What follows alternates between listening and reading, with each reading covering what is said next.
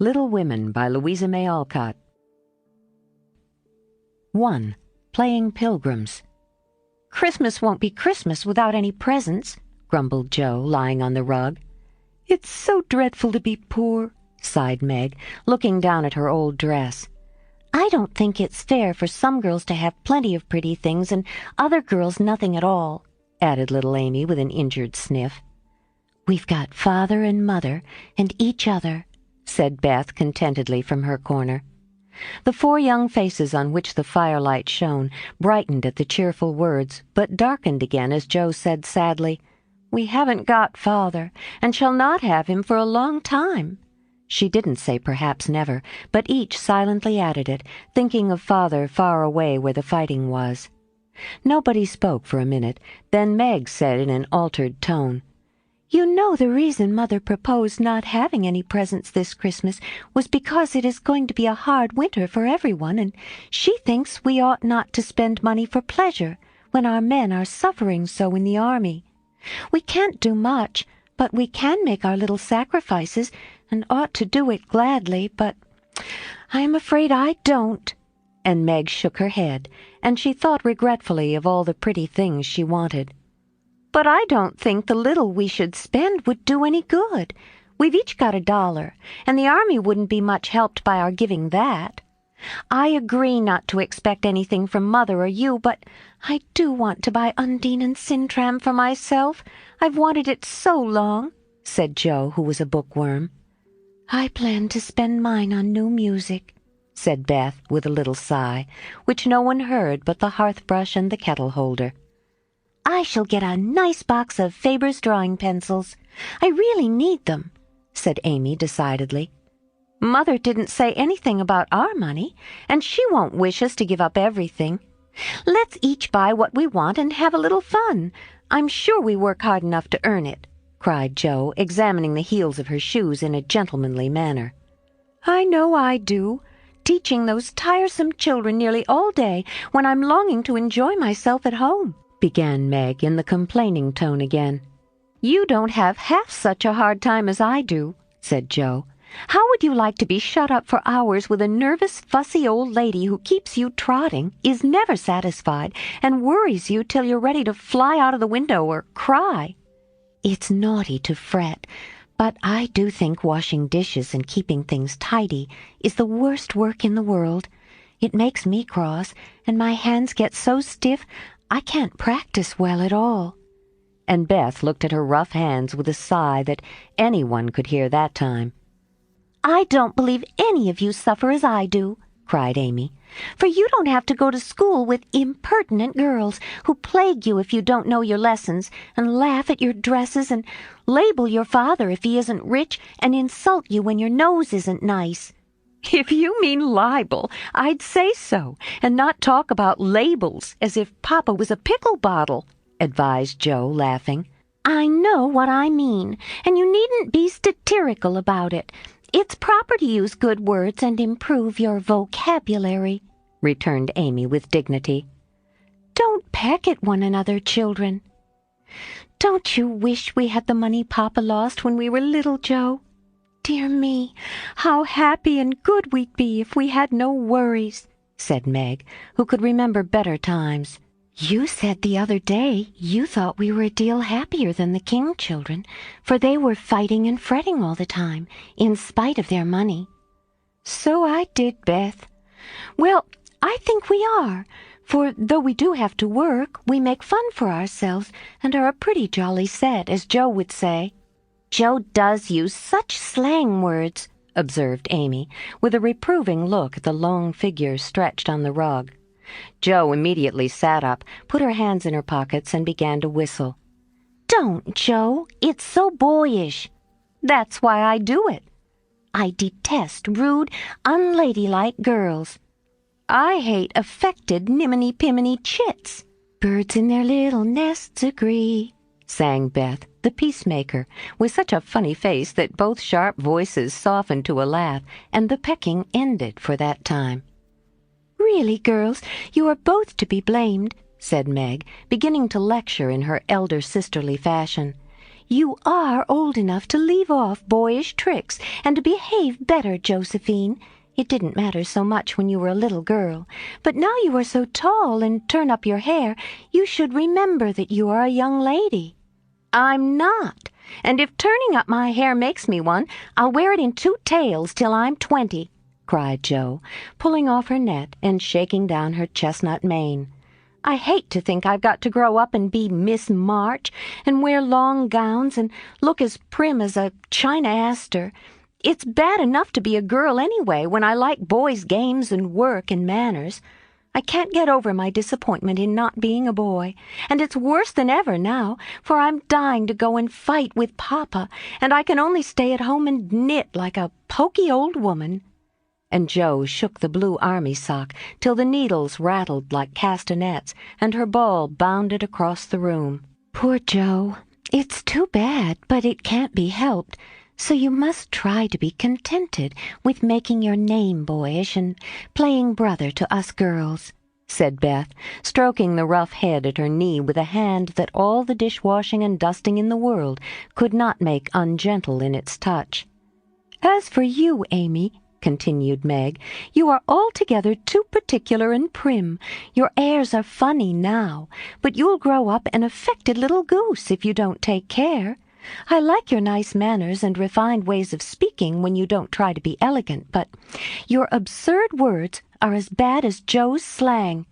"If Jo is a tomboy and Amy a goose, what am I, please?" asked Beth, ready to share the lecture. "You're a dear and nothing else," answered Meg warmly, and no one contradicted her, for the mouse was the pet of the family.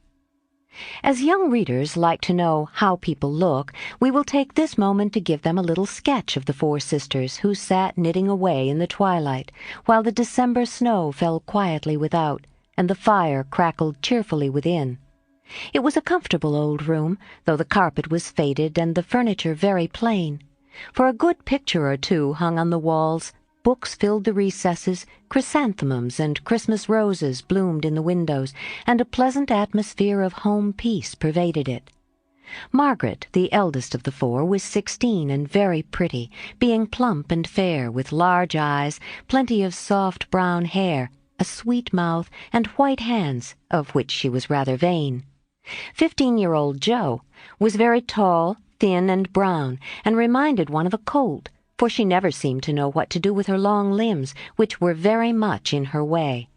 She had a decided mouth, a comical nose, and sharp gray eyes, which appeared to see everything and were by turns fierce, funny, or thoughtful. Her long, thick hair was her one beauty, but it was usually bundled in a net to be out of her way. Round shoulders had Jo, big hands and feet, a fly-away look to her clothes, and the uncomfortable appearance of a girl who was rapidly shooting up into a woman and didn't like it. Elizabeth, or Beth as everyone called her, was a rosy, smooth-haired, bright-eyed girl of 13, with a shy manner, a timid voice, and a peaceful expression which was seldom disturbed. Her father called her Little Tranquillity, and the name suited her excellently, for she seemed to live in a happy world of her own, only venturing out to meet the few whom she trusted and loved. Amy, though the youngest, was a most important person, in her own opinion at least, a regular snow maiden with blue eyes and yellow hair curling on her shoulders, pale and slender, and always carrying herself like a young lady, mindful of her manners. What the characters of the 4 sisters were, we will leave to be found out. The clock struck 6, and having swept up the hearth, Beth put a pair of slippers down to warm. Somehow the sight of the old shoes had a good effect upon the girls, for Mother was coming, and everyone brightened to welcome her. Meg stopped lecturing and lighted the lamp. Amy got out of the easy-chair without being asked, and Jo forgot how tired she was as she sat up to hold the slippers nearer to the blaze. "They're quite worn out. Marmee must have a new pair." "I thought I'd get her some with my dollar," said Beth. "No, I shall," cried Amy. "I'm the oldest," began Meg, but Jo cut in with a decided, "I'm the man of the family now Papa is away, and I shall provide the slippers, for he told me to take special care of Mother while he was gone." "I'll tell you what we'll do," said Beth. "Let's each get her something for Christmas, and not get anything for ourselves. That's like you, dear. What will we get? Exclaimed Joe. Everyone thought soberly for a minute. Then Meg announced, as if the idea was suggested by the sight of her own pretty hands, I shall give her a nice pair of gloves. Army shoes, best to be had, cried Joe. Some handkerchiefs, all hemmed, said Beth. I'll get a little bottle of cologne. She likes it, and it won't cost much, so I'll have some left to buy my pencils, added Amy. How will we give the things? Asked Meg. Put them on the table and bring her in and see her open the bundles. Don't you remember how we used to do on our birthdays? Answered Joe. I used to be so frightened when it was my turn to sit in the big chair with a crown on and see you all come marching round to give the presents, with a kiss. I liked the things and the kisses, but it was dreadful to have you looking at me while I opened the bundles, said Beth, who was toasting her face and the bread for tea at the same time. Let Marmee think we are getting things for ourselves and then surprise her. We must go shopping tomorrow afternoon, Meg. There's so much to do about the play for Christmas night, said Jo, marching up and down with her hands behind her back and her nose in the air. I don't mean to act any more after this time. I'm getting too old for such things, observed Meg, who was as much a child as ever about dressing up frolics. You won't stop, I know, as long as you can trail round in a white gown with your hair down and wear gold paper jewelry. You're the best actress we've got, and there'll be an end of everything if you quit the boards, said Jo. We ought to rehearse tonight.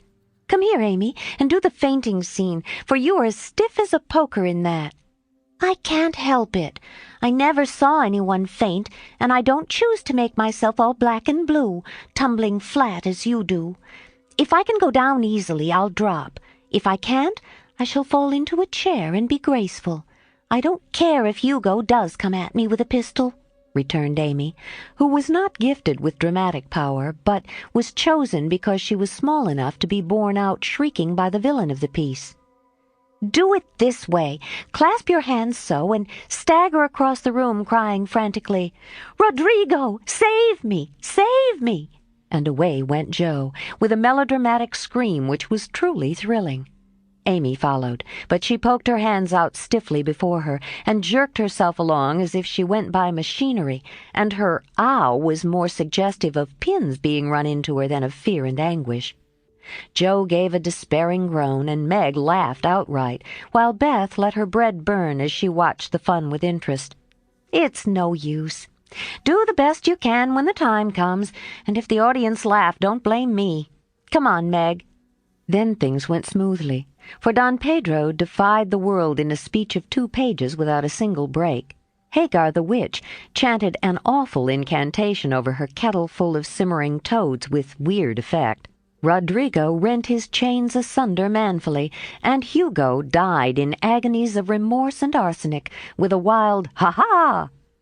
It's the best we've had yet, said Meg, as the dead villain sat up and rubbed his elbows.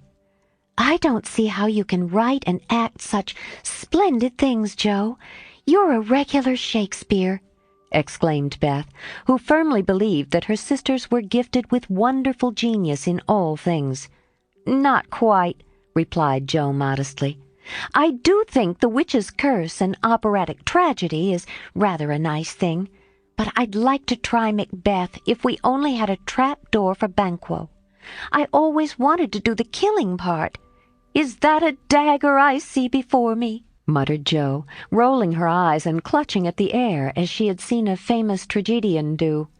No, it's the toasting fork with Mother's shoe on it instead of the bread. Beth's stage struck, cried Meg, and the rehearsal ended in a general burst of laughter. Glad to find you so merry, my girls, said a cheery voice at the door, and actors and audience turned to welcome a tall, motherly lady with a can-I-help-you look about her which was truly delightful. She was not elegantly dressed, but a noble-looking woman, and the girls thought the gray cloak and unfashionable bonnet covered the most splendid mother in the world. Well, dearies, how have you got on today? There was so much to do getting the boxes ready to go tomorrow that I didn't come home to dinner. Has anyone called, Beth? How is your cold, Meg? Joe, you look tired to death. Come and kiss me, baby.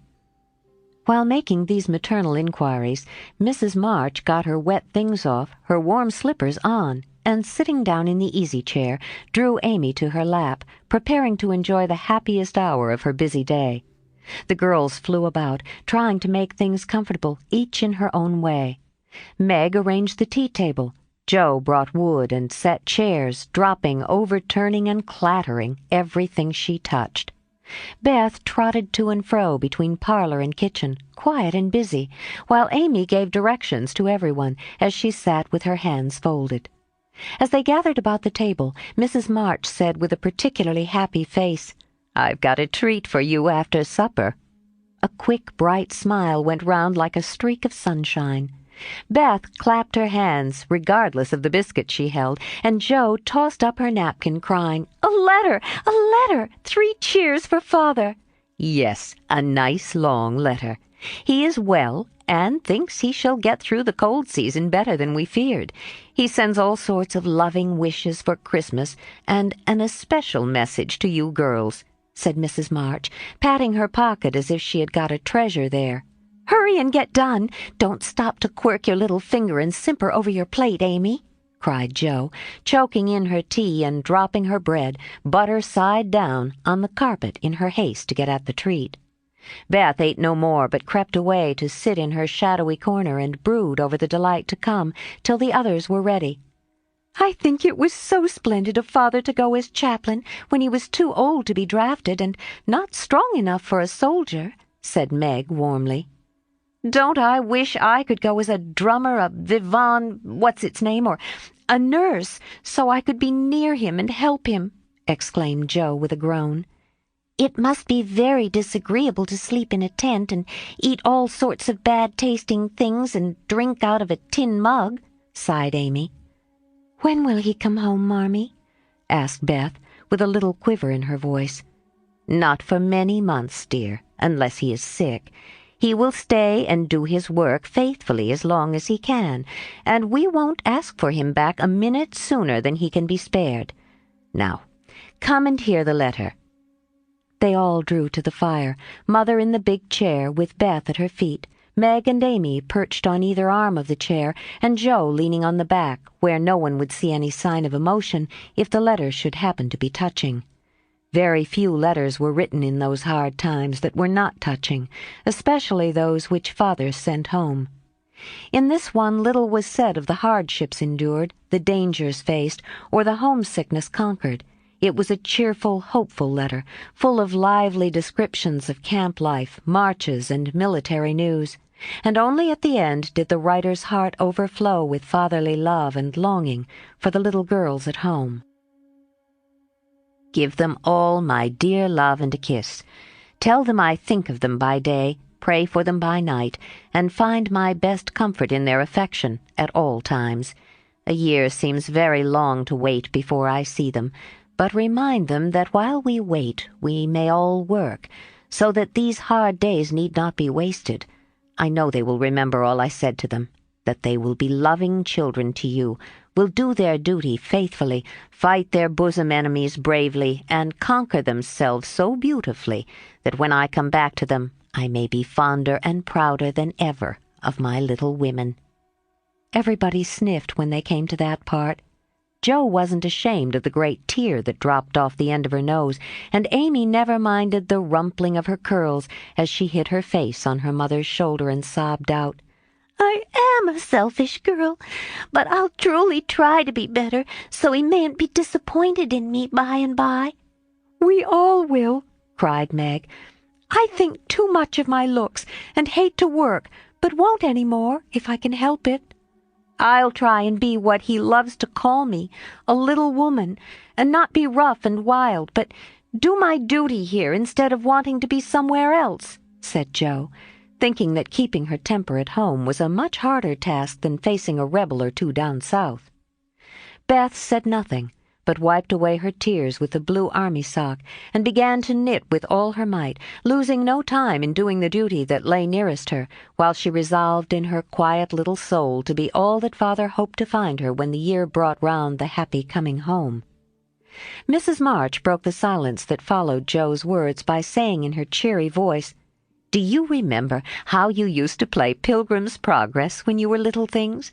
Nothing delighted you more than to have me tie my piece bags on your backs for burdens, give you hats and sticks and rolls of paper, and let you travel through the house from the cellar, which was the city of destruction, up to the housetop, where you had all the lovely things you could collect to make a celestial city.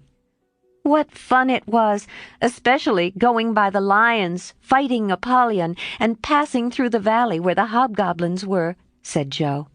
"I liked the place where the bundles fell off and tumbled downstairs," said Meg.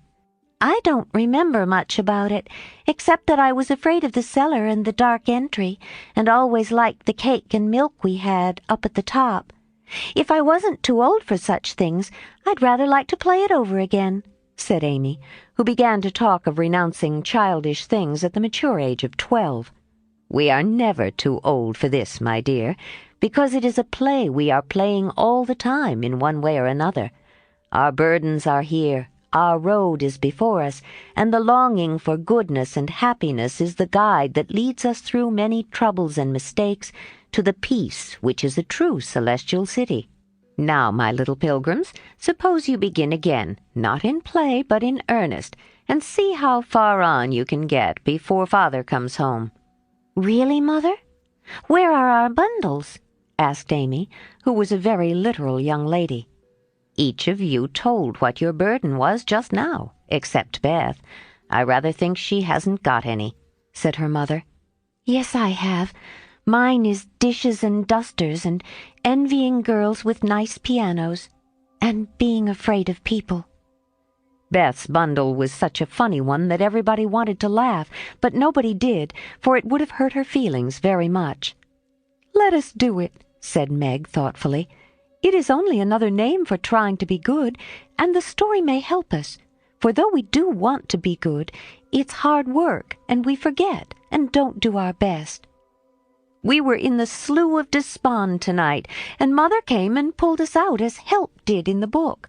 We ought to have our roll of directions like Christian. What shall we do about that?" asked Joe, delighted with the fancy which lent a little romance to the very dull task of doing her duty. "Look under your pillows Christmas morning, and you will find your guide-book," replied Mrs. March.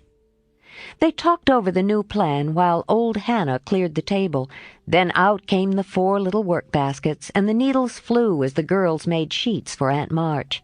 It was uninteresting sewing, but tonight no one grumbled.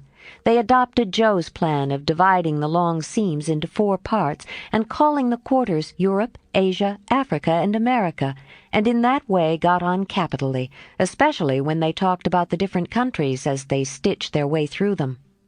At 9 they stopped work and sang as usual before they went to bed. No one but Beth could get much music out of the old piano, but she had a way of softly touching the yellow keys and making a pleasant accompaniment to the simple songs they sang. Meg had a voice like a flute, and she and her mother led the little choir. Amy chirped like a cricket, and Jo wandered through the airs at her own sweet will, always coming out at the wrong place with a croak or a quaver that spoilt the most pensive tune. They had always done this from the time they could lisp. "Crinkle, crinkle, little tar," and it had become a household custom, for the mother was a born singer. The first sound in the morning was her voice as she went about the house, singing like a lark, and the last sound at night was the same cheery sound, for the girls never grew too old for that familiar lullaby. 2. A Merry Christmas. Jo was the first to wake in the gray dawn of Christmas morning. No stockings hung at the fireplace, and for a moment she felt as much disappointed as she did long ago, when her little sock fell down because it was so crammed with goodies.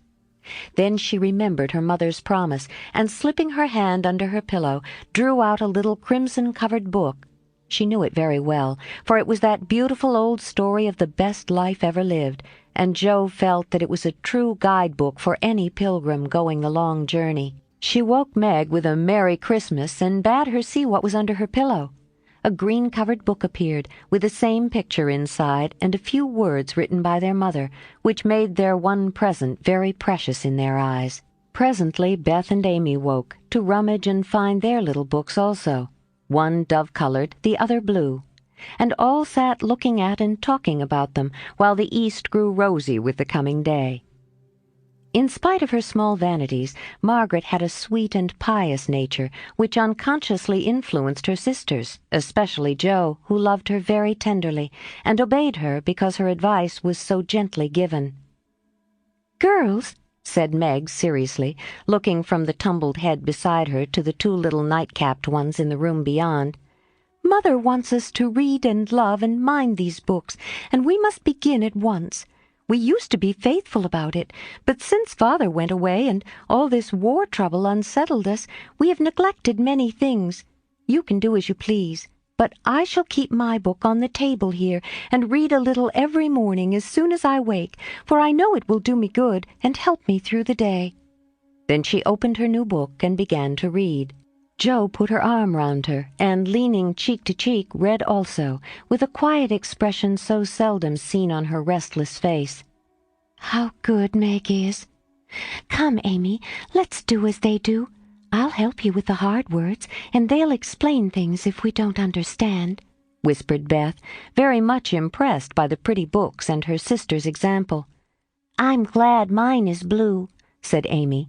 And then the rooms were very still, while the pages were softly turned, and the winter sunshine crept in to touch the bright heads and serious faces with a Christmas greeting. "Where is Mother?" asked Meg, as she and Jo ran down to thank her for their gifts half an hour later.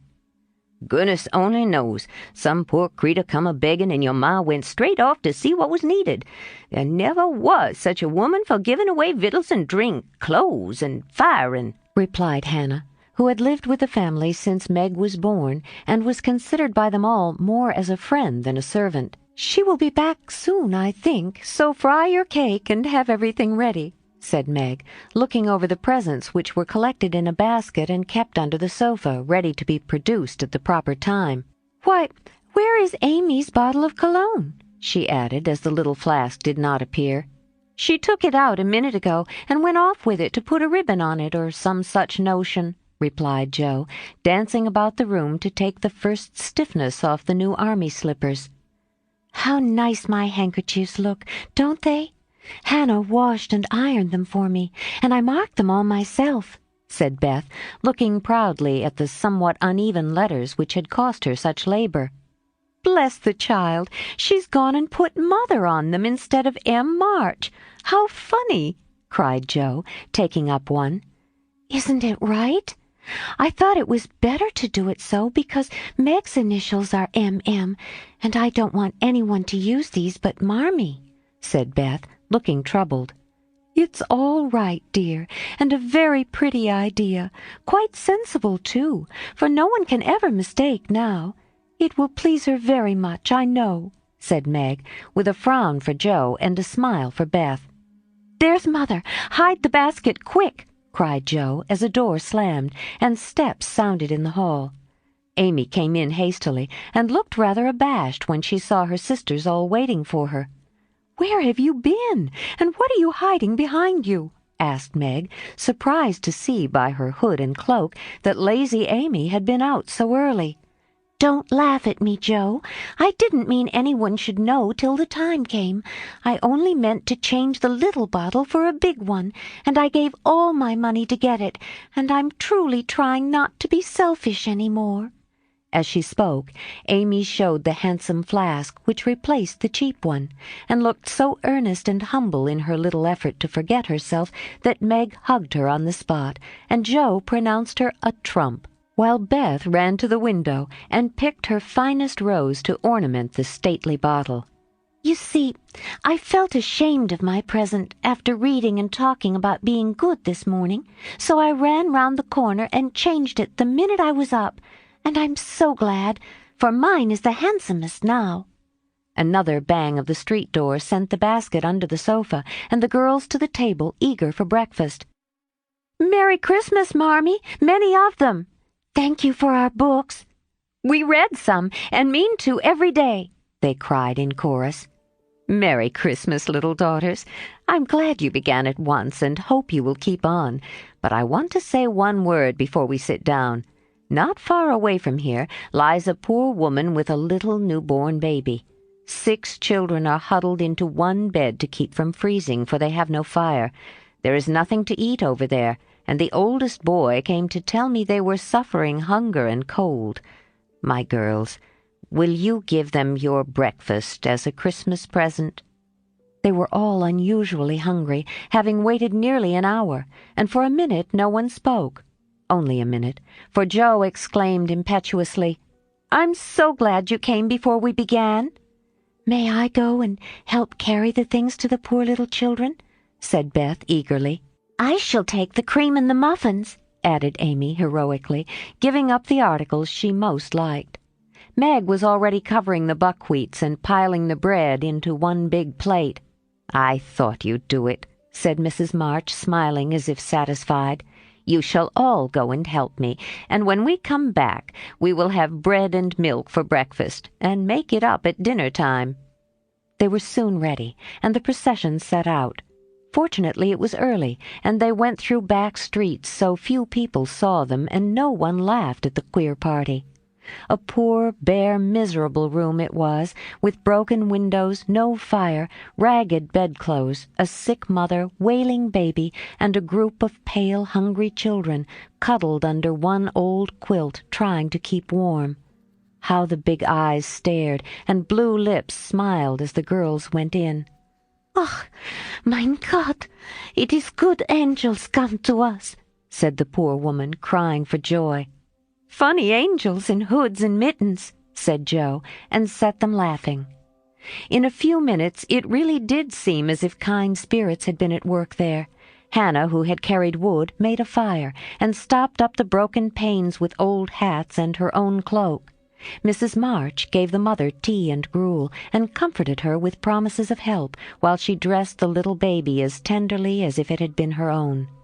The girls, meantime, spread the table, set the children round the fire, and fed them like so many hungry birds, laughing, talking, and trying to understand the funny broken English. "Das ist gut, die Engelkinder," cried the poor things as they ate, and warmed their purple hands at the comfortable blaze. The girls had never been called angel children before, and thought it very agreeable, especially Jo, who had been considered a Sancho ever since she was born. That was a very happy breakfast, though they didn't get any of it, and when they went away, leaving comfort behind, I think there were not in all the city 4 merrier people than the hungry little girls who gave away their breakfasts and contented themselves with bread and milk on Christmas morning. "That's loving our neighbor better than ourselves, and I like it," said Meg, as they set out their presents while their mother was upstairs collecting clothes for the poor Hummels. Not a very splendid show, but there was a great deal of love done up in the few little bundles, and the tall vase of red roses, white chrysanthemums, and trailing vines which stood in the middle gave quite an elegant air to the table. "She's coming! Strike up, Beth! Open the door, Amy! 3 cheers for Marmee!" cried Jo, prancing about, while Meg went to conduct Mother to the seat of honor. Beth played her gayest march. Amy threw open the door, and Meg enacted escort with great dignity. Mrs. March was both surprised and touched, and smiled with her eyes full as she examined her presents, and read the little notes which accompanied them. The slippers went on at once. A new handkerchief was slipped into her pocket, well scented with Amy's cologne. The rose was fastened in her bosom, and the nice gloves were pronounced a perfect fit. There was a good deal of laughing and kissing and explaining, in the simple, loving fashion which makes these home festivals so pleasant at the time, so sweet to remember long afterwards. And then all fell to work. The morning charities and ceremonies took so much time that the rest of the day was devoted to preparations for the evening festivities. Not rich enough to afford any great outlay for private performances, the girls put their wits to work and, necessity being the mother of invention, made whatever they needed. Very clever were some of their productions: pasteboard guitars, antique lamps made of old-fashioned butter boats covered with silver paper, gorgeous robes of old cotton glittering with tin spangle from a pickle factory, and armor covered with the same useful diamond-shaped bits left in the sheets when the lids of tin preserve pots were cut out.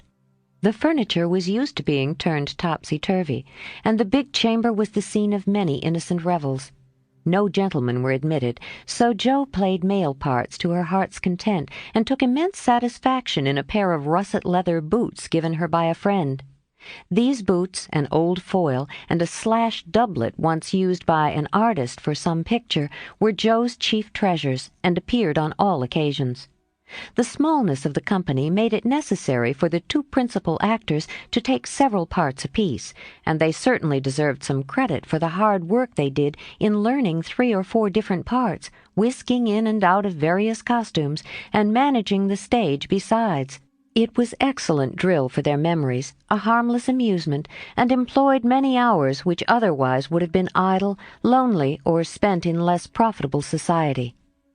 On Christmas night, a dozen girls piled onto the bed, which was the dress circle, and sat before the blue and yellow chintz curtains in a most flattering state of expectancy. There was a good deal of rustling and whispering behind the curtain, a trifle of lamp smoke, and an occasional giggle from Amy, who was apt to get hysterical in the excitement of the moment. Presently a bell sounded, the curtains flew apart, and the operatic tragedy began. A gloomy wood, according to the one playbill, was represented by a few shrubs in pots, green baize on the floor, and a cave in the distance. This cave was made with a clothes-horse for a roof, bureaus for walls, and in it was a small furnace in full blast with a black pot on it and an old witch bending over it. The stage was dark, and the glow of the furnace had a fine effect, especially as real steam issued from the kettle when the witch took off the cover. A moment was allowed for the first thrill to subside. Then Hugo, the villain, stalked in with a clanking sword at his side, a slouched hat, black beard, mysterious cloak, and the boots. After pacing to and fro in much agitation, he struck his forehead and burst out in a wild strain, singing of his hatred to Rodrigo, his love for Zara, and his pleasing resolution to kill the one and win the other. The gruff tones of Hugo's voice, with an occasional shout when his feelings overcame him, were very impressive, and the audience applauded the moment he paused for breath. Bowing with the air of one accustomed to public praise, he stole to the cavern and ordered Hagar to come forth with a commanding, "What ho, minion! I need thee!" Out came Meg, with grey horsehair hanging about her face, a red and black robe, a staff, and cabalistic signs upon her cloak. Hugo demanded a potion to make Zara adore him, and one to destroy Rodrigo. Hagar, in a fine dramatic melody, promised both, and proceeded to call up the spirit who would bring the love philtre. "Hither, hither from my home, airy sprite, I bid thee come, born of roses fed on dew, charms and potions canst thou brew? Bring me here with elfin speed the fragrant philtre which I need. Make it sweet and swift and strong. Spirit, answer now my song." A soft strain of music sounded, and then at the back of the cave appeared a little figure in cloudy white, with glittering wings, golden hair, and a garland of roses on its head. Waving a wand, it sang, "Hither I come from my airy home, afar in the silver moon. Take this magic spell and use it well, or its power will vanish soon." And dropping a small gilded bottle at the witch's feet, the spirit vanished.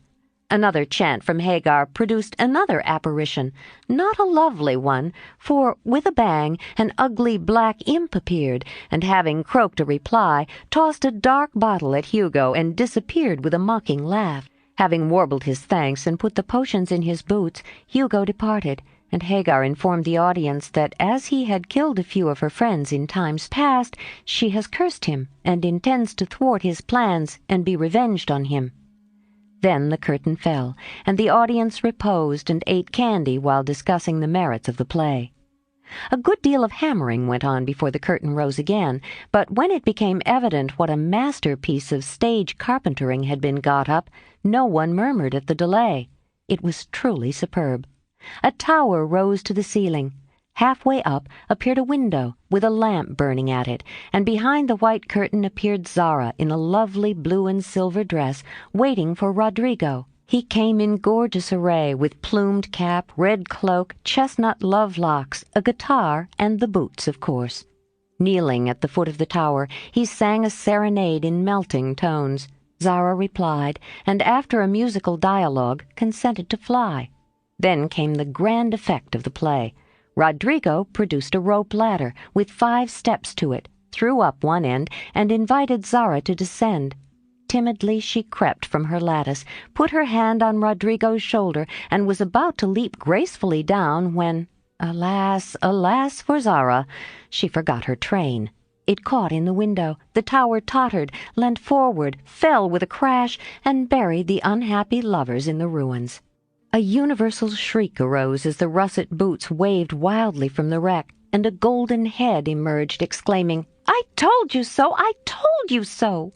With wonderful presence of mind, Don Pedro, the cruel sire, rushed in, dragged out his daughter with a hasty aside. "Don't laugh! Act as if it was all right!" and ordering Rodrigo up, banished him from the kingdom with wrath and scorn. Though decidedly shaken by the fall of the tower upon him, Rodrigo defied the old gentleman and refused to stir. This dauntless example fired Zara. She also defied her sire, and he ordered them both to the deepest dungeons of the castle. A stout little retainer came in with chains and led them away, looking very much frightened, and evidently forgetting the speech he ought to have made. Act Third was the castle hall, and here Hagar appeared, having come to free the lovers and finish Hugo. She hears him coming and hides, sees him put the potions into 2 cups of wine, and bid the timid little servant, "Bear them to the captives in their cells, and tell them I shall come anon." The servant takes Hugo aside to tell him something, and Hagar changes the cups for 2 others which are harmless. Ferdinando, the minion, carries them away, and Hagar puts back the cup which holds the poison meant for Rodrigo. Hugo, getting thirsty after a long warble, drinks it, loses his wits, and, after a good deal of clutching and stamping, falls flat and dies, while Hagar informs him what she has done in a song of exquisite power and melody. This was a truly thrilling scene, though some persons might have thought that the sudden tumbling down of a quantity of long hair rather marred the effect of the villain's death. He was called before the curtain, and with great propriety appeared, leading Hagar, whose singing was considered more wonderful than all the rest of the performance put together. Act Fourth displayed the despairing Rodrigo on the point of stabbing himself because he has been told that Zara has deserted him. Just as the dagger is at his heart, a lovely song is sung under his window, informing him that Zara is true, but in danger, and he can save her if he will. A key is thrown in, which unlocks the door, and in a spasm of rapture he tears off his chains and rushes away to find and rescue his lady-love. Act Fifth opened with a stormy scene between Zara and Don Pedro. He wishes her to go into a convent, but she won't hear of it, and after a touching appeal is about to faint when Rodrigo dashes in and demands her hand. Don Pedro refuses because he is not rich. They shout and gesticulate tremendously, but cannot agree, and Rodrigo is about to bear away the exhausted Zara when the timid servant enters with a letter and a bag from Hagar, who has mysteriously disappeared. The latter informs the party that she bequeaths untold wealth to the young pair and an awful doom to Don Pedro if he doesn't make them happy. The bag is opened, and several quarts of tin money shower down upon the stage, till it is quite glorified with the glitter. This entirely softens the stern sire. He consents without a murmur. All join in a joyful chorus, and the curtain falls upon the lovers, kneeling to receive Don Pedro's blessing in attitudes of the most romantic grace. Tumultuous applause followed, but received an unexpected check, for the cot-bed on which the dress circle was built suddenly shut up and extinguished the enthusiastic audience. Rodrigo and Don Pedro flew to the rescue, and all were taken out unhurt, though many were speechless with laughter.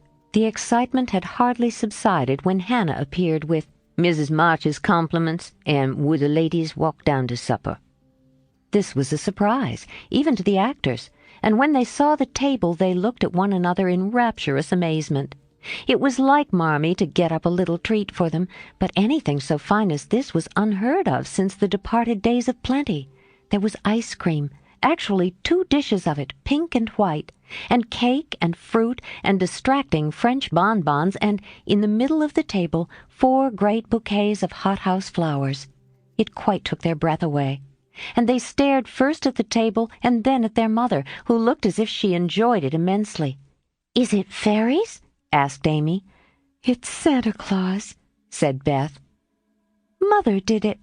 And Meg smiled her sweetest, in spite of her gray beard and white eyebrows. "Aunt March had a good fit and sent the supper," cried Jo with a sudden inspiration. "All wrong. Old Mr. Lawrence sent it," replied Mrs. March. "The Lawrence boy's grandfather! What in the world put such a thing into his head? We don't know him," exclaimed Meg. "Hannah told one of his servants about your breakfast party. He's an odd old gentleman, but that pleased him. He knew my father years ago, and he sent me a polite note this afternoon saying he hoped I would allow him to express his friendly feelings towards my children by sending them a few trifles in honor of the day. I could not refuse, and so you have a little feast at night to make up for the bread-and-milk breakfast." "That boy put it into his head. I know he did. He's a capital fellow, and I wish we could get acquainted. He looks as if he'd like to know us, but he's bashful, and Meg is so prim she won't let me speak to him when we pass," said Jo, as the plates went round and the ice began to melt out of sight with oohs and ahs of satisfaction. "You mean the people who live in the big house next door, don't you?" asked one of the girls. "My mother knows old Mr. Lawrence, but says he's very proud and doesn't like to mix with his neighbors. He keeps his grandson shut up when he isn't riding or walking with his tutor, and makes him study very hard. We invited him to our party, but he didn't come. Mother says he's very nice, though he never speaks to us girls. Our cat ran away once, and he brought her back, and we talked over the fence, and we're getting on capitally, all about cricket and so on, when he saw Meg coming and walked off. I mean to know him some day, for he needs fun. I'm sure he does," said Jo decidedly. "I like his manners, and he looks like a little gentleman, so I've no objection to your knowing him if a proper opportunity comes. He brought the flowers himself, and I should have asked him in if I had been sure what was going on upstairs. He looked so wistful as he went away, hearing the frolic and evidently having none of his own." "It's a mercy you didn't, Mother," laughed Jo, looking at her boots. "But we'll have another play sometime that he can see. Perhaps he'll help act. Wouldn't that be jolly? I never had such a fine bouquet before. How pretty it is!" And Meg examined her flowers with great interest. "They are lovely, but Beth's roses are sweeter to me," said Mrs. March, smelling the half-dead posy in her belt. Beth nestled up to her and whispered softly, "I wish I could send my bunch to Father. I'm afraid he isn't having such a Merry Christmas as we are." 3. The Lawrence Boy. "Jo, Jo, where are you?" cried Meg at the foot of the garret stairs. "Here," answered a husky voice from above, and running up, Meg found her sister eating apples and crying over the heir of Redcliffe, wrapped up in a comforter on an old 3-legged sofa by the sunny window. This was Jo's favorite refuge, and here she loved to retire with 6 russets and a nice book, to enjoy the quiet and the society of a pet rat who lived nearby and didn't mind her a particle. As Meg appeared, Scrabble whisked into his hole.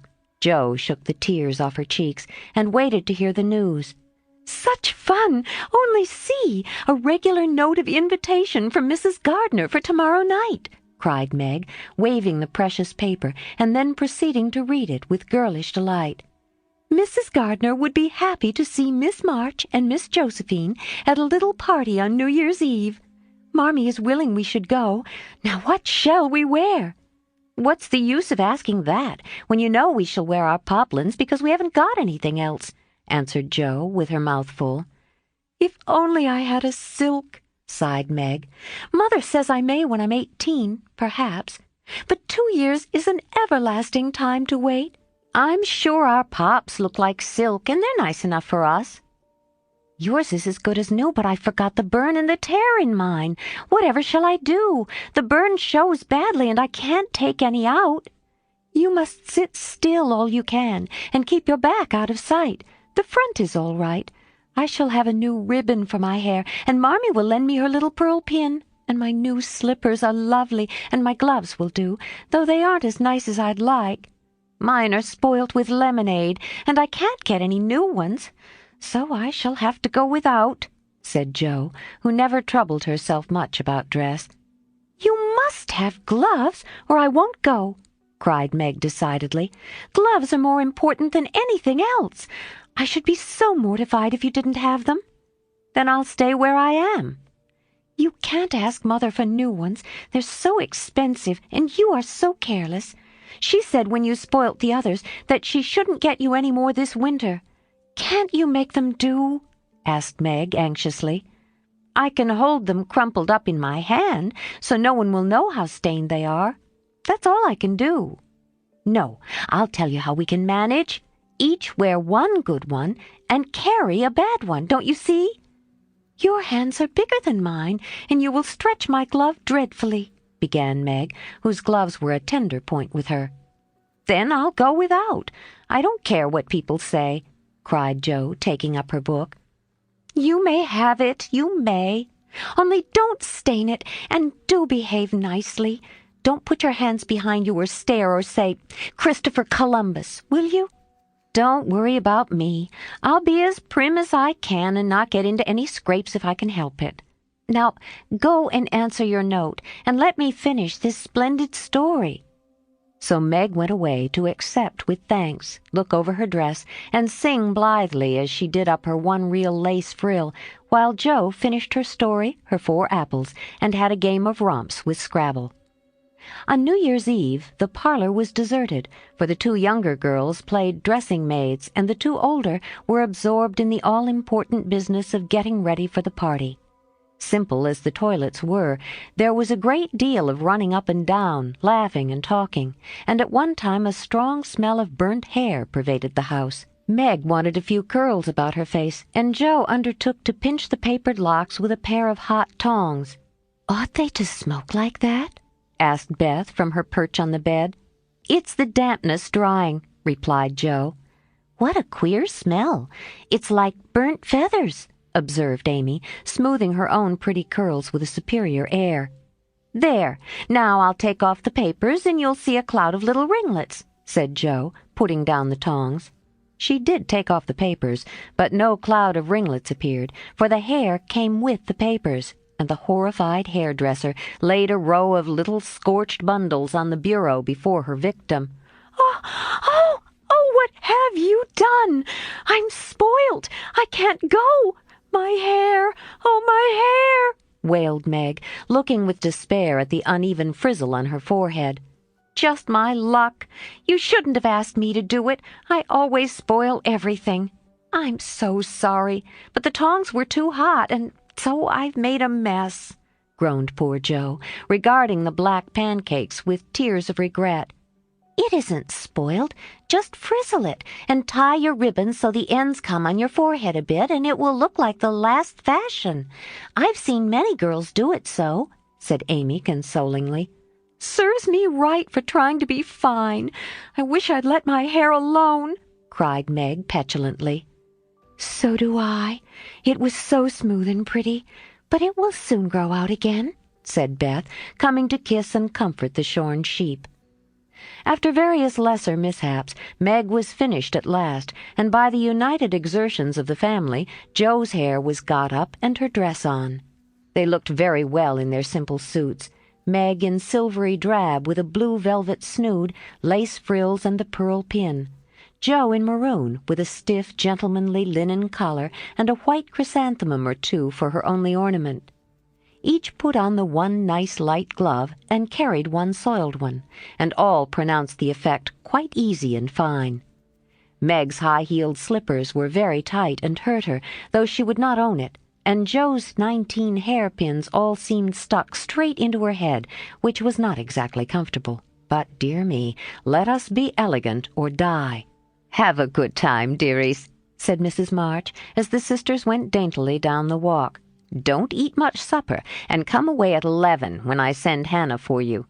As the gate clashed behind them, a voice cried from a window, "Girls, girls, have you both got nice pocket handkerchiefs?" "Yes, yes, spandy nice, and Meg has cologne on hers," cried Jo, adding with a laugh as they went on, "I do believe Marmee would ask that if we were all running away from an earthquake." "It is one of her aristocratic tastes, and quite proper, for a real lady is always known by neat boots, gloves, and handkerchief," replied Meg, who had a good many little aristocratic tastes of her own. "Now don't forget to keep the bad breath out of sight, Jo. Is my sash right, and does my hair look very bad?" said Meg, as she turned from the glass in Mrs. Gardner's dressing room after a prolonged brink. "I know I shall forget. If you see me doing anything wrong, just remind me by a wink, will you?" returned Jo, giving her collar a twitch and her hair a hasty brush.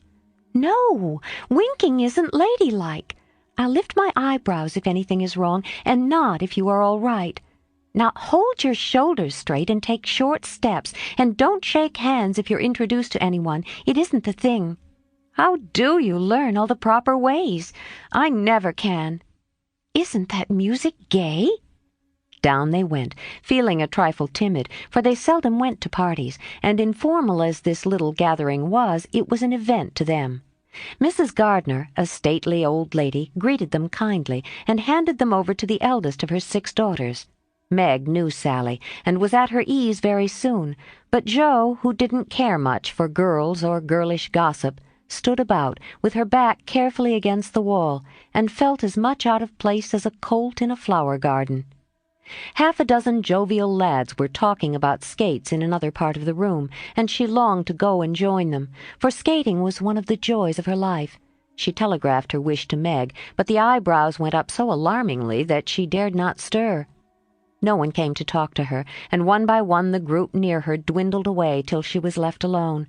She could not roam about and amuse herself, for the burnt breath would show, so she stared at people rather forlornly till the dancing began. Meg was asked at once, and the tight slippers tripped about so briskly that none would have guessed the pain their wearers suffered smilingly. Jo saw a big red-headed youth approaching her corner, and fearing he meant to engage her, she slipped into a curtained recess, intending to peep and enjoy herself in peace. Unfortunately, another bashful person had chosen the same refuge, for as the curtain fell behind her, she found herself face to face with the Lawrence boy. "Dear me, I didn't know anyone was here," stammered Jo, preparing to back out as speedily as she had bounced in. But the boy laughed and said pleasantly, though he looked a little startled, "Don't mind me. Stay if you like." "Shan't I disturb you?" "Not a bit. I only came here because I don't know many people, and I felt rather strange at first, you know." "So did I. Don't go away, please, unless you'd rather." The boy sat down again and looked at his pumps till Jo said, trying to be polite and easy, "I think I've had the pleasure of seeing you before. You live near us, don't you?" "Next door." And he looked up and laughed outright, for Jo's prim manner was rather funny when he remembered how they had chatted about cricket when he brought the cat home. That put Jo at her ease, and she laughed too, as she said in her heartiest way, "We did have such a good time over your nice Christmas present." "Grandpa sent it." "But you put it into his head, didn't you now?" "How is your cat, Miss March?" asked the boy, trying to look sober, while his black eyes shone with fun. "Nicely, thank you, Mr. Lawrence. But I am not Miss March. I'm only Jo," returned the young lady. "I'm not Mr. Lawrence. I'm only Laurie." "Laurie Lawrence. What an odd name." "My first name is Theodore, but I don't like it, for the fellows call me Dora, so I made them say Laurie instead." "I hate my name, too. So sentimental. I wish everyone would say Joe instead of Josephine. How did you make the boys stop calling you Dora? I thrashed 'em. I can't thrash Aunt March, so I suppose I shall have to bear it. And Jo resigned herself with a sigh. Do you like parties? She asked in a moment. Sometimes. You see, I've been abroad a good many years and haven't been in company enough yet to know how you do things here. Abroad? Cried Jo. Oh, tell me about it. I love dearly to hear people describe their travels. Laurie didn't seem to know where to begin, but Jo's eager questions soon set him going, and he told her how he had been at school in Kvothe, where the boys never wore hats and had a fleet of boats on the lake, and for holiday fun went walking trips about Switzerland with their teachers. Don't I wish I'd been there, cried Jo. Did you go to Paris? We spent last winter there. Can you talk French? We were not allowed to speak anything else at Kvothe. Do say some. I can read it, but can't pronounce. Quel nom a cette demoiselle en les pantoufles jolies, said Laurie good-naturedly. How nicely you do it. Let me see. You said, who is the young lady in the pretty slippers, didn't you? Oui, mademoiselle. It's my sister Margaret, and you knew it was. Do you think she's pretty? Yes, she makes me think of the German girls. She looks so fresh and quiet. Jo quite glowed with pleasure at this boyish praise of her sister, and stored it up to repeat to Meg. Both peeped and criticized and chatted, till they felt like old acquaintances. Laurie's bashfulness soon wore off, for Jo's gentlemanly demeanor amused and set him at his ease, and Jo was her merry self again, because her dress was forgotten, and nobody lifted their eyebrows at her. She liked the Lawrence boy better than ever, and took several good looks at him, so that she might describe him to the girls, for they had no brothers, very few male cousins, and boys were almost unknown creatures to them. Curly black hair, brown skin, big black eyes, handsome nose, fine teeth, small hands and feet, taller than I am, very polite for a boy, and altogether jolly. Wonder how old he is. It was on the tip of Jo's tongue to ask, but she checked herself in time, and with unusual tact tried to find out in a roundabout way. I suppose you're going to college soon. I see you pegging away at your books. No, I mean studying hard. And Jo blushed at the dreadful pegging which had escaped her. Laurie smiled, but didn't seem shocked, and answered with a shrug, Not for a year or two. I won't go before 17, anyway. Aren't you but 15? Asked Jo, looking at the tall lad whom she had imagined 17 already. 16 next month. How I wish I was going to college. You don't look as if you liked it. I hate it. Nothing but grinding or skylarking. And I don't like the way the fellows do either in this country. What do you like? To live in Italy, and to enjoy myself in my own way. Jo wanted very much to ask what his own way was, but his black brows looked rather threatening as he knit them, so she changed the subject by saying, as her foot kept time, That's a splendid piano in the next room. Why don't you go and try it? If you will come too, he answered with a gallant little bow. I can't, for I told Meg I wouldn't because— There Jo stopped and looked undecided whether to tell or to laugh. Because what? Asked Laurie curiously. You won't tell? Never.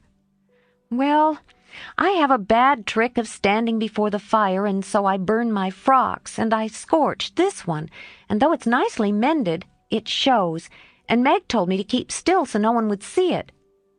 You may laugh if you want to. It is funny, I know. But Laurie didn't laugh. He only looked down a minute, and the expression of his face puzzled Jo when he said very gently, Never mind that. Please, come.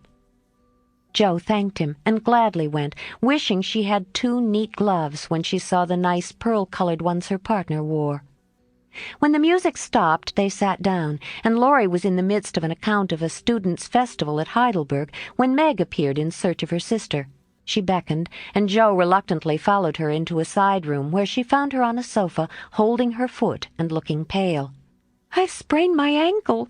That stupid high heel turned and gave me a sad wrench. It aches so I can hardly stand, and I don't know how I'm ever going to get home," she said, rocking to and fro in pain. "I knew you'd hurt your feet with those silly shoes. I'm sorry, but I don't see what you can do except get a carriage or stay here all night," answered Jo, softly rubbing the poor ankle as she spoke. "I can't have a carriage without its costing ever so much. I dare say I can't get one at all, for most people come in their own, and it's a long way to the stable and no one to send." "I'll go." "No, indeed. It's past 9 and dark as Egypt. I can't stop here, for the house is full. Sally has some girls staying with her. I'll rest till Hannah comes, and then do the best I can." "I'll ask Laurie. He will go," said Jo, looking relieved as the idea occurred to her. "Mercy, no! Don't ask or tell anyone. Get me my rubbers and put these slippers with our things. As soon as supper is over, watch for Hannah and tell me the minute she comes." "They're going out to supper now." "I'll stay with you. I'd rather." "No, dear, run along and bring me some coffee. I'm so tired I can't stir." So Meg reclined, with rubbers well hidden, and Jo went blundering away to the dining room, which she found after going into a china closet and opening the door of a room where old Mr. Gardner was taking a little private refreshment. Making a dart at the table, she secured the coffee, which she immediately spilt, making the front of her dress as bad as the back. "Oh, dear, what a blunderbuss I am!" exclaimed Jo, finishing Meg's glove by scrubbing her gown with it. "Can I help you?"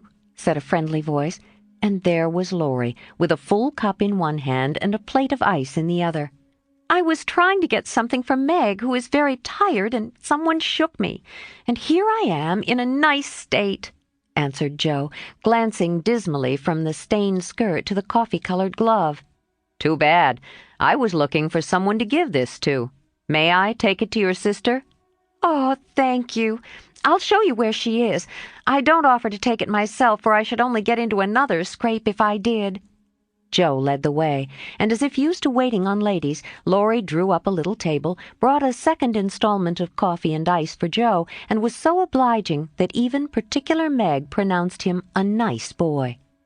They had a merry time over the bonbons and mottos, and were in the midst of a quiet game of buzz with 2 or 3 other young people who had strayed in, when Hannah appeared. Meg forgot her foot, and rose so quickly that she was forced to catch hold of Jo with an exclamation of pain. "Hush! Don't say anything," she whispered, adding aloud, "It's nothing. I turned my foot a little, that's all," and limped upstairs to put her things on. Hannah scolded, Meg cried, and Jo was at her wits' end till she decided to take things into her own hands. Slipping out, she ran down and, finding a servant, asked if he could get her a carriage. It happened to be a hired waiter who knew nothing about the neighborhood, and Jo was looking round for help when Laurie, who had heard what she said, came up and offered his grandfather's carriage, which had just come for him, he said. "It's so early. You can't mean to go yet," began Jo, looking relieved, but hesitating to accept the offer. "I always go early. I do, truly. Please let me take you home. It's all on my way, you know, and it rains, they say." That settled it, and telling him of Meg's mishap, Jo gratefully accepted, and rushed up to bring down the rest of the party. Hannah hated rain as much as a cat does, so she made no trouble, and they rolled away in the luxurious, close carriage, feeling very festive and elegant. Laurie went on the box, so Meg could keep her foot up, and the girls talked over their party in freedom. "I had a capital time, did you?" asked Jo, rumpling up her hair and making herself comfortable. "Yes, till I hurt myself. Sally's friend Annie Moffat took a fancy to me and asked me to come and spend a week with her when Sally does. She's going in the spring when the opera comes, and it will be perfectly splendid if only Mother lets me go," answered Meg, cheering up at the thought. "I saw you with the red-headed man I ran away from. Was he nice?" "Oh, very. His hair is auburn, not red, and he's very polite." "He looked like a grasshopper in a fit. Laurie and I couldn't help laughing. Did you hear us?" "No, but it was very rude. What were you about all that time hidden away there?" Jo told her adventures, and by the time she had finished they were at home. With many thanks, they said good night and crept in, hoping to disturb no one. But the instant their door creaked, 2 little nightcaps bobbed up, and 2 sleepy but eager voices cried out, "Tell about the party! Tell about the party!" With what Meg called a great want of manners, Joe had saved some bonbons for the little girls, and they soon subsided after hearing the most thrilling events of the evening. "I declare, it really seems like being a fine young lady to come home from the party in a carriage and sit in my dressing-gown with a maid to wait on me," said Meg, as Joe bound up her foot with arnica and brushed her hair. "I don't believe fine young ladies enjoy themselves a bit more than we do, in spite of our burned hair, old gowns, 1 glove apiece, and tight slippers that sprain our ankles when we're silly enough to wear them." And I think Joe was quite right. 4. Burdens. "Oh dear, how hard it does seem to take up our packs and jog on," sighed Meg, the morning after the party. For now the holidays were over. The week of merrymaking did not fit her for going on easily with the task she never liked. "I wish it was Christmas or New Year all the time. Wouldn't it be fun?" answered Joe, yawning dismally.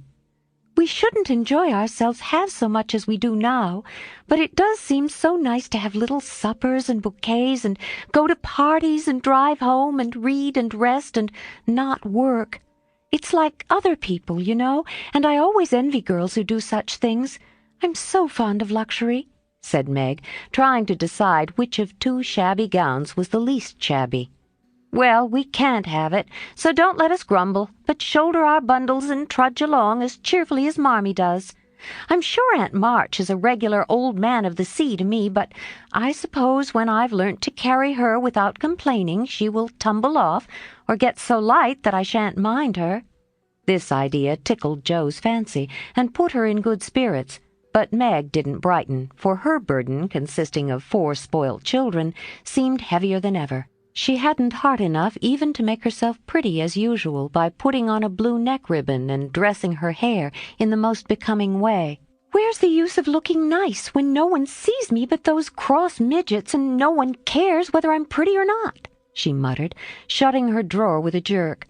"I shall have to toil and moil all my days, with only little bits of fun now and then, and get old and ugly and sour, because I'm poor and can't enjoy my life as other girls do.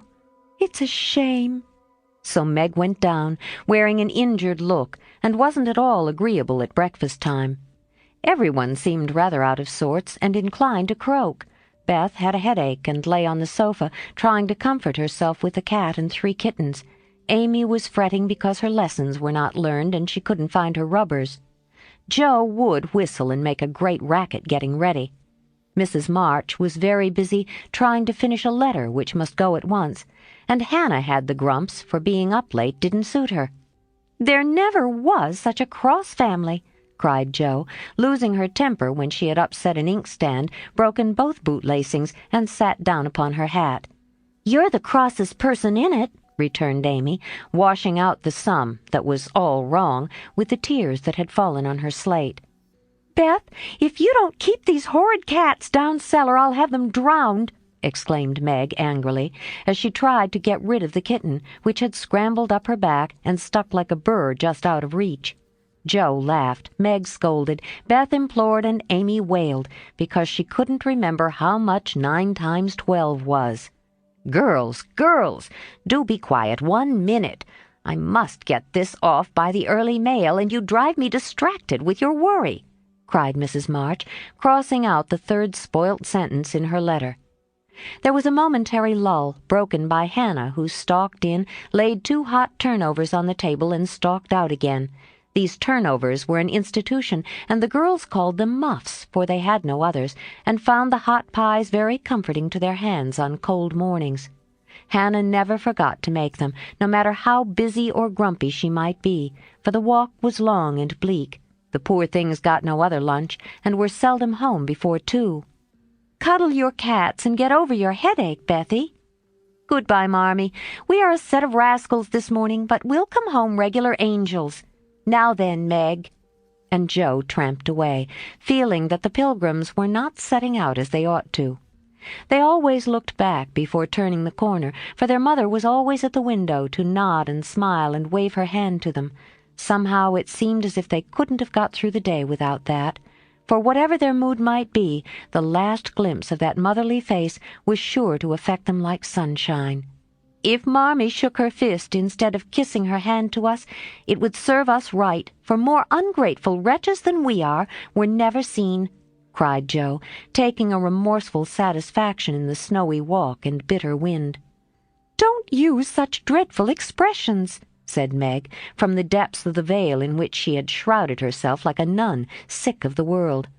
"I like good strong words that mean something," replied Joe, catching her hat as it took a leap off her head, preparatory to flying away altogether.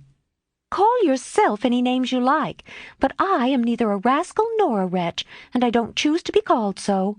You're a blighted being, and decidedly cross today, because you can't sit in the lap of luxury all the time.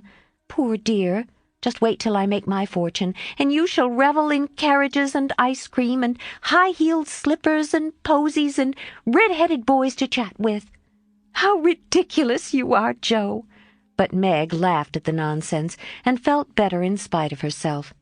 "Lucky for you I am, for if I put on crushed airs and tried to be dismal as you do, we should be in a nice state. Thank goodness I can always find something funny to keep me up. Don't croak any more, but come home jolly, there's a dear." Joe gave her sister an encouraging pat on the shoulder as they parted for the day, each going a different way, each hugging her little warm turnover, and each trying to be cheerful in spite of wintry weather, hard work, and the unsatisfied desires of pleasure-loving youth. When Mr. March lost his property in trying to help an unfortunate friend, the two oldest girls begged to be allowed to do something towards their own support at least. Believing that they could not begin too early to cultivate energy, industry, and independence, their parents consented, and both fell to work with the hearty goodwill which, in spite of all obstacles, is sure to succeed at last. Margaret found a place as nursery governess, and felt rich with her small salary. As she said, she was fond of luxury, and her chief trouble was poverty.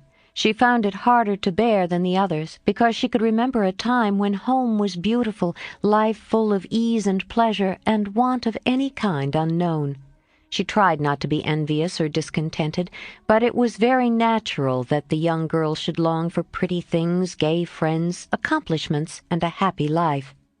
At the King's she daily saw all she wanted, for the children's older sisters were just out, and Meg caught frequent glimpses of dainty party dresses and bouquets, heard lively gossip about theatres, concerts, sleighing parties, and merry-makings of all kinds, and saw money lavished on trifles which would have been so precious to her. Poor Meg seldom complained, but a sense of injustice made her feel bitter towards everyone sometimes, for she had not yet learned to know how rich she was in the blessings which alone can make life happy. Jo happened to suit Aunt March, who was lame and needed an active person to wait upon her. The childless old lady had offered to adopt one of the girls when the troubles came, and was much offended because her offer was declined. Other friends told the Marches that they had lost all chance of being remembered in the rich old lady's will, but the unworldly Marches only said, "We can't give up our girls for a dozen fortunes. Rich or poor, we will keep together and be happy in one another." The old lady wouldn't speak to them for a time, but, happening to meet Jo at a friend's, something in her comical face and blunt manners struck the old lady's fancy, and she proposed to take her for a companion.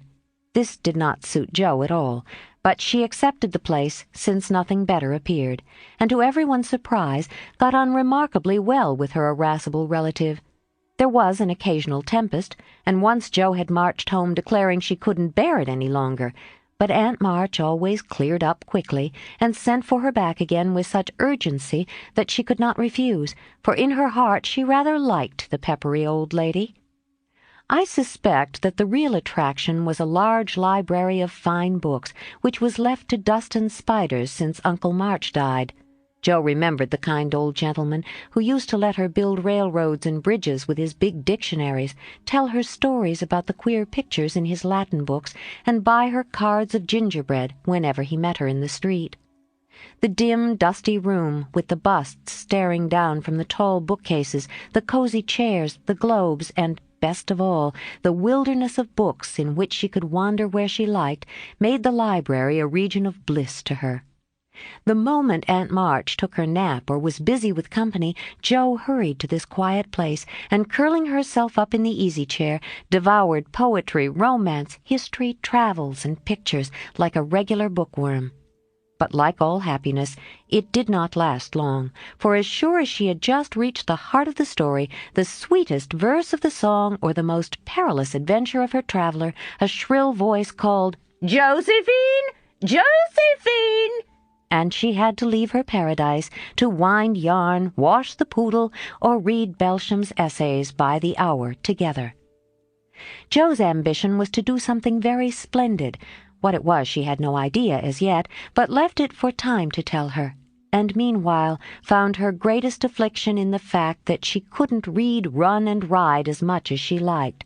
A quick temper, sharp tongue, and restless spirit were always getting her into scrapes, and her life was a series of ups and downs which were both comic and pathetic. But the training she received at Aunt March's was just what she needed, and the thought that she was doing something to support herself made her happy, in spite of the perpetual "Josephine!" Beth was too bashful to go to school.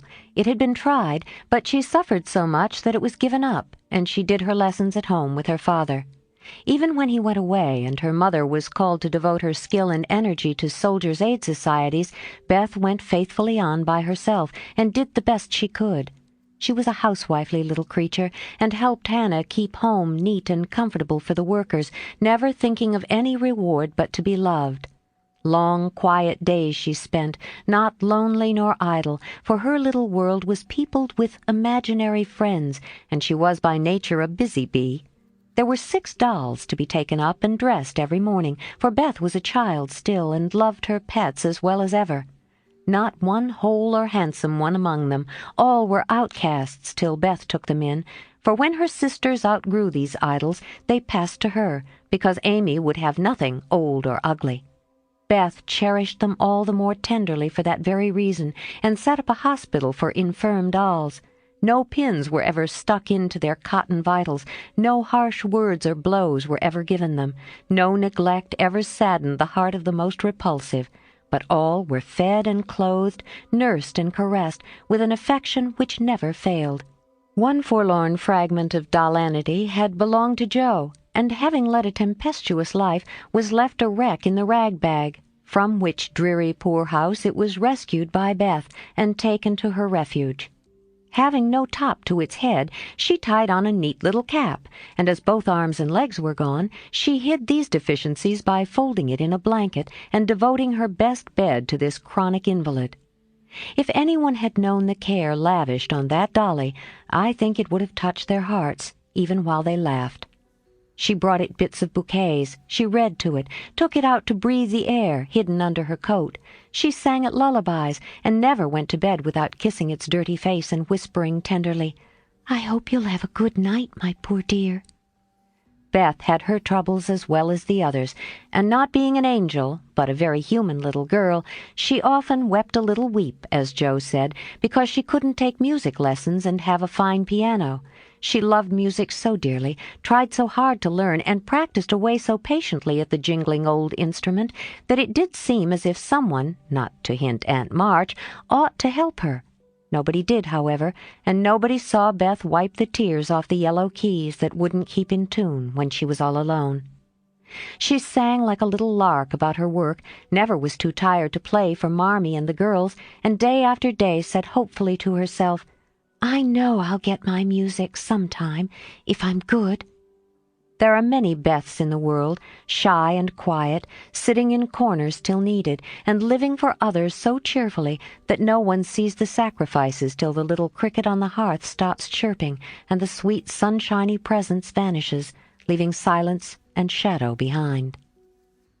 If anybody had asked Amy what the greatest trial of her life was, she would have answered at once, "My nose."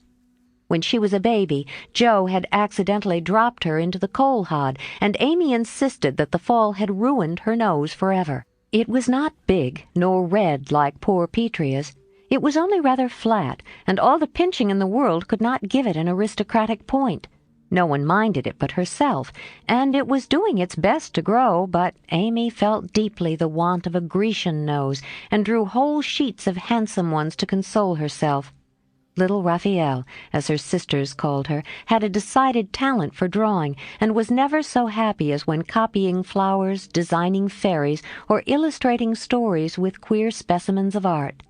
Her teachers complained that, instead of doing her sums, she covered her slate with animals. The blank pages of her atlas were used to copy maps on, and caricatures of the most ludicrous description came fluttering out of all her books at unlucky moments. She got through her lessons as well as she could, and managed to escape reprimands by being a model of deportment. She was a great favorite with her mates, being good-tempered and possessing the happy art of pleasing without effort. Her little airs and graces were much admired. So were her accomplishments. For beside her drawing, she could play 12 tunes, crochet, and read French without mispronouncing more than 2/3 of the words. She had a plaintive way of saying, "When Papa was rich, we did so-and-so," which was very touching, and her long words were considered perfectly elegant by the girls. Amy was in a fair way to be spoilt, for everyone petted her, and her small vanities and selfishness were growing nicely. One thing, however, rather quenched the vanities. She had to wear her cousin's clothes. Now, Florence's mamma hadn't a particle of taste, and Amy suffered deeply at having to wear a red instead of a blue bonnet, unbecoming gowns, and fussy aprons that did not fit. Everything was good, well made, and little worn, but Amy's artistic eyes were much afflicted, especially this winter, when her school dress was a dull purple with yellow dots and no trimming. "My only comfort," she said to Meg with tears in her eyes, "is that Mother don't take tucks in my dresses whenever I'm naughty, as Maria Park's mother does. My dear, it's really dreadful, for sometimes she is so bad her frock is up to her knees and she can't come to school. When I think of this degradation, I feel that I can bear even my flat nose and purple gown with yellow skyrockets on it." Meg was Amy's confidant and monitor, and by some strange attraction of opposites, Jo was gentle Beth's. To Jo alone did the shy child tell her thoughts, and over her big harum-scarum sister Beth unconsciously exercised more influence than anyone in the family. The 2 elder girls were a great deal to one another, but each took one of the younger into her keeping, and watched over her in her own way, playing mother, as they called it, and putting their sisters in the places of discarded dolls, with the maternal instincts of little women. "Has anybody got anything to tell? It's been such a dismal day I'm really dying for some amusement," said Meg, as they sat sewing together that evening. "I had a queer time with Aunt today, and as I got the best of it, I'll tell you about it," began Jo, who dearly loved to tell stories. "I was reading that everlasting Belsham and droning away, as I always do, for Aunt soon drops off, and then I take out some nice book and read like fury till she wakes up. I actually made myself sleepy, and before she began to nod I gave such a gape that she asked me what I meant by opening my mouth wide enough to take the whole book in at once. 'I wish I could and be done with it,' said I, trying not to be saucy. Then she gave me a long lecture on my sins and told me to sit and think them over while she just lost herself for a moment. She never finds herself very soon, so the minute her cat began to bob like a top-heavy dahlia, I whipped the Vicar of Wakefield out of my pocket and read away with one eye on him and one on Aunt. I'd just gotten to where they all tumbled into the water when I forgot and laughed out loud. Aunt woke up and, being more good-natured after her nap, told me to read a bit and show what frivolous work I preferred to the worthy and instructive Belsham. I did my very best, and she liked it, though she only said, 'I don't understand what it's all about. Go back and begin it, child.' Back I went, and made the primroses as interesting as ever I could. Once I was wicked enough to stop in a thrilling place and say meekly, 'I'm afraid it tires you, ma'am. Shan't I stop now?' She caught up her knitting, which had dropped out of her hands, gave me a sharp look through her specs, and said in her short way, 'Finish the chapter, and don't be impertinent, miss.'" "Did she own she liked it?" asked Meg. "Oh, bless you, no. But she let old Belsham rest. And when I ran back after my gloves this afternoon, there she was, so hard at the vicar that she didn't hear me laugh as I danced a jig in the hall because of the good time coming. What a pleasant life she might have if she only chose. I don't envy her much in spite of her money, for after all, rich people have about as many worries as poor ones, I think," added Jo. "That reminds me," said Meg, "that I've got something to tell. It isn't funny like Jo's story, but I thought about it a good deal as I came home. At the King's today, I found everybody in a flurry, and one of the children said that her oldest brother had done something dreadful, and Papa had sent him away. I heard Mrs. King crying, and Mr. King talking very loud, and Grace and Ellen turned away their faces when they passed me, so I shouldn't see how red their eyes were. I didn't ask any questions, of course, but I felt so sorry for them, and was rather glad I hadn't any wild brothers to do wicked things and disgrace the family. I think being disgraced in school is a great deal tryinger than anything bad boys can do," said Amy, shaking her head as if her experience of life had been a deep one. "Susie Perkins came to school today with a lovely red carnelian ring. I wanted it dreadfully, and wished I was her with all my might. Well, she drew a picture of Mr. Davis with a monstrous nose and a hump, and the words, 'Young ladies, my eye is upon you,' coming out of his mouth in a balloon thing. We were laughing over it, when all of a sudden his eye was on us, and he ordered Susie to bring up her slate. She was paralyzed with fright, but she went, and oh, what do you think he did? He took her by the ear. The ear! Just fancy how horrid, and led her to the recitation platform and made her stand there half an hour holding that slate so everyone could see it." "Didn't the girls laugh at the picture?" asked Jo, who relished the scrape. "Laugh? Not one. They sat as still as mice, and Susie cried quarts. I know she did. I didn't envy her then, for I felt that millions of carnelian rings wouldn't have made me happy after that. I never should have got over such an agonizing mortification." And Amy went on with her work in the proud consciousness of virtue and the successful utterance of 2 long words in a breath. "I saw something that I liked this morning, and I meant to tell it at dinner, but I forgot," said Beth, putting Jo's topsy-turvy basket in order as she talked. "When I went to get some oysters for Hannah, Mr. Lawrence was in the fish shop. But he didn't see me, for I kept behind a barrel, and he was busy with Mr. Cutter, the fishman. A poor woman came in with a pail and a mop, and asked Mr. Cutter if he would let her do some scrubbing for a bit of fish, because she hadn't any dinner for her children, and had been disappointed of a day's work. Mr. Cutter was in a hurry, and said no rather crossly, so she was going away, looking hungry and sorry, when Mr. Lawrence hooked up a big fish with the crooked end of his cane and held it out to her. She was so glad and surprised, she took it right in her arms and thanked him over and over. He told her to go along and cook it, and she hurried off so happy. Wasn't it good of him? Oh, she did look so funny, hugging the big slippery fish and hoping Mr. Lawrence's bed in heaven would be aisy."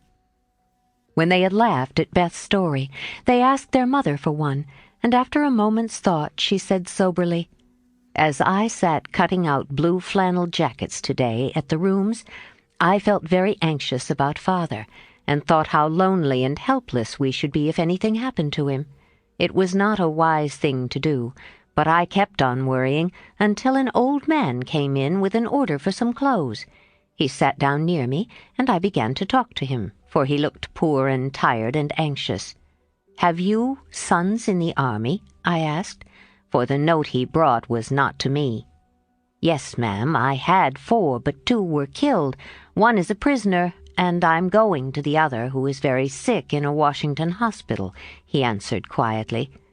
'You have done a great deal for your country, sir,' I said, feeling respect now instead of pity. 'Not a mite more than I ought, ma'am.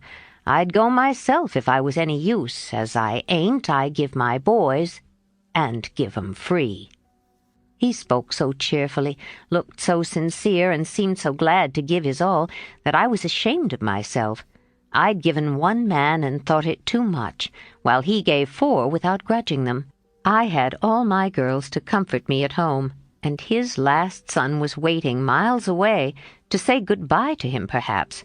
I felt so rich, so happy, thinking of my blessings, that I made him a nice bundle, gave him some money, and thanked him heartily for the lesson he had taught me.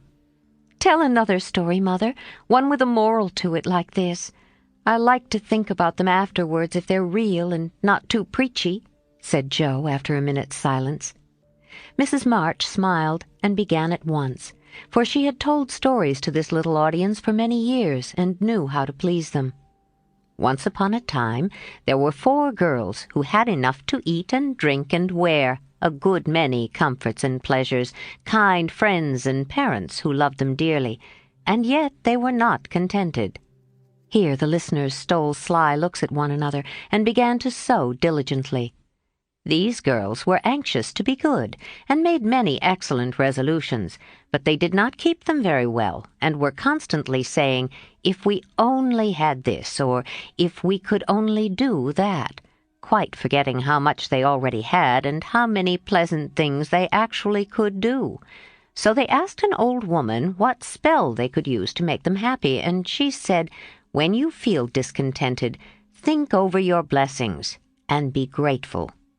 Here Jo looked up quickly as if about to speak, but changed her mind, seeing that the story was not done yet. Being sensible girls, they decided to try her advice, and soon were surprised to see how well off they were. One discovered that money couldn't keep shame and sorrow out of rich people's houses. Another, that though she was poor, she was a great deal happier with her youth, health, and good spirits than a certain fretful, feeble old lady who couldn't enjoy her comforts. A third, that disagreeable as it was to help get dinner, it was harder still to have to go begging for it. And the fourth, that even carnelian rings were not so valuable as good behavior. So they agreed to stop complaining, to enjoy the blessings already possessed, and try to deserve them, lest they should be taken away entirely instead of increased. And I believe they were never disappointed or sorry that they took the old woman's advice. "Now, Marmee, that is very cunning of you to turn our own stories against us and give us a sermon instead of a romance," cried Meg. "I like that kind of sermon. It's the sort Father used to tell us," said Beth thoughtfully, putting the needles straight on Jo's cushion. "I don't complain near as much as the others do, and I shall be more careful than ever now, for I've had warning from Susie's downfall," said Amy morally. "We needed that lesson, and we won't forget it. If we do, you just say to us, as old Chloe did in Uncle Tom, 'Tink up your marcies, chillun, tink up your marcies,'" added Jo, who could not for the life of her help getting a morsel of fun out of the little sermon, though she took it to heart as much as any of them. 5. Being neighborly. "What in the world are you going to do now, Jo?" asked Meg one snowy afternoon, as her sister came tramping through the hall in rubber boots, old sack and hood, with a broom in one hand and a shovel in the other. "Going out for exercise," answered Jo, with a mischievous twinkle in her eyes. "I should think 2 long walks this morning would have been enough. It's cold and dull out, and I advise you to stay warm and dry by the fire as I do," said Meg with a shiver. "Never take advice. Can't keep still all day, and not being a pussy cat, I don't like to doze by the fire. I like adventures, and I'm going to find some." Meg went back to toast her feet and read Ivanhoe, and Jo began to dig paths with great energy. The snow was light, and with her broom she soon swept a path all round the garden, for Beth to walk in when the sun came out, and the invalid dolls needed air. Now the garden separated the Marches' house from that of Mr. Lawrence. Both stood in a suburb of the city, which was still country-like, with groves and lawns, large gardens, and quiet streets. A low hedge parted the 2 estates. On one side was an old brown house, looking rather bare and shabby, robbed of the vines that in summer covered its walls and the flowers which then surrounded it. On the other side was a stately stone mansion, plainly betokening every sort of comfort and luxury, from the big coach-house and well-kept grounds to the conservatory and the glimpses of lovely things one caught between the rich curtains. Yet it seemed a lonely, lifeless sort of house, for no children frolicked on the lawn, no motherly face ever smiled at the windows, and few people went in and out, except the old gentleman and his grandson. To Joe's lively fancy, this fine house seemed a kind of enchanted palace, full of splendors and delights which no one enjoyed. She had long wanted to behold these hidden glories and to know the Lawrence boy, who looked as if he would like to be known, if he only knew how to begin. Since the party she had been more eager than ever, and had planned many ways of making friends with him, but he had not been seen lately, and Joe began to think he had gone away. When one day she spied a brown face at an upper window, looking wistfully down into their garden, where Beth and Amy were snowballing one another. "That boy is suffering for society and fun," she said to herself. "His grandpa does not know what's good for him, and keeps him shut up all alone. He needs a party of jolly boys to play with, or somebody young and lively. I've a great mind to go over and tell the old gentleman so." The idea amused Joe, who liked to do daring things and was always scandalizing Meg by her queer performances. The plan of going over was not forgotten, and when the snowy afternoon came, Joe resolved to try what could be done. She saw Mr. Lawrence drive off, and then sallied out to dig her way down to the hedge, where she paused and took a survey. All quiet, curtains down at the lower windows, servants out of sight, and nothing human visible but a curly black head leaning on a thin hand at the upper window. "There he is," thought Joe. "Poor boy, all alone and sick this dismal day. It's a shame. I'll toss up a snowball and make him look out, and then say a kind word to him." Up went a handful of soft snow, and the head turned at once, showing a face which lost its listless look in a minute as the big eyes brightened and the mouth began to smile. Joe nodded and laughed, and flourished her broom as she called out, "How do you do? Are you sick?" Laurie opened the window and croaked out as hoarsely as a raven, "Better, thank you. I've had a bad cold and been shut up a week." "I'm sorry. What do you amuse yourself with?" "Nothing. It's as dull as tombs up here." "Don't you read?" "Not much. They won't let me." "Can't somebody read to you?" "Grandpa does, sometimes, but my books don't interest him, and I hate to ask Brooke all the time." "Have someone come and see you, then." "There isn't anyone I'd like to see. Boys make such a row, and my head is weak." "Isn't there some nice girl who'd read and amuse you? Girls are quiet and like to play nurse." "Don't know any." "You know us," began Joe, then laughed and stopped. "So I do. Will you come, please?" cried Laurie. "I'm not quiet and nice, but I'll come if Mother will let me. I'll go ask her. Shut that window like a good boy, and wait till I come." With that, Joe shouldered her broom and marched into the house, wondering what they would all say to her. Laurie was in a flutter of excitement at the idea of having company, and flew about to get ready, for, as Mrs. March said, he was a little gentleman, and did honor to the coming guest by brushing his curly pate, putting on a fresh collar, and trying to tidy up the room, which, in spite of half a dozen servants, was anything but neat. Presently there came a loud ring, then a decided voice asking for Mr. Laurie, and a surprised-looking servant came running up to announce a young lady. "All right, show her up. It's Miss Joe," said Laurie, going to the door of his little parlor to meet Joe, who appeared, looking rosy and kind and quite at her ease, with a covered dish in one hand and Beth's 3 kittens in the other. "Here I am, bag and baggage," she said briskly. "Mother sent her love, and was glad if I could do anything for you. Meg wanted me to bring some of her blancmange. She makes it very nicely, and Beth thought her cats would be comforting.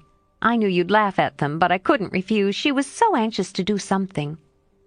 It so happened that Beth's funny loan was just the thing, for in laughing over the kits, Laurie forgot his bashfulness and grew sociable at once.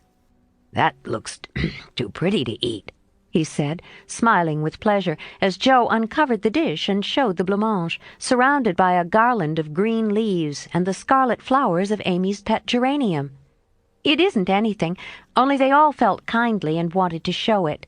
Tell the girl to put it away for your tea. It's so simple you can eat it. And being soft, it will slip down without hurting your sore throat." "What a cozy room this is." "It might be if it was kept nice, but the maids are lazy, and I don't know how to make them mind. It worries me, though." "I'll write it up in 2 minutes, for it only needs to have the hearth brushed, so. And the things made straight on the mantelpiece, so. And the books put here, and the bottles there, and your sofa turned from the light, and the pillows plumped up a bit. Now then, you're fixed." And so he was. For as she laughed and talked, Joe had whisked things into place and given quite a different air to the room. Laurie watched her in respectful silence, and when she beckoned him to his sofa, he sat down with a sigh of satisfaction, saying gratefully, "How kind you are. Yes, that's what it wanted. Now, please, take the big chair and let me do something to amuse my company." "No, I came to amuse you. Shall I read aloud?" And Joe looked affectionately towards some inviting books nearby. "Thank you. I've read all those, and if you don't mind, I'd rather talk," answered Laurie. "Not a bit. I'll talk all day if you'll only set me going. Beth says I never know when to stop." "Is Beth the rosy one who stays at home a good deal and sometimes goes out with a little basket?" asked Laurie with interest. "Yes, that's Beth. She's my girl, and a regular good one she is, too." "The pretty one is Meg, and the curly-haired one is Amy, I believe." "How did you find that out?" Laurie colored up, but answered frankly, "Why, you see, I often hear you calling to one another, and when I'm alone up here, I can't help looking over at your house. You always seem to be having such good times. I beg your pardon for being so rude, but sometimes you forget to put down the curtain at the window where the flowers are. And when the lamps are lighted, it's like looking at a picture to see the fire, and you all round the table with your mother. Her face is right opposite, and it looks so sweet behind the flowers I can't help watching it. I haven't got any mother, you know." And Laurie poked the fire to hide a little twitching of the lips that he could not control. The solitary, hungry look in his eyes went straight to Joe's warm heart. She had been so simply taught that there was no nonsense in her head, and at 15 she was as innocent and frank as any child. Laurie was sick and lonely, and feeling how rich she was in home love and happiness, she gladly tried to share it with him. Her face was very friendly, and her sharp voice unusually gentle as she said, "We'll never draw that curtain any more, and I give you leave to look as much as you like. I just wish, though, instead of peeping, you'd come over and see us. Mother is so splendid. She'd do you heaps of good, and Beth would sing to you if I begged her to, and Amy would dance. Meg and I would make you laugh over our funny stage properties, and we'd have jolly times.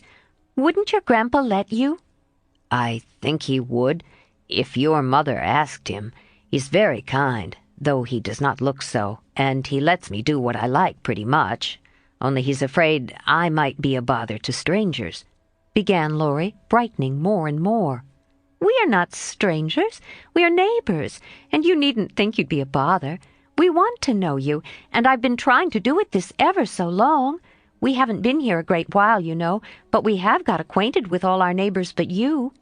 "You see, Grandpa lives among his books, and doesn't mind much what happens outside. Mr. Brooke, my tutor, doesn't stay here, you know, and I have no one to go about with me, so I just stop at home and get on as I can." "That's bad. You ought to make an effort and go visiting everywhere you are asked. Then you'll have plenty of friends and pleasant places to go to. Never mind being bashful. It won't last long if you keep going." Laurie turned red again, but wasn't offended at being accused of bashfulness, for there was so much goodwill in Joe, it was impossible not to take her blunt speeches as kindly as they were meant. "Do you like your school?"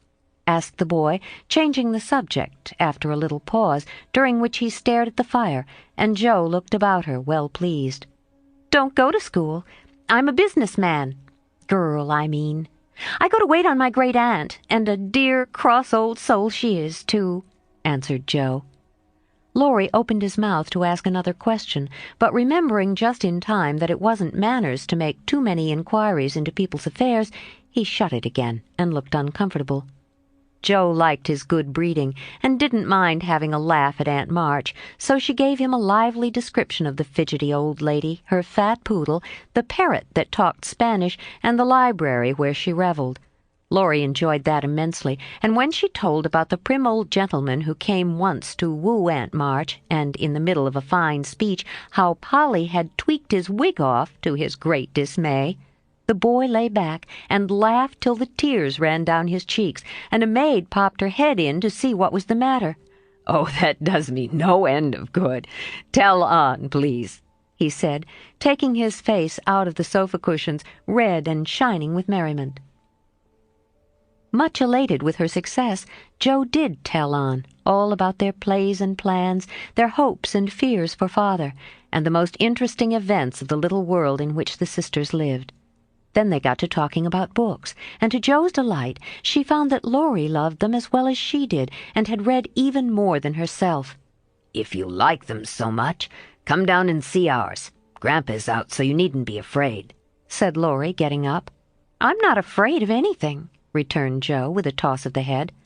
"I don't believe you are," exclaimed the boy, looking at her with much admiration, though he privately thought she would have good reason to be a trifle afraid of the old gentleman if she met him in some of his moods. The atmosphere of the whole house being summer-like, Laurie led the way from room to room, letting Joe stop to examine whatever struck her fancy. And so at last they came to the library, where she clapped her hands and pranced as she always did when especially delighted. It was lined with books, and there were pictures and statues and distracting little cabinets full of coins and curiosities, and sleepy hollow chairs and queer tables and bronzes, and best of all, a great open fireplace with quaint tiles all round it. "What richness!" sighed Joe, sinking into the depth of a velvet chair and gazing about her with an air of intense satisfaction. "Theodore Lawrence, you ought to be the happiest boy in the world," she added impressively. "A fellow can't live on books," said Laurie, shaking his head as he perched on a table opposite. Before he could say more, a bell rang, and Joe flew up, exclaiming with alarm, "Mercy me, it's your grandpa!" "Well, what if it is? You're not afraid of anything, you know," returned the boy, looking wicked. "I think I am a little bit afraid of him, but I don't know why I should be. Marmee said I might come, and I don't think you're any the worse for it," said Joe, composing herself, though she kept her eyes on the door. "I'm a great deal better for it, and ever so much obliged. I'm only afraid you are very tired talking to me. It was so pleasant. I couldn't bear to stop," said Laurie gratefully. "The doctor to see you, sir," and the maid beckoned as she spoke. "Would you mind if I left you for a minute? I suppose I must see him," said Laurie. "Don't mind me. I'm as happy as a cricket here," answered Joe. Laurie went away, and his guest amused herself in her own way. She was standing before a fine portrait of the old gentleman when the door opened again, and without turning she said decidedly, "I'm sure now that I shouldn't be afraid of him, for he's got kind eyes, though his mouth is grim, and he looks as if he had a tremendous will of his own. He isn't as handsome as my grandfather, but I like him." "Thank you, ma'am," said a gruff voice behind her, and there, to her great dismay, stood old Mr. Lawrence. Poor Joe blushed till she couldn't blush any redder, and her heart began to beat uncomfortably fast as she thought what she had said. For a minute, a wild desire to run away possessed her, but that was cowardly, and the girls would laugh at her, so she resolved to stay and get out of the scrape if she could. A second look showed her that the living eyes under the bushy gray eyebrows were kinder even than the painted ones, and there was a sly twinkle in them which lessened her fear a good deal. The gruff voice was gruffer than ever, as the old gentleman said abruptly, after that dreadful pause, "So you're not afraid of me, hey?" "Not much, sir." And you don't think me as handsome as your grandfather? Not quite, sir. And I've got a tremendous will, have I? I only said I thought so. But you like me in spite of it? Yes, I do, sir. That answer pleased the old gentleman.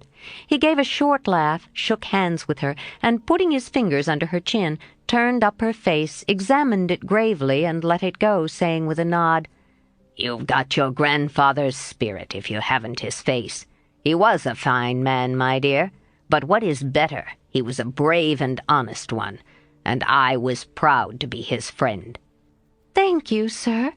And Jo was quite comfortable after that, for it suited her exactly.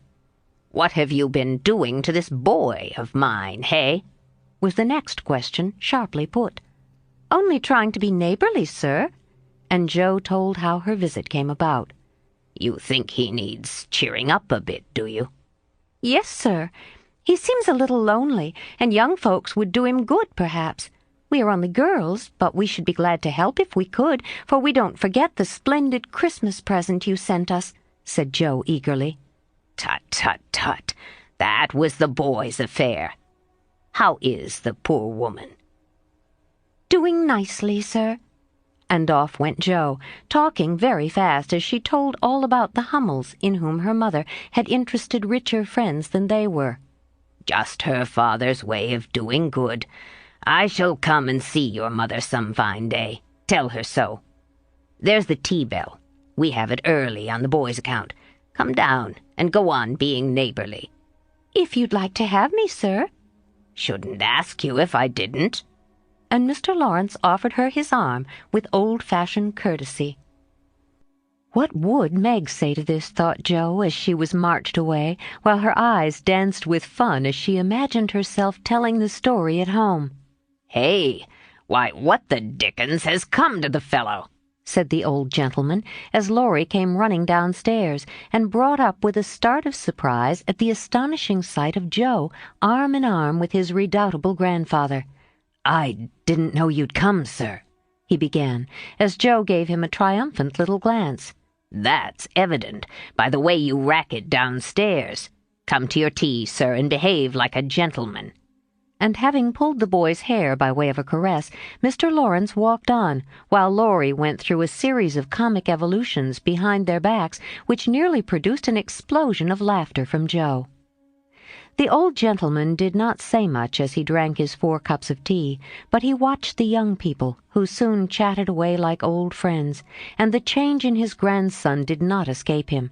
There was color, light and life in the boy's face now, vivacity in his manner, and genuine merriment in his laugh. She's right, the lad is lonely. I'll see what these little girls can do for him, thought Mr. Lawrence, as he looked and listened. He liked Jo, for her odd, blunt ways suited him, and she seemed to understand the boy almost as well as if she had been one herself. If the Lawrences had been what Jo called prim and poky, she would not have got on at all, for such people always made her shy and awkward. But finding them free and easy, she was so herself, and made a good impression. When they rose, she proposed to go, but Laurie said he had something more to show her, and took her away to the conservatory, which had been lighted for her benefit. It seemed quite fairy-like to Jo as she went up and down the walks, enjoying the blooming walls on either side, the soft light, the damp, sweet air, and the wonderful vines and trees that hung above her, while her new friend cut the finest flowers till his hands were full. Then he tied them up, saying with the happy look Jo liked to see, "Please, give these to your mother, and tell her I like the medicine she sent me very much."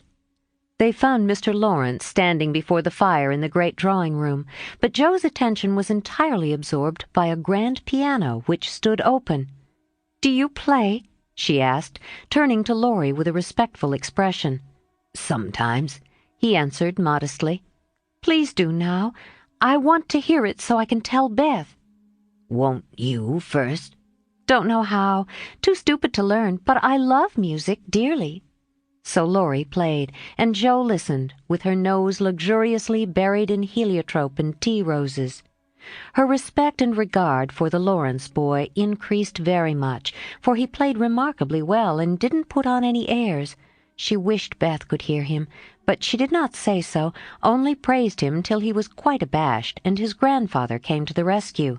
That will do, young lady. Too many sugar plums are not good for him. His music isn't bad, but I hope he will do as well in more important things. Going? Well, I'm much obliged to you, and I hope you'll come again. My respects to your mother. Good night, Dr. Joe. He shook hands kindly, but looked as if something did not please him. When they got into the hall, Joe asked Laurie if she had said anything amiss. He shook his head. No, it was me. He doesn't like to hear me play. Why not? I'll tell you some day. John is going home with you, as I can't. No need of that. I am not a young lady, and it's only a step. Take care of yourself, won't you? Yes, but you will come again, I hope. If you promise to come and see us after you are well. I will. Good night, Laurie. Good night, Joe. Good night. When all the afternoon's adventures had been told, the family felt inclined to go visiting in a body, for each found something very attractive in the big house on the other side of the hedge. Mrs. March wanted to talk of her father with the old man who had not forgotten him. Meg longed to walk in the conservatory. Beth sighed for the grand piano, and Amy was eager to see the fine pictures and statues. "Mother, why didn't Mr. Lawrence like to have Laurie play?" asked Joe, who was of an inquiring disposition. I am not sure, but I think it was because his son, Laurie's father, married an Italian lady, a musician, which displeased the old man, who is very proud. The lady was good and lovely and accomplished, but he did not like her, and never saw his son after he married. They both died when Laurie was a little child, and then his grandfather took him home. I fancy the boy, who was born in Italy, is not very strong, and the old man is afraid of losing him, which makes him so careful. Laurie comes naturally by his love of music, for he is like his mother, and I dare say his grandfather fears that he may want to be a musician. At any rate, his skill reminds him of the woman he did not like, and so he glowered, as Joe said. "Dear me, how romantic!" exclaimed Meg. "How silly!" said Joe. "Let him be a musician if he wants to, and not plague his life out sending him to college when he hates to go. That's why he has such handsome black eyes and pretty manners, I suppose. Italians are always nice," said Meg, who was a little sentimental. "What do you know about his eyes and his manners? You never spoke to him hardly," cried Joe, who was not sentimental. "I saw him at the party, and what you tell shows that he knows how to behave. That was a nice little speech about the medicine Mother sent him." "He meant the blancmange, I suppose." "How stupid you are, child! He meant you, of course." "Did he?"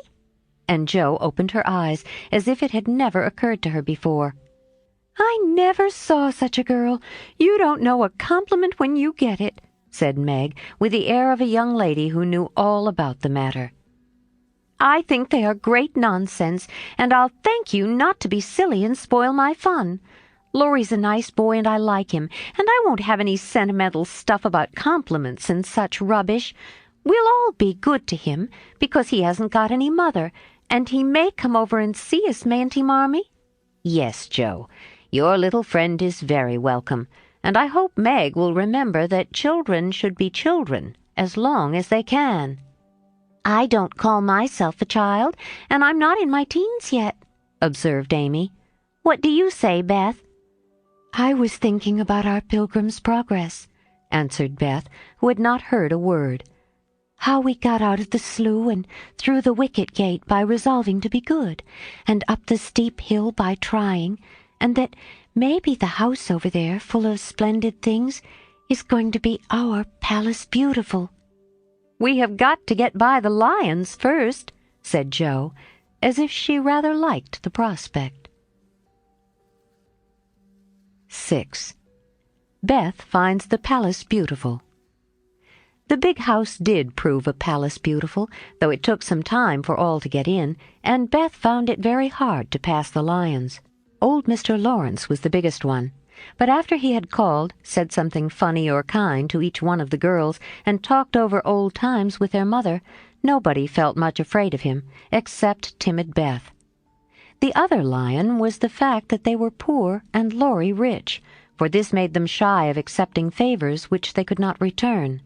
But after a while they found that he considered them the benefactors, and could not do enough to show how grateful he was for Mrs. March's motherly welcome, their cheerful society, and the comfort he took in that humble home of theirs. So they soon forgot their pride, and interchanged kindnesses without stopping to think which was the greater. All sorts of pleasant things happened about that time, for the new friendship flourished like grass in spring.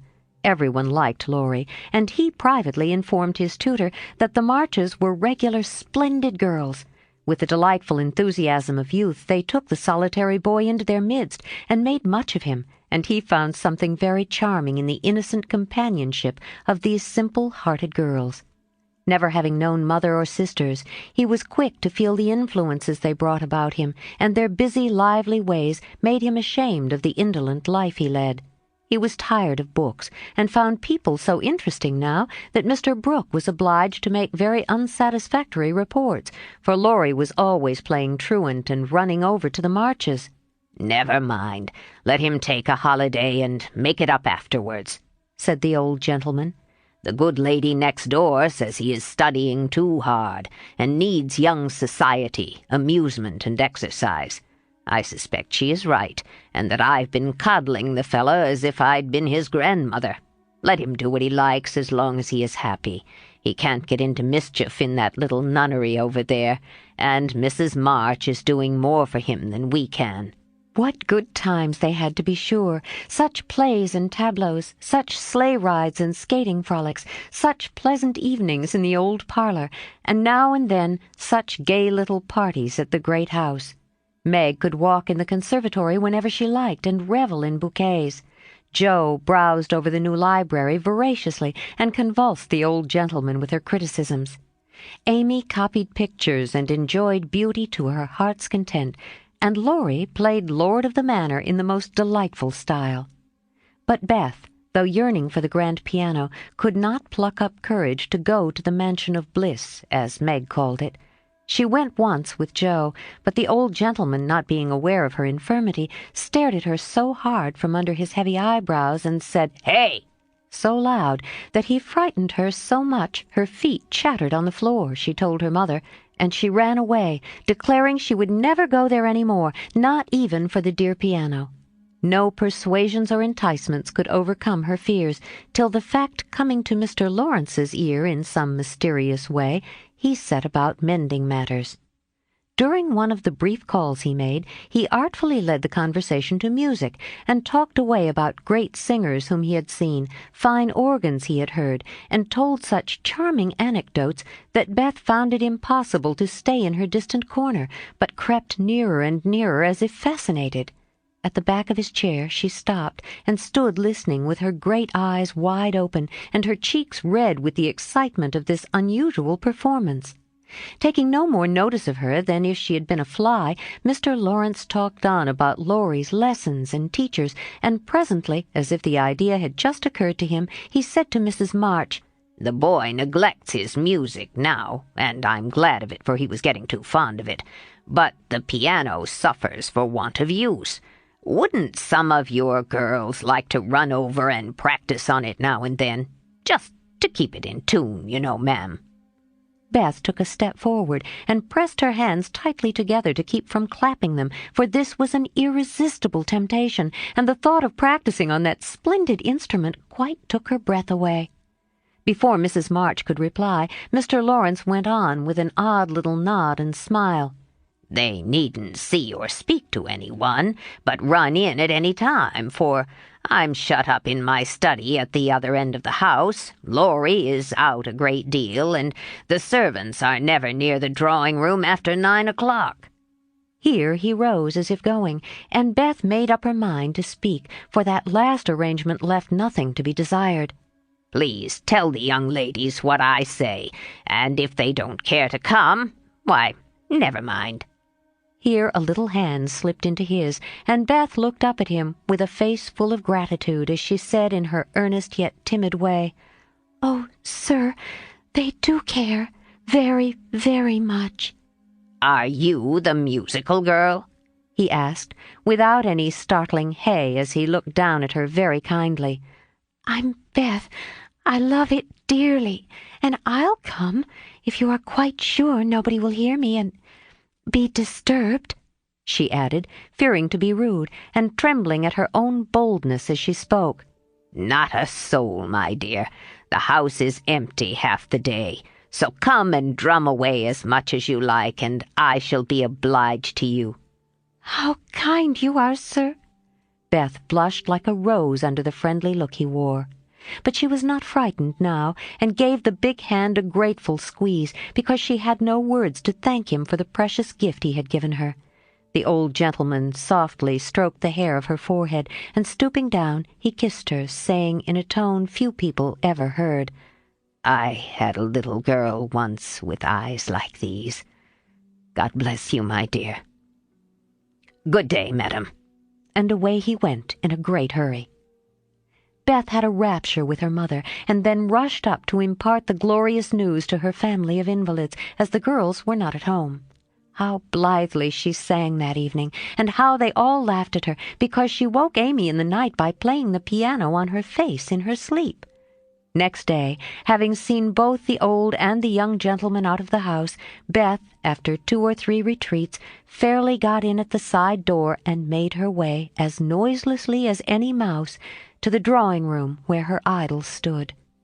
Quite by accident, of course, some pretty easy music lay on the piano, and with trembling fingers and frequent stops to listen and look about, Beth at last touched the great instrument, and straightway forgot her fear, herself, and everything else but the unspeakable delight which the music gave her, for it was like the voice of a beloved friend. She stayed till Hannah came to take her home to dinner, but she had no appetite, and could only sit and smile upon everyone in a general state of beatitude. After that, the little brown hood slipped through the hedge nearly every day, and the great drawing-room was haunted by a tuneful spirit that came and went unseen. She never knew that Mr. Lawrence often opened his study door to hear the old-fashioned airs he liked. She never saw Laurie mount guard in the hall to warn the servants away. She never suspected that the exercise books and new songs which she found in the rack were put there for her especial benefit, and when he talked to her about music at home, she only thought how kind he was to tell things that helped her so much. So she enjoyed herself heartily, and found, what isn't always the case, that her granted wish was all she had hoped. Perhaps it was because she was so grateful for this blessing that a greater was given her. At any rate, she deserved both. "Mother, I'm going to work Mr. Lawrence a pair of slippers. He is so kind to me. I must thank him, and I don't know any other way. Can I do it?" asked Beth, a few weeks after that eventful call of his. "Yes, dear. It will please him very much, and be a nice way of thanking him. The girls will help you about them, and I will pay for the making up," replied Mrs. March, who took peculiar pleasure in granting Beth's requests, because she so seldom asked anything for herself. After many serious discussions with Meg and Joe, the pattern was chosen, the materials bought, and the slippers begun. A cluster of grave yet cheerful pansies on a deeper purple ground was pronounced very appropriate and pretty, and Beth worked away early and late, with occasional lifts over hard parts. She was a nimble little needlewoman, and they were finished before anyone got tired of them. Then she wrote a very short, simple note, and, with Laurie's help, got them smuggled onto the study table one morning before the old gentleman was up. When this excitement was over, Beth waited to see what would happen. All that day passed, and a part of the next, before any acknowledgment arrived, and she was beginning to fear she had offended her crotchety friend. On the afternoon of the second day, she went out to do an errand and give poor Joanna, the invalid doll, her daily exercise. As she came up the street on her return, she saw 3 Yes, 4 heads popping in and out of the parlor windows, and the moment they saw her, several hands were waved and several joyful voices screamed, "Here's a letter from the old gentleman! Come quick and read it!" "Oh, Beth, he sent you," began Amy, gesticulating with unseemly energy, but she got no further, for Joe quenched her by slamming down the window. Beth hurried on in a flutter of suspense. At the door, her sisters seized and bore her to the parlor in a triumphal procession, all pointing and all saying at once, "Look there, look there!" Beth did look, and turned pale with delight and surprise, for there stood a little cabinet piano, with a letter lying on the glossy lid, directed like a signboard to Miss Elizabeth March. "For me?" gasped Beth, holding on to Joe, and feeling as if she should tumble down. It was such an overwhelming thing altogether. "Yes, all for you, my precious. Isn't it splendid of him? Don't you think he's the dearest old man in the world? Here's the key in the letter. We didn't open it, but we're dying to know what he says," cried Joe, hugging her sister and offering the note. "You read it. I can't. I feel so queer. Oh, it's too lovely." And Beth hid her face in Joe's apron, quite upset by her present. Joe opened the paper and began to laugh, for the first words she saw were, "Miss March, dear Madam." "How nice it sounds. I wish someone would write to me so," said Amy, who thought the old-fashioned address very elegant. "I have had many pairs of slippers in my life, but I never had any that suited me so well as yours," continued Joe. "Heart's ease is my favorite flower, and these will always remind me of the gentle giver. I like to pay my debts, so I know you will allow the old gentleman to send you something which once belonged to the little granddaughter he lost. With hearty thanks and best wishes, I remain your grateful friend and humble servant, James Lawrence." "There, Beth, that's an honor to be proud of, I'm sure. Laurie told me how fond Mr. Lawrence used to be of the child who died, and how he kept all her little things carefully. Just think, he's given you her piano. That comes of having big blue eyes and loving music," said Joe, trying to soothe Beth, who trembled and looked more excited than she had ever been before. "See the cunning brackets to hold candles, and the nice green silk puckered up, with a gold rose in the middle, and the pretty rack and stool all complete," added Meg, opening the instrument and displaying its beauties. "Your humble servant, James Lawrence. Only think of his writing that to you. I'll tell the girls. They'll think it's splendid," said Amy, much impressed by the note. "Try it, honey. Let's hear the sound of the baby piano," said Hannah, who always took a share in the family joys and sorrows. So Beth tried it, and everyone pronounced it the most remarkable piano ever heard. It had evidently been newly tuned and put in apple pie order, but perfect as it was, I think the real charm of it lay in the happiest of all the happy faces which leaned over it, as Beth lovingly touched the beautiful black and white keys and pressed the bright pedals. "You'll have to go and thank him," said Joe, by way of a joke, for the idea of the child's really going never entered her head. "Yes, I mean to. I guess I'll go now, before I get frightened thinking about it." And to the utter amazement of the assembled family, Beth walked deliberately down the garden, through the hedge, and in at the Lawrences' door. "Well, I wish I may die if it ain't the queerest thing I ever see. The piano has turned her head. She'd never have gone in her right mind," cried Hannah, staring after her, while the girls were rendered quite speechless by the miracle. They would have been still more amazed if they had seen what Beth did afterwards. If you will believe me, she went and knocked at the study door before she gave herself time to think, and when a gruff voice called out, "Come in," she did go in, right up to Mr. Lawrence, who looked quite taken aback, and held out her hands, saying, with only a small quaver in her voice, "I came to thank you, sir, for—" But she didn't finish, for he looked so friendly that she forgot her speech, and only remembering that he had lost the little girl he loved, she put both arms round his neck and kissed him.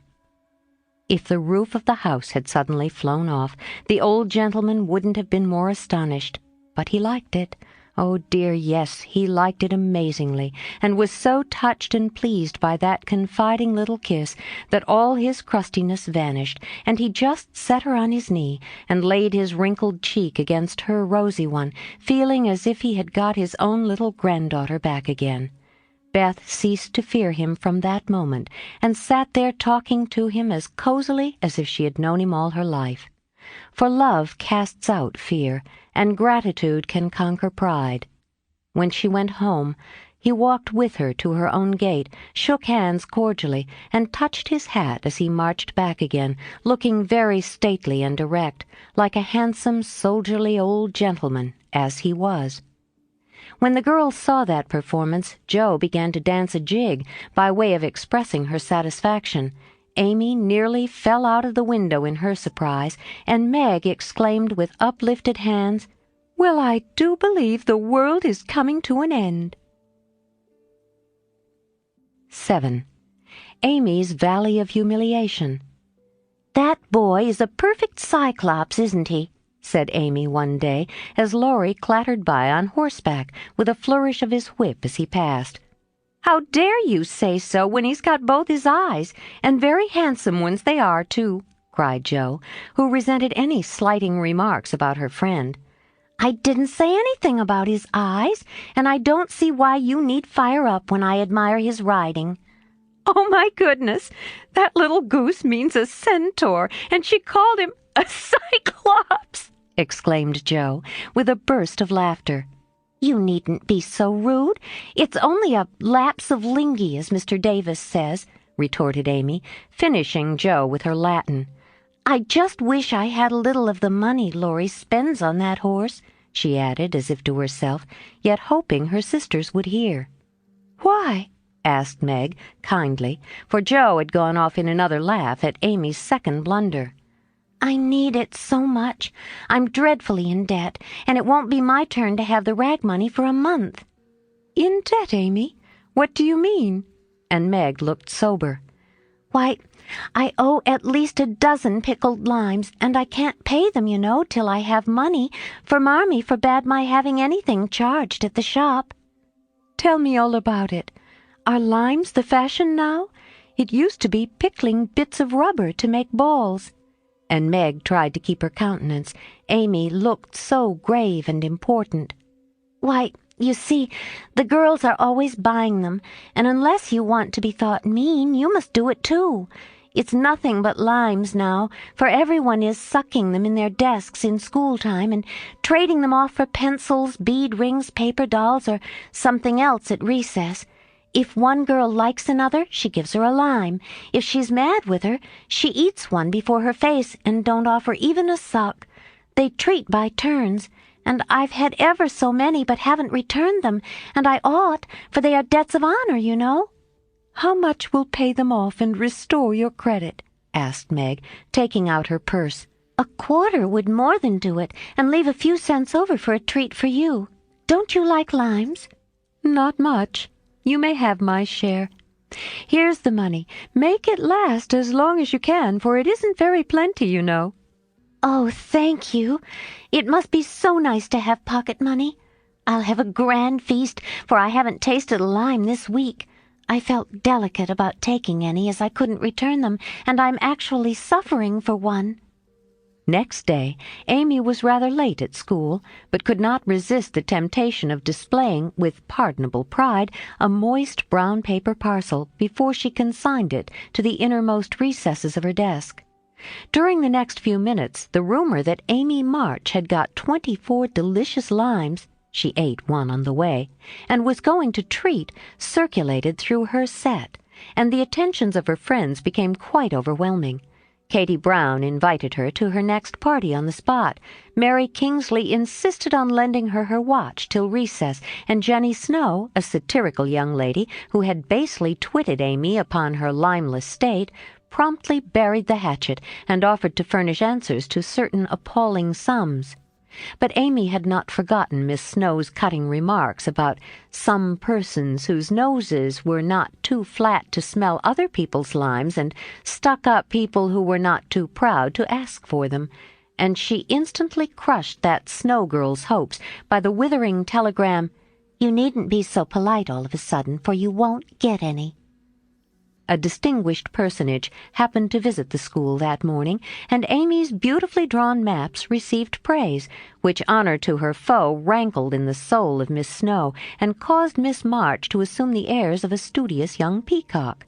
But alas, alas, pride goes before a fall, and the revengeful Snow turned the tables with disastrous success. No sooner had the guest paid the usual stale compliments and bowed himself out than Jenny, under pretense of asking an important question, informed Mr. Davis, the teacher, that Amy March had pickled limes in her desk. Now, Mr. Davis had declared limes a contraband article, and solemnly vowed to ferule publicly the first person who was found breaking the law. This much-enduring man had succeeded in banishing chewing gum after a long and stormy war, and had made a bonfire of the confiscated novels and newspapers, had suppressed a private post office, had forbidden distortions of the face, nicknames, and caricatures, and done all that one man could do to keep 100 rebellious girls in order. Boys are trying enough to human patience, goodness knows, but girls are infinitely more so, especially to nervous gentlemen with tyrannical tempers and no more talent for teaching than Dr. Blimber. Mr. Davis knew any quantity of Greek, Latin, algebra, and ologies of all sorts, so he was called a fine teacher, and manners, morals, feelings, and examples were not considered of any particular importance. It was a most unfortunate moment for denouncing Amy, and Jenny knew it. Mr. Davis had evidently taken his coffee too strong that morning. There was an east wind, which always affected his neuralgia, and his pupils had not done him the credit which he felt he deserved. Therefore, to use the expressive, if not elegant, language of a schoolgirl, he was as nervous as a witch and as cross as a bear. The word limes was like fire to powder. His yellow face flushed, and he rapped on his desk with an energy which made Jenny skip to her seat with unusual rapidity.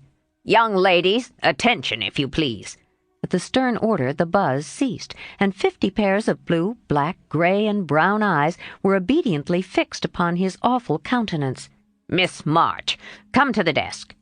Amy rose to comply with outward composure, but a secret fear oppressed her, for the limes weighed upon her conscience. "Bring with you the limes you have in your desk," was the unexpected command which arrested her before she got out of her seat. "Don't take all," whispered her neighbor, a young lady of great presence of mind. Amy hastily shook out 6 and laid the rest down before Mr. Davis, feeling that any man possessing a human heart would relent when that delicious perfume met his nose. Unfortunately, Mr. Davis particularly detested the odor of the fashionable pickle, and disgust added to his wrath. "Is that all?"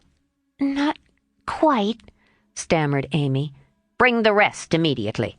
With a despairing glance at her set, she obeyed. "Are you sure there are no more?" "I never lie, sir." "So I see. Now take these disgusting things 2 by 2 and throw them out of the window." There was a simultaneous sigh, which created quite a little gust, as the last hope fled, and the treat was ravished from their longing lips. Scarlet with shame and anger, Amy went to and fro 6 dreadful times, and as each doomed couple, looking, oh, so plump and juicy, fell from her reluctant hands, a shout from the street completed the anguish of the girls, for it told them that their feast was being exulted over by the little Irish children who were their sworn foes. This was too much. All flashed indignant or appealing glances at the inexorable Davis, and one passionate lime lover burst into tears. As Amy returned from her last trip, Mr. Davis gave a portentous and said in his most impressive manner, "Young ladies, you remember what I said to you a week ago. I am sorry this has happened, but I never allow my rules to be infringed, and I never break my word. Miss March, hold out your hand." Amy started and put both hands behind her, turning on him an imploring look which pleaded for her better than the words she could not utter. She was rather a favorite with old Davis, as of course he was called, and it's my private belief that he would have broken his word if the indignation of one irrepressible young lady had not found vent in a hiss. That hiss, faint as it was, irritated the irascible gentleman and sealed the culprit's fate. "Your hand, Miss March," was the only answer her mute appeal received, and, too proud to cry or beseech, Amy set her teeth, threw back her head defiantly, and bore, without flinching, several tingling blows on her little palm. They were neither many nor heavy, but that made no difference to her. For the first time in her life she had been struck, and the disgrace in her eyes was as deep as if he had knocked her down. "You will now stand on the platform until recess," said Mr. Davis, resolved to do the thing thoroughly since he had begun. That was dreadful. It would have been bad enough to go to her seat and see the pitying faces of her friends or the satisfied ones of her few enemies, but to face the whole school with that shame fresh upon her seemed impossible, and for a second she felt as if she could only drop down where she stood and break her heart with crying. A bitter sense of wrong and the thought of Jenny Snow helped her to bear it, and taking the ignominious place, she fixed her eyes on the stove funnel above what now seemed a sea of faces, and stood there so motionless and white that the girls found it very hard to study with that pathetic figure before them. During the 15 minutes that followed, the proud and sensitive little girl suffered a shame and pain which she never forgot. To others it might seem a ludicrous or trivial affair, but to her it was a hard experience, for during the 12 years of her life she had been governed by love alone, and a blow of that sort had never touched her before. The smart of her hand and the ache of her heart were forgotten in the sting of the thought, "I shall have to tell at home, and they will be so disappointed in me."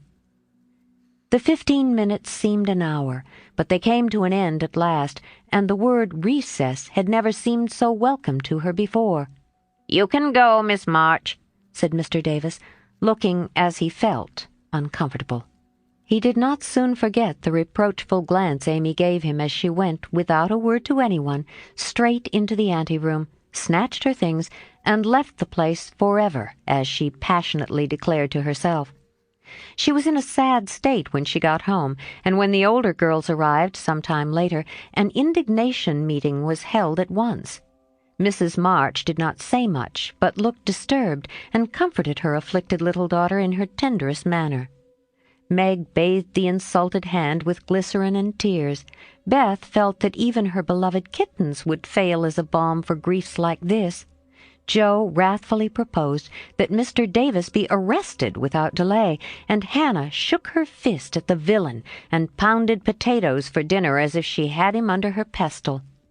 No notice was taken of Amy's flight except by her mates, but the sharp-eyed demoiselles discovered that Mr. Davis was quite benignant in the afternoon, also unusually nervous.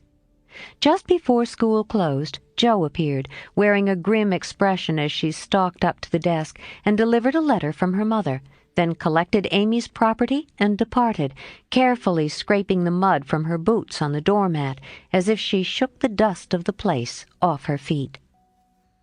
"Yes, you can have a vacation from school, but I want you to study a little every day with Beth," said Mrs. March that evening. "I don't approve of corporal punishment, especially for girls. I dislike Mr. Davis's manner of teaching, and don't think the girls you associate with are doing you any good, so I shall ask your father's advice before I send you anywhere else." "That's good. I wish all the girls would leave and spoil his old school. It's perfectly maddening to think of those lovely limes," sighed Amy, with the air of a martyr. "I am not sorry you lost them, for you broke the rules, and deserved some punishment for disobedience," was the severe reply, which rather disappointed the young lady, who expected nothing but sympathy. "Do you mean you are glad I was disgraced before the whole school?" cried Amy. "I should not have chosen that way of mending a fault," replied her mother, "but I'm not sure that it won't do you more good than a milder method. You are getting to be rather conceited, my dear, and it is quite time you set about correcting it.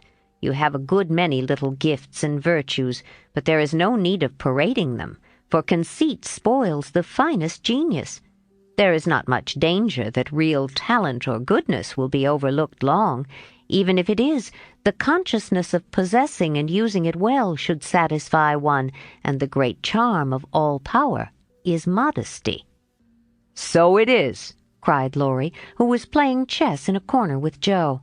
"I knew a girl once who had a really remarkable talent for music, and she didn't know it. Never guessed what sweet little things she composed when she was alone, and wouldn't have believed it if anyone had told her." "I wish I'd known that nice girl. Maybe she would have helped me. I'm so stupid," said Beth, who stood beside him, listening eagerly. "You do know her, and she helps you better than anyone else could," answered Laurie, looking at her with such mischievous meaning in his merry black eyes that Beth suddenly turned very red and hid her face in the sofa cushion, quite overcome by such an unexpected discovery. Joe let Laurie win the game to pay for that praise of her Beth, who could not be prevailed upon to play for them after her compliment. So Laurie did his best and sang delightfully, being in a particularly lively humor, for to the Marches he seldom showed the moody side of his character. When he was gone, Amy, who had been pensive all the evening, said suddenly, as if busy over some new idea, "Is Laurie an accomplished boy?" "Yes, he has had an excellent education, and has much talent. He will make a fine man, if not spoilt by petting," replied her mother. "And he isn't conceited, is he?" asked Amy. "Not in the least. That is why he is so charming, and we all like him so much." "I see. It's nice to have accomplishments and be elegant, but not to show off or get perked up," said Amy thoughtfully. "These things are always seen and felt in a person's manner and conversation, if modestly used, but it is not necessary to display them," said Mrs. March, "any more than it's proper to wear all your bonnets and gowns and ribbons at once, that folks may know you've got them," added Joe, and the lecture ended in a laugh. 8. Joe meets Apollyon. "Girls, where are you going?" asked Amy, coming into their room one Saturday afternoon and finding them getting ready to go out, with an air of secrecy which excited her curiosity. "Never mind. Little girls shouldn't ask questions," returned Joe sharply. Now, if there is anything mortifying to our feelings when we are young, it is to be told that. And to be bidden to run away, dear, is still more trying to us. Amy bridled up at this insult and determined to find out the secret if she teased for an hour. Turning to Meg, who never refused her anything very long, she said coaxingly, "Do tell me.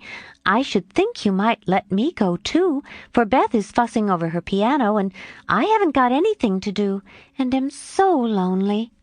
"I can't, dear, because you aren't invited," began Meg, but Joe broke in impatiently. "Now, Meg, be quiet, or you will spoil it all. You can't go, Amy, so don't be a baby and whine about it." "You're going somewhere with Laurie. I know you are. You were whispering and laughing together on the sofa last night, and you stopped when I came in. Aren't you going with him?" "Yes, we are. Now do be still and stop bothering." Amy held her tongue, but used her eyes, and saw Meg slip a fan into her pocket. I know.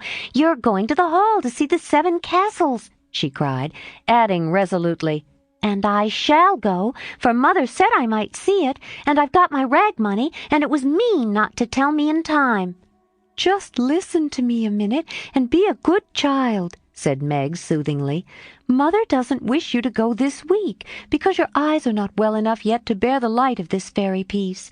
Next week you can go with Beth and Hannah, and have a nice time." "I don't like that half as well as going with you and Laurie. Please let me. I've been sick with this cold so long and shut up. I'm dying for some fun. Do, Meg.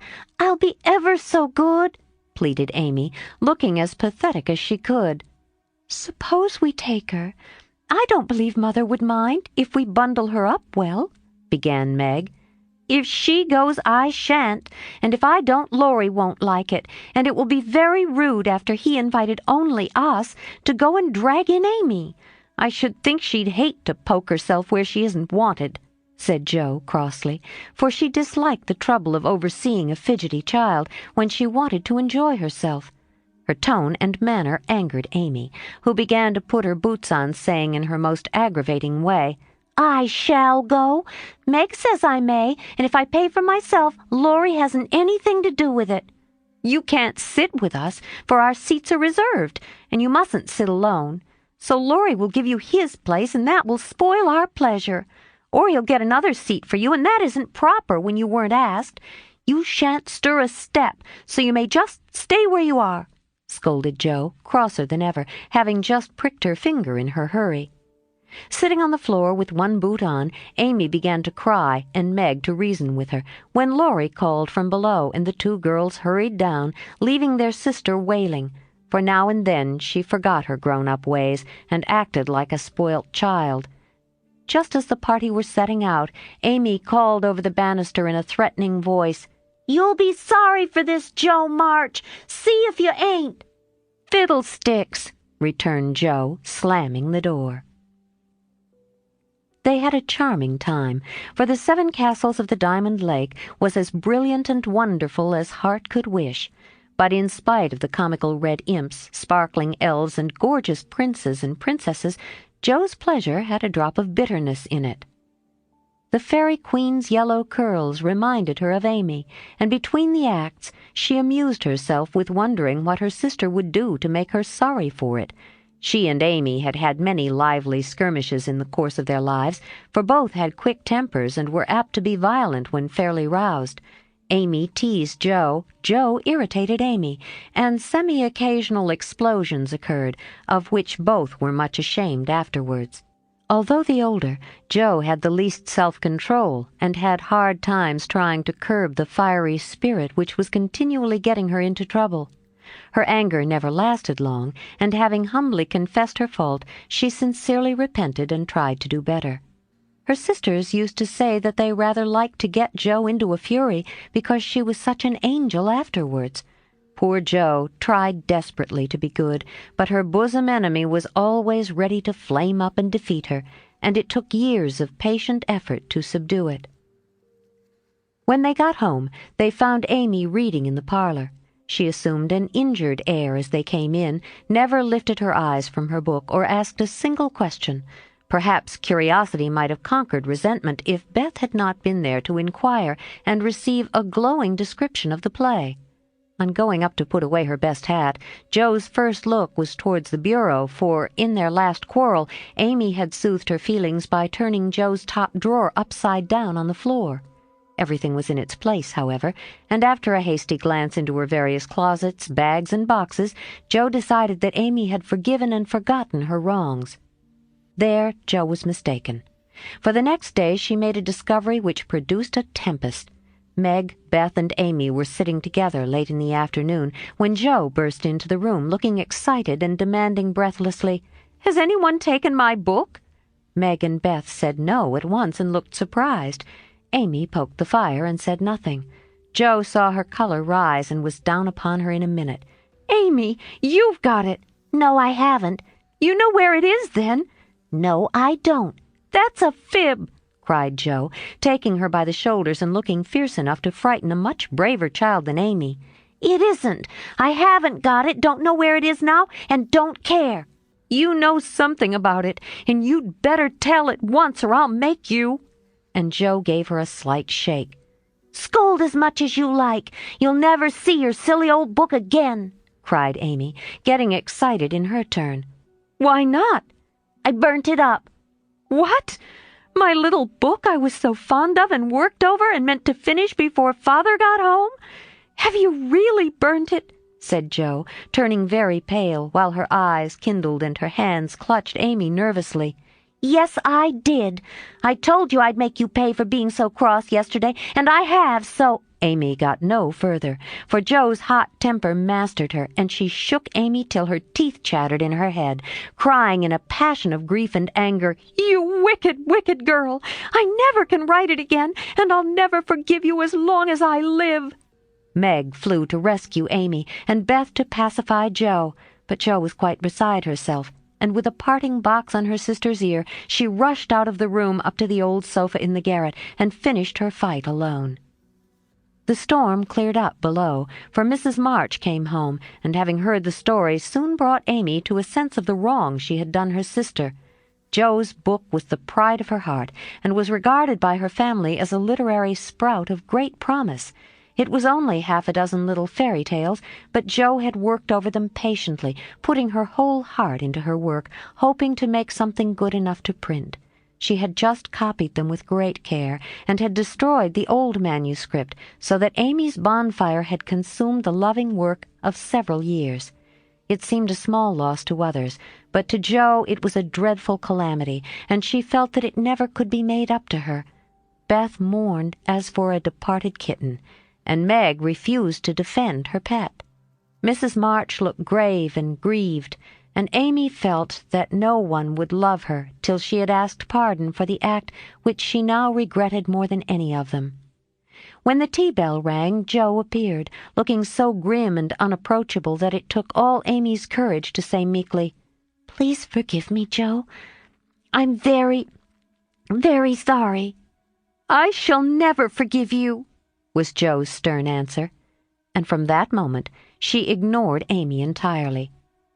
No one spoke of the great trouble, not even Mrs. March, for all had learned by experience that when Jo was in that mood words were wasted, and the wisest course was to wait till some little accident or her own generous nature softened Jo's resentment and healed the breach. It was not a happy evening, for though they sewed as usual, while their mother read aloud from Bremer, Scott, or Edgeworth, something was wanting, and the sweet home peace was disturbed. They felt this most when singing time came, for Beth could only play. Jo stood dumb as a stone, and Amy broke down, so Meg and Mother sang alone. But in spite of their efforts to be as cheery as larks, the flute-like voices did not seem to chord as well as usual, and all felt out of tune. As Jo received her good-night kiss, Mrs. March whispered gently, "My dear, don't let the sun go down upon your anger. Forgive each other, help each other, and begin again tomorrow." Jo wanted to lay her head down on that motherly bosom and cry her grief and anger all away, but tears were an unmanly weakness, and she felt so deeply injured that she really couldn't quite forgive yet. So she winked hard, shook her head, and said gruffly, because Amy was listening, "It was an abominable thing, and she don't deserve to be forgiven." With that, she marched off to bed, and there was no merry or confidential gossip that night. Amy was much offended that her overtures of peace had been repulsed, and began to wish she had not humbled herself, to feel more injured than ever, and to plume herself on her superior virtue in a way which was particularly exasperating. Jo still looked like a thundercloud, and nothing went well all day. It was bitter cold in the morning. She dropped her precious turnover in the gutter. Aunt March had an attack of fidgets. Meg was pensive. Beth would look grieved and wistful when she got home, and Amy kept making remarks about people who were always talking about being good, and yet wouldn't try, when other people set them a virtuous example. "Everybody is so hateful. I'll ask Laurie to go skating. He's always kind and jolly and will put me to rights, I know," said Jo to herself, and off she went. Amy heard the clash of skates and looked out with an impatient exclamation. "There! She promised I should go next time, for this is the last ice we shall have. But it's no use to ask such a cross patch to take me." "Don't say that. You were very naughty, and it is hard to forgive the loss of her precious little book. But I think she might do it now, and I guess she will, if you try her at the right minute," said Meg. "Go after them. Don't say anything till Jo has got good-natured with Laurie. Then take a quiet minute and just kiss her, or do some kind thing, and I'm sure she'll be friends again with all her heart." "I'll try," said Amy, for the advice suited her, and after a flurry to get ready, she ran after the friends who were just disappearing over the hill. It was not far to the river, but both were ready before Amy reached them. Joe saw her coming and turned her back. Laurie did not see, for he was carefully skating along the shore, sounding the ice, for a warm spell had preceded the cold snap. "I'll go on the first bend and see if it's all right before we begin to race," Amy heard him say as he shot away, looking like a young Russian in his fur-trimmed coat and cap. Joe heard Amy panting after her run, stamping her feet and blowing her fingers as she tried to put her skates on. But Joe never turned, and went slowly zigzagging down the river, taking a bitter, unhappy sort of satisfaction in her sister's troubles. She had cherished her anger till it grew strong and took possession of her, as evil thoughts and feelings always do unless cast out at once. As Laurie turned the bend, he shouted back, "Keep near the shore. It isn't safe in the middle." Joe heard, but Amy was just struggling to her feet and did not catch a word. Joe glanced over her shoulder, and the little demon she was harboring said in her ear, no matter whether she heard or not, let her take care of herself. Laurie had vanished round the bend. Joe was just at the turn, and Amy far behind, striking out towards the smoother ice in the middle of the river. For a minute Joe stood still, with a strange feeling at her heart. Then she resolved to go on. But something held and turned her round, just in time to see Amy throw up her hands and go down, with a sudden crash of rotten ice, the splash of water, and a cry that made Joe's heart stand still with fear. She tried to call Laurie, but her voice was gone. She tried to rush forward, but her feet seemed to have no strength in them, and for a second she could only stand motionless, staring, with a terror-stricken face, at the little blue hood above the black water. Something rushed swiftly by her, and Laurie's voice cried out, "Bring a rail! Quick! Quick!" How she did it she never knew, but for the next few minutes she worked as if possessed, blindly obeying Laurie, who was quite self-possessed, and lying flat, held Amy up by his arm and hockey till Joe dragged a rail from the fence, and together they got the child out, more frightened than hurt.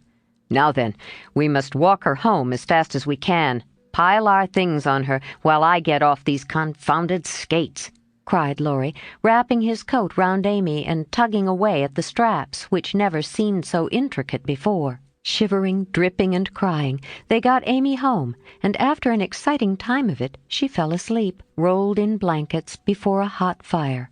During the bustle, Joe had scarcely spoken, but flown about looking pale and wild, with her things half off, her dress torn, and her hands cut and bruised by ice and rails and refractory buckles. When Amy was comfortably asleep, the house quiet, and Mrs. March sitting by the bed, she called Joe to her, and began to bind up the hurt hands. "Are you sure she is safe?" whispered Joe, looking remorsefully at the golden head, which might have been swept away from her sight forever under the treacherous ice. "Quite safe, dear. She's not hurt, and won't even take cold, I think. You were so sensible in covering and getting her home quickly," replied her mother cheerfully. "Laurie did it all. I only let her go. Mother, if she should die, it would be my fault." And Joe dropped down beside the bed in a passion of penitent tears, telling all that had happened, bitterly condemning her hardness of heart, and sobbing out her gratitude for being spared the heavy punishment which might have come upon her. "It's my dreadful temper. I try to cure it. I think I have, and then it breaks out worse than ever. Oh, Mother, what shall I do? What shall I do?" cried poor Joe in despair. "Watch and pray, dear. Never get tired of trying, and never think it is impossible to conquer your fault," said Mrs. March, drawing the blousy head to her shoulder and kissing the wet cheek so tenderly that Joe cried harder than ever. "You don't know, and you can't guess how bad it is. It seems as if I could do anything when I'm in a passion. I get so savage. I could hurt anyone and enjoy it. I'm afraid I shall do something dreadful some day and spoil my life and make everybody hate me. Oh, Mother, help me. Do help me." "I will, my child. I will. Don't cry so bitterly.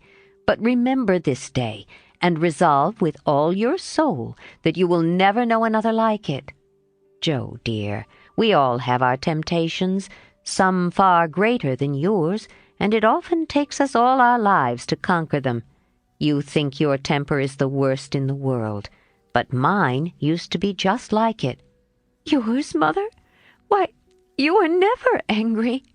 And for the moment, Joe forgot remorse in surprise. "I've been trying to cure it for 40 years, and have only succeeded in controlling it. I am angry nearly every day of my life, Joe, but I have learned not to show it, and I still hope to learn not to feel it, though it may take me another 40 years to do so." The patience and the humility of the face she loved so well was a better lesson to Joe than the wisest lecture, the sharpest reproof. She felt comforted at once by the sympathy and confidence given her. The knowledge that her mother had a fault like hers and tried to mend it made her own easier to bear and strengthened her resolution to cure it, though 40 years seemed rather a long time to watch and pray to a girl of 15. "Mother, are you angry when you fold your lips tight together and go out of the room sometimes when Aunt March scolds or people worry you?" asked Joe, feeling nearer and dearer to her mother than ever before. "Yes, I've learned to check the hasty words that rise to my lips, and when I feel that they mean to break out against my will, I just go away a minute and give myself a little shake for being so weak and wicked," answered Mrs. March, with a sigh and a smile, as she smoothed and fastened up Joe's disheveled hair. "How did you learn to keep still? That is what troubles me, for the sharp words fly out before I know what I'm about, and the more I say, the worse I get, till it's a pleasure to hurt people's feelings and say dreadful things. Tell me how you do it, Marmee dear." "My good mother used to help me." "As you do us," interrupted Joe, with a grateful kiss. "But I lost her when I was a little older than you are, and for years had to struggle on alone, for I was too proud to confess my weakness to anyone else. I had a hard time, Joe, and shed a good many bitter tears over my failures, for in spite of my efforts I never seemed to get on. Then your father came, and I was so happy that I found it easy to be good. But by and by, when I had 4 little daughters round me and we were poor, then the old trouble began again, for I am not patient by nature, and it tried me very much to see my children wanting anything." "Poor mother! What helped you then?" "Your father, Joe. He never loses patience, never doubts or complains, but always hopes and works and waits so cheerfully that one is ashamed to do otherwise before him. He helped and comforted me, and showed me that I must try to practice all the virtues I would have my little girls possess, for I was their example. It was easier to try for your sakes than for my own. A startled or surprised look from one of you, when I spoke sharply, rebuked me more than any words could have done, and the love, respect, and confidence of my children was the sweetest reward I could receive for my efforts to be the woman I would have them copy." "Oh, Mother, if I'm ever half as good as you, I shall be satisfied," cried Joe, much touched. "I hope you will be a great deal better, dear, but you must keep watch over your bosom enemy, as Father calls it, or it may sadden, if not spoil your life. You have had a warning. Remember it, and try with heart and soul to master this quick temper before it brings you greater sorrow and regret than you have known today." "I will try, Mother. I truly will. But you must help me, remind me, and keep me from flying out. I used to see Father sometimes put his finger on his lips and look at you with a very kind but sober face, and you always folded your lips tight or went away. Was he reminding you then?" asked Joe softly. "Yes. I asked him to help me so, and he never forgot it, but saved me from many a sharp word by that little gesture and kind look." Joe saw that her mother's eyes filled and her lips trembled as she spoke, and fearing that she had said too much, she whispered anxiously, "Was it wrong to watch you and to speak of it? I didn't mean to be rude, but it's so comfortable to say all I think of you and feel so safe and happy here." My Joe, you may say anything to your mother, for it is my greatest happiness and pride to feel that my girls confide in me and know how much I love them." "I thought I'd grieved you." "No, dear. But speaking of father reminded me how much I miss him, how much I owe him, and how faithfully I should watch and work to keep his little daughters safe and good for him." "Yet you told him to go, Mother, and didn't cry when he went, and never complain now or seem as if you needed any help," said Joe, wondering. "I gave my best to the country I love, and kept my tears till he was gone. Why should I complain when we both have merely done our duty and will surely be the happier for it in the end? If I don't seem to need help, it is because I have a better friend even than father to comfort and sustain me. My child, the troubles and temptations of your life are beginning, and may be many, but you can overcome and outlive them all if you learn to feel the strength and tenderness of your heavenly Father as you do that of your earthly one. The more you love and trust him, the nearer you will feel to him, and the less you will depend on human power and wisdom.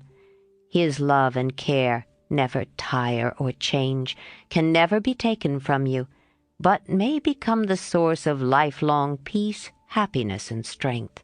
Believe this heartily, and go to God with all your little cares and hopes and sins and sorrows as freely and confidingly as you come to your mother." Joe's only answer was to hold her mother close, and in the silence which followed, the sincerest prayer she had ever prayed left her heart without words. For in that sad yet happy hour she had learned not only the bitterness of remorse and despair, but the sweetness of self-denial and self-control, and led by her mother's hand she had drawn nearer to the friend who welcomes every child with a love stronger than that of any father, tenderer than that of any mother. Amy stirred and sighed in her sleep, and as if eager to begin at once to mend her fault, Joe looked up with an expression on her face which it had never worn before. "I let the sun go down in my anger. I wouldn't forgive her, and today, if it hadn't been for Laurie, it might have been too late. How could I be so wicked?" said Joe, half aloud, as she leaned over her sister, softly stroking the wet hair scattered on the pillow. As if she heard, Amy opened her eyes and held out her arms with a smile that went straight to Joe's heart. Neither said a word, but they hugged one another close, in spite of the blankets, and everything was forgiven and forgotten in one hearty kiss. 9. Meg goes to Vanity Fair. "I do think it was the most fortunate thing in the world that those children should have the measles just now," said Meg one April day, as she stood packing the go-abroady trunk in her room, surrounded by her sisters. "And so nice of Annie Moffat not to forget her promise. A whole fortnight of fun will be regularly splendid," replied Joe, looking like a windmill as she folded skirts with her long arms. "And such lovely weather. I'm so glad of that," added Beth, tidily sorting neck and hair ribbons in her best box, lent for the great occasion. "I wish I was going to have a fine time and wear all these nice things," said Amy, with her mouth full of pins as she artistically replenished her sister's cushion. "I wish you were all going, but as you can't, I shall keep my adventures to tell you when I come back. I'm sure it's the least I can do when you've been so kind, lending me things and helping me get ready," said Meg, glancing round the room at the very simple outfit, which seemed nearly perfect in their eyes. "What did Mother give you out of the treasure box?" asked Amy, who had not been present at the opening of a certain cedar chest in which Mrs. March kept a few relics of past splendor as gifts for her girls when the proper time came. "A pair of silk stockings, that pretty carved fan, and a lovely blue sash.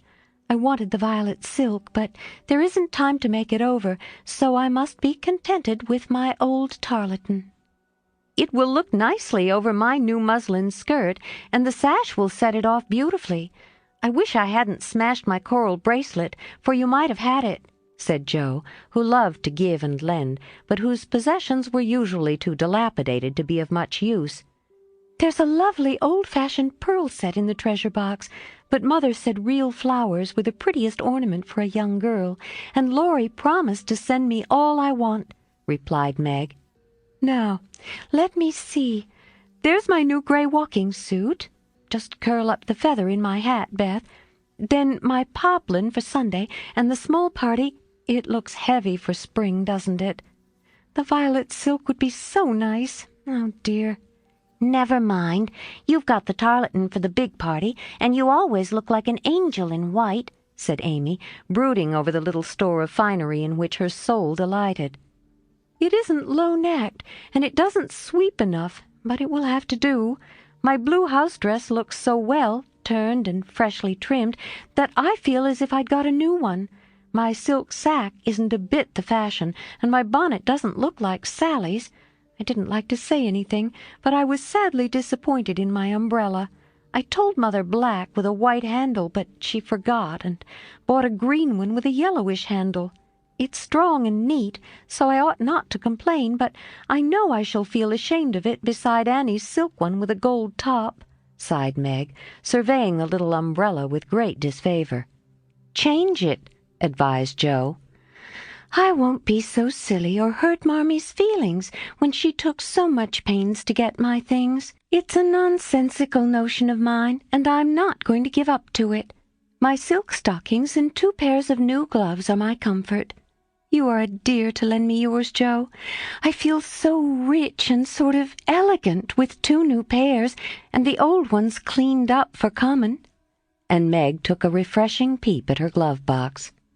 "Annie Moffat has blue and pink bows on her nightcaps. Would you put some on mine?" she asked, as Beth brought up a pile of snowy muslins fresh from Hannah's hands. "No, I wouldn't, for the smart caps won't match the plain gowns without any trimming on them. Poor folks shouldn't rig," said Jo decidedly. "I wonder if I shall ever be happy enough to have real lace on my clothes and bows on my caps," said Meg impatiently. "You said the other day that you'd be perfectly happy if you could only go to Annie Moffat's," observed Beth, in her quiet way. "So I did. Well, I am happy and won't fret, but it does seem as if the more one gets, the more one wants, doesn't it? There now, the trays are ready, and everything in but my party dress, which I shall leave for Mother to pack," said Meg, cheering up as she glanced from the half-filled trunk to the many times pressed and mended white tarlatan, which she called her party dress, with an important air. The next day was fine, and Meg departed in style for a fortnight of novelty and pleasure. Mrs. March had consented to the visit rather reluctantly, fearing that Margaret would come back more discontented than she went.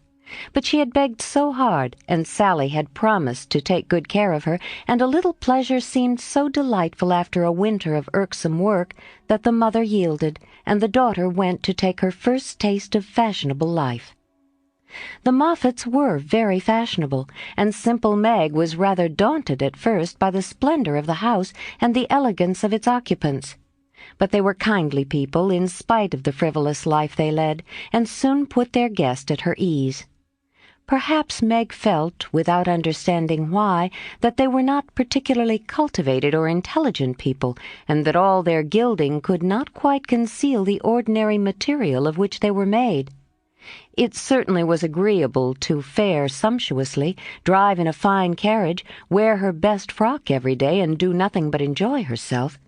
It suited her exactly, and soon she began to imitate the manners and conversation of those about her, to put on little airs and graces, use French phrases, crimp her hair, take in her dresses, and talk about the fashions as well as she could. The more she saw of Annie Moffat's pretty things, the more she envied her, and sighed to be rich. Home now looked bare and dismal as she thought of it. Work grew harder than ever, and she felt that she was a very destitute and much injured girl, in spite of the new gloves and silk stockings. She had not much time for repining, however, for the 3 young girls were busily employed in having a good time. They shopped, walked, rode, and called all day, went to theaters and operas, or frolicked at home in the evening. For Annie had many friends and knew how to entertain them. Her older sisters were very fine young ladies, and one was engaged, which was extremely interesting and romantic, Meg thought.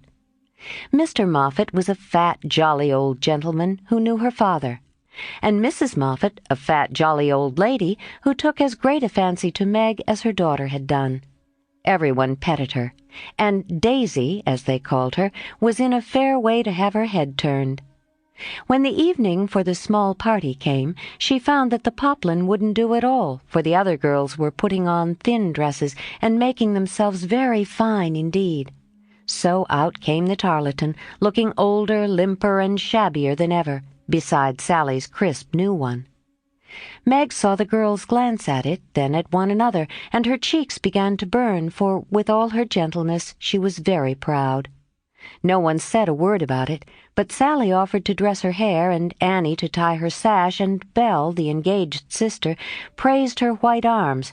But in their kindness Meg saw only pity for her poverty, and her heart felt very heavy as she stood by herself, while the others laughed, chattered, and flew about like gauzy butterflies. The hard, bitter feeling was getting pretty bad when the maid brought in a box of flowers.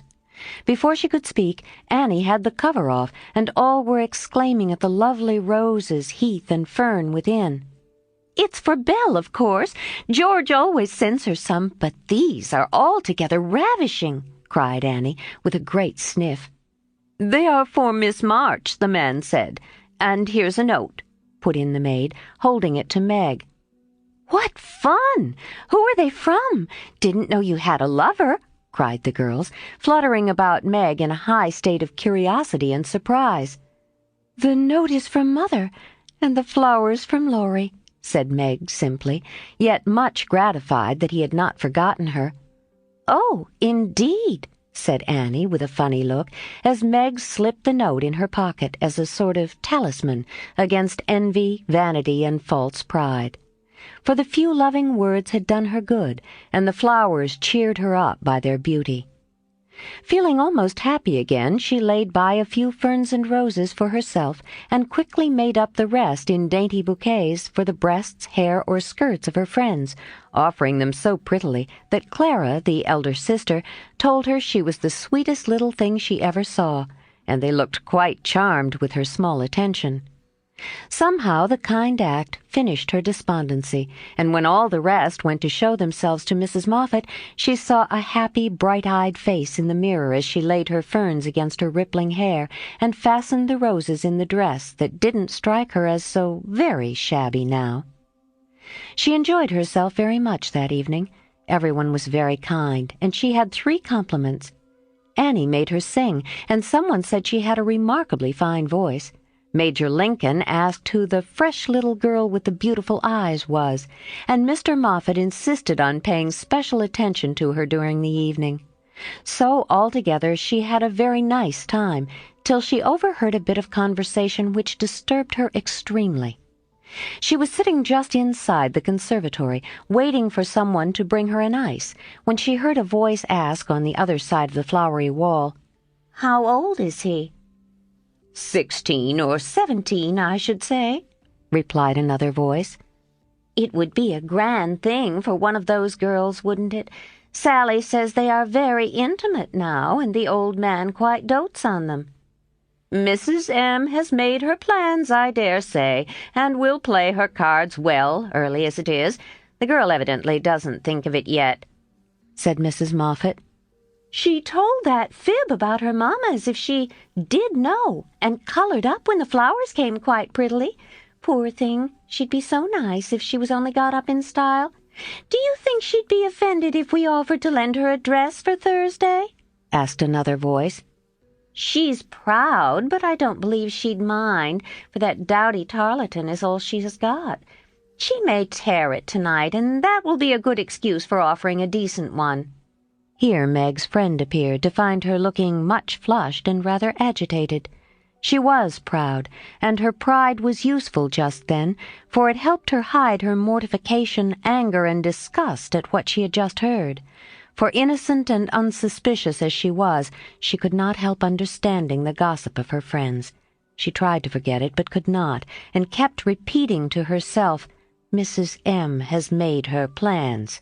That fib about her mamma and dowdy Tarleton, till she was ready to cry and rush home to tell her troubles and ask for advice.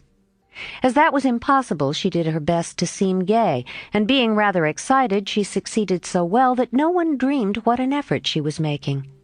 She was very glad when it was all over, and she was quiet in her bed, where she could think and wonder and fume till her head ached and her hot cheeks were cooled by a few natural tears. Those foolish yet well-meant words had opened a new world to Meg, and much disturbed the peace of the old one, in which, till now, she had lived as happily as a child.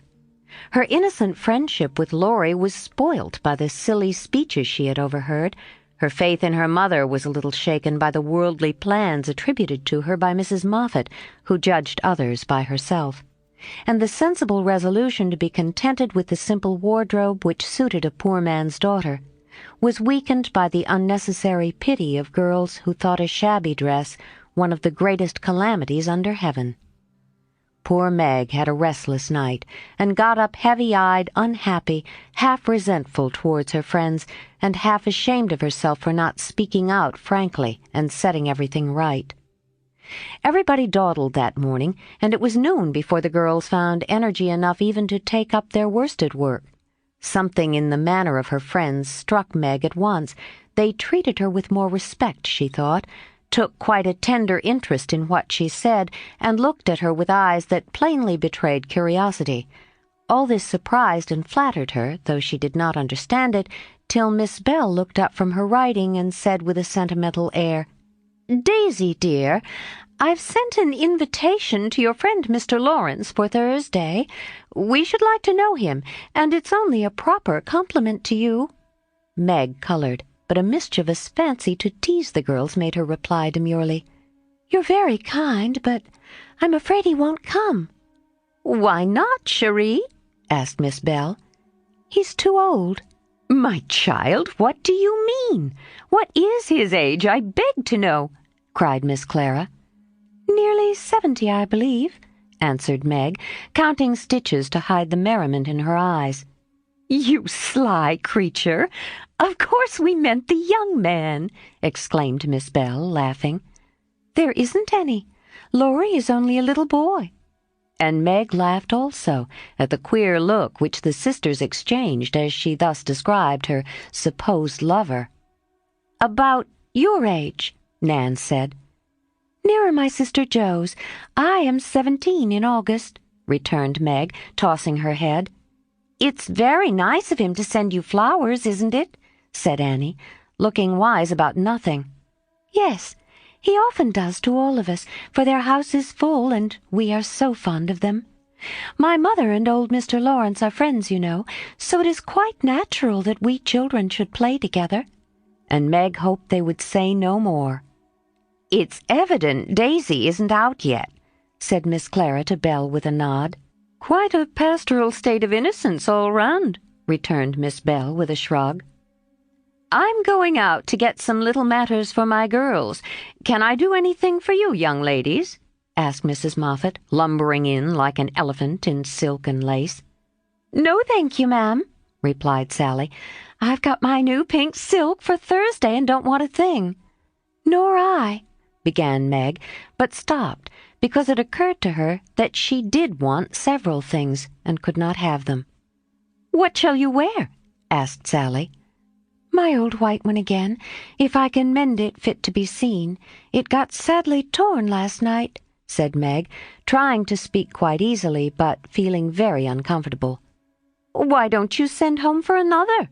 said Sally, who was not an observing young lady. "I haven't got any other." It cost Meg an effort to say that, but Sally did not see it, and exclaimed in amiable surprise, "Only that? How funny!" She did not finish her speech, for Belle shook her head at her and broke in, saying kindly, "Not at all. Where is the use of having a lot of dresses when she isn't out? There's no need of sending home Daisy, even if you had a dozen, for I've got a sweet blue silk laid away which I've outgrown, and you shall wear it to please me, won't you, dear?" "You're very kind, I don't mind my old dress if you don't. It does well enough for a little girl like me," said Meg. "Now do let me please myself by dressing you up in style. I admire to do it, and you'd be a regular little beauty with a touch here and there. I shan't let anyone see you till you're done, and then we'll burst upon them like Cinderella and her godmother going to the ball," said Belle in her persuasive tone. Meg couldn't refuse the offer so kindly made, for a desire to see if she would be a little beauty after touching up caused her to accept and forget all her former uncomfortable feelings towards the Moffats.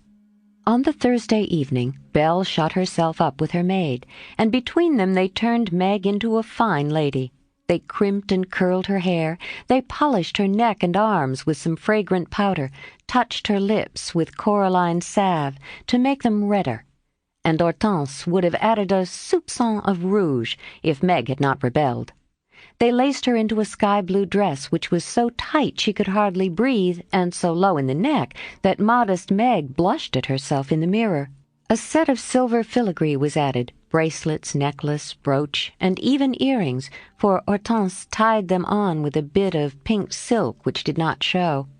A cluster of tea rosebuds at the bosom and a ruche reconciled Meg to the display of her pretty white shoulders, and a pair of high-heeled blue silk boots satisfied the last wish of her heart. A laced handkerchief, a plumy fan, and a bouquet in a silver holder finished her off, and Miss Belle surveyed her with the satisfaction of a little girl with a newly dressed doll.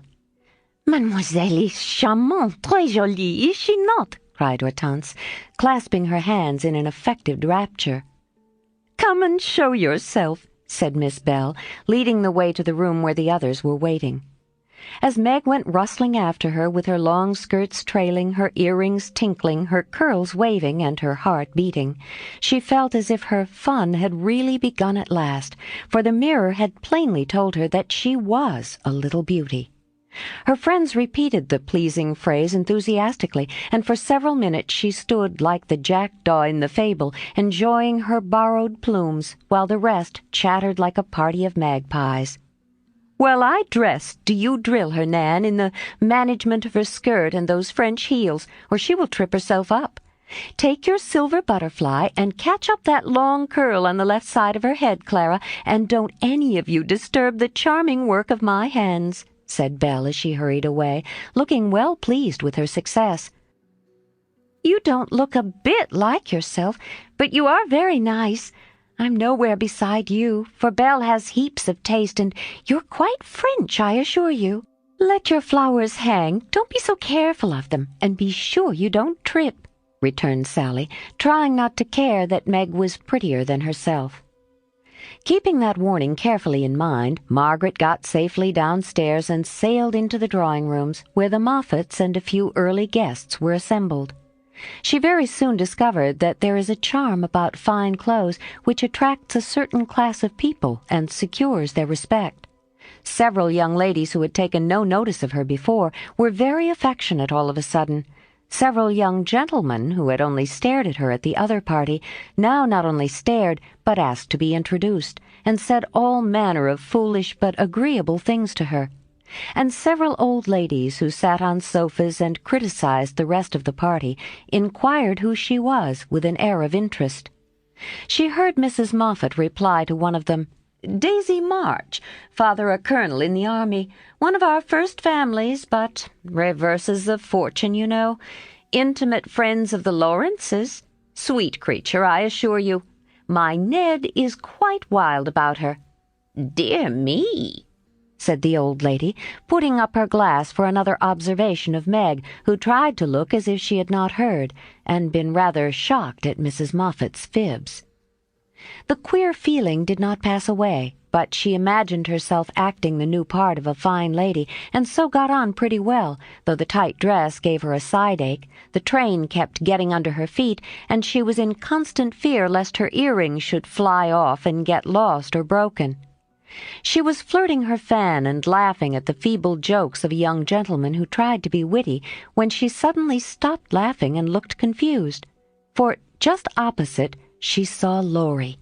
He was staring at her with undisguised surprise, and disapproval also, she thought, for though he bowed and smiled, yet something in his honest eyes made her blush and wish she had her old dress on. To complete her confusion, she saw Belle nudge Annie, and both glance from her to Laurie, who, she was happy to see, looked unusually boyish and shy. Silly creatures to put such thoughts into my head. I won't care for it or let it change me a bit, thought Meg, and rustled across the room to shake hands with her friend. "I'm glad you've come. I was afraid you wouldn't," she said with her most grown-up air. "Joe wanted me to come and tell her how you looked, so I did," answered Laurie, without turning his eyes upon her, though he half smiled at her maternal tone. "What shall you tell her?" asked Meg, full of curiosity to know his opinion of her, yet feeling ill at ease with him for the first time. "I shall say I didn't know you, for you look so grown up and unlike yourself I'm quite afraid of you," he said, fumbling at his glove button. "How absurd of you! The girls dressed me up for fun, and I rather like it. Wouldn't Joe stare if she saw me?" said Meg, bent on making him say whether he thought her improved or not. "Yes, I think she would," returned Laurie gravely. "Don't you like me so?" asked Meg. "No, I don't," was the blunt reply. "Why not?" in an anxious tone. He glanced at her frizzled head, bare shoulders, and fantastically trimmed dress with an expression that abashed her more than his answer, which had not a particle of his usual politeness about it. "I don't like fuss and feathers." That was altogether too much from a lad younger than herself, and Meg walked away, saying petulantly, "You are the rudest boy I ever saw." Feeling very much ruffled, she went and stood at a quiet window to cool her cheeks, for the tight dress gave her an uncomfortably brilliant color. As she stood there, Major Lincoln passed by, and a minute after she heard him saying to his mother, "They are making a fool of that little girl. I wanted you to see her, but they have spoilt her entirely. She's nothing but a doll tonight." "Oh, dear," sighed Meg. "I wish I'd been sensible and worn my own things. Then I should not have disgusted other people or felt so uncomfortable and ashamed of myself." She leaned her forehead on the cool pane and stood half hidden by the curtains, never minding that her favorite song had begun, till someone touched her, and turning she saw Laurie, looking penitent as he said, with his very best bow and his hand out, "Please forgive my rudeness, and come and have an ice with me." "I'm afraid it will be too disagreeable to you," said Meg, trying to look offended and failing entirely. "Not a bit of it. Come, I'll be good. I don't like your gown, but I do think you are just splendid." And he waved his hands as if words failed to express his admiration. Meg smiled and relented, and whispered as they stood waiting, "Take care my skirt don't trip you up. It's the plague of my life, and I was a goose to wear it." "Pin it round your neck, and then it will be useful," said Laurie, looking down at the little blue boots, which he evidently approved of. "Laurie, I want you to do me a favor, will you?" said Meg. "Won't I?" said Laurie with alacrity. "Please don't tell them at home about my dress tonight. They won't understand the joke, and it will worry Mother." "Then why did you do it?" said Laurie's eyes, so plainly that Meg hastily added, "I shall tell them myself all about it and fess to Mother how silly I've been, but I'd rather do it myself, so you'll not tell, will you?" "I give you my word I won't. Only what shall I say when they ask me?" "Just say I looked pretty well and was having a good time." "I'll say the first with all my heart, but how about the other? You don't look as if you were having a good time, are you?" And Laurie looked at her with an expression which made her answer in a whisper, "No, not just now. Don't think I'm horrid. I only wanted a little fun, but this sort doesn't pay, I find, and I'm getting tired of it." "Here comes Ned Moffat. What does he want?" said Laurie, knitting his black brows as if he did not regard his young host in the light of a pleasant addition to the party. "What a bore!" said Meg, assuming a languid air, which amused Laurie immensely. He did not speak to her again till supper-time, when he saw her drinking champagne with Ned and his friend Fisher, who were behaving like a pair of fools, as Laurie said to himself, for he felt a brotherly sort of right to watch over the Marches and fight their battles whenever a defender was needed.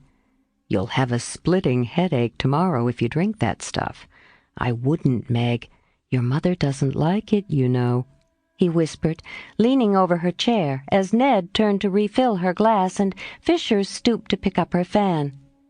"I'm not Meg tonight. I'm a doll who does all sorts of crazy things. Tomorrow I shall put away my fuss and feathers and be desperately good again," she answered with an affected little laugh. "Wish tomorrow was here then," muttered Laurie, walking off, ill-pleased at the change he saw in her. Meg danced and flirted, chattered and giggled as the other girls did. After supper she undertook the German and blundered through it, nearly upsetting her partner with her long skirt, and romping in a way that scandalized Laurie, who looked on and meditated a lecture.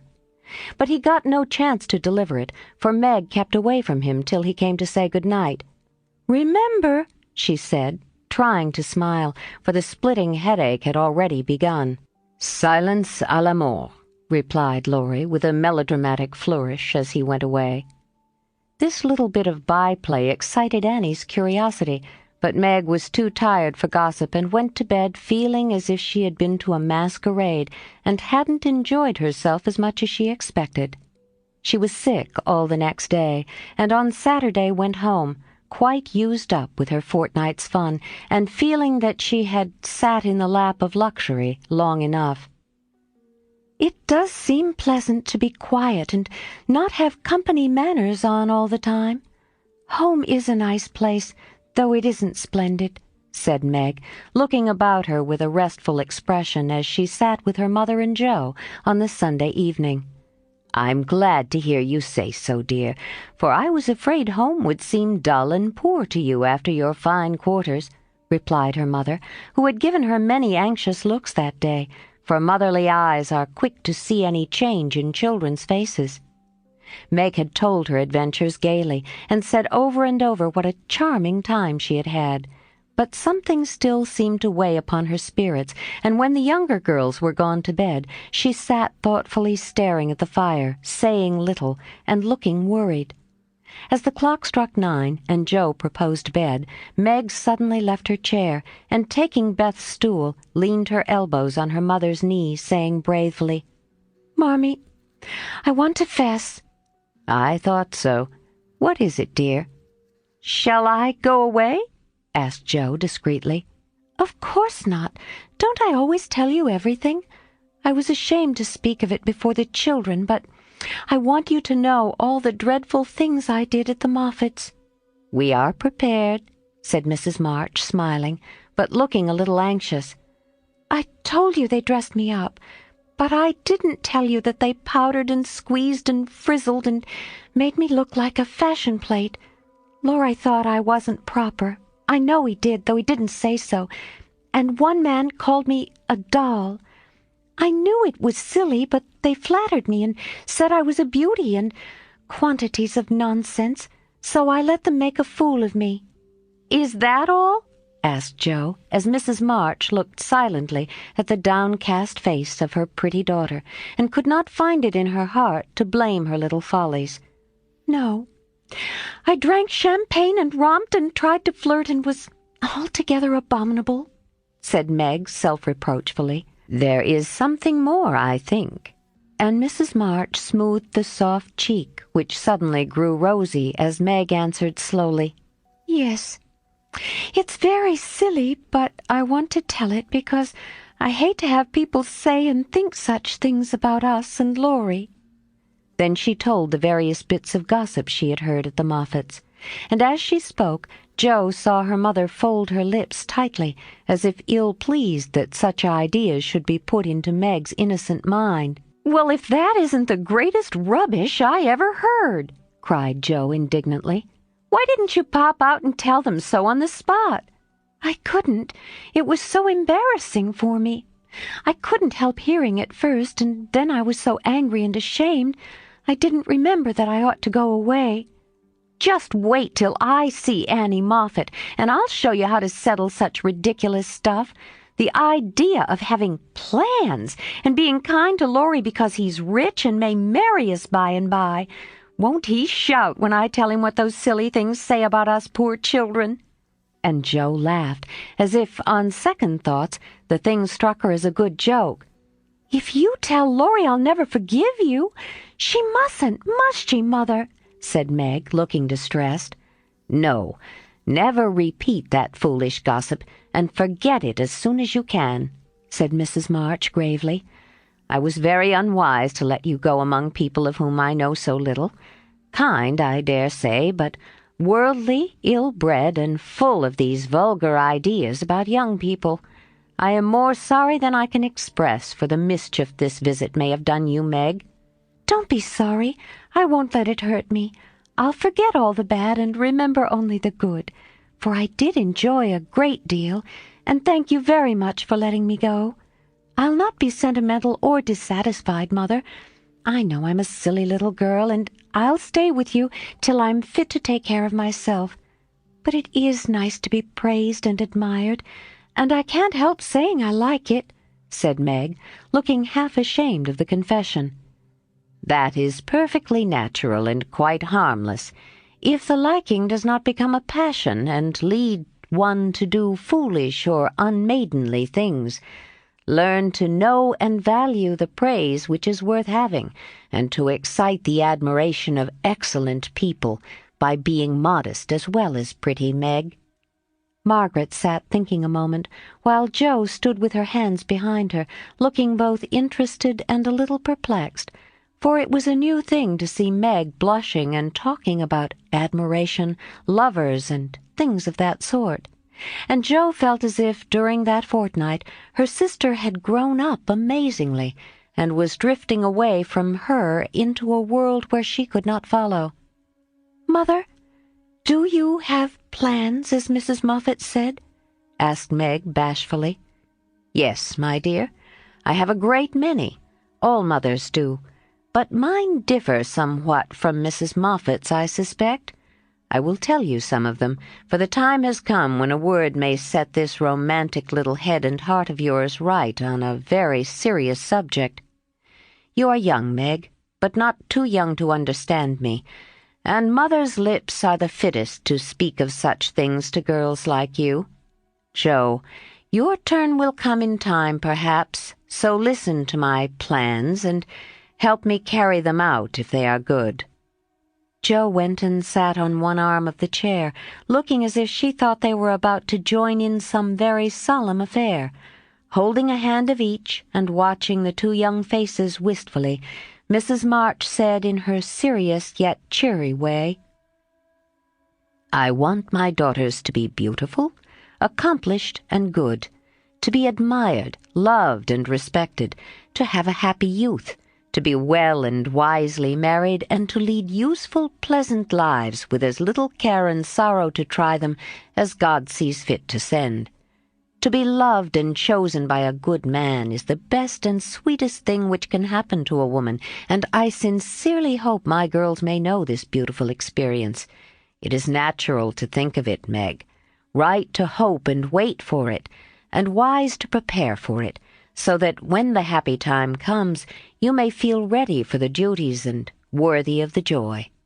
My dear girls, I am ambitious for you, but not to have you make a dash in the world, marry rich men merely because they are rich, or have splendid houses which are not homes because love is wanting.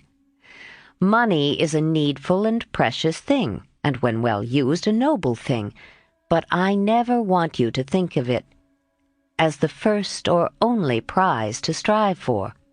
I'd rather see you poor men's wives, if you were happy, beloved, contented, than queens on thrones without self-respect and peace." "Poor girls don't stand any chance, Belle says, unless they put themselves forward," sighed Meg. "Then we'll be old maids," said Jo stoutly. "Right, Jo. Better be happy old maids than unhappy wives or unmaidenly girls running about to find husbands," said Mrs. March decidedly. Don't be troubled, Meg. Poverty seldom daunts a sincere lover. Some of the best and most honored women I know were poor girls, but so love-worthy that they were not allowed to be old maids. Leave these things to time. Make this home happy, so that you may be fit for homes of your own if they are offered to you, and contented here if they are not. One thing remember, my girls, Mother is always ready to be your confidant, Father to be your friend, and both of us trust and hope that our daughters, whether married or single, will be the pride and comfort of our lives." "We will, Marmee, we will," cried both, with all their hearts, as she bade them good night. 10. The P.C. and P.O. As spring came on, a new set of amusements became the fashion, and the lengthening days gave long afternoons for work and play of all sorts. The garden had to be put in order, and each sister had a quarter of the little plot to do what she liked with.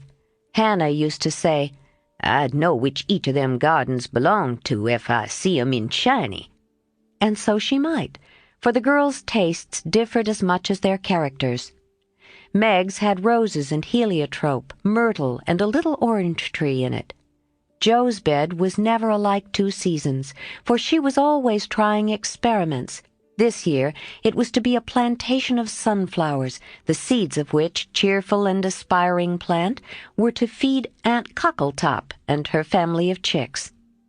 Beth had old-fashioned fragrant flowers in her garden, sweet peas and mignonette, larkspur, pinks, pansies, and southern wood, with chickweed for the bird and catnip for the pussies. Amy had a bower in hers, rather small and earwiggy, but very pretty to look at, with honeysuckles and morning glories hanging their colored horns and bells in graceful wreaths all over it, tall white lilies, delicate ferns, and as many brilliant, picturesque plants as would consent to blossom there. Gardening, walks, rows on the river, and flower hunts employed the fine days, and for rainy ones they had house diversions, some old, some new, all more or less original. One of these was the P.C., for as secret societies were the fashion, it was thought proper to have one, and as all of the girls admired Dickens, they called themselves the Pickwick Club. With a few interruptions, they had kept this up for a year, and met every Saturday evening in the big garret, on which occasions the ceremonies were as follows. 3 chairs were arranged in a row before a table, on which was a lamp, also 4 white badges, with a big P.C. in different colors on each, and the weekly newspaper, called the Pickwick Portfolio, to which all contributed something, while Jo, who revelled in pens and ink, was the editor. At 7 o'clock the 4 members ascended to the club-room, tied their badges round their heads, and took their seats with great solemnity. Meg, as the eldest, was Samuel Pickwick, Jo, being of a literary turn, Augustus Snodgrass, Beth, because she was round and rosy, Tracy Tupman, and Amy, who was always trying to do what she couldn't, was Nathaniel Winkle. Pickwick, the president, read the paper, which was filled with original tales, poetry, local news, funny advertisements, and hints in which they good-naturedly reminded each other of their faults and shortcomings. On one occasion Mr. Pickwick put on a pair of spectacles without any glasses, rapped upon the table, hemmed, and having stared hard at Mr. Snodgrass, who was tilting back in his chair till he arranged himself properly, began to read. The Pickwick Portfolio, May 20th. Poets' Corner. Anniversary Ode. Again we meet to celebrate, with badge and solemn rite, our 52nd anniversary in Pickwick Hall tonight. We are here in perfect health, none gone from our small band. Again we see each well-known face and press each friendly hand. Our Pickwick, always at his post, with reverence we greet, as spectacles on nose, he reads our well-filled weekly sheet. Although he suffers from a cold, we joy to hear him speak, for words of wisdom from him fall, in spite of croak or squeak. Old 6-foot Snodgrass looms on high, with elephantine grace, and beams upon the company with brown and jovial face. Poetic fire lights up his eye, he struggles 'gainst his lot, Behold ambition on his brow, and on his nose a blot. Next out peaceful Tupman comes, so rosy, plump, and sweet, who chokes with laughter at the puns, and tumbles off his seat. Prim little Winkle, too, is here, with every hair in place, a model of propriety, though he hates to wash his face. The year is gone, we still unite to joke and laugh and read, and tread the path of literature that doth to glory lead. Long may our paper prosper well, our club unbroken be, and coming years their blessings pour on the useful gay P.C. A. Snodgrass. The Masked Marriage, a Tale of Venice. Gondola after gondola swept up to the marble steps and left its lovely load to swell the brilliant throng that filled the stately halls of Count d'Adelon. Knights and ladies, elves and pages, monks and flower girls mingled gaily in the dance. Sweet voices and rich melody filled the air, and so with mirth and music the masquerade went on. "Has your Highness seen the Lady Violet tonight?" asked a gallant troubadour of the Fairy Queen who floated down the hall upon his arm. "Yes, is she not lovely, though so sad? Her dress is well chosen, too, for in a week she weds Count Antonio, whom she passionately hates. By my faith, I envy him. Yonder he comes arrayed like a bridegroom, except the black mask. When that is off, we shall see how he regards the fair maid whose heart he cannot win, though her stern father bestows her hand," returned the troubadour. "'Tis whispered that she loves the young English artist who haunts her steps and is spurned by the old Count," said the lady, as they joined the dance. The revel was at its height when a priest appeared, and withdrawing the young pair to an alcove hung with purple velvet, he motioned them to kneel. Instant silence fell upon the gay throng, and not a sound but the dash of fountains or the rustle of orange groves sleeping in the moonlight broke the hush as Count d'Adelon spoke thus: "My lords and ladies, pardon the ruse by which I have gathered you here to witness the marriage of my daughter. Father, we wait your services." All eyes turned toward the bridal party, and a low murmur of amazement went through the throng, for neither bride nor groom removed their masks. Curiosity and wonder possessed all hearts, but respect restrained all tongues, till the holy rite was over. Then the eager spectators gathered round the Count, demanding an explanation. "Gladly would I give it if I could, but I only know that it was the whim of my timid Viola, and I yielded to it.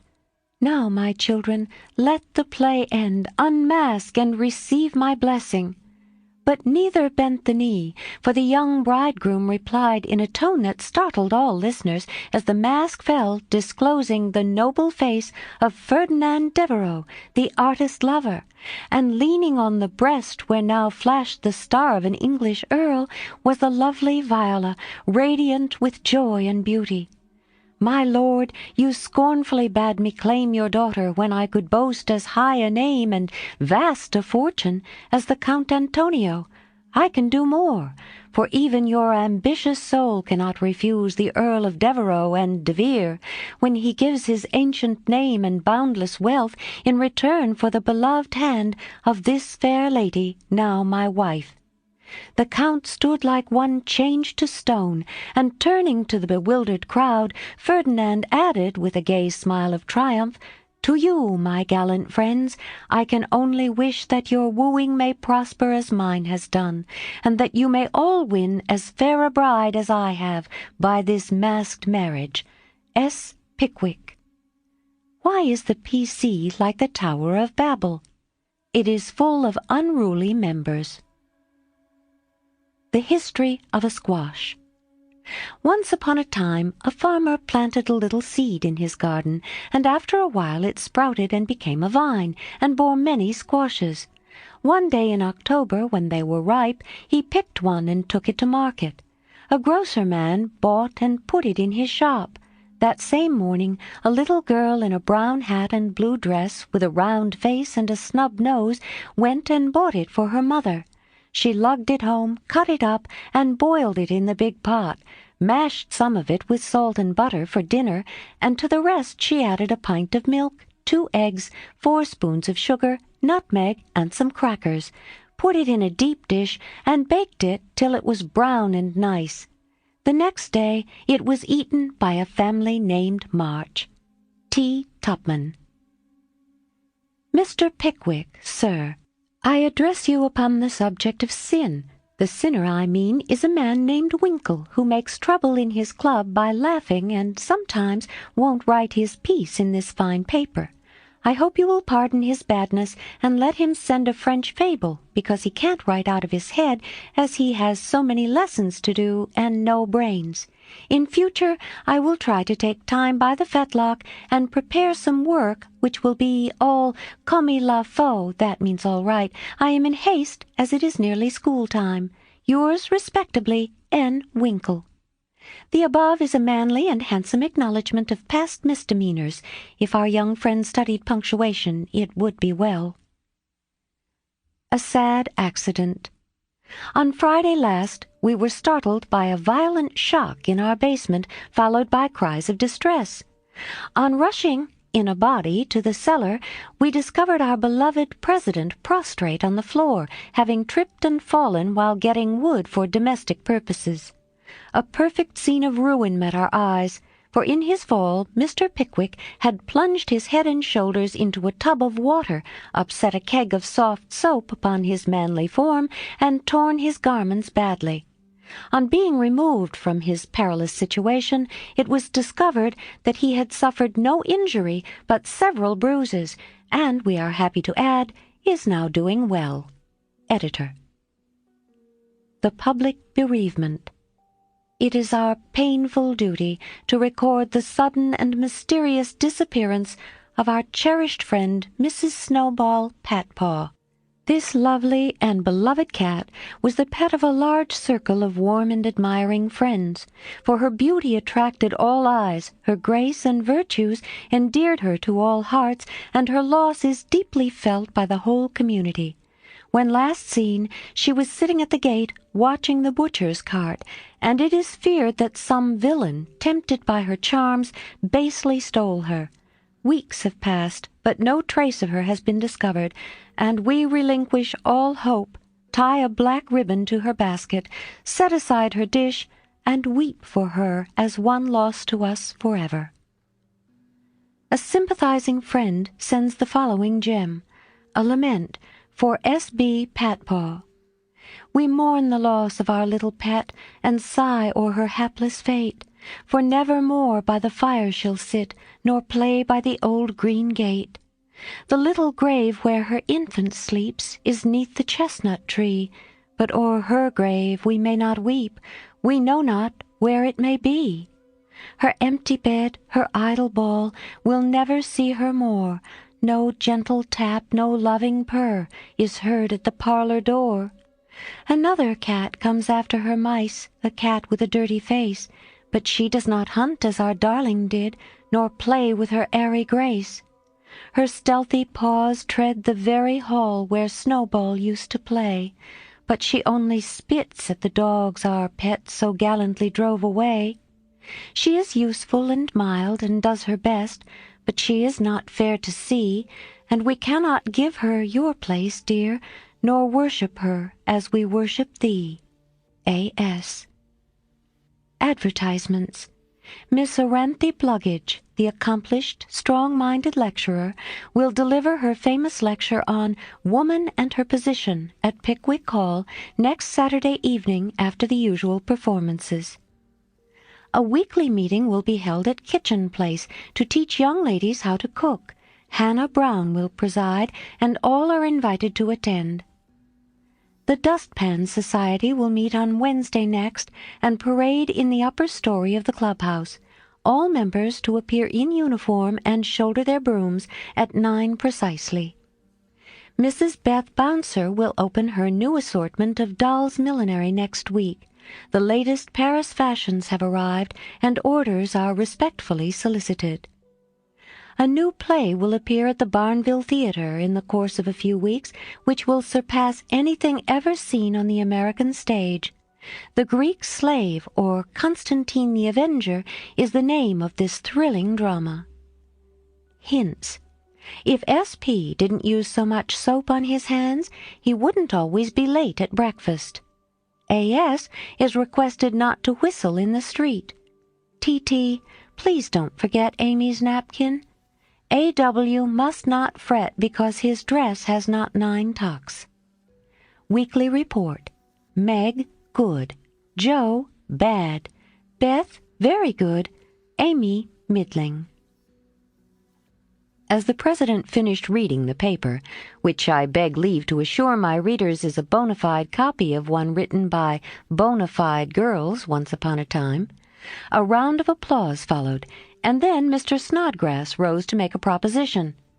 "Mr. President and gentlemen," he began, assuming a parliamentary attitude and tone, "I wish to propose the admission of a new member, one who highly deserves the honor, would be deeply grateful for it, and would add immensely to the spirit of the club, the literary value of the paper, and be no end jolly and nice. I propose Mr. Theodore Lawrence as an honorary member of the P.C. Come now, do have him." Joe's sudden change of tone made the girls laugh, but all looked rather anxious, and no one said a word as Snodgrass took his seat. "We'll put it to the vote," said the President. "All in favor of this motion, please to manifest it by saying aye." A loud response from Snodgrass followed, to everybody's surprise, by a timid one from Beth. "Contrary-minded, say no." Meg and Amy were contrary-minded, and Mr. Winkle rose to say with great eloquence, "We don't wish any boys. They only joke and bounce about. This is a ladies' club, and we wish to be private and proper." "I'm afraid he'll laugh at our paper and make fun of us afterwards," observed Pickwick, pulling the little curl on her forehead as she always did when doubtful.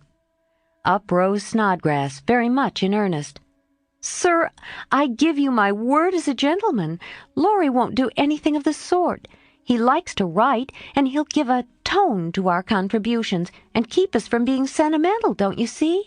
We can do so little for him, and he does so much for us. I think the least we can do is to offer him a place here and make him welcome if he comes." This artful allusion to benefits conferred brought Tupman to his feet, looking as if he had quite made up his mind. "Yes, we ought to do it, even if we are afraid. I say he may come, and his grandpa too, if he likes." This spirited outburst from Beth electrified the club, and Joe left her seat to shake hands approvingly. "Now then, vote again. Everybody remember it's our Laurie, and say aye," cried Snodgrass excitedly. "Aye, aye, aye," replied 3 voices at once. "Good! Bless you! Now, as there is nothing like taking time by the fetlock, as Winkle characteristically observes, allow me to present the new member." And to the dismay of the rest of the club, Joe threw open the door of the closet and displayed Laurie sitting on a rag bag, flushed and twinkling with suppressed laughter. "You rogue! You traitor! Joe, how could you?" cried the 3 girls, as Snodgrass led her friend triumphantly forth, and producing both a chair and a badge, installed him in a jiffy. "The coolness of you 2 rascals is amazing," began Mr. Pickwick, trying to get up an awful frown, and only succeeding in producing an amiable smile. But the new member was equal to the occasion, and rising with a graceful salutation to the chair, said in the most engaging manner, "Mr. President and ladies, gentlemen, allow me to introduce myself as Sam Weller, the very humble servant of the club." "Good, good!" cried Joe, pounding with the handle of the old warming pan on which she leaned. "My faithful friend and noble patron," continued Laurie with a wave of the hand, "who has so flatteringly presented me, is not to be blamed for the base stratagem of tonight. I planned it, and she only gave in after lots of teasing." "Come now, don't lay it all on yourself. You know I proposed the cupboard," broke in Snodgrass, who was enjoying the joke amazingly. "Never you mind what she says. I'm the wretch that did it, sir," said the new member, with a Weller-esque nod to Mr. Pickwick. "But on my honor, I never will do so again, and henceforth devote myself to the interest of this immortal club." "Hear, hear!" cried Joe, clashing the lid of the warming pan like a cymbal. Go on," added Winkle and Tupman, while the president bowed benignly. "I merely wish to say that as a slight token of my gratitude for the honor done me, and as a means of promoting friendly relations between adjoining nations, I have set up a post office in the hedge in the lower corner of the garden, a fine, spacious building with padlocks on the doors and every convenience for the males, also the females, if I may be allowed the expression. It's the old Martin house, but I've stopped up the door and made the roof open so it will hold all sorts of things and save our valuable time. Letters, manuscripts, books, and bundles can be passed in there, and as each nation has a key, it will be uncommonly nice, I fancy. Allow me to present the club key, and with many thanks for your favor, take my seat." Great applause as Mr. Weller deposited a little key on the table and subsided. The warming pan clashed and waved wildly, and it was some time before order could be restored. A long discussion followed, and everyone came out surprising, for everyone did her best. So it was an unusually lively meeting, and did not adjourn till a late hour, when it broke up with 3 shrill cheers for the new member. No one ever regretted the admittance of Sam Weller, for a more devoted, well-behaved, and jovial member no club could have. He certainly did add spirit to the meeting, and a tone to the paper, for his orations convulsed his hearers, and his contributions were excellent, being patriotic, classical, comical, or dramatic, but never sentimental. Joe regarded them as worthy of Bacon, Milton, or Shakespeare, and remodeled her own works with good effect, she thought. The P.O. was a capital little institution, and flourished wonderfully, for nearly as many queer things passed through it as through the real office. Tragedies and cravats, poetry and pickles, garden seeds and long letters, music and gingerbread, rubbers, invitations, scoldings, and puppies. The old gentleman liked the fun, and amused himself by sending odd bundles, mysterious messages, and funny telegrams, and his gardener, who was smitten with Hannah's charms, actually sent a love letter to Joe's care. How they laughed when the secret came out, never dreaming how many love letters that little post office would hold in years to come. 11. Experiments. The 1st of June. The Kings are off to the seashore tomorrow, and I'm free. 3 months' vacation. How I shall enjoy it!" exclaimed Meg, coming home one warm day to find Joe laid upon the sofa in an unusual state of exhaustion, while Beth took off her dusty boots, and Amy made lemonade for the refreshment of the whole party. "Aunt March went today, for which, oh, be joyful," said Joe. "I was mortally afraid she'd ask me to go with her. If she had, I should have felt as if I ought to do it, but Plumfield is about as gay as a churchyard, you know, and I'd rather be excused. We had a flurry getting the old lady off, and I had a fright every time she spoke to me, for I was in such a hurry to be through that I was uncommonly helpful and sweet, and feared she'd find it impossible to part from me. I quaked till she was fairly in the carriage, and had a final fright, for as it drove off she popped out her head, saying, 'Josephine, won't you—' I didn't hear any more, for I basely turned and fled. I did actually run, and whisked round the corner where I felt safe.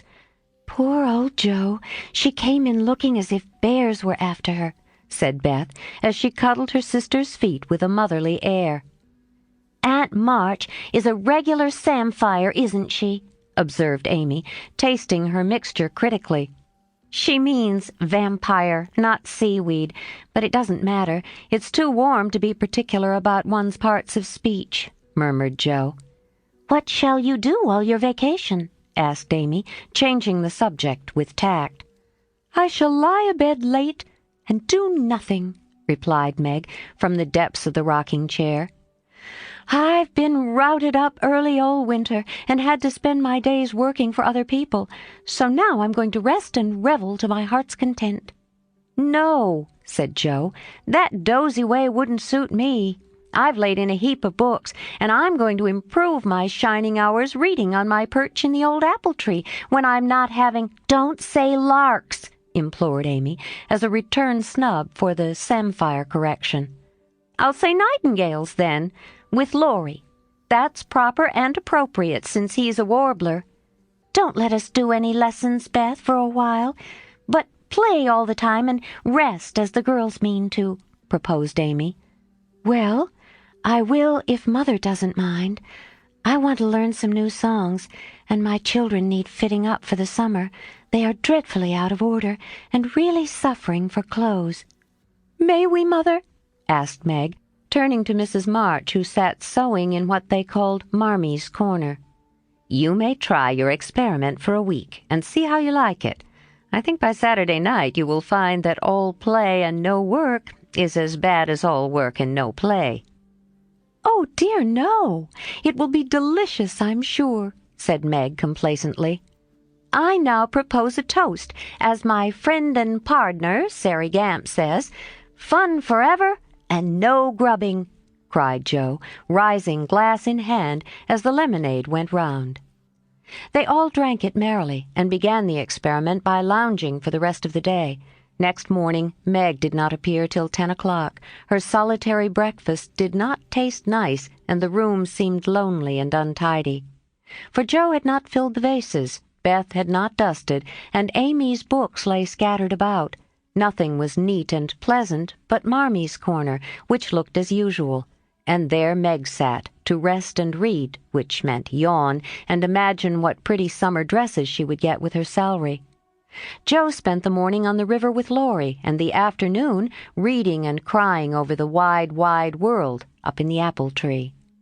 Beth began by rummaging everything out of the big closet where her family resided, but, getting tired before half done, she left her establishment topsy-turvy and went to her music, rejoicing that she had no dishes to wash. Amy arranged her bower, put on her best white frock, smoothed her curls, and sat down to draw under the honeysuckles, hoping someone would see and inquire who the young artist was.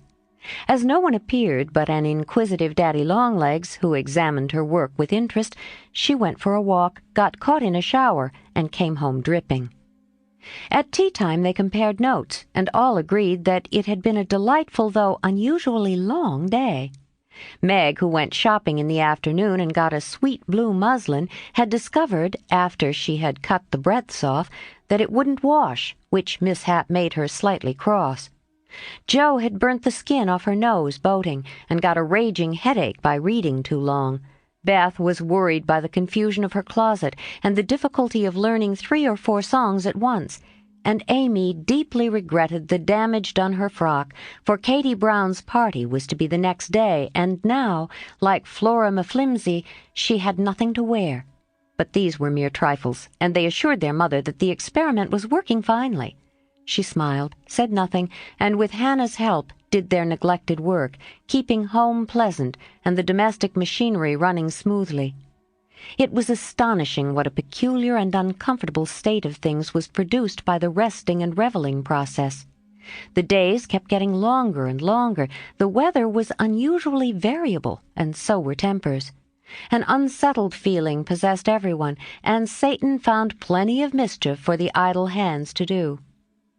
As the height of luxury, Meg put out some of her sewing, and then found time hang so heavily that she fell to snipping and spoiling her clothes in her attempts to furbish them up a la Moffat. Jo read till her eyes gave out, and she was sick of books, got so fidgety that even good-natured Laurie had a quarrel with her, and so reduced in spirits that she desperately wished she had gone out with Aunt March. Beth got on pretty well, for she was constantly forgetting that it was to be all play and no work, and fell back into her old ways now and then. But something in the air affected her, and more than once her tranquillity was much disturbed, so much so that on one occasion she actually shook poor dear Joanna, and told her she was a fright. Amy fared worst of all, for her resources were small, and when her sisters left her to amuse and care for herself, she soon found that accomplished and important little self a great burden. She didn't like dolls. Fairy tales were childish, and one couldn't draw all the time. Tea parties didn't amount to much, neither did picnics unless very well conducted.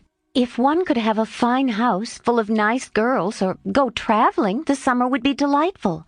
But to stay at home with 3 selfish sisters and a grown-up boy was enough to try the patience of a Boaz, complained Miss Malaprop, after several days devoted to pleasure, fretting, and ennui.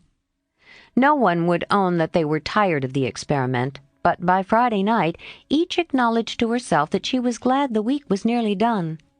Hoping to impress the lesson more deeply, Mrs. March, who had a good deal of humor, resolved to finish off the trial in an appropriate manner, so she gave Hannah a holiday and let the girls enjoy the full effect of the play system. When they got up on Saturday morning, there was no fire in the kitchen, no breakfast in the dining room, and no mother anywhere to be seen. "Mercy on us! What has happened?" cried Jo, staring about her in dismay. Meg ran upstairs and soon came back again, looking relieved but rather bewildered and a little ashamed. "Mother isn't sick, only very tired, and she says she is going to stay quietly in her room all day and let us do the best we can. It's a very queer thing for her to do. She doesn't act a bit like herself, but she says it has been a hard week for her, so we mustn't grumble but take care of ourselves." "That's easy enough, and I like the idea. I'm aching for something to do, that is, some new amusement, you know," added Jo quickly. In fact, it was an immense relief to them all to have a little work, and they took hold with a will, but soon realized the truth of Hannah's saying, "Housekeeping ain't no joke." There was plenty of food in the larder, and while Beth and Amy set the table, Meg and Jo got breakfast, wondering as they did so why servants ever talked about hard work.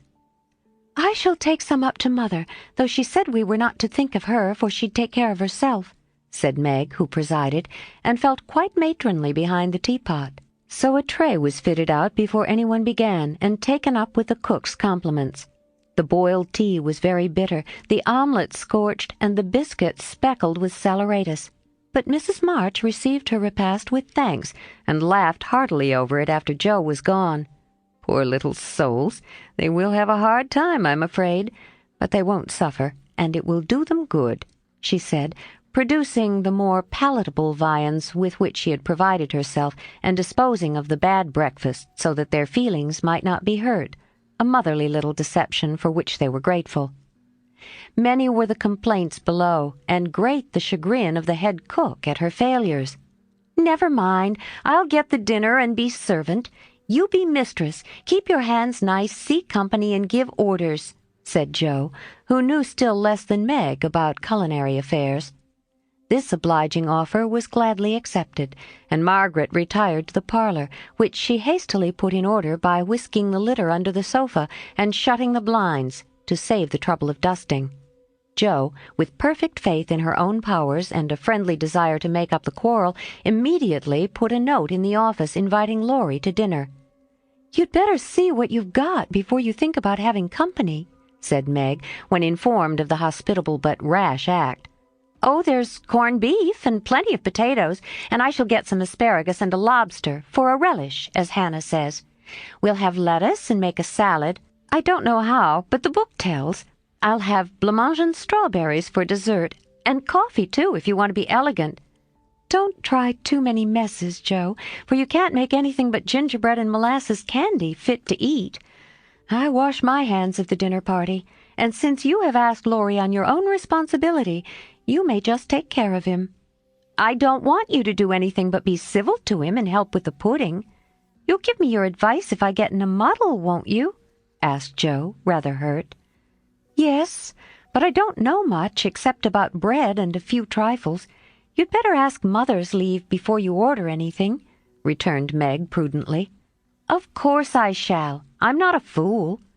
And Jo went off in a huff at the doubts expressed of her powers. "Get what you like and don't disturb me.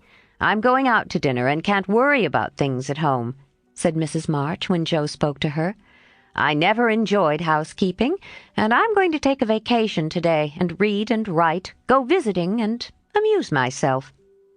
The unusual spectacle of her busy mother rocking comfortably and reading early in the morning made Jo feel as if some natural phenomenon had occurred, For an eclipse, an earthquake, or a volcanic eruption would hardly have seemed stranger. "Everything is out of sorts somehow," she said to herself, going downstairs. "There's Beth crying. That's a sure sign that something is wrong with his family. If Amy is bothering, I'll shake her." Feeling very much out of sorts herself, Jo hurried into the parlor to find Beth sobbing over Pip, the canary, who lay dead in the cage with his little claws pathetically extended, as if imploring the food for want of which he had died. "It's all my fault. I forgot him. There isn't a seed or a drop left. Oh, Pip! Oh, Pip! How could I be so cruel to you?" cried Beth, taking the poor thing in her hands and trying to restore him.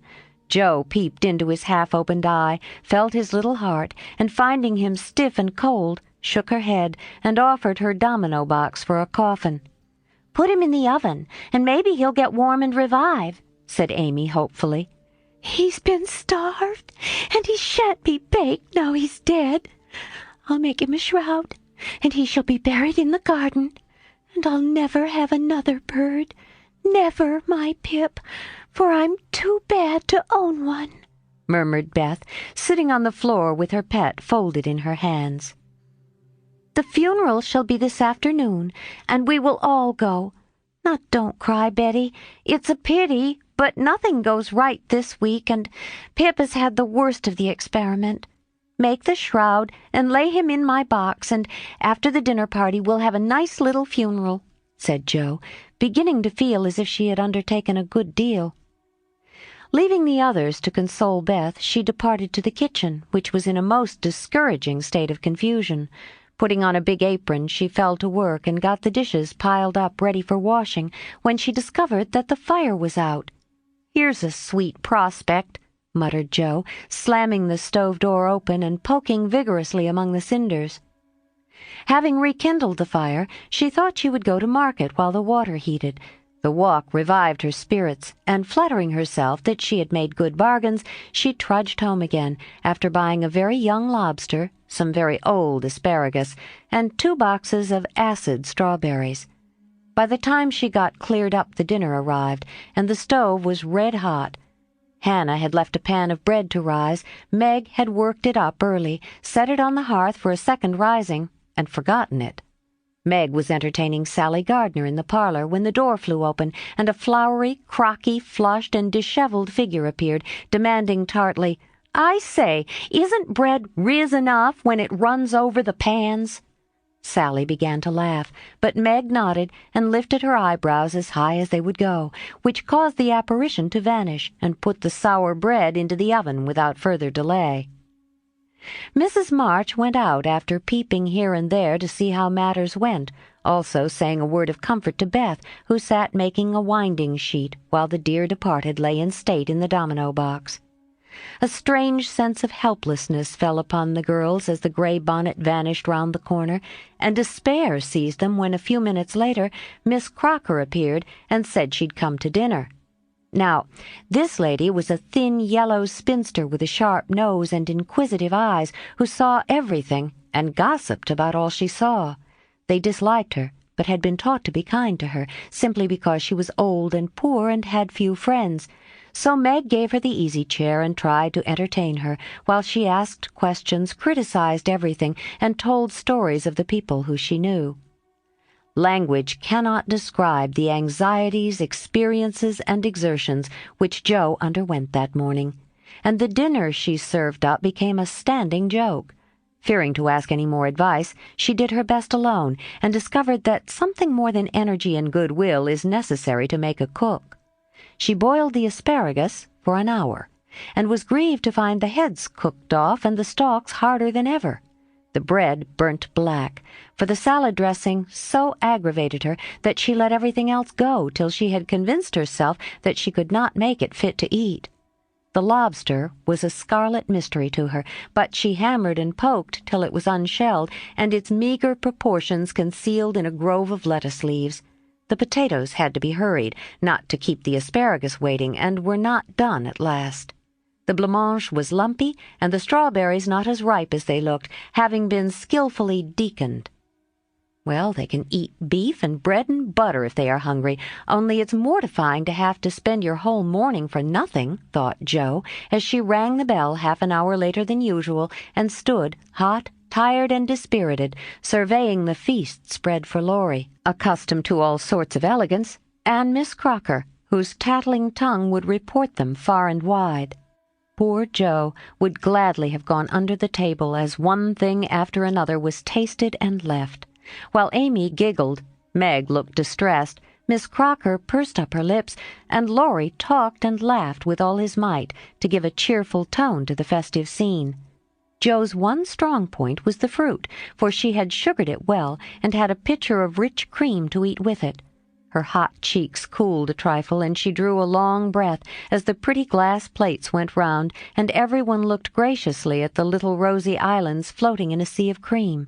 Miss Crocker tasted first, made a wry face, and drank some water hastily.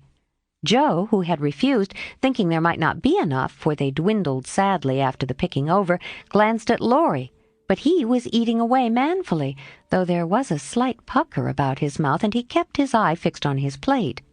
Amy, who was fond of delicate fare, took a heaping spoonful, choked, hid her face in her napkin, and left the table precipitately.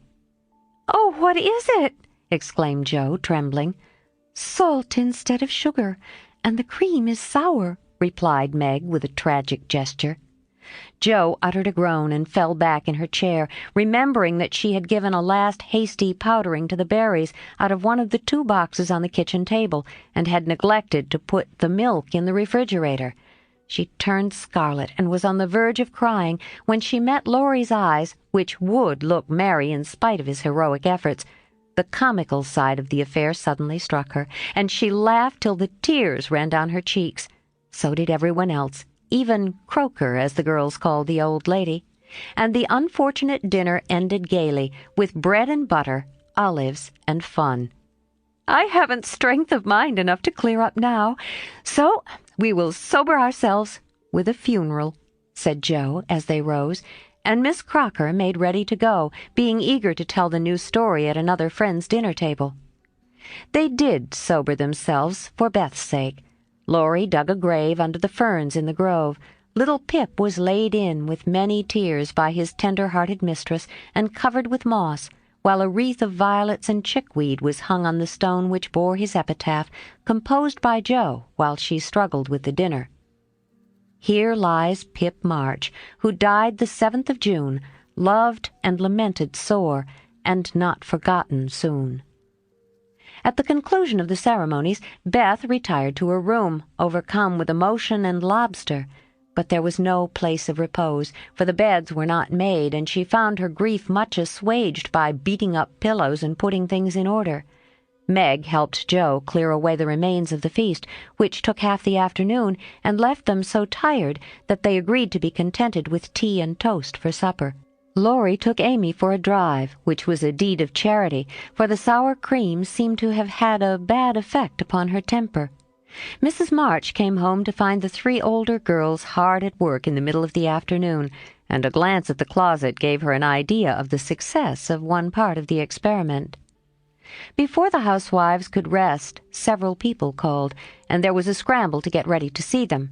Then tea must be got, errands done, and 1 or 2 necessary bits of sewing neglected till the last minute. As twilight fell, dewy and still, one by one they gathered in the porch, where the June roses were budding beautifully, and each groaned or sighed as she sat down, as if tired or troubled. "What a dreadful day this has been," began Jo, usually the first to speak. "It has seemed shorter than usual, but so uncomfortable," said Meg. "Not a bit like home," added Amy. "It can't seem so without Marmee and little Pip," sighed Beth, glancing with full eyes at the empty cage above her head. "Here's Mother, dear, and you shall have another bird tomorrow if you want it." As she spoke, Mrs. March came and took her place among them, looking as if her holiday had not been much pleasanter than theirs. "Are you satisfied with your experiment, girls, or do you want another week of it?" she asked, as Beth nestled up to her, and the rest turned towards her with brightening faces, as flowers turn towards the sun. "I don't," cried Joe decidedly. "Nor I," echoed the others. "You think, then, that it is better to have a few duties and live a little for others, do you?" "Lounging and larking doesn't pay," observed Joe, shaking her head. "I'm tired of it, and mean to go to work at something right off." "Suppose you learn plain cooking. That's a useful accomplishment which no woman should be without," said Mrs. March, laughing inaudibly at the recollection of Joe's dinner party, for she had met Miss Crocker and heard her account of it. "Mother, did you go away and let everything be just to see how we'd get on?" cried Meg, who had had suspicions all day. "Yes, I wanted you to see how the comfort of all depends on each doing her share faithfully. While Hannah and I did your work, you got on pretty well, though I don't think you were very happy or amiable. So I thought, as a little lesson, I would show you what happens when everyone thinks only of herself. Don't you feel that it is pleasanter to help one another, to have daily duties which make leisure sweet when it comes, and to bear and forbear that home may be comfortable and lovely to us all?" "We do, Mother, we do," cried the girls. "Then let me advise you to take up your little burdens again, for though they seem heavy sometimes, they are good for us, and lighten as we learn to carry them. Work is wholesome, and there is plenty for everyone. It keeps us from ennui and mischief, is good for health and spirits, and gives us a sense of power and independence better than money or fashion." "We'll work like bees and love it, too. See if we don't," said Joe. "I'll learn plain cooking for my holiday task, and the next dinner party I have shall be a success. I'll make a set of shirts for Father, instead of letting you do it, Marmee. I can and I will, though I'm not fond of sewing. That will be better than fussing over my own things, which are plenty nice enough as they are," said Meg. "I'll do my lessons every day, and not spend so much time with my music and dolls. I am a stupid thing, and ought to be studying, not playing," was Beth's resolution, while Amy followed their example by heroically declaring, "I shall learn to make buttonholes, and attend to my parts of speech." "Very good. Then I am quite satisfied with the experiment, and fancy that we shall not have to repeat it. Only don't go to the other extreme and delve like slaves. Have regular hours for work and play. Make each day both useful and pleasant, and prove that you understand the worth of time by employing it well. Then youth will be delightful, old age will bring few regrets, and life become a beautiful success in spite of poverty." "We'll remember, Mother." And they did. 12. Camp Lawrence. Beth was postmistress, for being most at home, she could attend to it regularly, and dearly liked the daily task of unlocking the little door and distributing the mail. One July day she came in with her hands full, and went about the house leaving letters and parcels like the penny post. "Here's your posy, Mother. Laurie never forgets that," she said, putting the fresh nosegay in the vase that stood in Marmee's corner, and was kept supplied by the affectionate boy. "Miss Meg March, one letter and a glove," continued Beth, delivering the article to her sister, who sat near her mother stitching wristbands. "Why, I left a pair over there, and here is only one," said Meg, looking at the gray cotton glove. "Didn't you drop the other in the garden?" "No, I'm sure I didn't, for there was only one in the office." "I hate to have odd gloves. Never mind, the other may be found. My letter is only a translation of the German song I wanted. I think Mr. Brooke did it, for this isn't Laurie's writing." Mrs. March glanced at Meg, who was looking very pretty in her gingham morning gown with the little curls blowing about her forehead, and very womanly, as she sat sewing at her little work-table full of tiny white rolls. So unconscious of the thought in her mother's mind as she sewed and sung, while her fingers flew and her thoughts were busied with girlish fancies as innocent and fresh as the pansies in her belt, that Mrs. March smiled and was satisfied. "2 letters for Dr. Joe, a book, and a funny old hat, which covered the whole post office stuck outside," said Beth, laughing as she went into the study where Joe sat writing.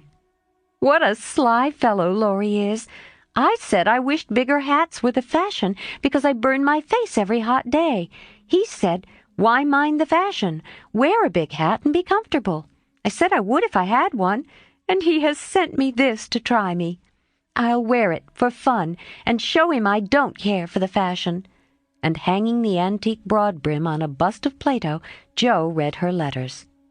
One from her mother made her cheeks glow and her eyes fill, for it said to her, "My dear, I write a little word to tell you with how much satisfaction I watch your efforts to control your temper. You say nothing about your trials, failures, or successes, and think perhaps that no one sees them but the friend whose help you daily ask. If I may trust the well-worn cover of your guidebook, I, too, have seen them all, and heartily believe in the sincerity of your resolution, since it begins to bear fruit. Go on, dear, patiently and bravely, and always believe that no one sympathizes more tenderly with you than your loving mother." "That does me good. That's worth millions of money and pecks of praise. Oh, Marmee, I do try. I will keep on trying and not get tired, since I have you to help me." Laying her head on her arm, Jo wet her little romance with a few happy tears, for she had thought no one saw and appreciated her efforts to do good, and this assurance was doubly precious, doubly encouraging, because unexpected, and from the person whose commendation she most valued. Feeling stronger than ever to meet and subdue her Apollyon, she pinned the note inside her frock as a shield and a reminder lest she be taken unawares, and proceeded to open her other letter, quite ready for either good or bad news. In a big, dashing hand, Laurie wrote, "Dear Jo, what ho! Some English girls and boys are coming to see me tomorrow, and I want to have a jolly time. If it's fine, I'm going to pitch my tent in Long Meadow and row up the whole crew to lunch and croquet, have a fire, make messes gypsy fashion, and all sorts of larks. They are nice people and like such things. Brooke will go, to keep us boys steady, and Kate Vaughan will play propriety for the girls. I want you all to come. Can't let Beth off at any price, and nobody shall worry her. Don't bother about rations. I'll see to that, and everything else. Only do come. There's a good fellow. In a tearing hurry, yours ever, Laurie." "Here's richness!" cried Jo, flying in to tell the news to Meg. "Of course we can go, Mother. It will be such a help to Laurie, for I can row and Meg see to the lunch and the children be useful in some way. I hope the Vaughans are not fine, grown-up people. Do you know anything about them, Jo?" asked Meg. "Only that there are 4 of them. Kate is older than you, Fred and Frank, twins, about my age, and a little girl, Grace, who is 9 or 10. Laurie knew them abroad and liked the boys. I fancied from the way he primmed up his mouth in speaking of her that he didn't admire Kate much." "I'm so glad my French print is clean. It's just the thing and so becoming," observed Meg complacently. "Have you anything decent, Jo?" "Scarlet and gray boating suit, good enough for me. I shall row and tramp about, so I don't want any starch to think of. You'll come, Betty?" "If you won't let any of the boys talk to me." "Not a boy." "I like to please Laurie, and I'm not afraid of Mr. Brooke. He is so kind. But I don't want to play or sing or say anything. I'll work hard and not trouble anyone, and you'll take care of me, Jo, so I'll go." "That's my good girl. You do try to fight off your shyness, and I love you for it. Fighting faults isn't easy, as I know, and a cheery word kind of gives a lift." "Thank you, Mother." And Jo gave the thin cheek a grateful kiss, more precious to Mrs. March than if it had given back the rosy roundness of her youth. "I had a box of chocolate drops and the picture I wanted to copy," said Amy, showing her mail. "And I got a note from Mr. Lawrence, asking me to come over and play to him tonight before the lamps are lighted. And I shall go," added Beth, whose friendship with the old gentleman prospered finely. "Now let's fly round and do double duty today, so that we can play tomorrow with free minds," said Jo, preparing to replace her pen with a broom. When the sun peeped into the girls' room early the next morning to promise them a fine day, he saw a comical sight. Each had made such preparation for the fete as seemed necessary and proper. Meg had an extra row of little curl papers across her forehead. Jo had copiously anointed her afflicted face with cold cream. Beth had taken Joanna to bed with her to atone for the approaching separation, and Amy had capped the climax by putting a clothespin on her nose to uplift the offending feature. It was one of the kind artists use to hold the paper on their drawing boards, therefore quite appropriate and effective for the purpose to which it was now put. This funny spectacle appeared to amuse the sun, for he burst out with such radiance that Jo woke up, and roused all her sisters by a hearty laugh at Amy's ornament. Sunshine and laughter were good omens for a pleasure party, and soon a lively bustle began in both houses. Beth, who was ready first, kept reporting what went on next door, and enlivened her sisters' toilets by frequent telegrams from the window. "There goes the man with the tent. I see Mrs. Barker doing up the lunch in a hamper and a great basket. Now Mr. Lawrence is looking up at the sky and the weathercock. I wish he would go too. There's Laurie, looking like a sailor. Nice boy. Oh, mercy me, here's a carriage full of people, a tall lady, a little girl, and 2 dreadful boys. One is lame, poor thing.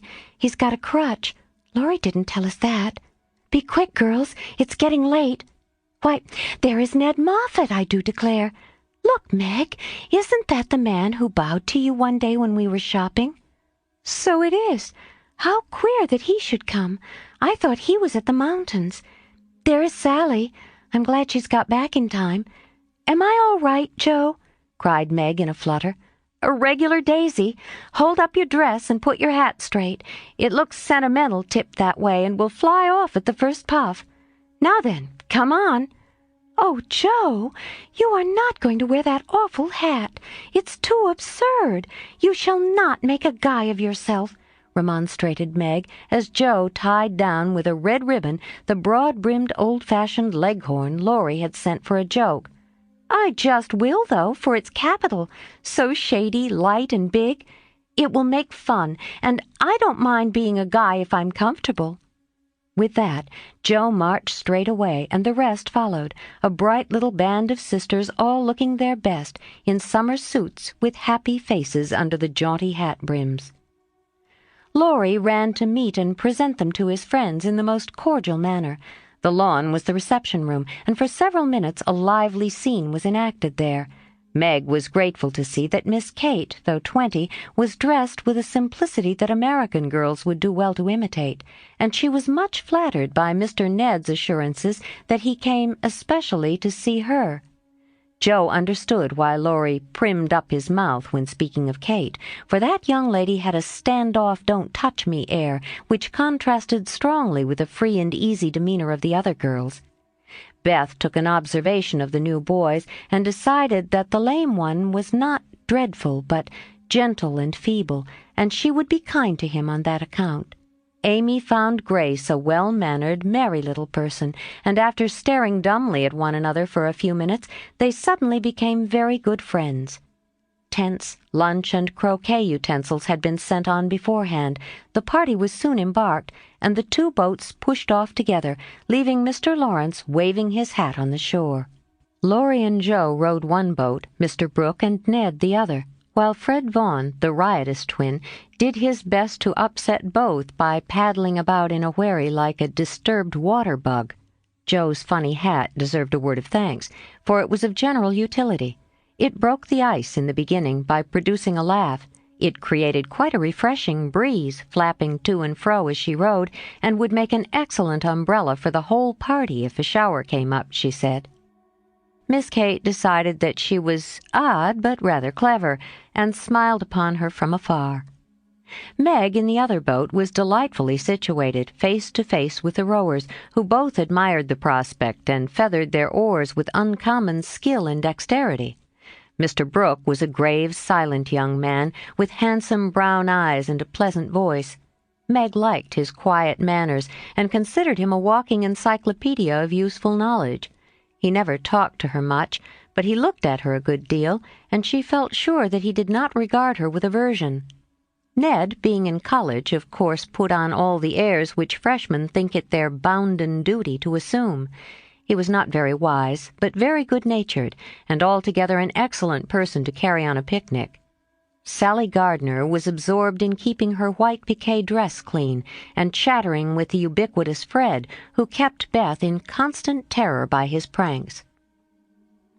It was not far to Long Meadow, but the tent was pitched and the wickets down by the time they arrived, a pleasant green field with 3 wide-spreading oaks in the middle and a smooth strip of turf for the croquet. "Welcome to Camp Lawrence," said the young host as they landed with exclamations of delight. "Brooke is Commander-in-Chief. I am Commissary General. The other fellows are staff officers, and you, ladies, are company. The tent is for your especial benefit, and that oak is your drawing room. This is the mess room, and the third is the camp kitchen. Now, let's have a game before it gets hot, and then we'll see about dinner." Frank, Beth, Amy, and Grace sat down to watch the game played by the other 8. Mr. Brooke chose Meg, Kate, and Fred. Laurie took Sally, Joe, and Ned. The Englishers played well, but the Americans played better, and contested every inch of the ground as strongly as if the spirit of '76 inspired them. Joe and Fred had several skirmishes, and once narrowly escaped high words. Joe was through the last wicket and had missed the stroke, which failure ruffled her a good deal. Fred was close behind her, and his turn came before hers. He gave a stroke, his ball hit the wicket, and stopped an inch on the wrong side. No one was very near, and running up to examine, he gave it a sly nudge with his toe, which put it just an inch on the right side. "I'm through. Now, Miss Joe, I'll settle you and get in first," cried the young gentleman, swinging his mallet for another blow. "You pushed it. I saw you. It's my turn now," said Joe sharply. "Upon my word, I didn't move it. It rolled a bit, perhaps, but that is allowed. So stand off, please, and let me have a go at the stake." "We don't cheat in America, but you can if you choose," said Joe angrily. "Yankees are a deal the most tricky, everybody knows." "There you go," returned Fred, croqueting her ball far away. Joe opened her lips to say something rude, but checked herself in time, colored up to her forehead, and stood a minute hammering down a wicket with all her might, while Fred hit the stake and declared himself out with much exultation. She went off to get her ball and was a long time finding it among the bushes, but she came back looking cool and quiet, and waited her turn patiently. It took several strokes to regain the place she had lost, and when she got there, the other side had nearly won, for Kate's ball was the last but one, and lay near the stake. "By George, it's all up with us. Goodbye, Kate. Miss Joe owes me one, so you are finished," cried Fred excitedly as they all drew near to see the finish. "Yankees have a trick of being generous to their enemies," said Joe, with a look that made the lad redden. "Especially when they beat them," she added, as, leaving Kate's ball untouched, she won the game by a clever stroke. Laurie threw up his hat. Then, remembering that it wouldn't do to exult over the defeat of his guests, he stopped in the middle of a cheer to whisper to his friend, "Good for you, Joe. He did cheat. I saw him. We can't tell him so, but he won't do it again. Take my word for it." Meg drew her aside under pretense of pinning up a loose braid and said approvingly, "It was dreadfully provoking, but you kept your temper, and I'm so glad, Joe." "Don't praise me, Meg, for I could box his ears this minute. I should certainly have boiled over if I hadn't stayed among the nettles till I got my rage under enough to hold my tongue. It's simmering now, so I hope he'll keep out of my way," returned Joe, biting her lips as she glowered at Fred from under her big hat. "Time for lunch," said Mr. Brooke, looking at his watch. "Commissary General, will you make the fire and get water while Miss March, Miss Sally, and I spread the table? Who can make good coffee?" "Joe can," said Meg, glad to recommend her sister. So Jo, feeling that her late lessons in cookery were to do her honor, went to preside over the coffee pot, while the children collected dry sticks, and the boys made a fire and got water from a spring nearby. Miss Kate sketched, and Frank talked to Beth, who was making little mats of braided rushes to serve as plates. The commander-in-chief and his aides soon spread the tablecloth with an inviting array of eatables and drinkables, prettily decorated with green leaves. Jo announced that the coffee was ready, and everyone settled themselves to a hearty meal, for youth is seldom dyspeptic, and exercise develops wholesome appetites. A very merry lunch it was, for everything seemed fresh and funny, and frequent peals of laughter startled a venerable horse who fed nearby. There was a pleasing inequality in the table which produced many mishaps to cups and plates. Acorns dropped into the milk, little black ants partook of the refreshments without being invited, and fuzzy caterpillars swung down from the tree to see what was going on. 3 white-headed children peeped over the fence, and an objectionable dog barked at them from the other side of the river with all his might and main. "There's salt here if you prefer it," said Laurie as he handed Jo a saucer of berries. "Thank you. I prefer spiders," she replied, fishing up 2 unwary little ones who had gone to a creamy death. "How dare you remind me of that horrid dinner party, when yours is so nice in every way," added Jo, as they both laughed, and ate out of one plate, the china having run short. "I had an uncommonly good time that day, and haven't got over it yet. This is no credit to me, you know. I don't do anything. It's you and Meg and Brooke who make it go, and I'm no end obliged to you. What shall we do when we can't eat any more?" asked Laurie, feeling that his trump card had been played when lunch was over. "Have games till it's cooler. I brought authors, and I dare say Miss Kate knows something new and nice. Go and ask her. She's company, and you ought to stay with her more." "Aren't you company, too? I thought she'd suit Brooke, but he keeps talking to Meg, and Kate just stares at them through that ridiculous glass of hers." "I'm going, so you needn't try to preach propriety, for you can't do it, Jo." Miss Kate did know several new games, and as the girls would not, and the boys could not, eat any more, they all adjourned to the drawing-room to play rigmarole. One person begins a story, any nonsense you like, and tells as long as he pleases, only taking care to stop short at some exciting point, when the next takes it up and does the same. It's very funny when well done, and makes a perfect jumble of tragical-comical stuff to laugh over. "Please start it, Mr. Brooke," said Kate with a commanding air, which surprised Meg, who treated the tutor with as much respect as any other gentleman. Lying on the grass at the feet of the 2 young ladies, Mr. Brooke obediently began the story, with the handsome brown eyes steadily fixed upon the sunshiny river. "Once upon a time, a knight went out into the world to seek his fortune, for he had nothing but his sword and his shield. He travelled a long while, nearly 28 years, and had a hard time of it till he came to the palace of a good old king, who had offered a reward to any who would tame and train a fine but unbroken colt of which he was very fond. The knight agreed to try, and got on slowly but surely, for the colt was a gallant fellow, and soon learned to love his new master, though he was freakish and wild. Every day, when he gave his lessons to this pet of the king's, the knight rode him through the city, and as he rode he looked everywhere for a certain beautiful face, which he had seen many times in his dreams but never found. One day, as he went prancing down a quiet street, he saw at the window of a ruinous castle the lovely face. He was delighted, inquired who lived in this old castle, and was told that several captive princesses were kept there by a spell, and spun all day to lay up money to buy their liberty. The knight wished intensely that he could free them, but he was poor, and could only go by each day watching for the sweet face, and longing to see it out in the sunshine. At last he resolved to get into the castle, and ask how he could help them. He went and knocked, the great door flew open, and he beheld a ravishingly lovely lady, who exclaimed with a cry of rapture, "At last, at last!" continued Kate, who had read French novels and admired the style. 'Tis she!" cried Count Gustav, and fell at her feet in an ecstasy of joy. "Oh, rise," she said, extending a hand of marble fairness. "Never, till you tell me how I may rescue you," swore the knight, still kneeling. "Alas, my cruel fate condemns me to remain here till my tyrant is destroyed." "Where is the villain?" "In the mauve salon. Go, brave heart, and save me from despair." "I obey, and return victorious or dead."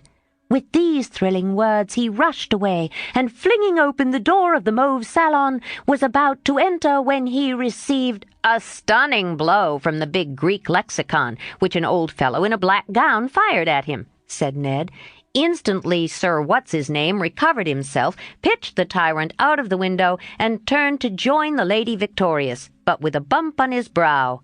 Found the door locked, tore up the curtains, made a rope ladder, got halfway down when the ladder broke, and went head first into the moat 60 feet below. Could swim like a duck, paddled round the castle till he came to a little door guarded by 2 stout fellows, knocked their heads together till they cracked like a couple of nuts. Then, by a trifling exertion of his prodigious strength, he smashed in the door, went up a pair of stone steps covered with dust a foot thick, toads as big as your fist, and spiders that would frighten you into hysterics, Miss March.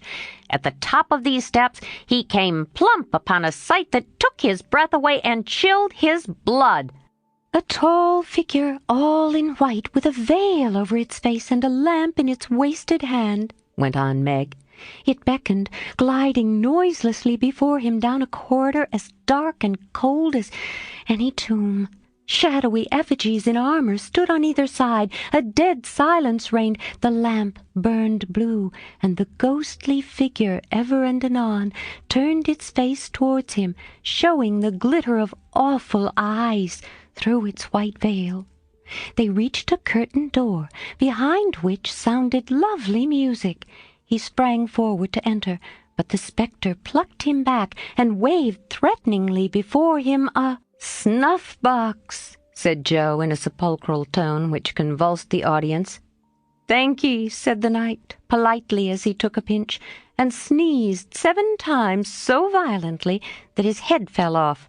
"Ha-ha!" laughed the ghost, and having peeped through the keyhole at the princess's spinning away for dear life, the evil spirit picked up her victim and put him in a large tin box, where there were 11 other knights packed together without their heads, like sardines, who all rose and began to "Dance a hornpipe," cut in Fred, as Joe paused for breath, and as they danced, the rubbishy old castle turned to a man-o'-war in full sail. "Up with the jib, reef the topsail halyards, helm hard alee, and man the guns," roared the captain as the Portuguese pirate hove in sight with a flag black as ink flying from her foremast. "Go in and win, my hearties," says the captain, and a tremendous fight began. Of course the British beat, they always do. "No, they don't," cried Joe aside. Having taken the pirate captain prisoner, sailed slap over the schooner, whose decks were piled with dead and whose lee scuppers ran blood, for the order had been cutlasses and die hard. "Boatswain's mate, take a bite of the flying jib sheet and start this villain if he don't confess his sins double quick," said the British captain. The Portuguese held his tongue like a brick and walked the plank, while the jolly tars cheered like mad. But the sly dog dived, came up under the man-o'-war, scuttled her, and down she went with all sails set to the bottom of the sea, where— "Oh, gracious, what shall I say?" cried Sally, as Fred ended his rigmarole in which he had jumbled together pell-mell nautical phrases and facts out of one of his favorite books. "Well, they went to the bottom, and a nice mermaid welcomed them, but was much grieved on finding the box of headless knights, and kindly pickled them in brine, hoping to discover the mystery about them, for, being a woman, she was curious. By and by, a diver came down, and the mermaid said, 'I'll give you this box of pearls if you can take it up,' for she wanted to restore the poor things to life, and couldn't raise the heavy load herself. So the diver hoisted it up, and was much disappointed on opening it to find no pearls. He left it in a great lonely field, where it was found by a little goose girl who kept 100 fat geese in the field," said Amy, when Sally's invention gave out. "The little girl was sorry for them and asked an old woman what she should do to help them.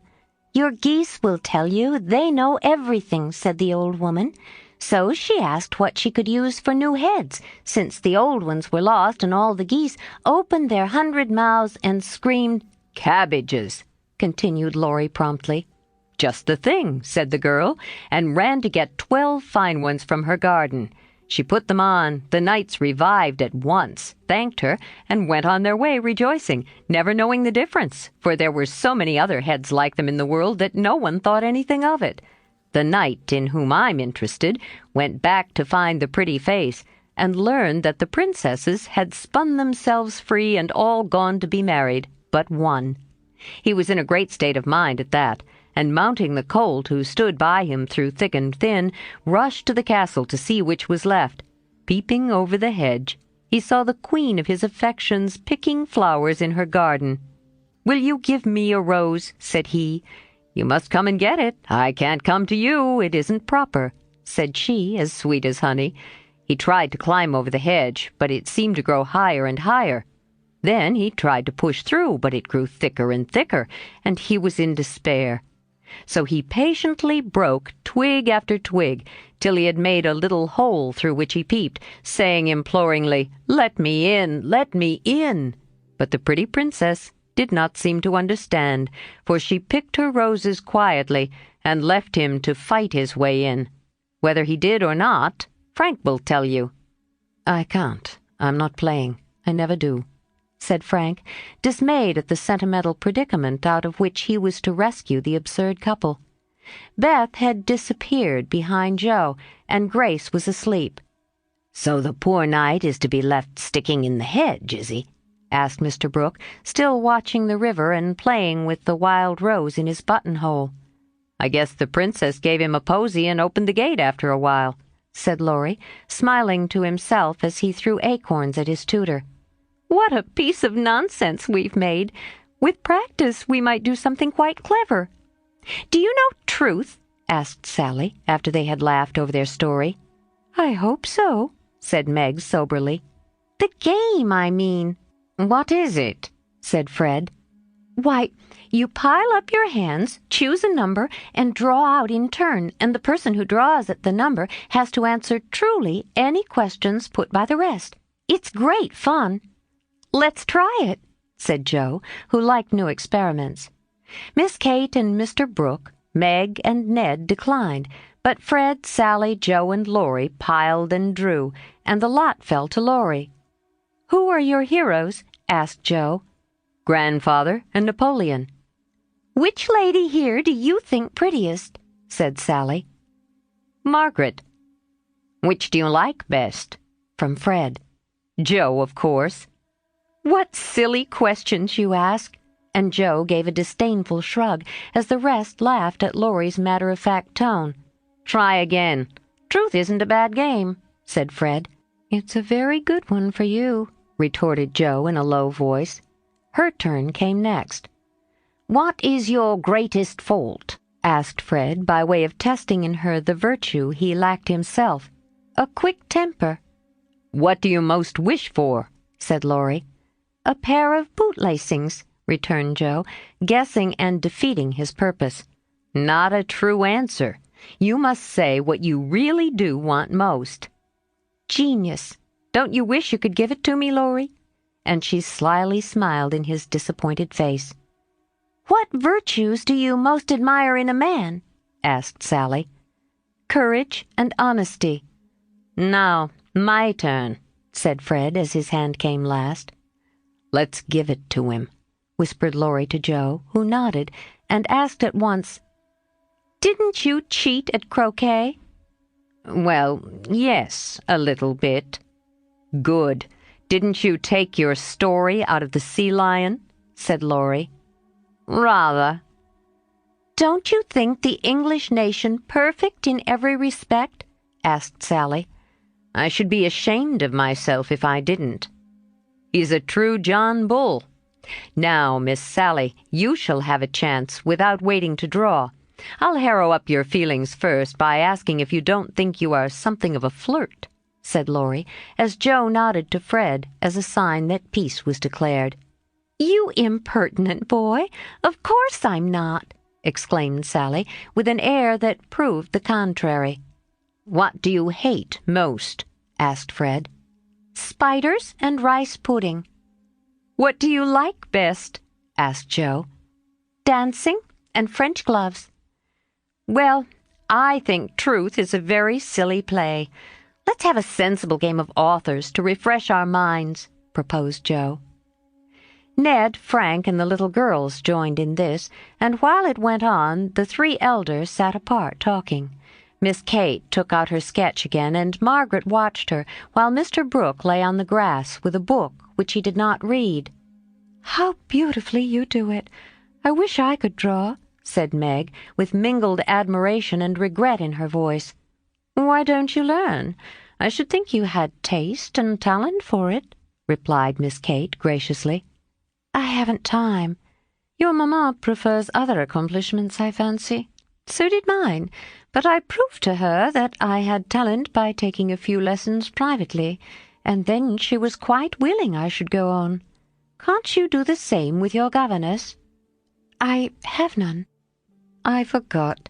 Young ladies in America go to school more than with us. Very fine schools they are, too, Papa says. You go to a private one, I suppose?" "I don't go at all. I'm a governess myself." "Oh, indeed," said Miss Kate, but she might as well have said, "Dear me, how dreadful," for her tone implied it, and something in her face made Meg color, and wish she had not been so frank. Mr. Brooke looked up and said quickly, "Young ladies in America love independence as much as their ancestors did, and are admired and respected for supporting themselves." "Oh, yes. Of course it's very nice and proper in them to do so. We have many most respectable and worthy young women who do the same and are employed by the nobility because, being the daughters of gentlemen, they are both well-bred and accomplished, you know," said Miss Kate in a patronizing tone that hurt Meg's pride and made her work seem not only more distasteful, but degrading. "Did the German song suit Miss March?" inquired Mr. Brooke, breaking an awkward pause. "Oh, yes, it was very sweet, and I'm much obliged to whoever translated it for me." And Meg's downcast face brightened as she spoke. "Don't you read German?" asked Miss Kate with a look of surprise. "Not very well. My father, who taught me, is away, and I don't get on very fast alone, for I've no one to correct my pronunciation." "Try a little now. Here is Schiller's Mary Stuart, and a tutor who loves to teach." And Mr. Brooke laid his book on her lap with an inviting smile. "It's so hard. I'm afraid to try," said Meg, grateful, but bashful in the presence of the accomplished young lady beside her. "I'll read a bit to encourage you." And Miss Kate read one of the most beautiful passages in a perfectly correct but perfectly expressionless manner. Mr. Brooke made no comment as she returned the book to Meg, who said innocently, "I thought it was poetry." "Some of it is. Try this passage." There was a queer smile about Mr. Brooke's mouth as he opened at Poor Mary's Lament. Meg, obediently following the long grass blade which her new tutor used to point with, read slowly and timidly, unconsciously making poetry of the hard words by the soft intonation of her musical voice. Down the page went the green guide, and presently, forgetting her listener in the beauty of the sad scene, Meg read as if alone, giving a little touch of tragedy to the words of the unhappy queen. If she had seen the brown eyes then, she would have stopped short, but she never looked up, and the lesson was not spoiled for her. "Very well indeed," said Mr. Brooke as she paused, quite ignoring her many mistakes, and looking as if he did indeed love to teach. Miss Kate put up her glass, and having taken a survey of the little tableau before her, shut her sketch-book, saying with condescension, "You've a nice accent, and in time will be a clever reader. I advise you to learn, for German is a valuable accomplishment to teachers. I must look after Grace. She is romping." And Miss Kate strolled away, adding to herself with a shrug, I didn't come to chaperone a governess, though she is young and pretty. What odd people these Yankees are! I'm afraid Laurie will be quite spoilt among them." "I forgot that English people rather turn up their noses at governesses and don't treat them as we do," said Meg, looking after the retreating figure with an annoyed expression. "Tutors also have rather a hard time of it there, as I know to my sorrow. There's no place like America for us workers, Miss Margaret." And Mr. Brooke looked so contented and cheerful that Meg was ashamed to lament her hard lot. "I'm glad I live in it, then. I don't like my work, but I get a good deal of satisfaction out of it after all, so I won't complain. I only wish I liked teaching as you do." "I think you would if you had Laurie for a pupil. I shall be very sorry to lose him next year," said Mr. Brooke, busily punching holes in the turf. "Going to college, I suppose?" Meg's lips asked that question, but her eyes added, "And what becomes of you?" "Yes, it's high time he went, for he is ready, and as soon as he is off I shall turn soldier. I am needed." "I am glad of that," exclaimed Meg. "I should think every young man would want to go, though it is hard for the mothers and sisters who stay at home," she added sorrowfully. "I have neither, and very few friends to care about whether I live or die," said Mr. Brooke rather bitterly, as he absently put the dead rose in the hole he had made and covered it up like a little grave. "Laurie and his grandfather would care a great deal, and we should all be very sorry to have any harm happen to you," said Meg heartily. "Thank you. That sounds pleasant," began Mr. Brooke, looking cheerful again. But before he could finish his speech, Ned, mounted on the old horse, came lumbering up to display his equestrian skill before the young ladies, and there was no more quiet that day. "Don't you love to ride?" asked Grace of Amy, as they stood resting after a race round the field with the others, led by Ned. "I dote upon it. My sister Meg used to ride when Papa was rich, but we don't keep any horses now. Except Ellen Tree," added Amy, laughing. "Tell me about Ellen Tree. Is it a donkey?" asked Grace curiously. "Why, you see, Joe is crazy about horses, and so am I, but we've only got an old side saddle and no horse. But in our garden is an apple tree that has a nice low branch.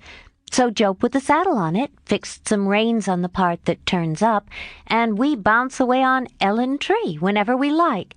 "How funny!" laughed Grace. "I have a pony at home and ride nearly every day in the park with Fred and Kate. It's very nice, for my friends go too, and the row is full of ladies and gentlemen." "Dear, how charming! I hope I shall go abroad some day, but I'd rather go to Rome than the row," said Amy, who had not the remotest idea what the row was, and wouldn't have asked for the world. Frank, sitting just behind the little girls, heard what they were saying and pushed his crutch away from him with an impatient gesture as he watched the active lads going through all sorts of comical gymnastics. Beth, who was collecting the scattered author cards, looked up and said in her shy yet friendly way, "I'm afraid you are tired. Can I do anything for you?" "Talk to me, please. It's dull sitting by myself," answered Frank, who had evidently been used to being made much of at home. If he had asked her to deliver a Latin oration, it would not have seemed a more impossible task to bashful Beth. But there was no place to run to, no Joe to hide behind now, and the poor boy looked so wistfully at her that she bravely resolved to try. "What do you like to talk about?" she asked, fumbling over the cards and dropping half as she tried to tie them up. "Well, I like to hear about cricket and boating and hunting," said Frank, who had not yet learnt to suit his amusements to his strength. "My heart, what shall I do? I don't know anything about them," thought Beth, and forgetting the boy's misfortune in her flurry, she said, hoping to make him talk, "I never saw any hunting, but I suppose you know all about it." "I did once, but I can never hunt again, for I got hurt leaping a confounded 5-barred gate. So there are no more horses and hounds for me," said Frank, with a sigh that made Beth hate herself for her innocent blunder. "Your deer are much prettier than our ugly buffaloes," she said, turning to the prairies for help, and feeling glad that she had read one of the boys' books in which Joe delighted. Buffaloes proved soothing and satisfactory, and in her eagerness to amuse another, Beth forgot herself, and was quite unconscious of her sister's surprise and delight at the unusual spectacle of Beth talking away to one of the dreadful boys against whom she had begged protection. "Bless her heart! She pities him, so she is good to him," said Joe, beaming at her from the croquet ground. "I always said she was a little saint," added Meg, as if there could be no further doubt about it. "I haven't heard Frank laugh so much for ever so long," said Grace to Amy, as they sat discussing dolls and making tea sets out of acorn cups. "My sister Beth is a very fastidious girl when she likes to be," said Amy, well pleased at Beth's success.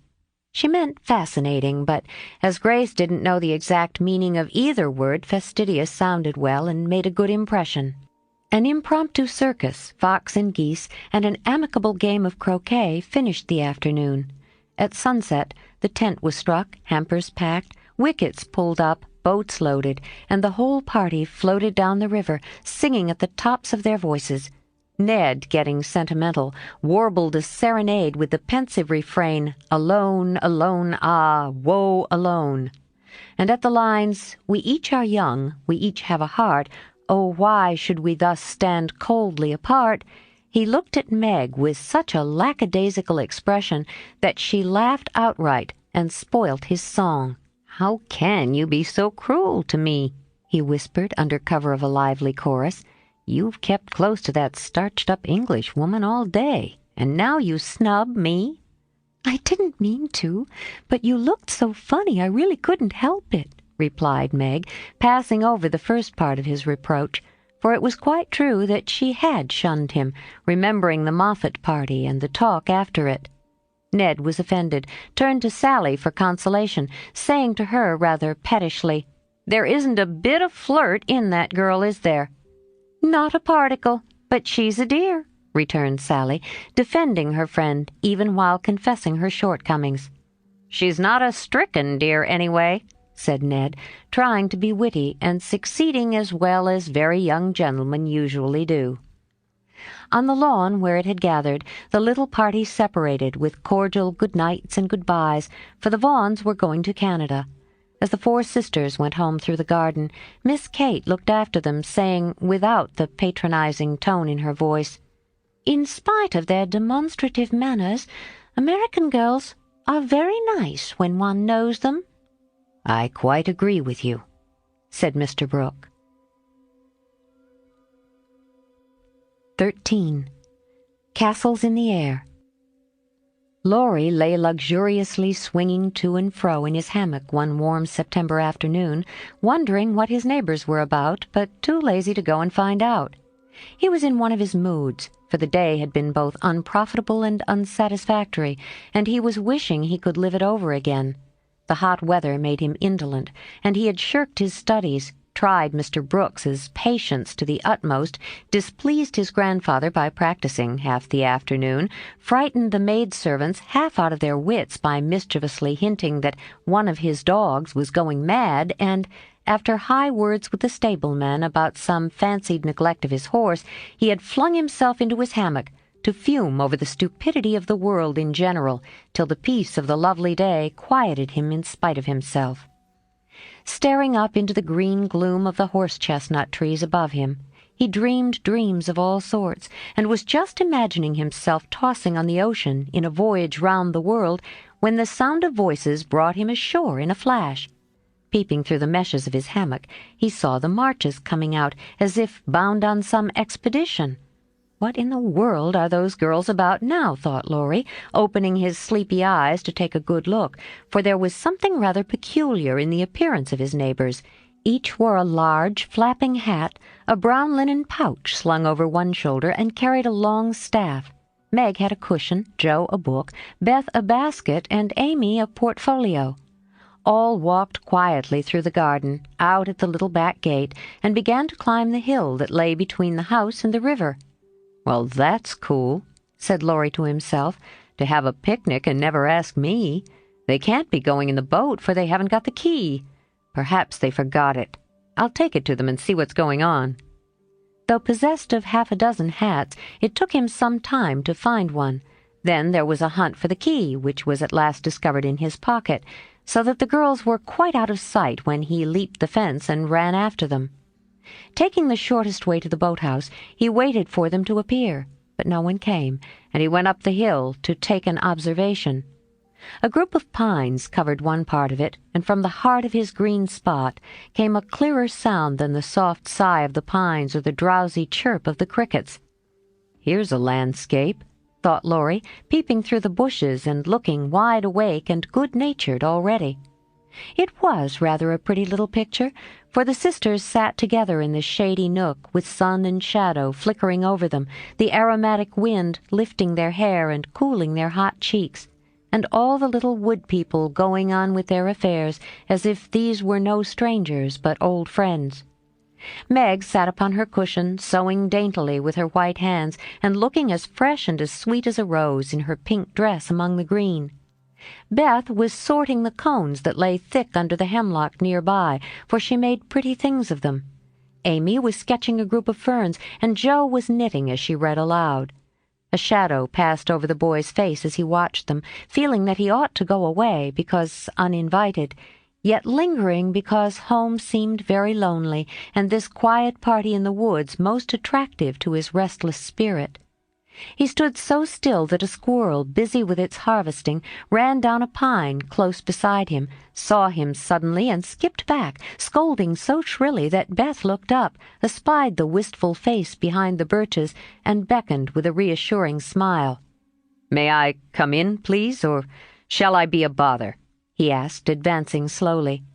Meg lifted her eyebrows, but Jo scowled at her defiantly and said at once, "Of course you may. We should have asked you before, only we thought you wouldn't care for such a girl's game as this." "I always liked your games, but if Meg doesn't want me, I'll go away." "I've no objection, if you do something. It's against the rules to be idle here," replied Meg, gravely but graciously. "Much obliged. I'll do anything if you'll let me stop a bit, for it's as dull as the desert of Sahara down there. Shall I sew, read, cone, draw, or do all at once? Bring on your bears. I'm ready." And Laurie sat down, with a submissive expression delightful to behold. "Finish this story while I set my heel," said Jo, handing him the book. "Yes'm," was the meek answer, and he began, doing his best to prove his gratitude for the favor of an admission into the Busy Bee Society. The story was not a long one, and when it was finished, he ventured to ask a few questions as a reward of merit. "Please, ma'am, could I inquire if this highly instructive and charming institution is a new one?" "Would you tell him?" asked Meg of her sisters. "He'll laugh," said Amy warningly. "Who cares?" said Jo. "I guess he'll like it," added Beth. "Of course I shall. I give you my word, I won't laugh. Tell away, Jo, and don't be afraid." "The idea of being afraid of you! Well, you see, we used to play Pilgrim's Progress, and we've been going on with it in earnest all winter and summer." "Yes, I know," said Laurie, nodding wisely. "Who told you?" demanded Jo. "Spirits." "No, I did. I wanted to amuse him one night when you were all away, and he was rather dismal. He did like it, so don't scold, Jo," said Beth meekly. "You can't keep a secret." "Never mind, it saves trouble now." "Go on, please," said Laurie, as Jo became absorbed in her work, looking a trifle displeased. "Oh, didn't she tell you about this new plan of ours? Well, we have tried not to waste our holiday, but each has had a task and worked at it with a will. The vacation is nearly over, the stints are all done, and we are ever so glad that we didn't dawdle." "Yes, I should think so." And Laurie thought regretfully of his own idle ways. "Mother likes to have us out of doors as much as possible, so we bring our work here and have nice times.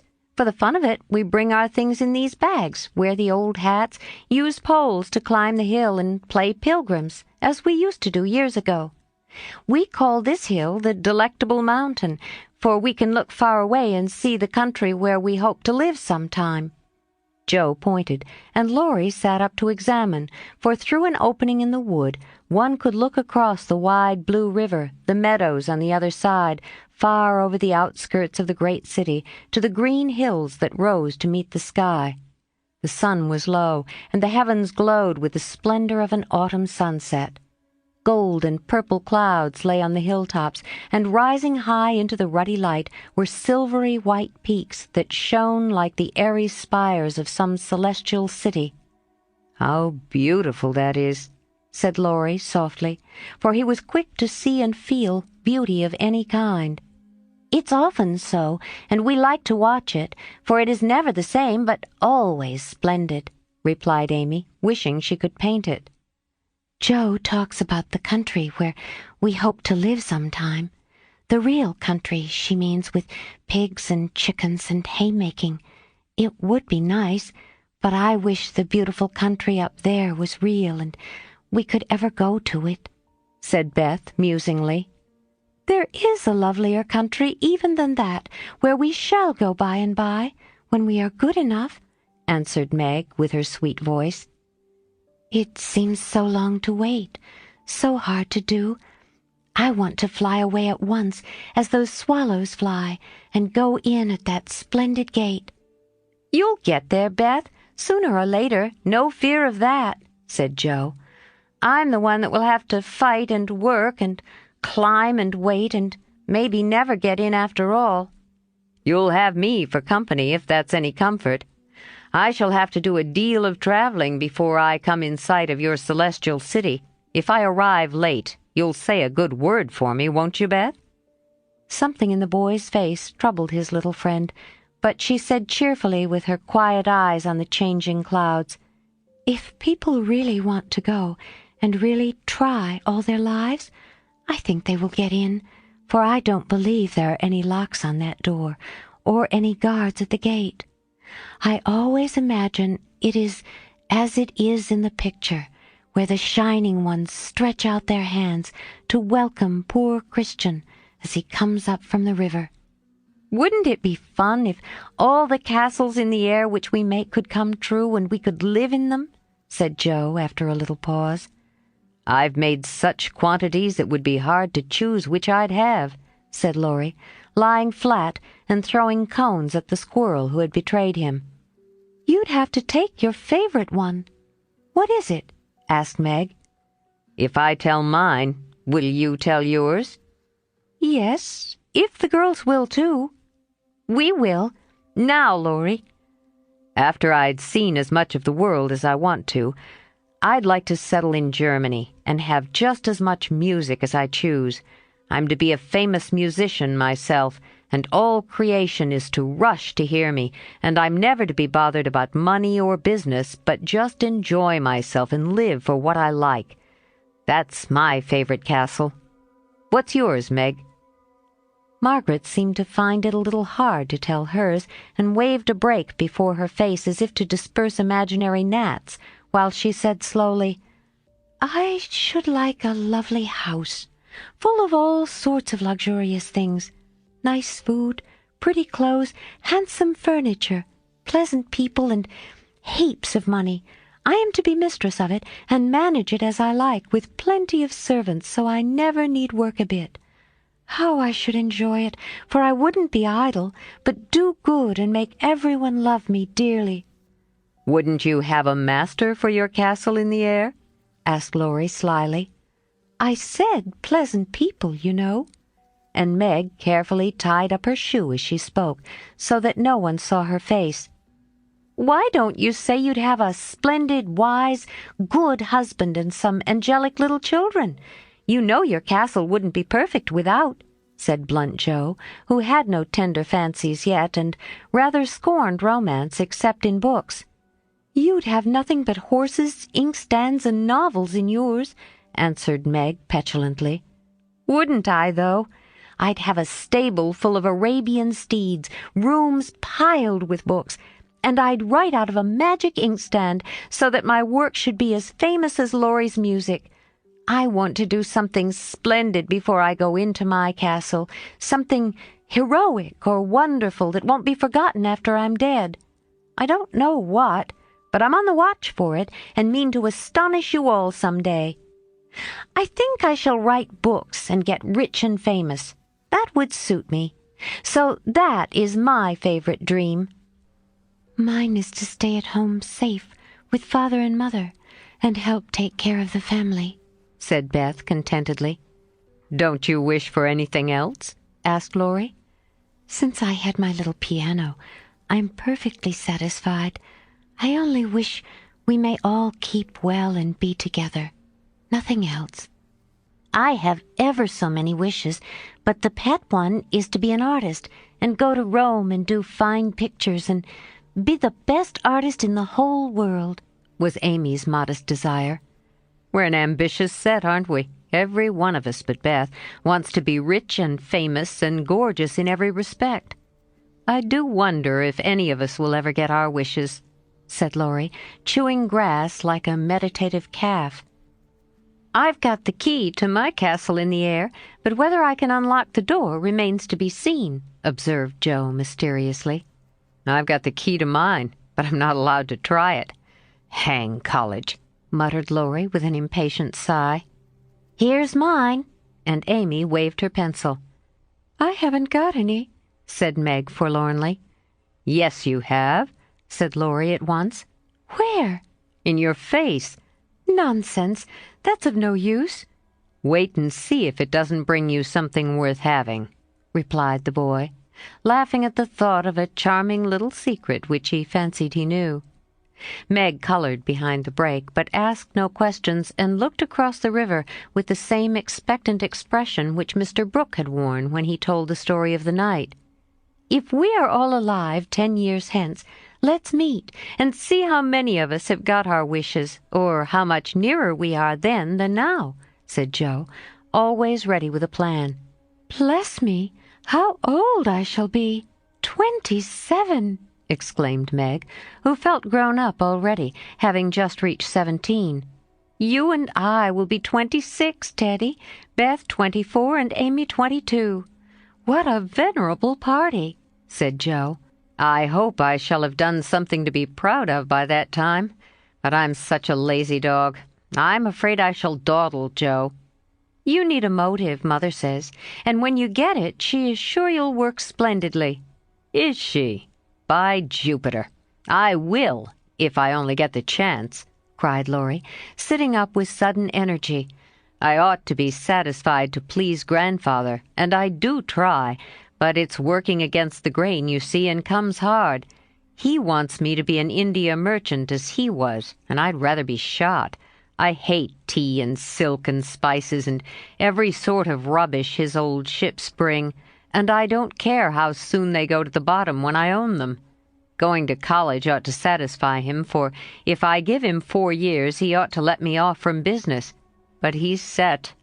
I've got to do just as he did, unless I break away and please myself, as my father did. If there was anyone left to stay with the old gentleman, I'd do it tomorrow. Laurie spoke excitedly and looked ready to carry his threat into execution on the slightest provocation, for he was growing up very fast, and in spite of his indolent ways, had a young man's hatred of subjection, a young man's restless longing to try the world for himself. I advise you to sail away in one of your ships and never come home again till you've tried your own way, said Joe, whose imagination was fired by the thought of such a daring exploit, and whose sympathy was excited by what she called Teddy's wrongs. That's not right, Joe. You mustn't talk in that way, and Laurie mustn't take your bad advice. You should do just what your grandfather wishes, my dear boy, said Meg in her most maternal tone. Do your best at college, and when he sees that you try to please him, I'm sure he won't be hard or unjust to you. As you say, there is no one else to stay with and love him, and you'd never forgive yourself if you left him without his permission. Don't be dismal or fret, but do your duty, and you'll get your reward, as good Mr. Brooke has, by being respected and loved." "What do you know about him?" asked Laurie, grateful for the good advice, but objecting to the lecture, and glad to turn the conversation from himself after his unusual outbreak. "Only what your grandpa told us about him. How he took good care of his own mother till she died, and wouldn't go abroad as tutor to some nice person because he wouldn't leave her. And how he provides now for an old woman who nursed his mother and never tells anyone, but is just as generous and patient and good as he can be." "So he is, dear old fellow," said Laurie heartily, as Meg paused, looking flushed and earnest with her story. "It's like Grandpa to find out all about him without letting him know, and to tell all his goodness to others, so that they might like him. Brooke couldn't understand why your mother was so kind to him, asking him over with me and treating him in her beautiful, friendly way. He thought she was just perfect, and talked about it for days and days, and went on about you all in flaming style. If ever I get my wish, you see what I'll do for Brooke." "Begin to do something now by not plaguing his life out," said Meg sharply. "How do you know I do, miss?" "I can always tell by his face when he goes away. If you've been good, he looks satisfied and walks briskly. If you have plagued him, he's sober and walks slowly, as if he wanted to go back and do his work better." "Well, I like that. So you keep an account of my good and bad marks in Brooke's face, do you? I see him bow and smile as he passes your window, but I didn't know you'd got up a telegraph." "We haven't. Don't be angry, and don't tell him I said anything. It was only to show that I cared how you get on, and what is said here is said in confidence, you know," cried Meg, much alarmed at the thought of what might follow from her careless speech. "I don't tell tales," replied Laurie, with his high and mighty air, as Joe called a certain expression which he occasionally wore. "Only, if Brooke is going to be a barometer, I must mind and have fair weather for him to report." "Please don't be offended. I didn't mean to preach or tell tales or be silly. I only thought Joe was encouraging you in a feeling which you'd be sorry for by and by. You are so kind to us. We feel as if you were our brother, and say just what we think. Forgive me. I meant it kindly." And Meg offered her hand with a gesture both affectionate and timid. Ashamed of his momentary pique, Laurie squeezed the kind little hand and said frankly, "I'm the one to be forgiven. I'm cross and have been out of sorts all day. I like to have you tell me my faults and be sisterly, so don't mind if I'm grumpy sometimes. I thank you all the same." Bent on showing that he was not offended, he made himself agreeable as possible, wound cotton for Meg, recited poetry to please Joe, shook down cones for Beth, and helped Amy with her ferns, proving himself a fit person to belong to the Busy Bee Society. In the midst of an animated discussion on the domestic habits of turtles, one of those amiable creatures having strolled up from the river, the faint sound of a bell warned them that Hannah had put the tea to draw, and they would just have time to get home to supper. "May I come again?" asked Laurie. "Yes, if you are good and love your book, as the boys in the primer are told to do," said Meg, smiling. "I'll try." "Then you may come, and I'll teach you to knit as the Scotchmen do. There's a demand for socks just now," added Joe, waving hers like a big blue worsted banner as they parted at the gate. That night, when Beth played to Mr. Lawrence in the twilight, Laurie, standing in the shadow of the curtain, listened to the little David, whose simple music always quieted his moody spirit, and watched the old man, who sat with his gray head on his hand, thinking tender thoughts of the dead child he had loved so much. Remembering the conversation of the afternoon, the boy said to himself, with the resolve to make the sacrifice cheerfully, "I'll let my castle go, and stay with the dear old gentleman while he needs me, for I am all he has." 14. Secrets. Joe was very busy in the garret, for the October days began to grow chilly, and the afternoons were short. For 2 or 3 hours the sun lay warmly in the high window, showing Jo seated on the old sofa writing busily, with her papers spread out upon a trunk before her, while Scrabble, the pet rat, promenaded the beams overhead, accompanied by his young fellow, who was evidently very proud of his whiskers. Quite absorbed in her work, Jo scribbled away till the last page was filled, when she signed her name with a flourish and threw down her pen, exclaiming, "There! I've done my best. If this won't suit, I shall have to wait till I can do better." Lying back on the sofa, she read the manuscript carefully through, making dashes here and there and putting in many exclamation points, which looked like little balloons. Then she tied it up with a smart red ribbon and sat a minute looking at it with a sober, wistful expression which plainly showed how earnest her work had been. Jo's desk up here was an old tin kitchen which hung against the wall. In it she kept her papers and a few books, safely shut away from Scrabble, who, being likewise of a literary turn, was fond of making a circulating library of such books as were left in his way by eating the leaves. From this tin receptacle Jo produced another manuscript, and, putting both in her pocket, crept quietly downstairs, leaving her friends to nibble her pens and taste her ink. She put on her hat and jacket as noiselessly as possible, and going to the back entry window, got out upon the roof of a low porch, swung herself down to the grassy bank, and took a roundabout way to the road. Once there, she composed herself, hailed a passing omnibus, and rolled away to town, looking very merry and mysterious. If anyone had been watching her, he would have thought her movements decidedly peculiar, for on alighting she went off at a great pace till she reached a certain number in a certain busy street. Having found the place with some difficulty, she went into the doorway, looked up the dirty stairs, and after standing stock-still a minute, suddenly dived into the street and walked away as rapidly as she came. This maneuver she repeated several times, to the great amusement of a black-eyed young gentleman lounging in the window of the building opposite. On returning for the 3rd time, Jo gave herself a shake, pulled her hat over her eyes, and walked up the stairs, looking as if she were going to have all her teeth out. There was a dentist's sign, among others, which adorned the entrance, and after staring a minute at the pair of artificial jaws which slowly opened and shut to draw attention to a fine set of teeth, the young gentleman put on his coat, took his hat, and went down to post himself in the opposite doorway, saying with a smile and a shiver, "It's like her to come alone, but if she has a bad time, she'll need someone to help her home."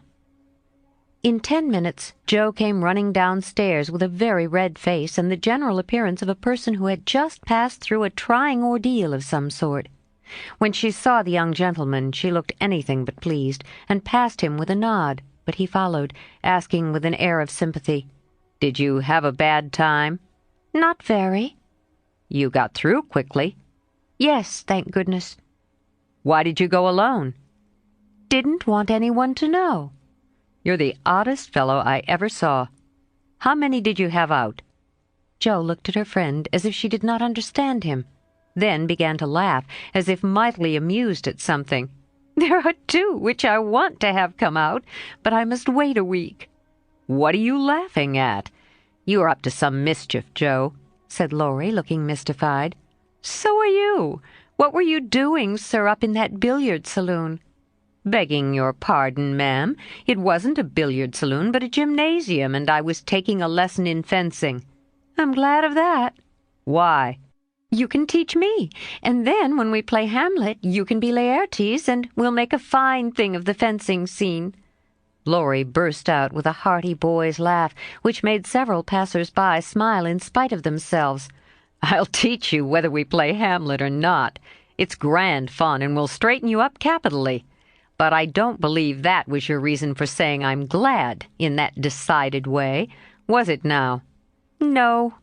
I was glad that you were not in the saloon, because I hope you never go to such places. Do you?" "Not often." "I wish you wouldn't." "It's no harm, Jo. I have billiards at home, but it's no fun unless you have good players. So, as I'm fond of it, I come sometimes and have a game with Ned Moffat or some of the other fellows." "Oh, dear, I'm so sorry, for you'll get to liking it better and better, and will waste time and money, and grow like those dreadful boys. I did hope you'd stay respectable and be a satisfaction to your friends," said Jo, shaking her head. Can't a fellow take a little innocent amusement now and then without losing his respectability? Asked Laurie, looking nettled. "That depends upon how and where he takes it. I don't like Ned and his set, and wish you'd keep out of it. Mother won't let us have him at our house, though he wants to come. And if you grow like him, she won't be willing to have us frolic together as we do now." "Won't she?" asked Laurie anxiously. "No, she can't bear fashionable young men, and she'd shut us all up in bandboxes rather than have us associate with them." "Well, she needn't get out her bandboxes yet. I'm not a fashionable party and don't mean to be. But I do like harmless larks now and then, don't you?" "Yes, nobody minds them, so lark away. But don't get wild, will you, or there will be an end of all our good times." "I'll be a double distilled saint." "I can't bear saints. Just be a simple, honest, respectable boy, and we'll never desert you. I don't know what I should do if you acted like Mr. King's son. He had plenty of money, but didn't know how to spend it, and got tipsy and gambled and ran away and forged his father's name, I believe, and was altogether horrid." "You think I'm likely to do the same? Much obliged." "No, I don't. Oh, dear, no. But I hear people talking about money being such a temptation, and I sometimes wish you were poor. I shouldn't worry then." "Do you worry about me, Jo?" "A little, when you look moody or discontented as you sometimes do, for you've got such a strong will. If you once get started wrong, I'm afraid it would be hard to stop you." Laurie walked in silence for a few minutes, and Jo watched him, wishing she had held her tongue, for his eyes looked angry, though his lips still smiled as if at her warnings. "Are you going to deliver lectures all the way home?" he asked presently. "Of course not. Why?" "Because if you are, I'll take a bus. If you're not, I'd like to walk with you and tell you something very interesting." "I won't preach any more, and I'd like to hear the news immensely." "Very well, then, come on. It's a secret, and if I tell you, you must tell me yours." "I haven't got any," began Jo, but stopped suddenly, remembering that she had. "You know you have. You can't hide anything, so up and fess, or I won't tell," cried Laurie. "Is your secret a nice one?" "Oh, isn't it? All about people you know, and such fun. You ought to hear it, and I've been aching to tell it this long time. Come, you begin." "You'll not say anything about it at home, will you?" "Not a word." "And you won't tease me in private?" "I never tease." "Yes, you do. You get everything you want out of people. I don't know how you do it, but you are a born wheedler." "Thank you. Fire away." "Well, I've left 2 stories with a newspaper man, and he's to give his answer next week," whispered Jo in her confidant's ear. "Hurrah for Miss March, the celebrated American authoress!" cried Laurie, throwing up his hat and catching it again, to the great delight of 2 ducks, 4 cats, 5 hens, and half a dozen Irish children, for they were out of the city now. "Hush! It won't come to anything, I dare say, but I couldn't rest till I had tried, and I said nothing about it because I didn't want anyone else to be disappointed." "It won't fail. Why, Jo, your stories are works of Shakespeare compared to half the rubbish that is published every day. Won't it be fun to see them in print? And shan't we feel proud of our authoress?" Jo's eyes sparkled, for it is always pleasant to be believed in, and a friend's praise is always sweeter than a dozen newspaper puffs. "Where's your secret? Play fair, Teddy, or I'll never believe you again," she said, trying to extinguish the brilliant hopes that blazed up at a word of encouragement. "I may get into a scrape for telling, but I didn't promise not to, so I will, for I never feel easy in my mind till I've told you any plummy bit of news I get. I know where Meg's glove is." "Is that all?" said Jo, looking disappointed, as Laurie nodded and twinkled with a face full of mysterious intelligence.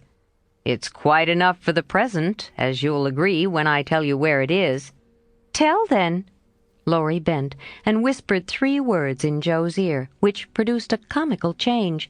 She stood and stared at him for a minute, looking both surprised and displeased, then walked on, saying sharply, "How do you know?" Saw it? "Where?" Pocket. "All this time?" Yes. Isn't that romantic? "No, it's horrid."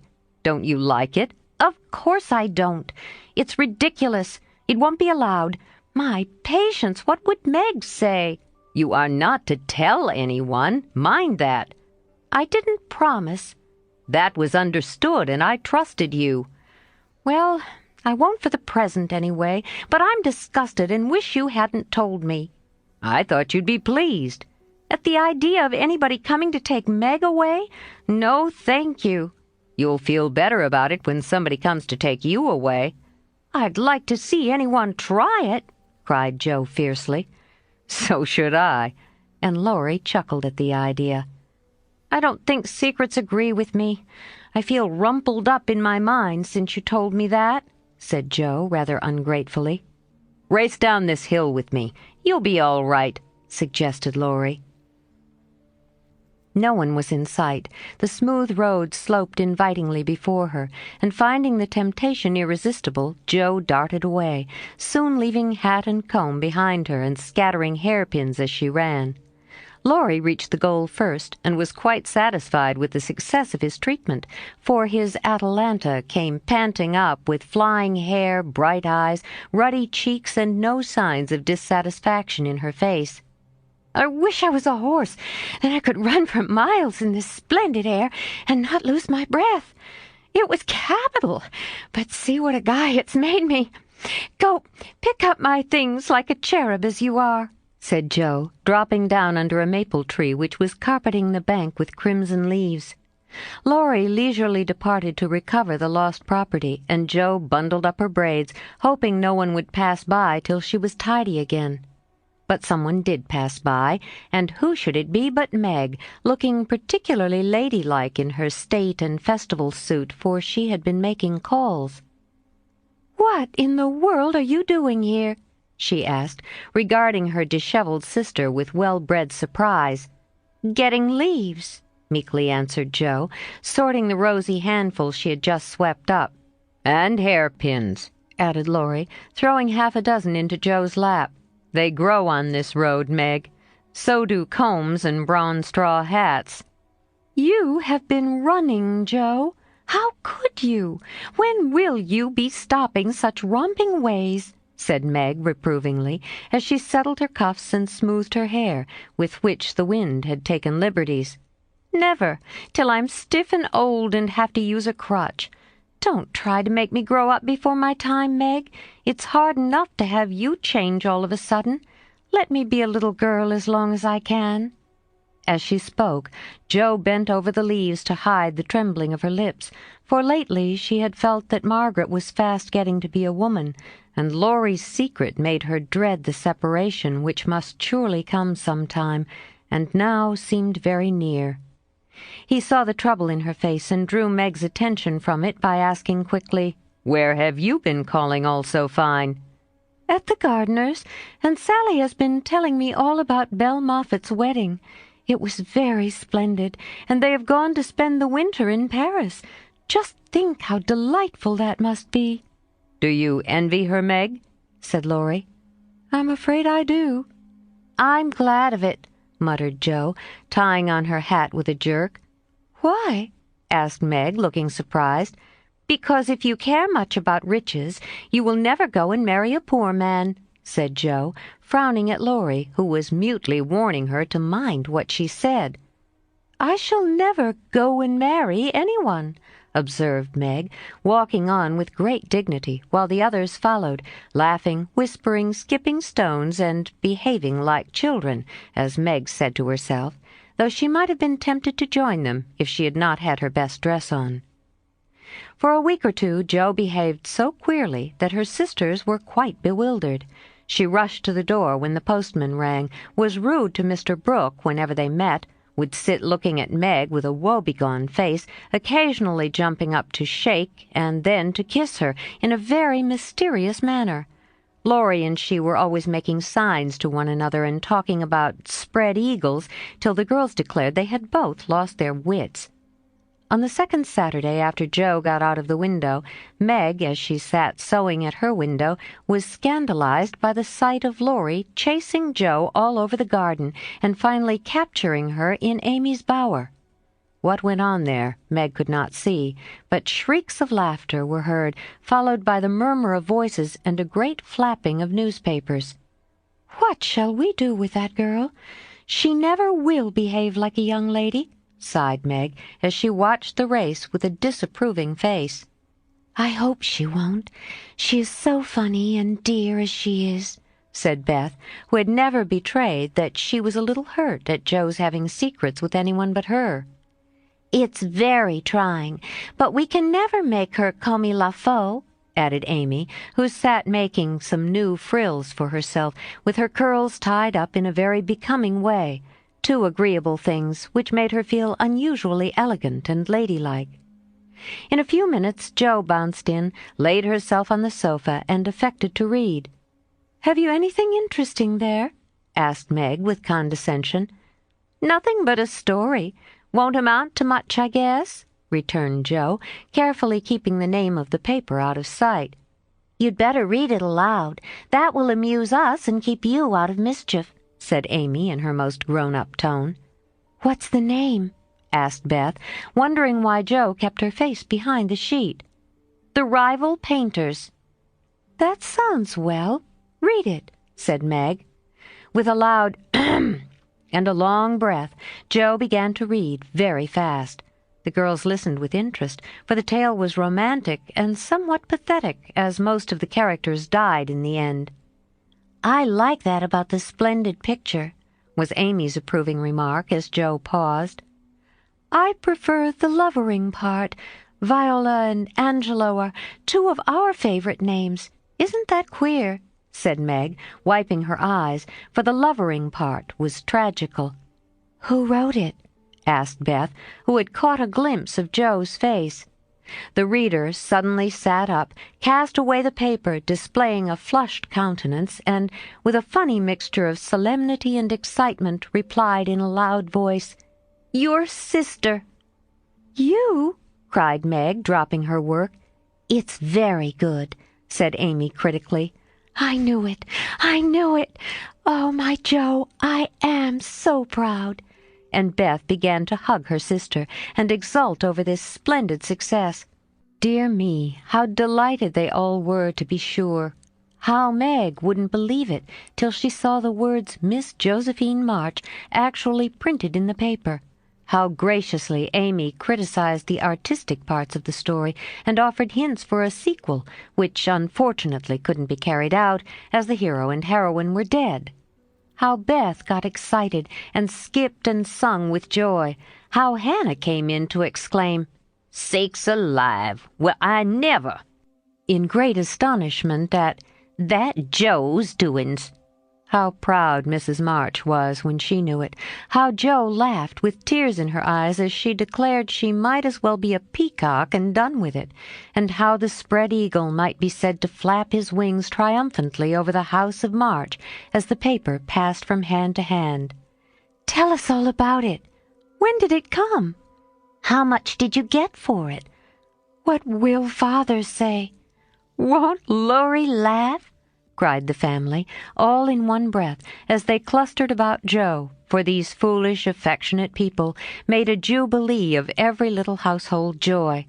"Stop jabbering, girls, and I'll tell you everything," said Joe, wondering if Miss Burney felt any grander over her Evelina than she did over her rival painters. Having told how she disposed of her tales, Joe added, "And when I went to get my answer, the man said he liked them both, but didn't pay beginners, only let them print in his paper and noticed the stories. It was good practice, he said, and when the beginners improved, anyone would pay. So I let him have the 2 stories, and today this was sent to me, and Laurie caught me with it and insisted on seeing it, so I let him, and he said it was good, and I shall write more, and he's going to get the next paid for, and I am so happy, for in time I may be able to support myself and help the girls." Joe's breath gave out here, and wrapping her head in the paper, she bedewed her little story with a few natural tears, for to be independent and earn the praise of those she loved were the dearest wishes of her heart, and this seemed to be the first step towards that happy end. 15. A telegram. November is the most disagreeable month in the whole year, said Margaret, standing at the window one dull afternoon, looking out at the frost-bitten garden. That's the reason I was born in it, observed Jo pensively, quite unconscious of the blot on her nose. If something very pleasant should happen now, we should think it a delightful month, said Beth, who took a hopeful view of everything, even November. I dare say, but nothing pleasant ever does happen in this family, said Meg, who was out of sorts. We go grubbing along day after day without a bit of change and very little fun. We might as well be in a treadmill.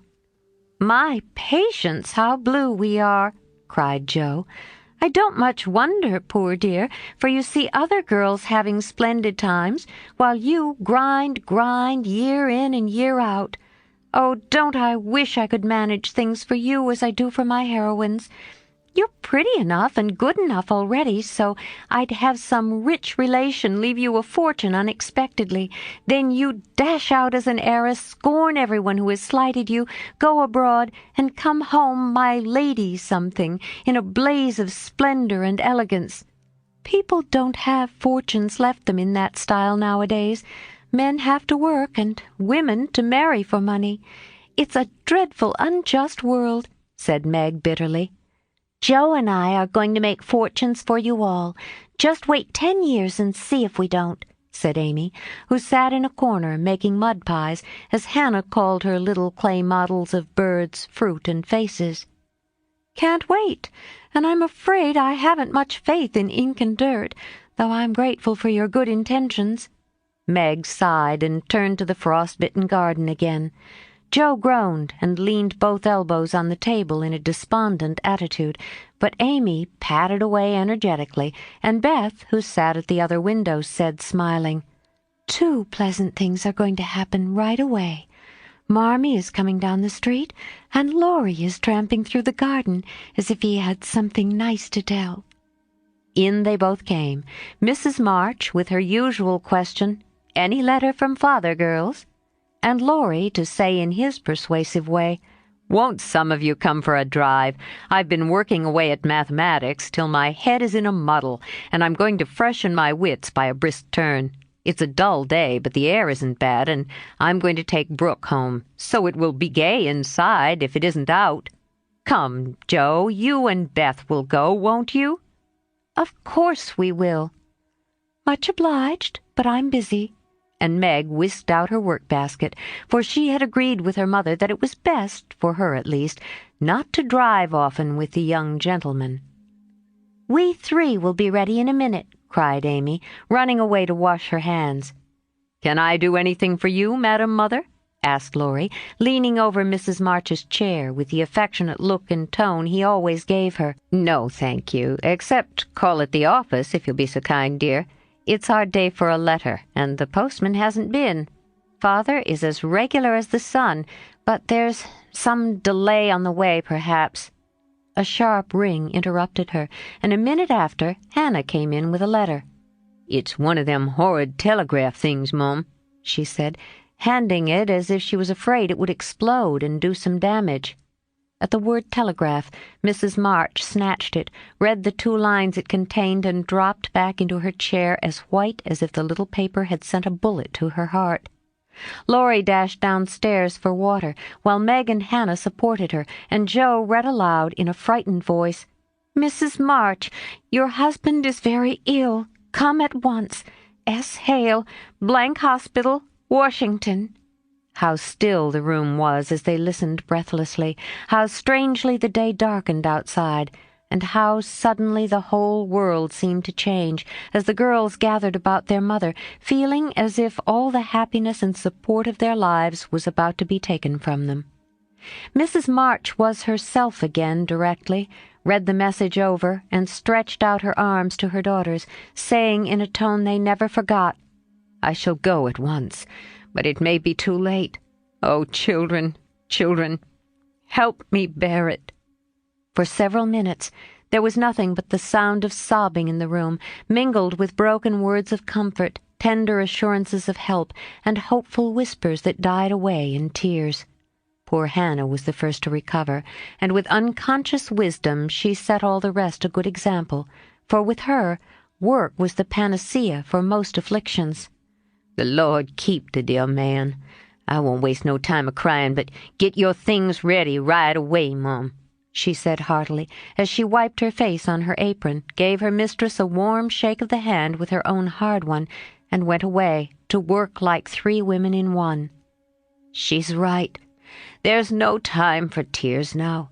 Be calm, girls, and let me think." They tried to be calm, poor things, as their mother sat up looking pale but steady, and put away her grief to think and plan for them. "Where's Laurie?" she asked presently, when she had collected her thoughts and decided on the first duties to be done. "Here, ma'am. Oh, let me do something," cried the boy, hurrying from the next room, whither he had withdrawn, feeling that their first sorrow was too sacred for even his friendly eyes to see. "Send a telegram, saying I will come at once. The next train goes early in the morning. I'll take that. What else? The horses are ready. I can go anywhere, do anything," he said, looking ready to fly to the ends of the earth. "Leave a note at Aunt March's. Joe, give me that pen and paper." Tearing off the blank side of one of her newly copied pages, Jo drew the table before her mother, well knowing that money for the long, sad journey must be borrowed, and feeling as if she could do anything to add a little to the sum for her father. "Now, go, dear, but don't kill yourself driving at a desperate pace. There is no need of that." Mrs. March's warning was evidently thrown away, for 5 minutes later Laurie tore by the window on his own fleet horse, riding as if for his life. "Joe, run to the rooms and tell Mrs. King that I can't come. On the way, get these things. I'll put them down, they'll be needed, and I must go prepared for nursing. Hospital stores are not always good. Beth, go and ask Mr. Lawrence for a couple of bottles of old wine. I'm not too proud to beg for Father.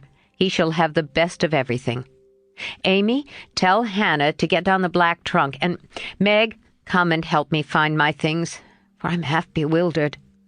Writing, thinking, and directing all at once might well bewilder the poor lady, and Meg begged her to sit down quietly in her room for a little while and let them work. Everyone scattered like leaves before a gust of wind, and the quiet, happy household was broken up as suddenly as if the paper had been an evil spell. Mr. Lawrence came hurrying back with Beth, bringing every comfort the kind old gentleman could think of for the invalid, and friendliest promises of protection for the girls during their mother's absence, which comforted her very much. There was nothing he didn't offer, from his own dressing-gown to himself as escort, but that last was impossible. Mrs. March would not hear of the old gentleman's undertaking the long journey. Yet an expression of relief was visible when he spoke of it, for anxiety ill fits one for traveling. He saw the look, knit his heavy eyebrows, rubbed his hands, and marched abruptly away, saying he'd be back directly. No one had time to think of him again till, as Meg ran through the entry with a pair of rubbers in one hand and a cup of tea in the other, she came suddenly upon Mr. Brooke.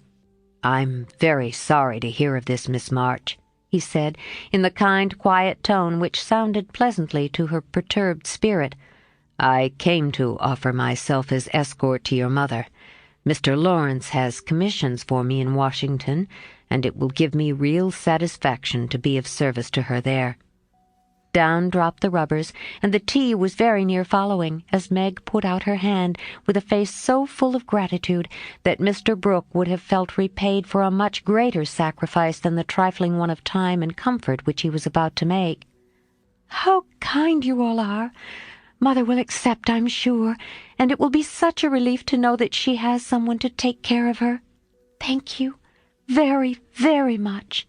Meg spoke earnestly and forgot herself entirely, till something in the brown eyes looking down at her made her remember the cooling tea and lead the way into the parlor, saying she would call her mother.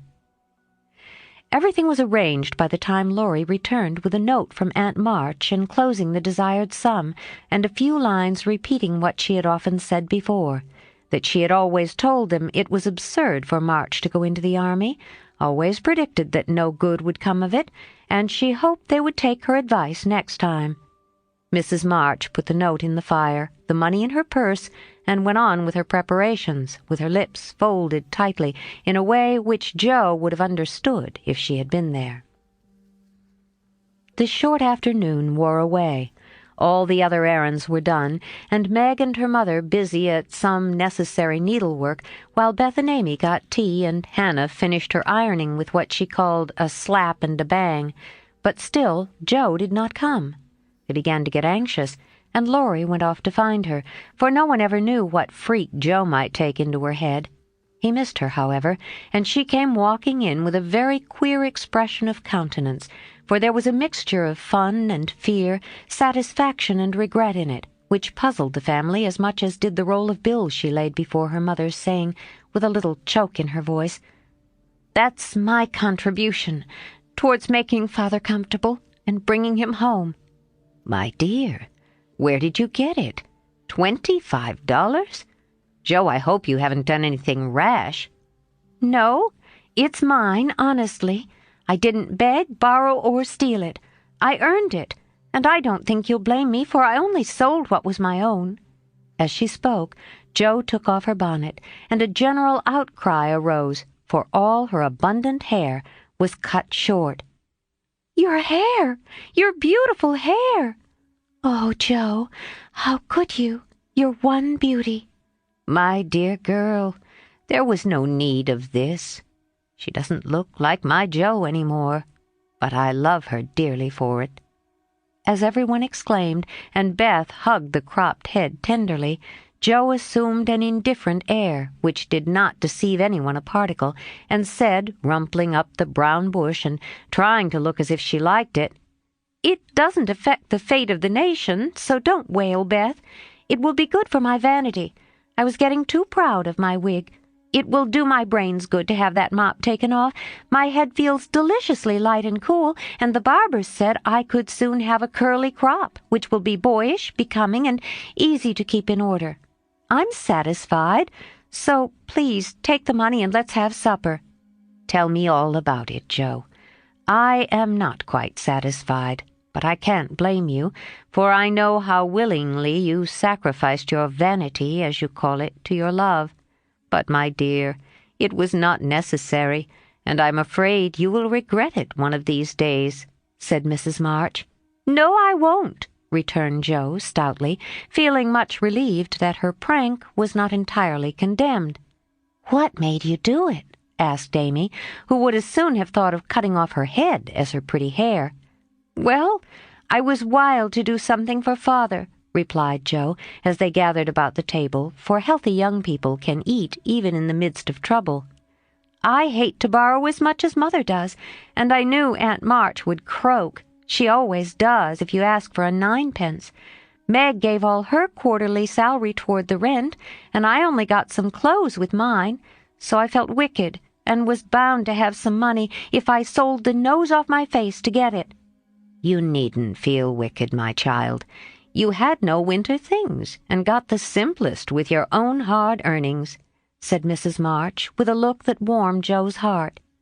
"I hadn't the least idea of selling my hair at first, but as I went along I kept thinking what I could do and feeling as if I'd like to dive into some of the rich stores and help myself. In a barber's window I saw tails of hair with the prices marked, and one black tail, not so thick as mine, was $40. It came over me all of a sudden that I had one thing to make money out of, and without stopping to think I walked in, asked if they bought hair, and what they would give for mine." "I don't see how you dared to do it," said Beth, in a tone of awe. "Oh, he was a little man who looked as if he merely lived to oil his hair. He rather stared at first, as if he wasn't used to having girls bounce into his shop and ask him to buy their hair. He said he didn't care about mine. It wasn't the fashionable color, and he never paid much for it in the first place. The work put into it made it dear, and so on. It was getting late, and I was afraid if it wasn't done right away that I shouldn't have it done at all, and you know when I start to do a thing I hate to give it up. So I begged him to take it, and told him why I was in such a hurry. It was silly, I dare say, but it changed his mind, for I got rather excited, and told the story in my topsy-turvy way, and his wife heard, and said so kindly, "Take it, Thomas, and oblige the young lady.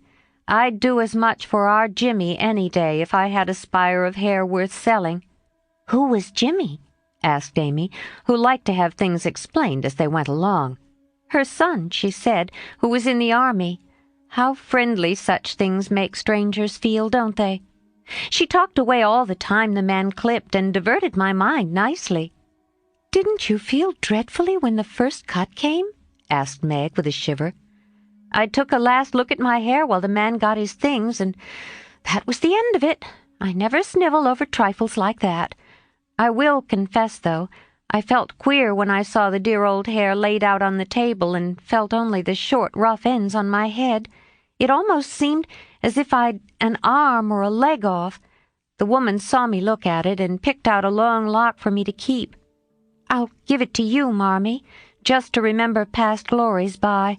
For a crop is so comfortable, I don't think I shall ever have a mane again." Mrs. March folded the wavy chestnut lock and laid it away with a short gray one in her desk. She only said, "Thank you, dearie." But something in her face made the girls change the subject and talk as cheerfully as they could about Mr. Brooks' kindness, the prospect of a fine day tomorrow, and the happy times they would have when Father came home to be nursed. No one wanted to go to bed when, at 10 o'clock, Mrs. March put by the last finished job and said, "Come, girls."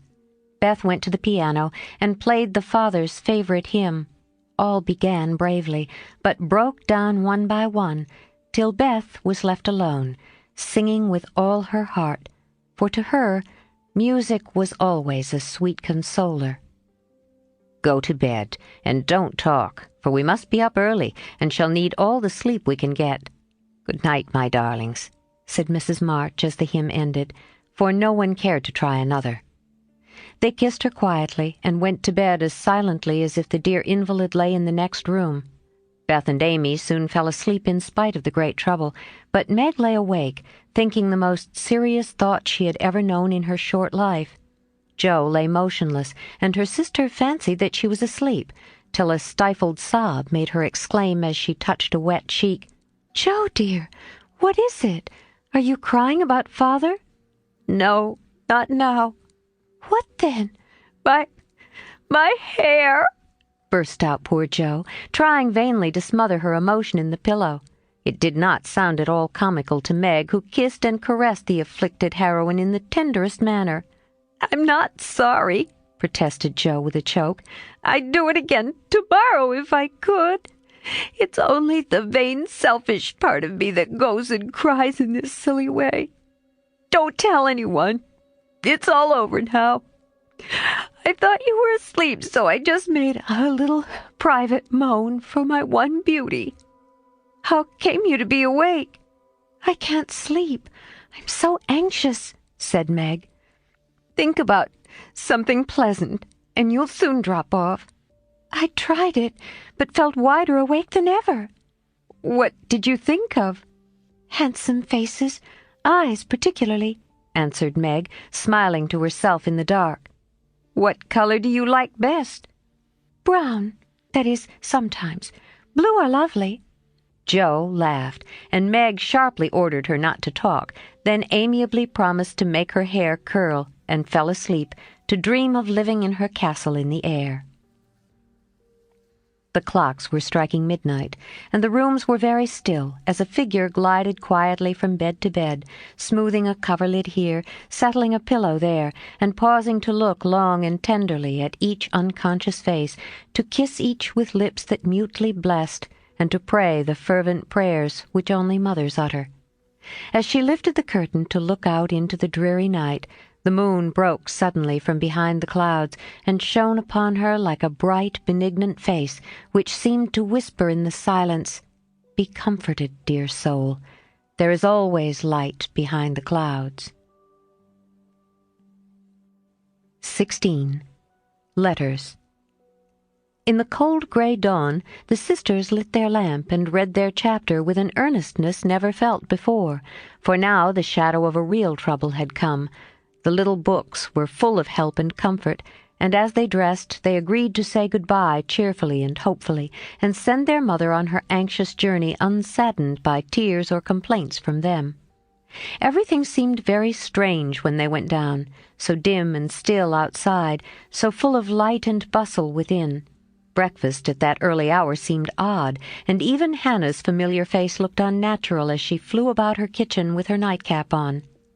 The big trunk stood ready in the hall, Mother's cloak and bonnet lay on the sofa, and Mother herself sat trying to eat, but looking so pale and worn with sleeplessness and anxiety that the girls found it very hard to keep their resolution. Meg's eyes kept filling in spite of herself. Jo was obliged to hide her face in the kitchen roller more than once, and the little girls wore a grave, troubled expression, as if sorrow was a new experience to them. Nobody talked much, but as the time drew very near and they sat waiting for the carriage, Mrs. March said to the girls, who were all busied about her, one folding her shawl, another smoothing out the strings of her bonnet, a third putting on her overshoes, and a fourth fastening up her travelling bag, "Children, I leave you to Hannah's care and Mr. Lawrence's protection. Hannah is faithfulness itself, and our good neighbor will guard you as if you were his own.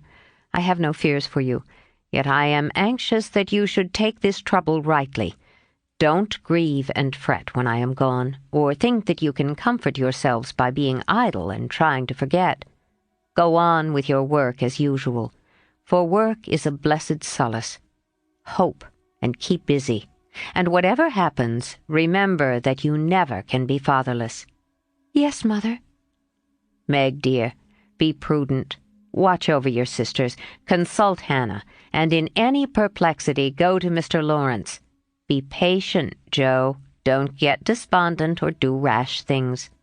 Write to me often, and be my brave girl, ready to help and cheer us all. Beth, comfort yourself with your music, and be faithful to the little home duties. And you, Amy, help all you can. Be obedient, and keep happy, safe at home." "We will, Mother, we will." The rattle of an approaching carriage made them all start and listen. That was the hard minute, but the girls stood it well. No one cried, no one ran away or uttered a lamentation, though their hearts were very heavy as they sent loving messages to Father, remembering as they spoke that it might be too late to deliver them. They kissed their mother quietly, clung about her tenderly, and tried to wave their hands cheerfully when she drove away. Laurie and his grandfather came over to see her off, and Mr. Brooke looked so strong and sensible and kind that the girls christened him Mr. Greatheart on the spot. "Goodbye, my darlings. God bless and keep us all," whispered Mrs. March as she kissed one dear little face after the other and hurried into the carriage. As she rolled away, the sun came out, and looking back she saw it shining on the group at the gate like a good omen. They saw it also, and smiled and waved their hands, and the last thing she beheld as she turned the corner was the 4 bright faces, and behind them, like a bodyguard, old Mr. Lawrence, faithful Hannah, and devoted Laurie. "How kind everyone is to us," she said, turning to find fresh proof of it in the respectful sympathy of the young man's face. "I don't see how they can help it," returned Mr. Brooke, laughing so infectiously that Mrs. March could not help smiling. And so the long journey began with the good omens of sunshine, smiles, and cheerful words. "I feel as if there had been an earthquake," said Jo, as their neighbors went home to breakfast, leaving them to rest and refresh themselves. "It seems as if half the house was gone," added Meg forlornly. Beth opened her lips to say something, but could only point to the pile of nicely mended hose which lay on Mother's table, showing that even in her last hurried moments she had thought and worked for them. It was a little thing, but it went straight to their hearts, and in spite of their brave resolutions, they all broke down and cried bitterly. Hannah wisely allowed them to relieve their feelings, and when the shower showed signs of clearing up, she came to the rescue, armed with a coffee-pot. "Now, my dear young ladies, remember what your ma said and don't fret. Come and have a cup of coffee all round, and then let's fall to work and be a credit to the family." Coffee was a treat, and Hannah showed great tact in making it that morning. No one could resist her persuasive nods or the fragrant invitation issuing from the nose of the coffee-pot. They drew up to the table, exchanged their handkerchiefs for napkins, and in 10 minutes were all right again. "Hope and keep busy. That's the motto for us, so let's see who will remember it best. I shall go to Aunt March, as usual. Won't she lecture, though?" said Jo, as she sipped with returning spirit. "I shall go to my King's, though I'd much rather stay at home and attend to things here," said Meg, wishing she hadn't made her eyes so red. "No need of that. Beth and I can keep house perfectly well," put in Amy with an important air. "Hannah will tell us what to do, and we'll have everything nice when you come home," added Beth, getting out her mop and dish-tub without delay. "I think anxiety is very interesting," observed Amy, eating sugar pensively. The girls couldn't help laughing, and felt better for it, though Meg shook her head at the young lady who could find consolation in a sugar bowl. The sight of the turnovers made Jo sober again, and when the two went out to their daily tasks, they looked sorrowfully back at the window where they were accustomed to see their mother's face. It was gone, but Beth had remembered the little household ceremony, and there she was, nodding away at them like a rosy-faced mandarin. "That's so like my Beth," said Jo, waving her hat with a grateful face. "Goodbye, Maggie. I hope the Kings won't train today. Don't fret about Father, dear," she added as they parted. "And I hope Aunt March won't croak. Your hair is becoming, and it looks very boyish and nice," returned Meg, trying not to smile at the curly head, which looked comically small on her tall sister's shoulders. "That's my only comfort." And touching her hat a la Laurie, away went Jo, feeling like a shorn sheep on a wintry day. News from their father comforted the girls very much, for though dangerously ill, the presence of the best and tenderest of nurses had already done him good. Mr. Brooke sent a bulletin every day, and as the head of the family, Meg insisted on reading the dispatches, which grew more and more cheering as the week passed. At first, everyone was eager to write, and plump envelopes were carefully poked into the letter-box by one or the other of the sisters, who felt rather important with their Washington correspondence. As one of these packets contained characteristic notes from the party, we will rob an imaginary mail and read them. "My dearest Mother, it is impossible to tell you how happy your last letter made us, for the news was so good we couldn't help laughing and crying over it. How very kind Mr. Brooke is, and how fortunate that Mr. Lawrence's business detains him near you so long, since he is so useful to you and Father. The girls are all as good as gold. Jo helps me with the sewing and insists on doing all sorts of hard jobs. I should be afraid she might overdo if I didn't know that her moral fit wouldn't last long. Beth is as regular about her tasks as a clock, and never forgets what you told her. She grieves about Father, and looks sober except when she is at her little piano. Amy minds me nicely, and I take great care of her. She does her own hair, and I am teaching her how to make buttonholes and mend her stockings. She tries very hard, and I know you will be pleased with her improvement when you come. Mr. Lawrence watches over us like a motherly old hen, as Jo says, and Laurie is very kind and neighborly. He and Jo keep us merry, for we get pretty blue sometimes and feel like orphans with you so far away. Hannah is a perfect saint. She does not scold at all, and always calls me Miss Margaret, which is quite proper, you know, and treats me with respect. We are all well and busy, but we long day and night to have you back. Give my dearest love to Father, and, believe me, ever your own, Meg. This note, prettily written on scented paper, was a great contrast to the next, which was scribbled on a big sheet of thin foreign paper, ornamented with blots and all manner of flourishes and curly-tailed letters. My precious Marmee, 3 cheers for dear Father. Brooke was a trump to telegraph right off and let us know the minute he was better. I rushed up garret when the letter came and tried to thank God for being so good to us, but I could only cry and say, I'm glad, I'm glad. Didn't that do as well as a regular prayer? For I felt a great many in my heart. We have such funny times, and now I can enjoy them, for everyone is so desperately good. It's like living in a nest of turtle doves. You'd laugh to see Meg head the table and try to be motherish. She gets prettier every day, and I'm in love with her sometimes. The children are regular archangels, and I'm Jo, and never shall be anything else. Oh, I must tell you that I came near having a quarrel with Laurie. I freed my mind about a silly little thing, and he was offended. I was right, but didn't speak as I ought, and he marched home, saying he wouldn't come again till I begged pardon. I declared I wouldn't, and got mad. It lasted all day. I felt bad and wanted you very much. Laurie and I are both so proud it's hard to beg pardon, but I thought he'd come to it, for I was in the right. He didn't come, and just at night I remembered what you said when Amy fell into the river. I read my little book, felt better, resolved not to let the sun set on my anger, and ran over to tell Laurie I was sorry. I met him at the gate, coming for the same thing. We both laughed, begged each other's pardon, and felt all good and comfortable again. I made a poem yesterday when I was helping Hannah wash, and as Father likes my silly little things, I put it in to amuse him. Give him the lovingest hug that ever was, and kiss yourself 12 times for your Topsy-Turvy Jo. A Song from the Suds. Queen of my tub, I merrily sing while the white foam rises high, and sturdily wash and rinse and wring, and fasten the clothes to dry. Then out in the free, fresh air they swing under the sunny sky. I wish we could wash from our hearts and souls the stains of the week away, and let water and air by their magic make ourselves as pure as they. Then on the earth there would be indeed a glorious washing day. Along the path of a useful life will heart's ease ever bloom.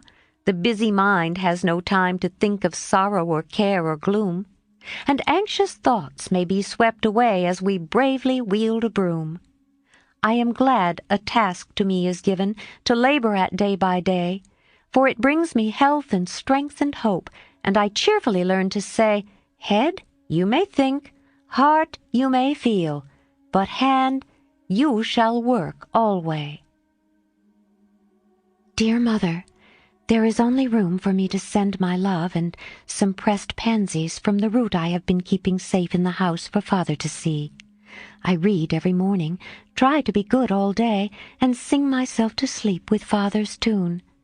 I can't sing Land of the Leal now. It makes me cry. Everyone is very kind, and we are as happy as we can be without you. Amy wants the rest of the page, so I must stop. I didn't forget to cover the holders, and I wind the clock and air the rooms every day. Kiss dear Father on the cheek he calls mine. Oh, do come soon to your loving little Beth. Ma chère maman, we are all well. I do my lessons always, and never corroborate the girls. Meg says I mean contradict, so I put in both words and you can take the properest. Meg is a great comfort to me, and lets me have jelly every night at tea. It's so good for me, Jo says, because it keeps me sweet-tempered. Laurie is not as respectful as he ought to be now I am almost in my teens. He calls me chick and hurts my feelings by talking French to me very fast when I say merci or bonjour as Hattie King does. The sleeves of my blue dress were all worn out, and Meg put in new ones, but the full front came wrong, and they are more blue than the dress. I felt bad, but did not fret. I bear my troubles well, but I do wish Hannah would put more starch in my aprons and have buckwheats every day. Can't she? Didn't I make that interrogation point nice? Meg says my punctuation and spelling are disgraceful, and I am mortified, but dear me, I have so many things to do, I can't stop. Adieu. I send heaps of love to Papa. Your affectionate daughter, Amy Curtis March. Dear Miss March, I just drop a line to say we get on first rate. The girls is clever and fly around right smart. Miss Meg is going to make a proper good housekeeper. She has the liking for it and gets the hang of things surprising quick. Joe doos beat all for going ahead, but she don't stop to calculate first, and you never know where she's like to bring up. She done out a tub of clothes on Monday, but she starched 'em afore they was rinsed, and blued a pink calico dress till I thought I should have died a-laughin'. Beth is the best of little creeters, and a sight of help to me, bein' so forehanded and dependable. She tries to learn everything, and really goes to market beyond her years. Likewise keeps accounts, with my help, quite wonderful. We have got on very economical so far. I don't let the girls have coffee only once a week, according to your wish, and keep 'em on plain, wholesome victuals. Amy does well about frettin', wearing her best clothes and eatin' sweet stuff. Mr. Lorry is as full of didos as usual, and he turns the house upside down frequent, but he heartens up the girls, and so I let 'em have full swing. The old gentleman sends heaps of things, and is rather wearin', but means well, and it ain't my place to say nothin'. My bread is riz, so no more at this time. I send my duty to Mr. March, and hope he's seen the last of his pneumonia. Yours respectful, Hannah Mullet. Head nurse of Ward No. 2. All serene on the Rappahannock, troops in fine condition, commissary department well conducted, the home guard under Colonel Teddy, always on duty. Commander-in-Chief General Lawrence reviews the army daily. Quartermaster Mullet keeps order in camp, and Major Lyon does picket duty at night. A salute of 24 guns was fired on receipt of good news from Washington, and a dress parade took place at headquarters. Commander-in-Chief sends best wishes, in which he is heartily joined by Colonel Teddy.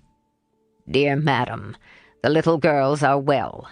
Beth and my boy report daily. Hannah is a model servant and guards pretty Meg like a dragon. Glad the fine weather holds. Pray make Brooke useful, and draw on me for funds if expenses exceed your estimate. Don't let your husband want anything. Thank God he is mending. Your sincere friend and servant, James Lawrence. 17. Little Faithful. For a week, the amount of virtue in the old house would have supplied the neighborhood. It was really amazing, for everyone seemed in a heavenly frame of mind, and self-denial was all the fashion. Relieved of their first anxiety about their father, the girls insensibly relaxed their praiseworthy efforts a little, and began to fall back into the old ways. They did not forget their motto, but hoping and keeping busy seemed to grow easier, and after such tremendous exertions they felt that endeavor deserved a holiday, and gave it a good many. Joe caught a bad cold through neglect to cover the shorn head enough, and was ordered to stay at home till she was better, for Aunt March didn't like to hear people read with cold in their heads. Joe liked this, and after an energetic rummage from garret to cellar, subsided on the sofa to nurse her cold with arsenicum and books. Amy found that housework and art did not go well together, and returned to her mud pies. Meg went daily to her pupils and sewed, or thought she did, at home, but much time was spent in writing long letters to her mother, or reading the Washington dispatches over and over. Beth kept on, with only slight relapses into idleness or grieving. All the little duties were faithfully done each day, and many of her sisters also, for they were forgetful, and the house seemed like a clock whose pendulum was gone a-visiting. When her heart got heavy with longings for mother or fears for father, she went away into a certain closet, hid her face in the folds of a certain dear old gown, and made her little moan and prayed her little prayer quietly by herself. Nobody knew what cheered her up after a sober fit, but everyone felt how sweet and helpful Beth was, and fell into a way of going to her for comfort or advice in their small affairs. All were unconscious that this experience was a test of character, and when the first excitement was over, felt that they had done well and deserved praise. So they did, but their mistake was in ceasing to do well, and they learned this lesson through much anxiety and regret. "Meg, I wish you'd go and see the Hummels. You know Mother told us not to forget them," said Beth, 10 days after Mrs. March's departure. "I'm too tired to go this afternoon," replied Meg, rocking comfortably as she sewed. "Can't you, Joe?" asked Beth. "Too stormy for me with my cold." I thought it was almost well." "It's well enough for me to go out with Laurie, but not well enough to go to the Hummels," said Jo, laughing, but looking a little ashamed of her inconsistency. "Why don't you go yourself?" asked Meg. "I have been every day, but the baby is sick, and I don't know what to do for it. Mrs. Hummel goes away to work, and Lottchen takes care of it, but it gets sicker and sicker, and I think you or Hannah ought to go." Beth spoke earnestly, and Meg promised she would go tomorrow. "Ask Hannah for some nice little mess and take it round, Beth. The air will do you good," said Jo, adding apologetically, "I'd go, but I want to finish my writing." "My head aches, and I'm tired, so I thought maybe some of you would go," said Beth. "Amy will be in presently, and she will run down for us," suggested Meg. So Beth lay down on the sofa, and others returned to their work, and the Hummels were forgotten. An hour passed. Amy did not come. Meg went to her room to try on a new dress. Jo was absorbed in her story, and Hannah was sound asleep before the kitchen fire, when Beth quietly put on her hood, filled her basket with odds and ends for the poor children, and went out into the chilly air, with a heavy head and a grieved look in her patient eyes. It was late when she came back, and no one saw her creep upstairs and shut herself into her mother's room. Half an hour later, Jo went to Mother's closet for something, and there found Beth, sitting on the medicine chest, looking very grave, with red eyes and a camphor bottle in her hand. "Christopher Columbus, what's the matter?" cried Jo, as Beth put out her hand as if to warn her off, and asked quickly, "You've had the scarlet fever, haven't you?" "Years ago, when Meg did. Why?" "Then I'll tell you. Oh, Jo, the baby's dead." "What baby?" "Mrs. Hummel's. It died in my lap before she got home," cried Beth with a sob. "My poor dear, how dreadful for you. I ought to have gone," said Jo, taking her sister in her arms as she sat down in her mother's big chair with a remorseful face. "It wasn't dreadful, Jo, only so sad. I saw in a minute that it was sicker, but Lottchen said her mother had gone for a doctor, so I took baby and let Lottie rest. It seemed asleep, but all of a sudden it gave a little cry and trembled, and then lay very still. I tried to warm its feet, and Lottie gave it some milk, but it didn't stir, and I knew it was dead." "Don't cry, dear. What did you do?" "I just sat and held it softly till Mrs. Hummel came with the doctor. He said it was dead, and looked at Heinrich and Minna, who have got sore throats. 'Scarlet fever, ma'am. Ought to have called me before,' he said crossly. Mrs. Hummel told him she was poor, and had tried to cure the baby herself, but now it was too late, and she could only ask him to help the others and trust to charity for his pay. He smiled then and was kinder, but it was very sad, and I cried with him till he turned round all of a sudden and told me to go home and take belladonna right away, or I'd have the fever." "No, you won't," cried Jo, hugging her close with a frightened look. "Oh, Beth, if you should be sick, I never could forgive myself. What shall we do?" "Don't be frightened. I guess I shan't have it badly. I looked in Mother's book and saw that it begins with headache, sore throat, and queer feelings like mine, so I did take some belladonna, and I feel better," said Beth, laying her cold hands on her hot forehead and trying to look well. "If Mother was only at home!" exclaimed Jo, seizing the book and feeling that Washington was an immense way off. She read a page, looked at Beth, felt her head, peeped into her throat, and then said gravely, "You've been over the baby for more than a week, and among the others who are going to have it. So I'm afraid you are going to have it, Beth. I'll call Hannah. She knows all about sickness." "Don't let Amy come. She never had it, and I should hate to give it to her. Can't you and Meg have it over again?" asked Beth anxiously. "I guess not. Don't care if I do. Serve me right, selfish pig, to let you go and stay writing rubbish myself," muttered Jo, as she went to consult Hannah. The good soul was wide awake in a minute, and took the lead at once, assuring Jo that there was no need to worry. Everyone had scarlet fever, and if rightly treated, nobody died, all of which Jo believed, and felt much relieved as they went up to call Meg. "Now I'll tell you what we'll do," said Hannah when she had examined and questioned Beth. "We will have Dr. Bangs just to take a look at you, dear, and see that we start right.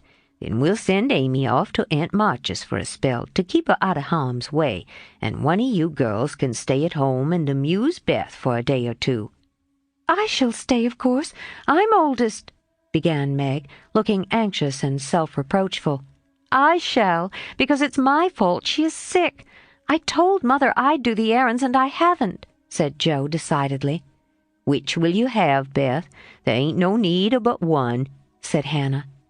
"Jo, please." And Beth leaned her head against her sister with a contented look, which effectually settled that point. "I'll go and tell Amy," said Meg, feeling a little hurt, yet rather relieved on the whole, for she did not like nursing, and Jo did. Amy rebelled outright, and passionately declared that she had rather have the fever than go to Aunt March. Meg reasoned, pleaded, and commanded, all in vain. Amy protested that she would not go, and Meg left her in despair to ask Hannah what should be done. Before she came back, Laurie walked into the parlor to find Amy sobbing, with her head in the sofa cushions. She told her story, expecting to be consoled, but Laurie only put his hands in his pockets and walked about the room, whistling softly, as he knit his brows in deep thought. Presently he sat down beside her, and said in his most wheedlesome tone, "Now be a sensible little woman, and do as they say. No, don't cry, but hear what a jolly plan I've got. You go to Aunt March's, and I'll come and take you out every day, driving or walking, and we'll have capital times. Won't that be better than moping here?" "I don't wish to be sent off as if I was in the way," began Amy in an injured voice. "Bless your heart, child, it's to keep you well. You don't want to be sick, do you?" "No, I'm sure I don't, but I dare say I shall be, for I've been with Beth all the time." "That's the very reason you ought to go away at once, so that you may escape it. Change of air and care will keep you well, I dare say, or if it does not entirely, you will have the fever more lightly. I advise you to be off as soon as you can, for scarlet fever is no joke, miss." "But it's dull at Aunt March's, and she is so cross," said Amy, looking rather frightened. "It won't be dull with me popping in every day to tell you how Beth is and take you out gallivanting. The old lady likes me, and I'll be as sweet as possible to her so she won't peck at us, whatever we do." "Will you take me out in the trotting wagon with Puck?" "On my honor as a gentleman."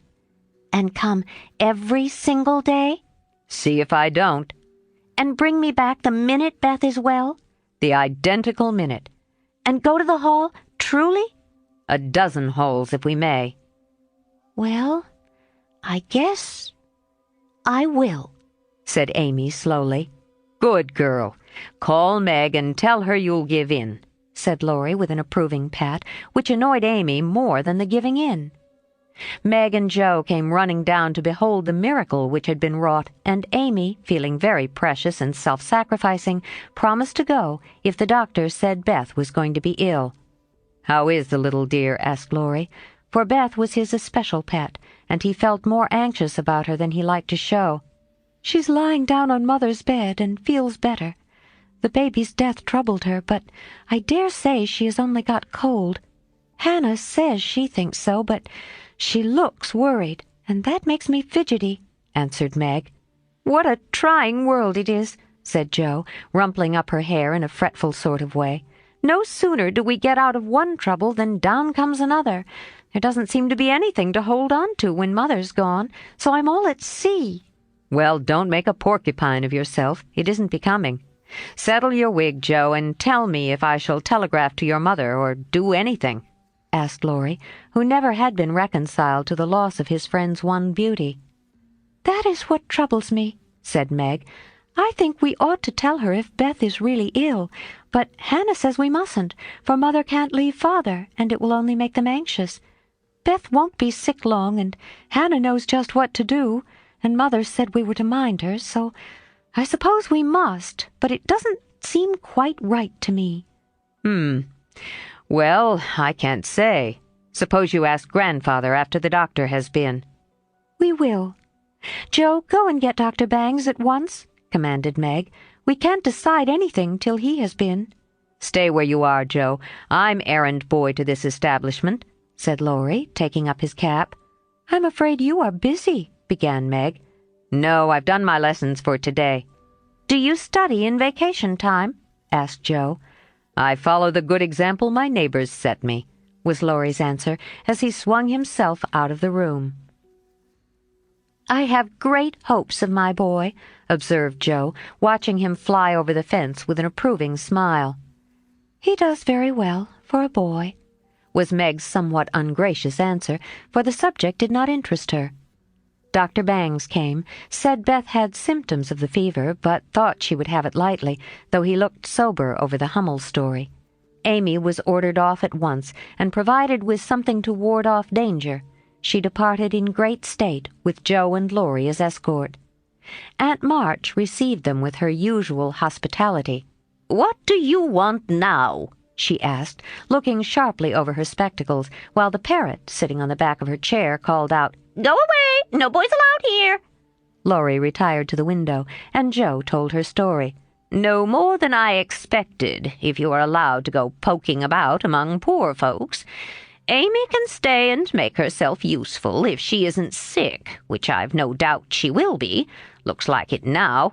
Don't cry, child. It worries me to hear people sniff." Amy was on the point of crying, but Laurie slyly pulled the parrot's tail, which caused Polly to utter an astonished croak and call out, "Bless my boots!" in such a funny way that she laughed instead. "What do you hear from your mother?" asked the old lady gruffly. "Father is much better," replied Joe, trying to keep sober. "Oh, is he? Well, that won't last long, I fancy. March never had any stamina," was the cheerful reply. "Aha! Never say die. Take a pinch of snuff. Goodbye, goodbye," squalled Polly, dancing on her perch and clawing at the old lady's cap as Laurie tweaked him in the rear. "Hold your tongue, you disrespectful old bird. And, Joe, you'd better go at once. It isn't proper to be gadding about so late with a rattle-pated boy like—" "Hold your tongue, you disrespectful old bird!" cried Polly, tumbling off the chair with a bounce and running to peck the rattle-pated boy, who was shaking with laughter at the last speech. "I don't think I can bear it, but I'll try," thought Amy, as she was left alone with Aunt March. "Get along, you fright!" screamed Polly, and at that rude speech, Amy could not restrain a sniff. 18. Dark days. Beth did have the fever, and was much sicker than anyone but Hannah and the doctor suspected. The girls knew nothing about illness, and Mr. Lawrence was not allowed to see her, so Hannah had everything all her own way, and busy Dr. Bangs did his best, but left a good deal to the excellent nurse. Meg stayed at home, lest she should infect the Kings, and kept house, feeling very anxious and a little guilty when she wrote letters in which no mention was made of Beth's illness.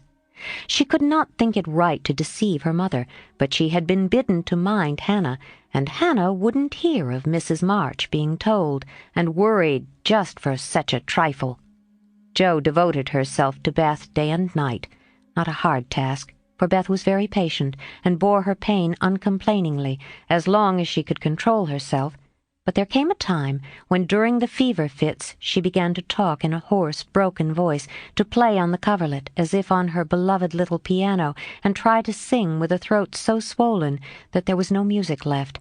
A time when she did not know the familiar faces round her, but addressed them by wrong names and called imploringly for her mother. Then Jo grew frightened. Meg begged to be allowed to write the truth, and even Hannah said she would think of it, though there was no danger yet. A letter from Washington added to their trouble, for Mr. March had had a relapse and could not think of coming home for a long while. How dark the days seemed now, how sad and lonely the house, and how heavy were the hearts of the sisters as they worked and waited, while the shadow of death hovered over the once happy home. Then it was that Margaret, sitting alone with tears dropping often on her work, felt how rich she had been in things more precious than any luxuries money could buy. In love, protection, peace, and health, the real blessings of life.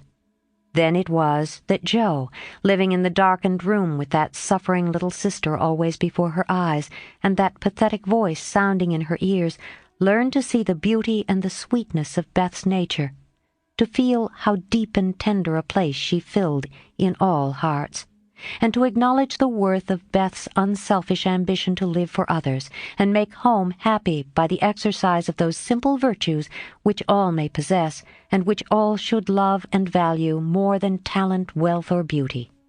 And Amy, in her exile, longed eagerly to be at home, that she might work for Beth, feeling now that no service would be hard or irksome, and remembering with regretful grief how many neglected tasks those willing hands had done for her. Laurie haunted the house like a restless ghost, and Mr. Lawrence locked the grand piano, because he could not bear to be reminded of the young neighbor who used to make the twilight pleasant for him. Everyone missed Beth. The milkman, baker, grocer, and butcher inquired how she did. Poor Mrs. Hummel came to beg pardon for her thoughtlessness, and to get a shroud for Minna.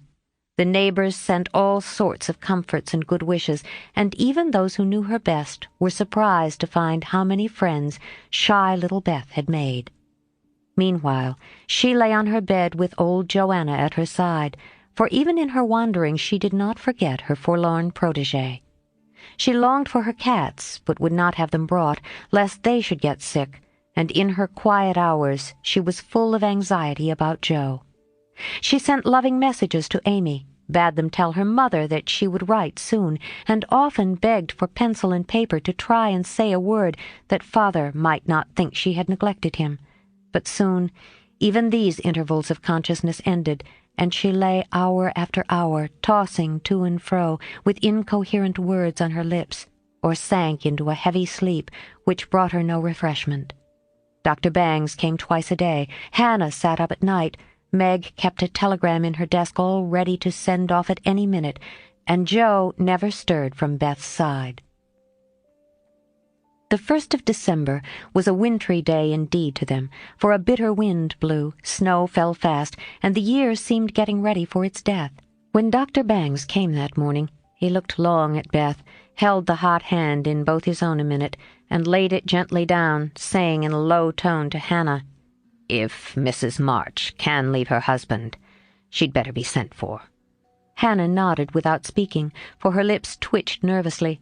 Meg dropped down into a chair as the strength seemed to go out of her limbs at the sound of those words, and Jo, after standing with a pale face for a minute, ran to the parlor, snatched up the telegram, and throwing on her things, rushed out into the storm. She was soon back, and while noiselessly taking off her cloak, Laurie came in with a letter, saying that Mr. March was mending again. Jo read it thankfully, but the heavy weight did not seem lifted off her heart, and her face was so full of misery that Laurie asked quickly, "What is it?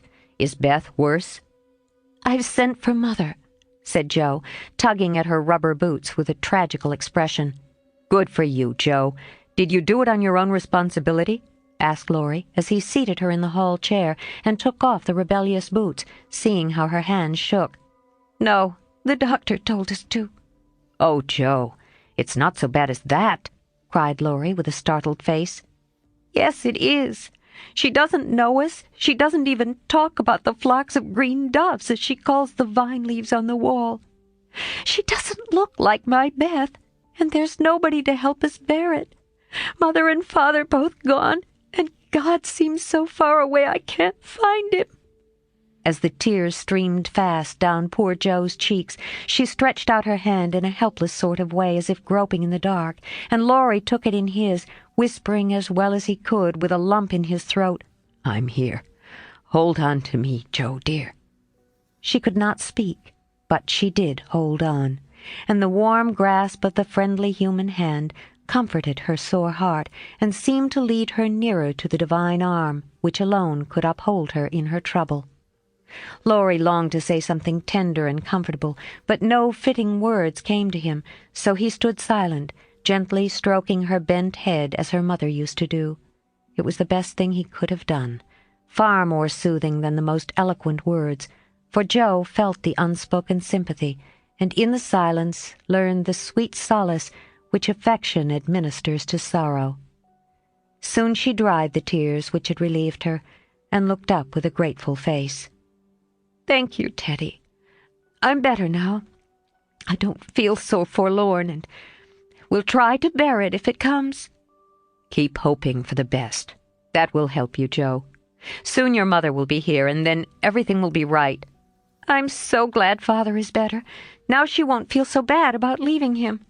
"Oh, me, it does seem as if all the troubles came in a heap, and I got the heaviest part on my shoulders," sighed Joe, spreading her wet handkerchief over her knees to dry. "Doesn't Meg pull fair?" asked Laurie, looking indignant. "Oh, yes, she tries to, but she can't love Bethy as I do, and she won't miss her as I shall. Beth is my conscience, and I can't give her up.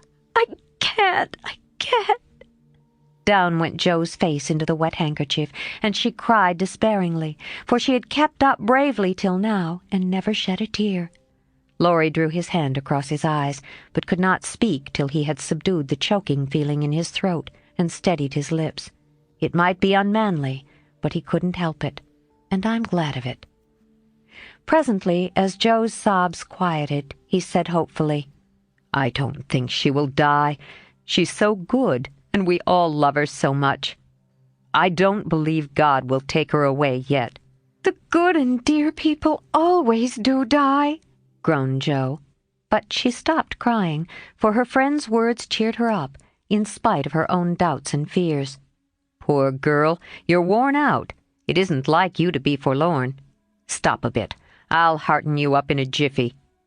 Laurie went off 2 stairs at a time, and Joe laid her wearied head down on Beth's little brown hood, which no one had thought of moving from the table where she left it. It must have possessed some magic, for the submissive spirit of its gentle owner seemed to enter into Joe, and when Laurie came running down with a glass of wine, she took it with a smile and said bravely, "I drink health to my Beth.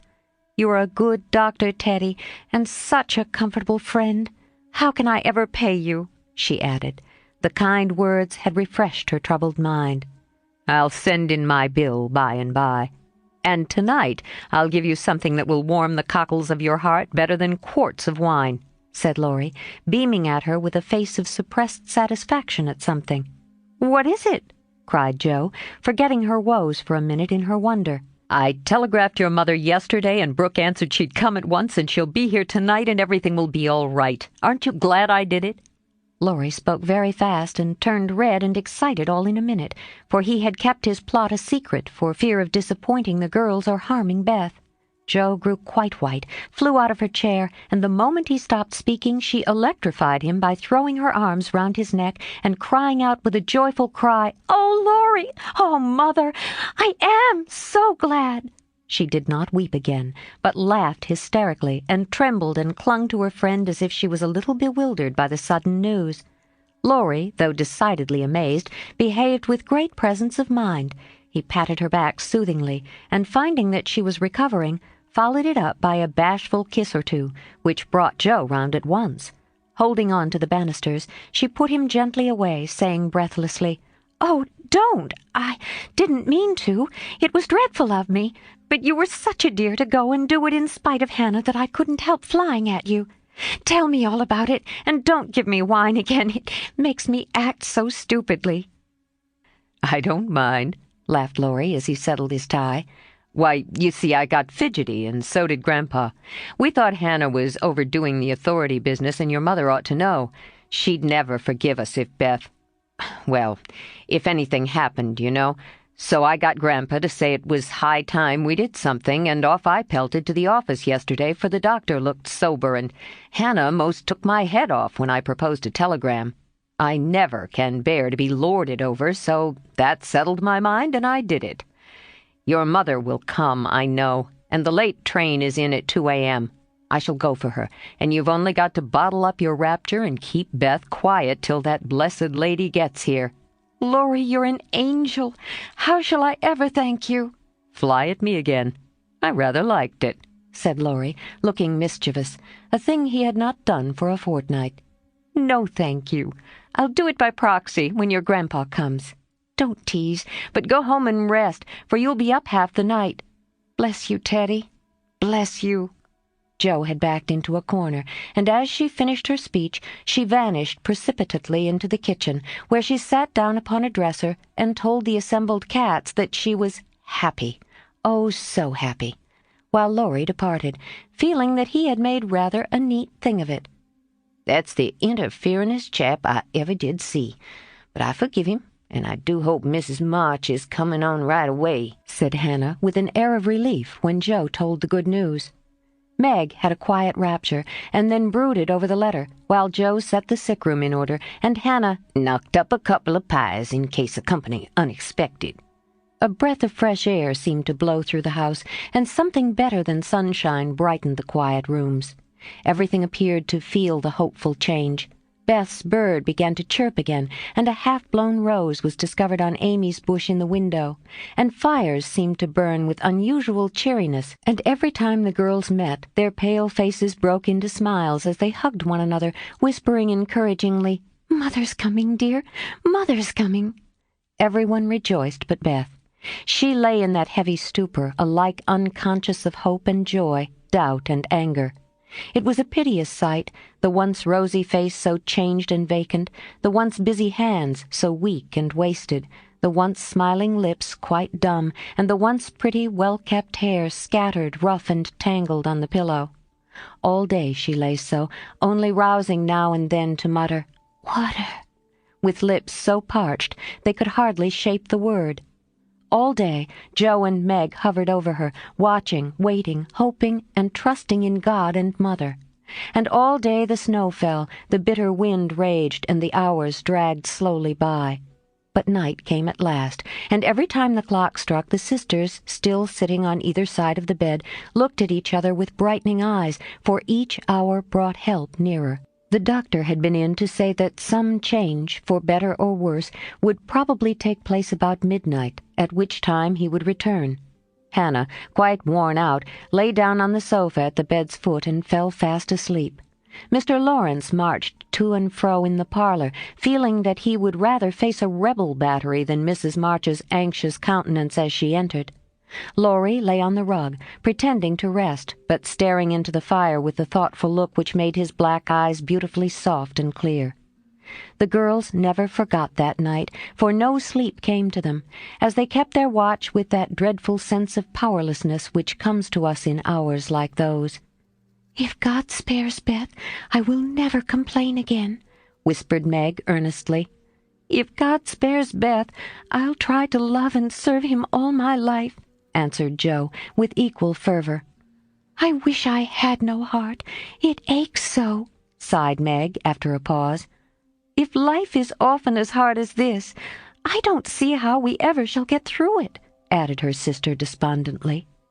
Here the clock struck 12, and both forgot themselves in watching Beth, for they fancied a change passed over her wan face. The house was still as death, and nothing but the wailing of the wind broke the deep hush. Weary Hannah slept on, and no one but the sisters saw the pale shadow which seemed to fall upon the little bed.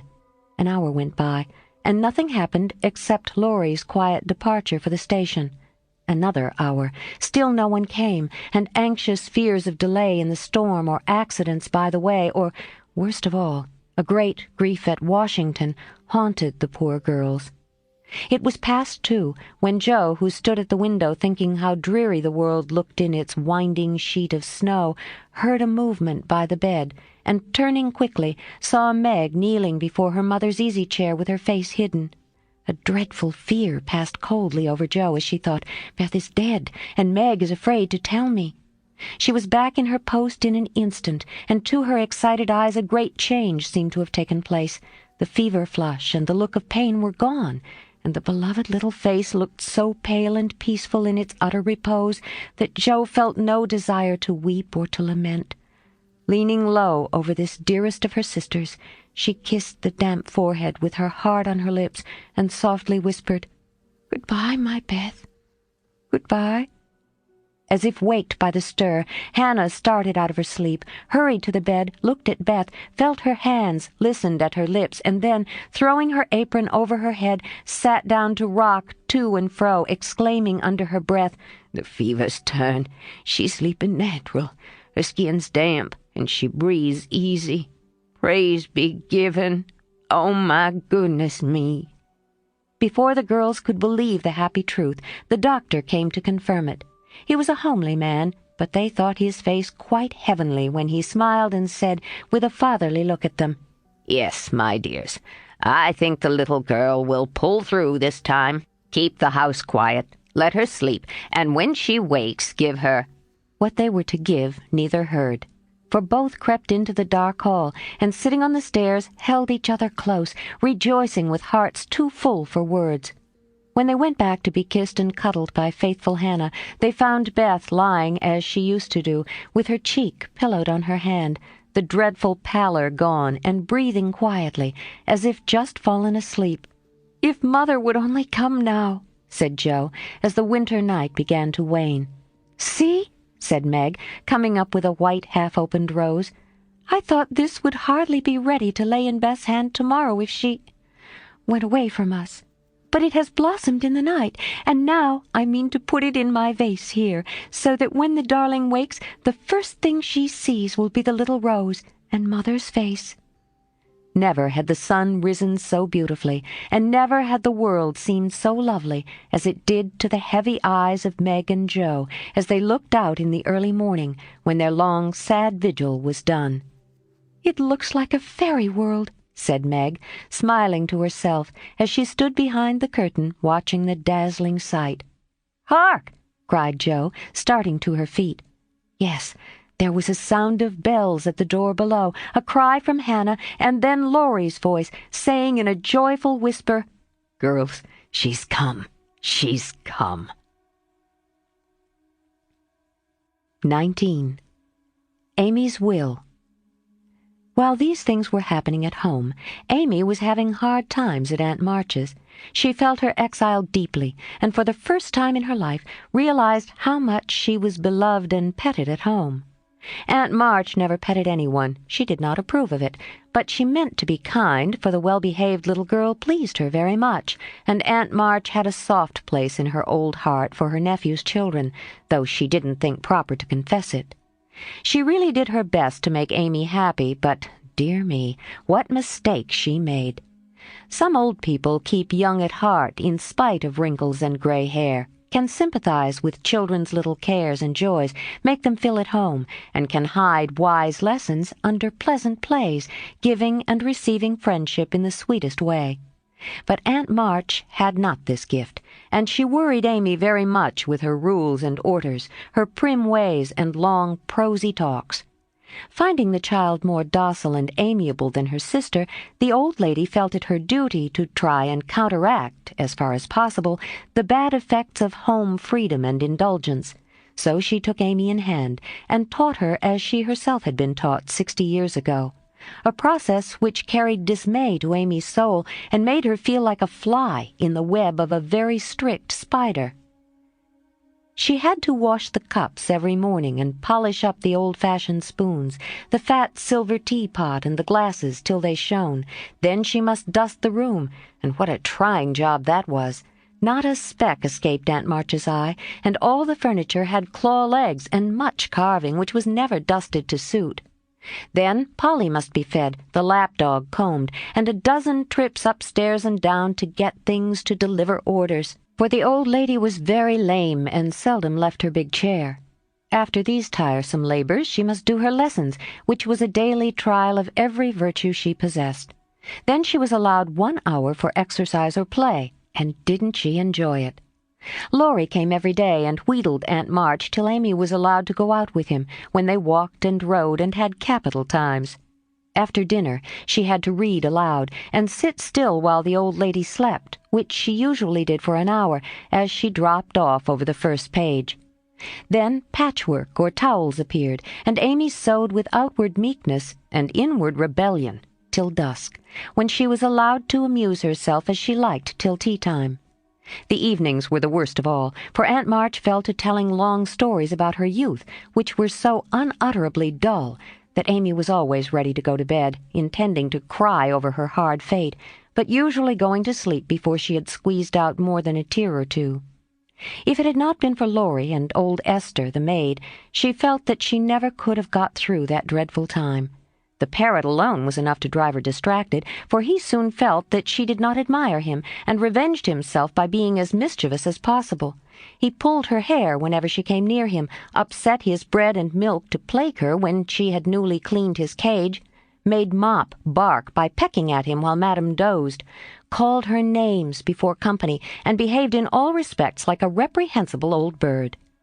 Then she could not endure the dog, a fat, cross beast who snarled and yelped at her when she made his toilet, and who lay on his back with all his legs in the air and a most idiotic expression of countenance when he wanted something to eat, which was about a dozen times a day. The cook was bad-tempered, the old coachman deaf, and Esther the only one who ever took any notice of the young lady. Esther was a Frenchwoman who had lived with Madame, as she called her mistress, for many years, and who rather tyrannized over the old lady who could not get along without her. Her real name was Estelle, but Aunt March ordered her to change it, and she obeyed, on condition that she was never asked to change her religion. She took a fancy to Mademoiselle, and amused her very much with odd stories of her life in France, when Amy sat with her while she got up Madame's laces. She also allowed her to roam about the great house and examine the curious and pretty things stored away in the big wardrobes and the ancient chests, for Aunt March hoarded like a magpie. Amy's chief delight was an Indian cabinet, full of queer drawers, little pigeonholes, and secret places in which were kept all sorts of ornaments, some precious, some merely curious, all more or less antique. To examine and arrange these things gave Amy great satisfaction, especially the jewel cases, in which, on velvet cushions, reposed the ornaments which had adorned a belle 40 years ago. There was the garnet set which Aunt March wore when she came out, the pearls her father gave her on her wedding day, her lover's diamonds, the jet mourning rings and pins, and queer lockets with portraits of dead friends, and weeping willows made of hair inside. The baby bracelets her one little daughter had worn, Uncle March's big watch with the red seal so many childish hands had played with, and in a box all by itself lay Aunt March's wedding ring, too small now for her fat finger, but put carefully away like the most precious jewel of them all. "Which would Mademoiselle choose if she had her will?" asked Esther, who always sat near to watch over and lock up the valuables. "I like the diamonds best, but there is no necklace among them, and I'm fond of necklaces. They are so becoming. I should choose this, if I might," replied Amy, looking with great admiration at a string of gold and ebony beads, from which hung a heavy cross of the same. "I do covet that, but not as a necklace. Oh, no. To me it is a rosary, and as such I should use it like a good Catholic," said Esther, eyeing the handsome thing wistfully. "Is it meant to use as you use the string of good-smelling wooden beads hanging over your glass?" asked Amy. "Truly, yes, to pray with.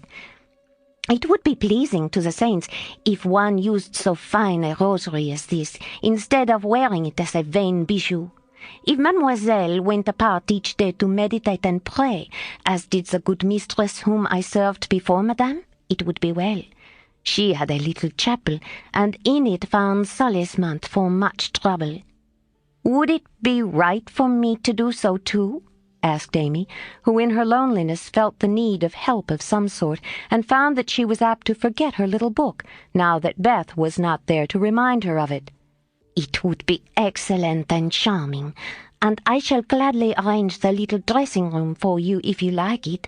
Say nothing to Madame, but when she sleeps, go you and sit alone a while to think good thoughts, and pray the dear God to preserve your sister."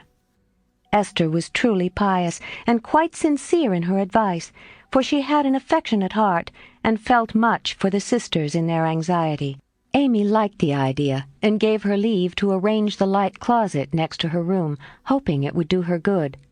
"I wish I knew where all these pretty things would go when Aunt March dies," she said, as she slowly replaced the shining rosary and shut the jewel cases one by one.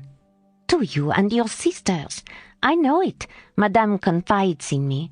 I witnessed her will, and it is to be so," whispered Esther, smiling. "How nice! But I wish she'd let us have them now. Procrastination is not agreeable," observed Amy, taking a last look at the diamonds. "It is too soon yet for the young ladies to wear these things. The first one who is affianced will have the pearls. Madame has said it, and I have a fancy that the little turquoise ring will be given to you when you go, for Madame approves your good behavior and charming manners." "Do you think so? Oh, I'll be a lamb if I can only have that lovely ring. It's ever so much prettier than Kitty Bryant's. I do like Aunt March, after all." And Amy tried on the blue ring with a delightful face and a firm resolve to earn it. From that day she was a model of obedience, and the old lady complacently admired the success of her training.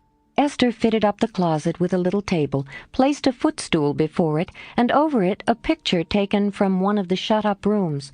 She thought it was of no great value, but, being appropriate, she borrowed it, well knowing that Madame would never know it, nor care if she did. It was, however, a very valuable copy of one of the famous pictures of the world, and Amy's beauty-loving eyes were never tired of looking up at the sweet face of the Divine Mother, while tender thoughts of her own were busy at her heart. On the table she laid her little testament and hymn-book, kept a vase always full of the best flowers Laurie brought her, and came every day to sit alone, thinking good thoughts, and praying the dear God to preserve her sister.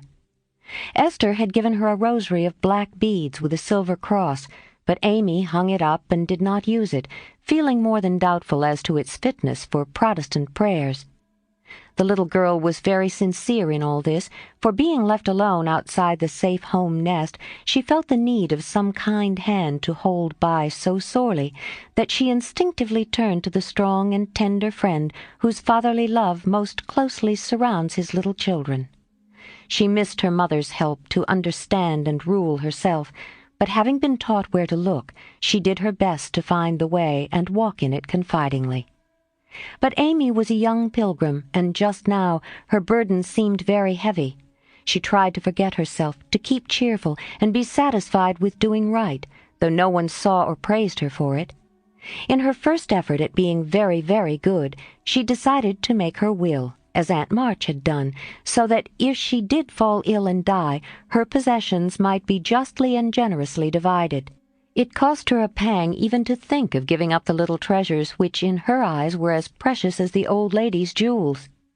During one of her play hours she wrote out the important document as well as she could, with some help from Esther as to certain legal terms, and when the good-natured Frenchwoman had signed her name, Amy felt relieved, and laid it by to show Laurie, whom she wanted as a second witness. As it was a rainy day, she went upstairs to amuse herself in one of the large chambers, and took Polly with her for company.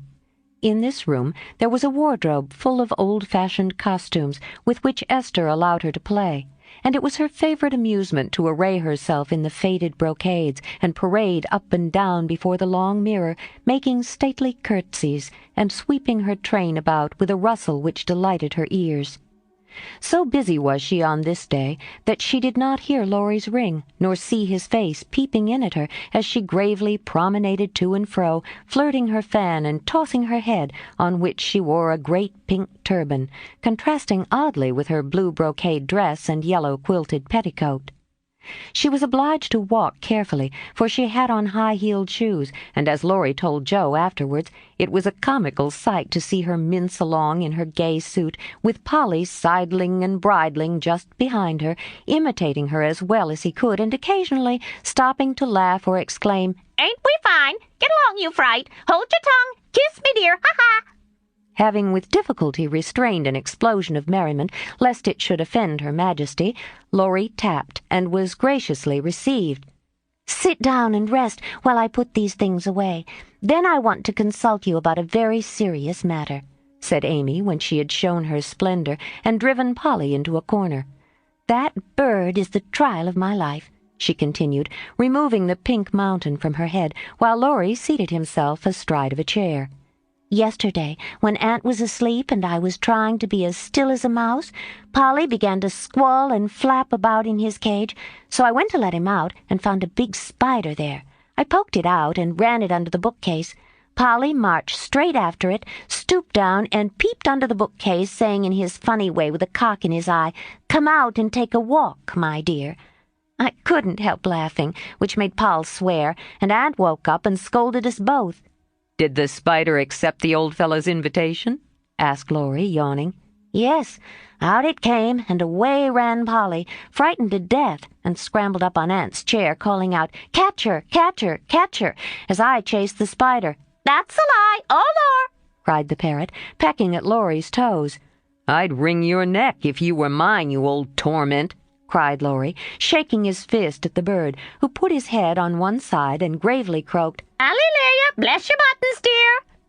"Now I'm ready," said Amy, shutting the wardrobe and taking a paper out of her pocket. "I want you to read that, and please tell me if it is legal and right. I felt that I ought to do it, for life is uncertain, and I don't want any ill feeling over my tomb." Laurie bit his lips, and turning a little from the pensive speaker, read the following document with praiseworthy gravity, considering the spelling. "My last will and testament. I, Amy Curtis March, being in my sane mind, do give and bequeath all my earthly property, viz. to wit, namely, to my father, my best pictures, sketches, maps, and works of art, including frames, also my $100, to do what he likes with. To my mother, all my clothes, except the blue apron with pockets, also my likeness and my medal, with much love. To my dear sister Margaret, I give my turquoise ring, if I get it, also my green box with the doves on it, also my piece of real lace for her neck and my sketch of her as a memorial of her little girl. To Jo I leave my breastpin, the one mended with sealing wax, also my bronze inkstand, she lost the cover, and my most precious plaster rabbit, because I am sorry I burnt up her story. To Beth, if she lives after me, I give my dolls and the little bureau, my fan, my linen collars, and my new slippers if she can wear them, being thin when she gets well. And I herewith also leave her my regret that I ever made fun of old Joanna. To my friend and neighbor Theodore Lawrence, I bequeath my papier-mâché portfolio, my clay model of a horse, though he did say it hadn't any neck. Also, in return for his great kindness in the hour of affliction, any one of my artistic works he likes. Notre Dame is the best. To our venerable benefactor, Mr. Lawrence, I leave my purple box with a looking-glass in the cover, which will be nice for his pens, and remind him of the departed girl who thanks him for his favors to her family, specially Beth. I wish my favorite playmate Kitty Bryant to have the blue silk apron and my gold bead ring with a kiss. To Hannah I give the bandbox she wanted, and all the patchwork I leave, hoping she will remember me when it you see. And now, having disposed of my most valuable property, I hope all will be satisfied and not blame the dead. I forgive everyone, and trust we may all meet when the trump shall sound. Amen. To this will and testament I set my hand and seal on this 20th day of November, Annie Domino, 1861, Amy Curtis March. Witnesses, Estelle Valnor, Theodore Lawrence. The last name was written in pencil, and Amy explained that he was to rewrite it in ink and seal it up for her properly. "What put it into your head? Did anyone tell you about Beth's giving away her things?" asked Laurie soberly, as Amy laid a bit of red tape with sealing wax, a taper, and a standish before him. She explained, and then asked anxiously, "What about Beth?" "I'm sorry I spoke, but as I did, I'll tell you. She felt so ill one day that she wanted to give her piano to Meg, her cats to you, and the poor old doll to Jo, who would love it for her sake. She was sorry she had so little to give, and left locks of hair to the rest of us, and her best love to Grandpa. She never thought of a will." Laurie was signing and sealing as he spoke, and did not look up till a great tear dropped on the paper. Amy's face was full of trouble, but she only said, "Don't people put sort of postscripts to their wills sometimes?" "Yes, codicils they call them." "Put one in mine, then, that I wish all my curls cut off and given round to my friends. I forgot it, but I want it done, though it will spoil my looks." Laurie added it, smiling at Amy's last and greatest sacrifice. Then he amused her for an hour and was much interested in all her trials. But when he came to go, Amy held him back to whisper with trembling lips, "Is there really any danger about Beth?" "I'm afraid there is, but we must hope for the best. So don't cry, dear." And Laurie put his arm about her with a brotherly gesture which was very comforting. When he had gone, she went to her little room and, sitting in the twilight, prayed for Beth, with streaming tears and an aching heart, feeling that a million turquoise rings would not console her for the loss of her gentle little sister. 20. Confidential. I don't think I have any words in which to tell the meeting of the mother and daughters. Such hours are beautiful to live, but very hard to describe. So I will leave it to the imagination of my readers, merely saying that the house was full of genuine happiness, and that Meg's tender hope was realized. For when Beth woke from that long, healing sleep, the first object on which her eyes fell were the little rose and mother's face. Too weak to wonder at anything, she only smiled, and nestled close into the loving arms about her, feeling that the hungry longing was satisfied at last. Then she slept again, and the girls waited upon their mother, for she would not unclasp the thin hand which clung to hers even in sleep. Hannah had dished up an astonishing breakfast for the traveler, finding it impossible to vent her excitement in any other way.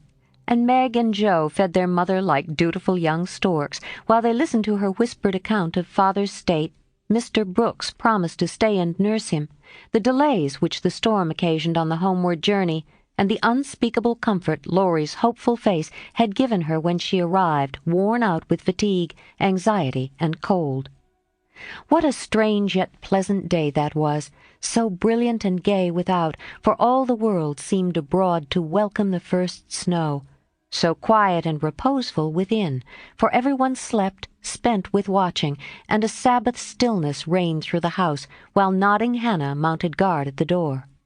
With a blissful sense of burdens lifted off, Meg and Joe closed their weary eyes and lay at rest like storm-beaten boats, safe at anchor in a quiet harbor. Mrs. March would not leave Beth's side, but rested in the big chair, waking often to look at, touch, and brood over her child, like a miser over some recovered treasure. Laurie, meanwhile, posted off to comfort Amy, and told his story so well that Aunt March actually sniffed herself, and never once said, "I told you so." Amy came out so strong on this occasion that I think the good thoughts in the little chapel really began to bear fruit. She dried her tears quickly, restrained her impatience to see her mother, and never even thought of the turquoise ring, when the old lady heartily agreed in Laurie's opinion that she behaved like a capital little woman. Even Polly seemed impressed, for he called her good girl, blessed her buttons, and begged her to "come and take a walk, dear," in his most affable tone.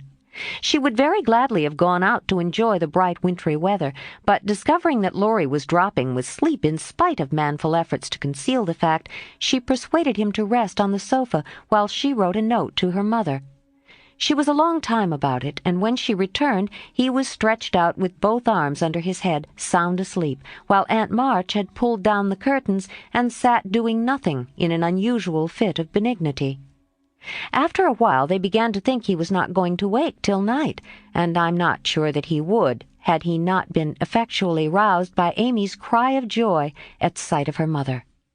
There probably were a good many happy little girls in and about the city that day, but it is my private opinion that Amy was the happiest of all when she sat in her mother's lap and told her trials, receiving consolation and compensation in the shape of approving smiles and fond caresses. They were alone together in the little room, to which her mother did not object when its purpose was explained to her. "On the contrary, I like it very much, dear," looking from the footstool to the well-worn little book and the lovely picture with its garland of evergreen. It is an excellent plan to have some place where we can go to be quiet when things vex or grieve us. There are a good many hard times in this life of ours, but we can always bear them if we ask help in the right way. I think my little girl is learning this." "Yes, Mother, and when I go home, I mean to have a corner in the big closet to put my books and the copy of that picture which I've tried to make. The woman's face is not good. It's too beautiful for me to draw, but the baby is done better, and I love it very much. I like to think he was a little child once, for then I don't seem so far away, and that helps me." As Amy pointed to the smiling Christ-child on his mother's knee, Mrs. March saw something on the lifted hand that made her smile. She said nothing, but Amy understood the look, and after a minute's pause she added gravely, "I wanted to speak to you about this, but I forgot it. Aunt gave me the ring today. She called me to her and kissed me, and put it on my finger and said I was a credit to her, and she'd like to keep me always. She gave me that funny guard to keep the turquoise on, as it's too big. I'd like to wear them, Mother. Can I?" "They are very pretty, but I think you're rather too young for such ornaments, Amy," said Mrs. March, looking at the plump little hand with the band of sky-blue stones on the forefinger and the quaint guard formed of 2 tiny golden hands clasped together. "I'll try not to be vain," said Amy. "I don't think I like it only because it's so pretty, but I want to wear it as the girl in the story wore her bracelets, to remind me of something." "Do you mean Aunt March?" asked her mother, laughing. "No, to remind me not to be selfish." Amy looked so earnest and sincere about it that her mother stopped laughing and listened respectfully to the little plan. "I've thought a great deal lately about my bundle of naughties, and being selfish is the biggest one in it. So I'm going to try hard to cure it if I can. Beth isn't selfish, and that's the reason everyone loves her and feels so bad at the thought of losing her. People wouldn't feel half so bad about me if I was sick, and I don't deserve to have them. But I'd like to be loved and missed by a great many friends, so I'm going to try and be like Beth all I can. I'm apt to forget my resolutions, but if I had something always about me to remind me, I guess I should do better. May I try this way?" "Yes, but I have more faith in the corner of the big closet. Wear your ring, dear, and do your best. I think you will prosper, for the sincere wish to be good is half the battle. Now, I must go back to Beth. Keep up your heart, little daughter, and we will soon have you home again." That evening, while Meg was writing to her father to report the traveler's safe arrival, Jo slipped upstairs into Beth's room, and finding her mother in her usual place, stood a minute, twisting her fingers in her hair with a worried gesture and an undecided look. "What is it, dearie?" asked Mrs. March, holding out her hand with a face which invited confidence. "I want to tell you something, Mother." "About Meg?" "How quickly you guessed. Yes, it's about her, and though it's a little thing, it fidgets me." "Beth is asleep. Speak low and tell me all about it. That Moffat hasn't been here, I hope?" asked Mrs. March rather sharply. "No, I should have shut the door in his face if he had," said Jo, settling herself on the floor at her mother's feet. "Last summer, Meg left a pair of gloves over at the Lawrences', and only one was returned. We forgot all about it, till Teddy told me that Mr. Brooke owned that he liked Meg, but didn't dare say so. She was so young and he so poor. Now, isn't it a dreadful state of things?" "Do you think Meg cares for him?" asked Mrs. March with an anxious look. "Mercy me! I don't know anything about love and such nonsense," cried Jo, with a funny mixture of interest and contempt. "In novels, the girls show it by starting and blushing, fainting away, growing thin, and acting like fools. Now, Meg does not do anything of the sort. She eats and drinks and sleeps like a sensible creature. She looks straight in my face when I talk about that man, and only blushes a little bit when Teddy jokes about lovers. I forbid him to do it, but he doesn't mind me as he ought." "Then you fancy that Meg is not interested in John?" "Who?" cried Jo, staring. "Mr. Brooke. I call him John now. We fell into the way of doing so at the hospital, and he likes it." "Oh, dear, I know you'll take his part. He's been good to Father, and you won't send him away, but let Meg marry him if she wants to. Mean thing, to go petting Papa and helping you just to wheedle you into liking him." And Jo pulled her hair again with a wrathful tweak. "My dear, don't get angry about it, and I will tell you how it happened. John went with me at Mr. Lawrence's request, and was so devoted to poor Father that we couldn't help getting fond of him.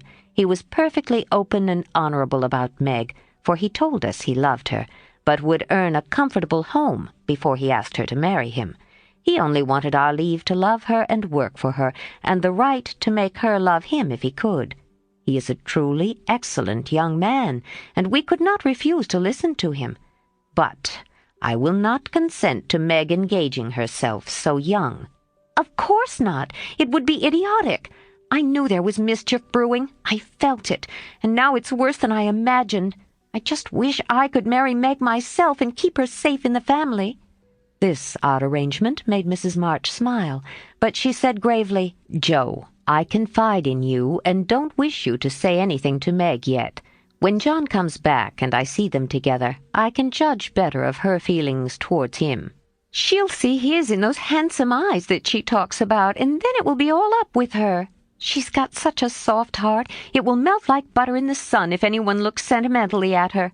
She read the short reports he sent more than she did your letters, and pinched me when I spoke of it, and likes brown eyes, and doesn't think John an ugly name, and she'll go and fall in love, and there's an end of peace and fun and cozy times together. I see it all. They'll go lovering around the house, and we shall have to dodge. Meg will be absorbed, and no good to me any more. Brooke will scratch up a fortune somehow, carry her off and make a hole in the family, and I shall break my heart, and everything will be abominably uncomfortable. Oh, dear me, why weren't we all boys? Then there wouldn't be any bother." Jo leaned her chin on her knees in a disconsolate attitude and shook her fist at the reprehensible John. Mrs. March sighed, and Jo looked up with an air of relief. "You don't like it, Mother? I'm glad of it. Let's send him about his business and not tell Meg a word of it, but all be happy together as we always have been." "I did wrong to sigh, Jo. It is natural and right you should all go to homes of your own in time. But I do want to keep my girls as long as I can, and I am sorry that this happened so soon, for Meg is only 17, and it will be some years before John can make a home for her.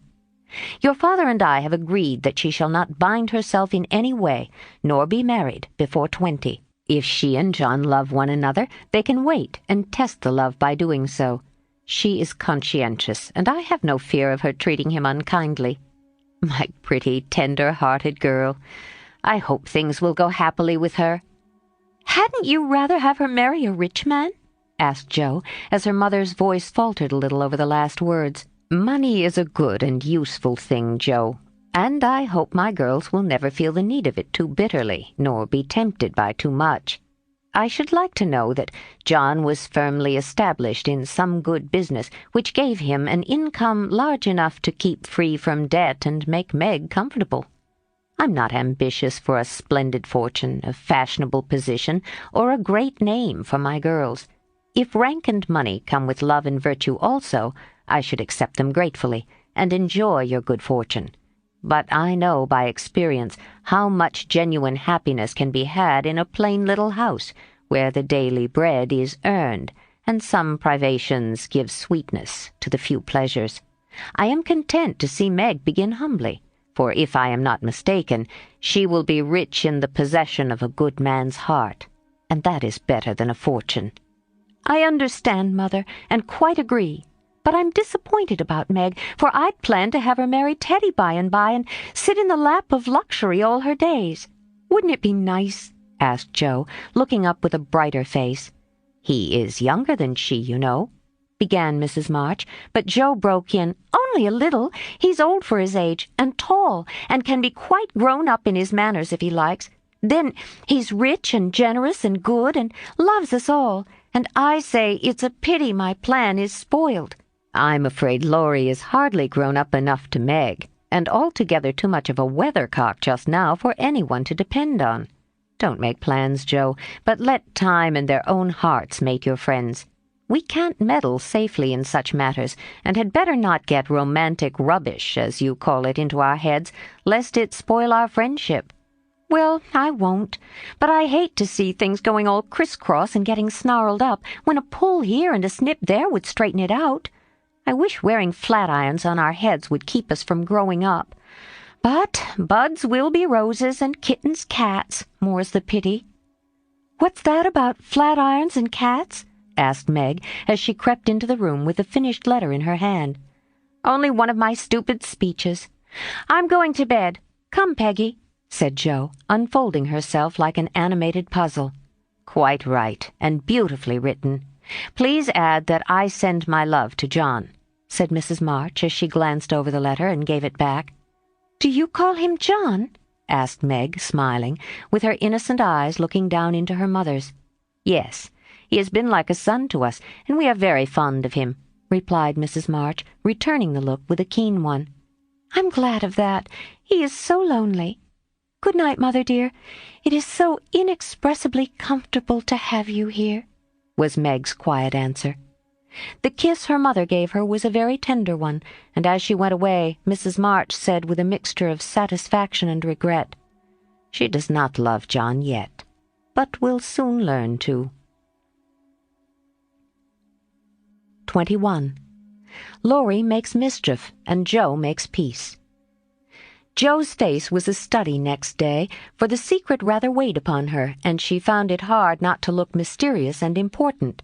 Meg observed it, but did not trouble herself to make inquiries, for she had learned that the best way to manage Jo was by the law of contraries, so she felt sure of being told everything if she did not ask.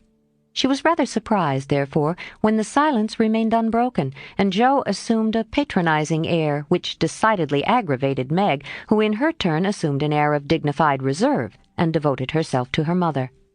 This left Jo to her own devices, for Mrs. March had taken her place as nurse, and bade her rest, exercise, and amuse herself after her long confinement. Amy being gone, Laurie was her only refuge, and much as she enjoyed his society, she rather dreaded him just then, for he was an incorrigible tease, and she feared he would coax her secret from her. She was quite right, for the mischief-loving lad no sooner suspected a mystery than he set himself to find it out, and led Jo to a trying life of it.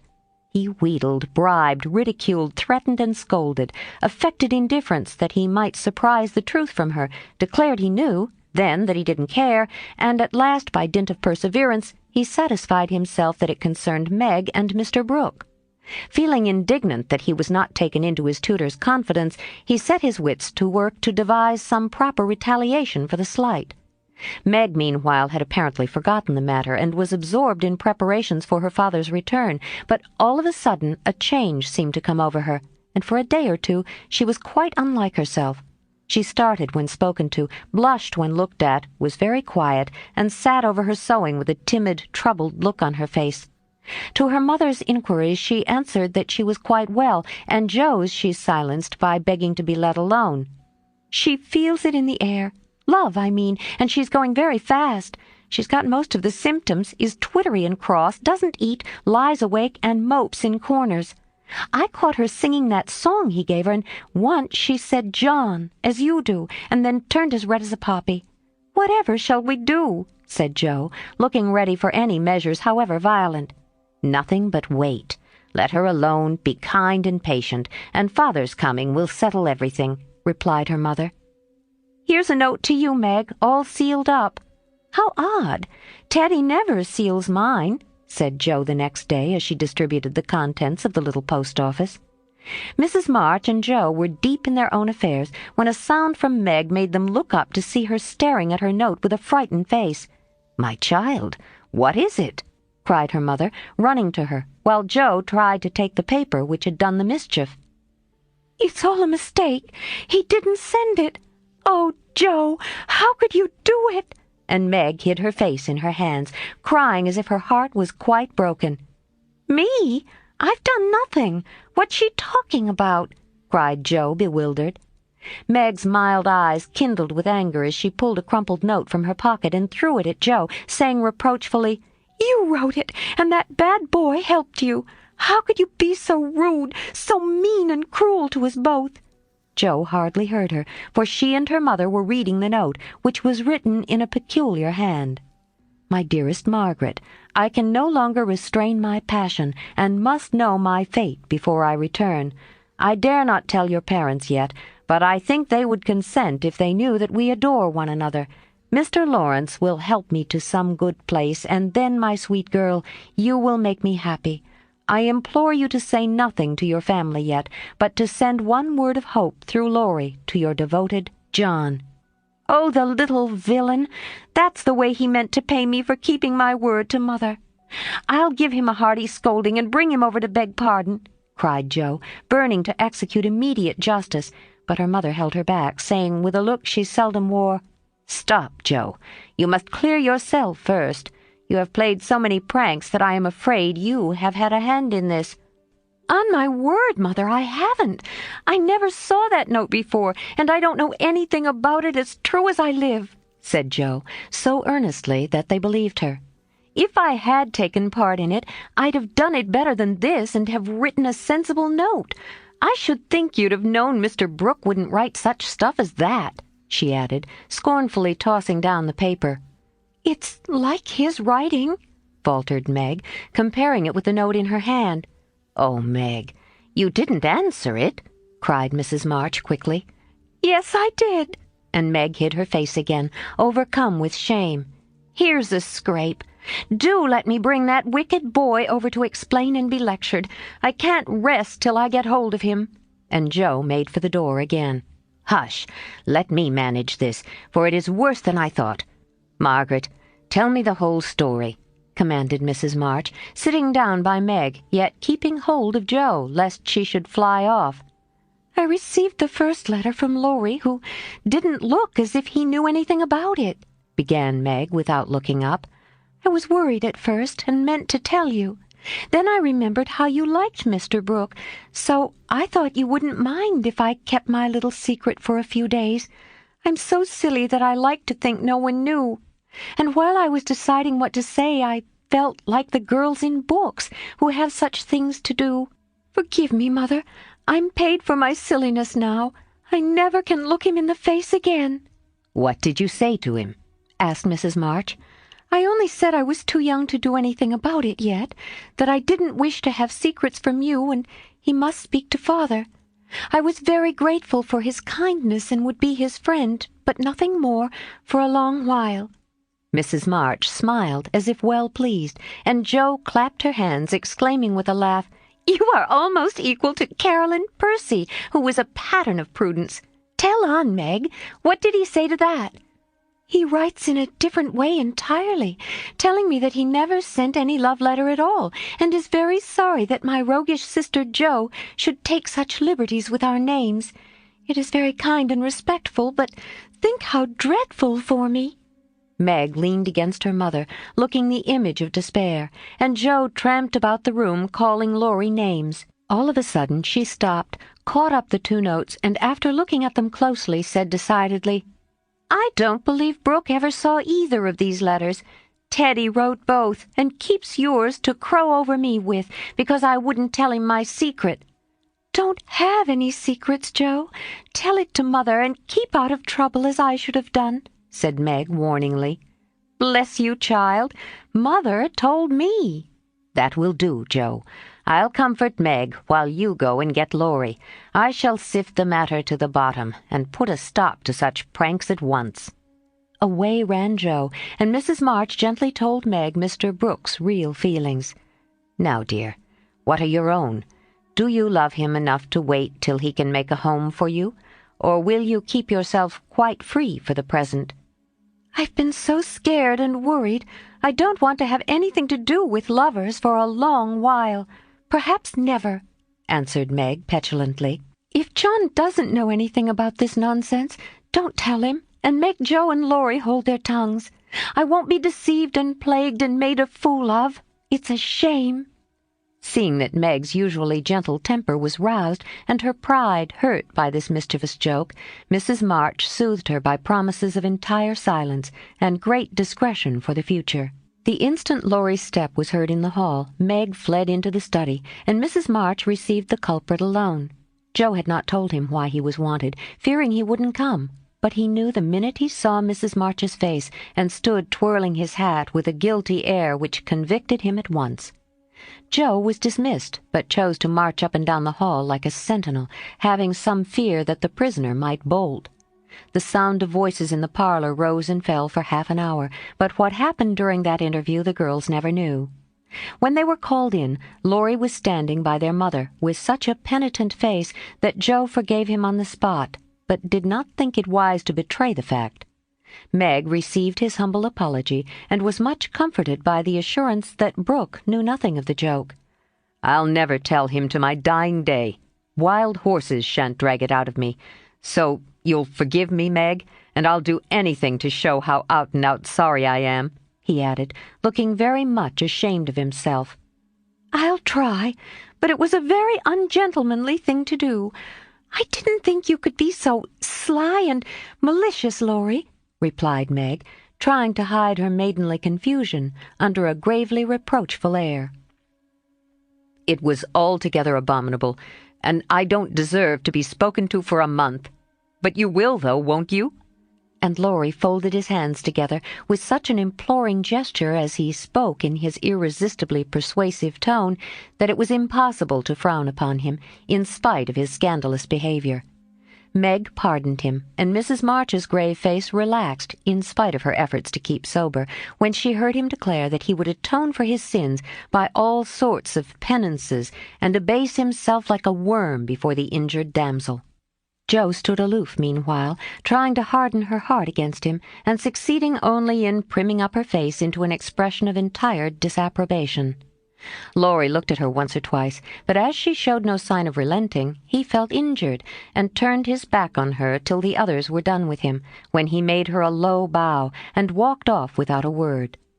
As soon as he had gone, she wished she had been more forgiving, and when Meg and her mother went upstairs, she felt lonely and longed for Teddy. After resisting for some time, she yielded to the impulse, and, armed with a book to return, went over to the big house. "Is Mr. Lawrence in?" asked Joe of a housemaid, who was coming downstairs. "Yes, miss, but I don't believe he's seeable just yet."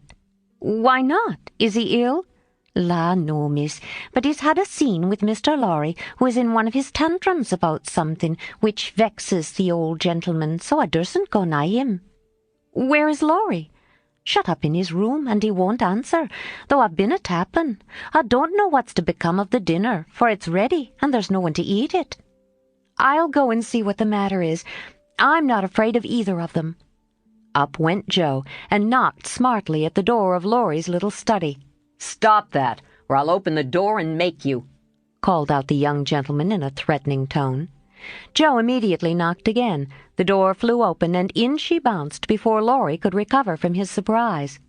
Seeing that he really was out of temper, Joe, who knew how to manage him, assumed a contrite expression, and going artistically down upon her knees, said meekly, "Please forgive me for being so cross. I came to make it up, and can't go away till I have." "It's all right. Get up and don't be a goose, Joe," was the cavalier reply to her petition. "Thank you, I will. Could I ask what's the matter? You don't look exactly easy in your mind." "I've been shaken, and I won't bear it," growled Laurie indignantly. "Who did it?" demanded Joe. "Grandfather. If it had been anyone else, I'd have—" And the injured youth finished his sentence by an energetic gesture of the right arm. "That's nothing. I often shake you, and you don't mind," said Joe soothingly. "Pooh, you're a girl and it's fun, but I'll allow no man to shake me." "I don't think anyone would care to try it if you looked as much like a thundercloud as you do now. Why were you treated so?" "Just because I wouldn't say what your mother wanted me for. I'd promised not to tell, and of course I wasn't going to break my word." "Couldn't you satisfy your grandpa in any other way?" "No, he would have the truth, the whole truth, and nothing but the truth. I'd have told my part of the scrape if I could without bringing Meg in. As I couldn't, I held my tongue and bore the scolding till the old gentleman collared me. Then I got angry and bolted for fear I should forget myself." "It wasn't nice, but he's sorry, I know. So go down and make up. I'll help you." "Hanged if I do. I'm not going to be lectured and pummeled by everyone, just for a bit of a frolic. I was sorry about Meg, and begged pardon like a man. But I won't do it again when I wasn't in the wrong." "He didn't know that." "He ought to trust me, and not act as if I was a baby. It's no use, Joe. He's got to learn that I'm able to take care of myself and don't need anyone's apron strings to hold on by." "What pepper pots you are," sighed Joe. "How do you mean to settle this affair?" "Well, he ought to beg pardon, and believe me when I say I can't tell him what the fuss is about." "Bless you, he won't do that." "I won't go down till he does." "Now, Teddy, be sensible. Let it pass, and I'll explain what I can. You can't stay here, so what's the use of being melodramatic?" "I don't intend to stay here long anyway. I'll slip off and take a journey somewhere, and when Grandpa misses me, he'll come round fast enough." "I dare say, but you ought not to go and worry him." "Don't preach. I'll go to Washington and see Brooke. It's gay there, and I'll enjoy myself after the troubles." "What fun you'd have. I wish I could run off too," said Joe, forgetting her part of mentor in lively visions of martial life at the Capitol. "Come on, then. Why not? You go and surprise your father, and I'll stir up old Brooke. It would be a glorious joke. Let's do it, Joe. We'll leave a letter saying we are all right and trot off at once. I've got money enough. It will do you good and be no harm as you go to your father." For a moment, Joe looked as if she would agree, for wild as the plan was, it just suited her. She was tired of care and confinement, longed for change, and thoughts of her father blended temptingly with the novel charms of camps and hospitals, liberty and fun. Her eyes kindled as they turned wistfully toward the window, but they fell on the old house opposite, and she shook her head with sorrowful decision. "If I was a boy, we'd run away together and have a capital time. But as I'm a miserable girl, I must be proper and stop at home. Don't tempt me, Teddy. It's a crazy plan." "That's the fun of it," began Laurie, who had got a willful fit on him and was possessed to break out of bounds in some way. "Hold your tongue!" cried Joe, covering her ears. "Prunes and prisms are my doom, and I may as well make up my mind to it. I came here to moralize, not to hear about things that make me skip to think of." "I know Meg would wet blanket such a proposal, but I thought you had more spirit," began Laurie insinuatingly. "Bad boy, be quiet. Sit down and think of your own sins. Don't go making me add to mine. If I get Grandpa to apologize for the shaking, will you give up running away?" asked Joe seriously. "Yes, but you won't do it," answered Laurie, who wished to make up, but felt that his outraged dignity must be appeased first. "If I can manage the young one, I can manage the old one," muttered Joe as she walked away, leaving Laurie bent over a railroad map with his head propped up on both hands. "Come in." And Mr. Lawrence's gruff voice sounded gruffer than ever as Joe tapped at his door. "It's only me, sir, come to return a book," she said blandly as she entered. "Want any more?" asked the old gentleman, looking grim and vexed, but trying not to show it. "Yes, please. I like old Sam so well, I think I'll try the second volume," returned Joe, hoping to propitiate him by accepting a second dose of Boswell's Johnson, as he had recommended that lively work. The shaggy eyebrows unbent a little as he rolled the steps towards the shelf where the Johnsonian literature was placed. Joe skipped up and, sitting on the top step, affected to be searching for her book, but was really wondering how best to introduce the dangerous object of her visit. Mr. Lawrence seemed to suspect that something was brewing in her mind, for after taking several brisk turns about the room, he faced round on her, speaking so abruptly that Rasselas tumbled face downward on the floor. "What has that boy been about? Don't try to shield him. I know he has been in mischief by the way he acted when he came home. I can't get a word from him, and when I threatened to shake the truth out of him, he bolted upstairs and locked himself into his room." "He did do wrong, but we forgave him, and all promised not to say a word to anyone," began Joe reluctantly. "That won't do. He shall not shelter himself behind a promise from you soft-hearted girls. If he's done anything amiss, he shall confess, beg pardon, and be punished. Out with it, Joe. I won't be kept in the dark." Mr. Lawrence looked so alarming and spoke so sharply that Jo would gladly have run away if she could.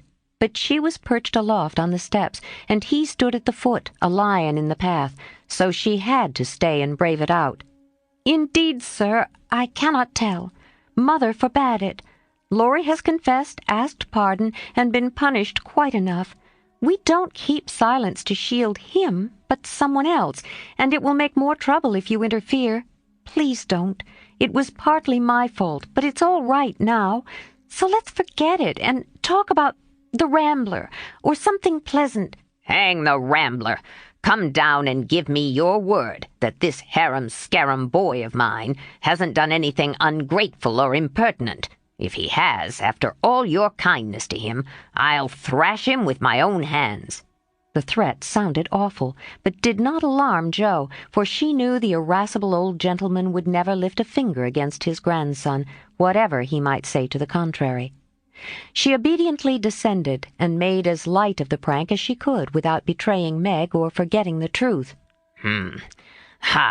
Well, if the boy held his tongue because he promised, and not from obstinacy, I'll forgive him.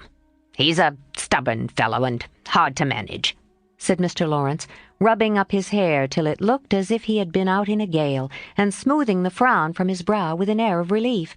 "So am I. But a kind word will govern me when all the king's horses and all the king's men couldn't," said Jo, trying to say a kind word for her friend, who seemed to get out of one scrape only to fall into another.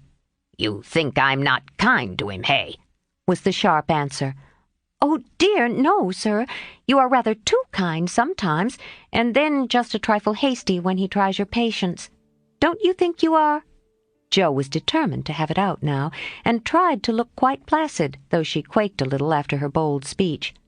To her great relief and surprise, the old gentleman only threw his spectacles onto the table with a rattle and exclaimed frankly, "You're right, girl. I am. I love the boy, but he tries my patience past bearing, and I don't know how it will end if we go on so." "I'll tell you. He'll run away." Jo was sorry for that speech the minute it was made. She meant to warn him that Laurie would not bear much restraint, and hoped he would be more forbearing with the lad. Mr. Lawrence's ruddy face changed suddenly, and he sat down, with a troubled glance at the picture of a handsome man which hung over his table. It was Laurie's father, who had run away in his youth, and married against the imperious old man's will. Jo fancied he remembered and regretted the past, and she wished she had held her tongue. "He won't do it unless he is very much worried, and only threatens it sometimes when he gets tired of studying. I often think I should like to, especially since my hair was cut. So if you ever miss us, you may advertise for 2 boys and look among the ships bound for India." She laughed as she spoke, and Mr. Lawrence looked relieved, evidently taking the whole thing as a joke. "You hussy! How dare you talk in that way? Where's your respect for me and your proper bringing up? Bless the boys and girls, what torments they are, yet we can't do without them," he said, pinching her cheeks good-humoredly. "Go and bring that boy down to his dinner. Tell him it's all right, and advise him not to put on tragedy airs with his grandfather. I won't bear it." "He won't come, sir. He feels badly because you didn't believe him when he said he couldn't tell. I think the shaking hurt his feelings very much." Jo tried to look pathetic, but must have failed, for Mr. Lawrence began to laugh, and she knew the day was won. "I'm sorry for that, and ought to thank him for not shaking me, I suppose. What the dickens does the fellow expect?" And the old gentleman looked a trifle ashamed of his own testiness. "If I were you, I'd write him an apology, sir. He says he won't come down till he has one, and talks about Washington and goes on in an absurd way. A formal apology will make him see how foolish he is and bring him down quite amiable. Try it. He likes fun, and this way is better than talking. I'll carry it up and teach him his duty."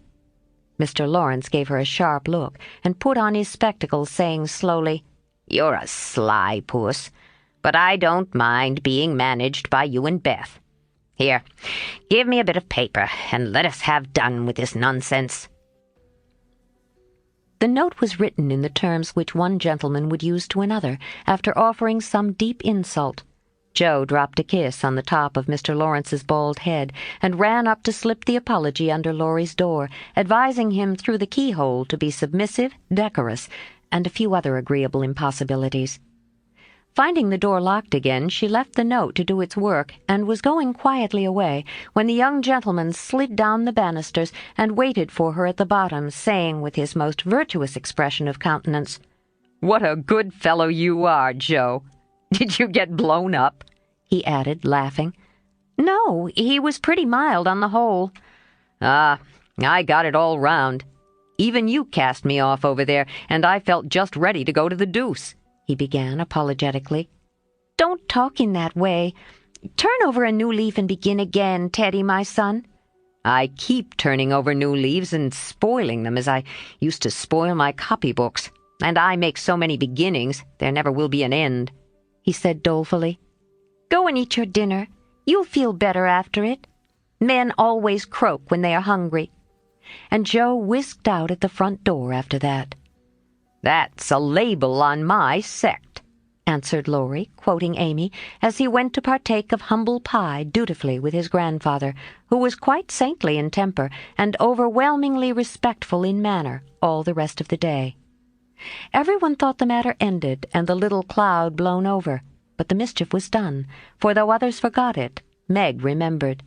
She never alluded to a certain person, but she thought of him a good deal, dreamed dreams more than ever, and once Joe, rummaging her sister's desk for stamps, found a bit of paper scribbled over with the words Mrs. John Brooke, whereat she groaned tragically and cast it into the fire, feeling that Laurie's prank had hastened the evil day for her. 22. Pleasant Meadows. Like sunshine after storm were the peaceful weeks which followed. The invalids improved rapidly, and Mr. March began to talk of returning early in the new year. Beth was soon able to lie on the study sofa all day, amusing herself with the well-beloved cats at first, and in time with doll sewing, which had fallen sadly behindhand. Her once active limbs were so stiff and feeble that Joe took her a daily airing about the house in her strong arms. Meg cheerfully blackened and burnt her white hands cooking delicate messes for the dear, while Amy, a loyal slave of the ring, celebrated her return by giving away as many of her treasures as she could prevail on her sisters to accept. As Christmas approached, the usual mysteries began to haunt the house, and Joe frequently convulsed the family by proposing utterly impossible or magnificently absurd ceremonies in honor of this unusually merry Christmas. Laurie was equally impractical, and would have had bonfires, sky-rockets, and triumphal arches if he had had his own way. After many skirmishes and snubbings, the ambitious pair were considered effectually quenched, and went about with forlorn faces, which were rather belied by explosions of laughter when the two got together. Several days of unusually mild weather fitly ushered in a splendid Christmas day. Hannah felt in her bones that it was going to be an unusually fine day, and she proved herself a true prophetess, for everybody and everything seemed bound to produce a grand success. To begin with, Mr. March wrote that he should soon be with them. Then Beth felt uncommonly well that morning, and being dressed in her mother's gift, a soft crimson merino wrapper, was borne in triumph to the window to behold the offering of Joe and Laurie. The Unquenchables had done their best to be worthy of the name, for like elves, they had worked by night and conjured up a comical surprise.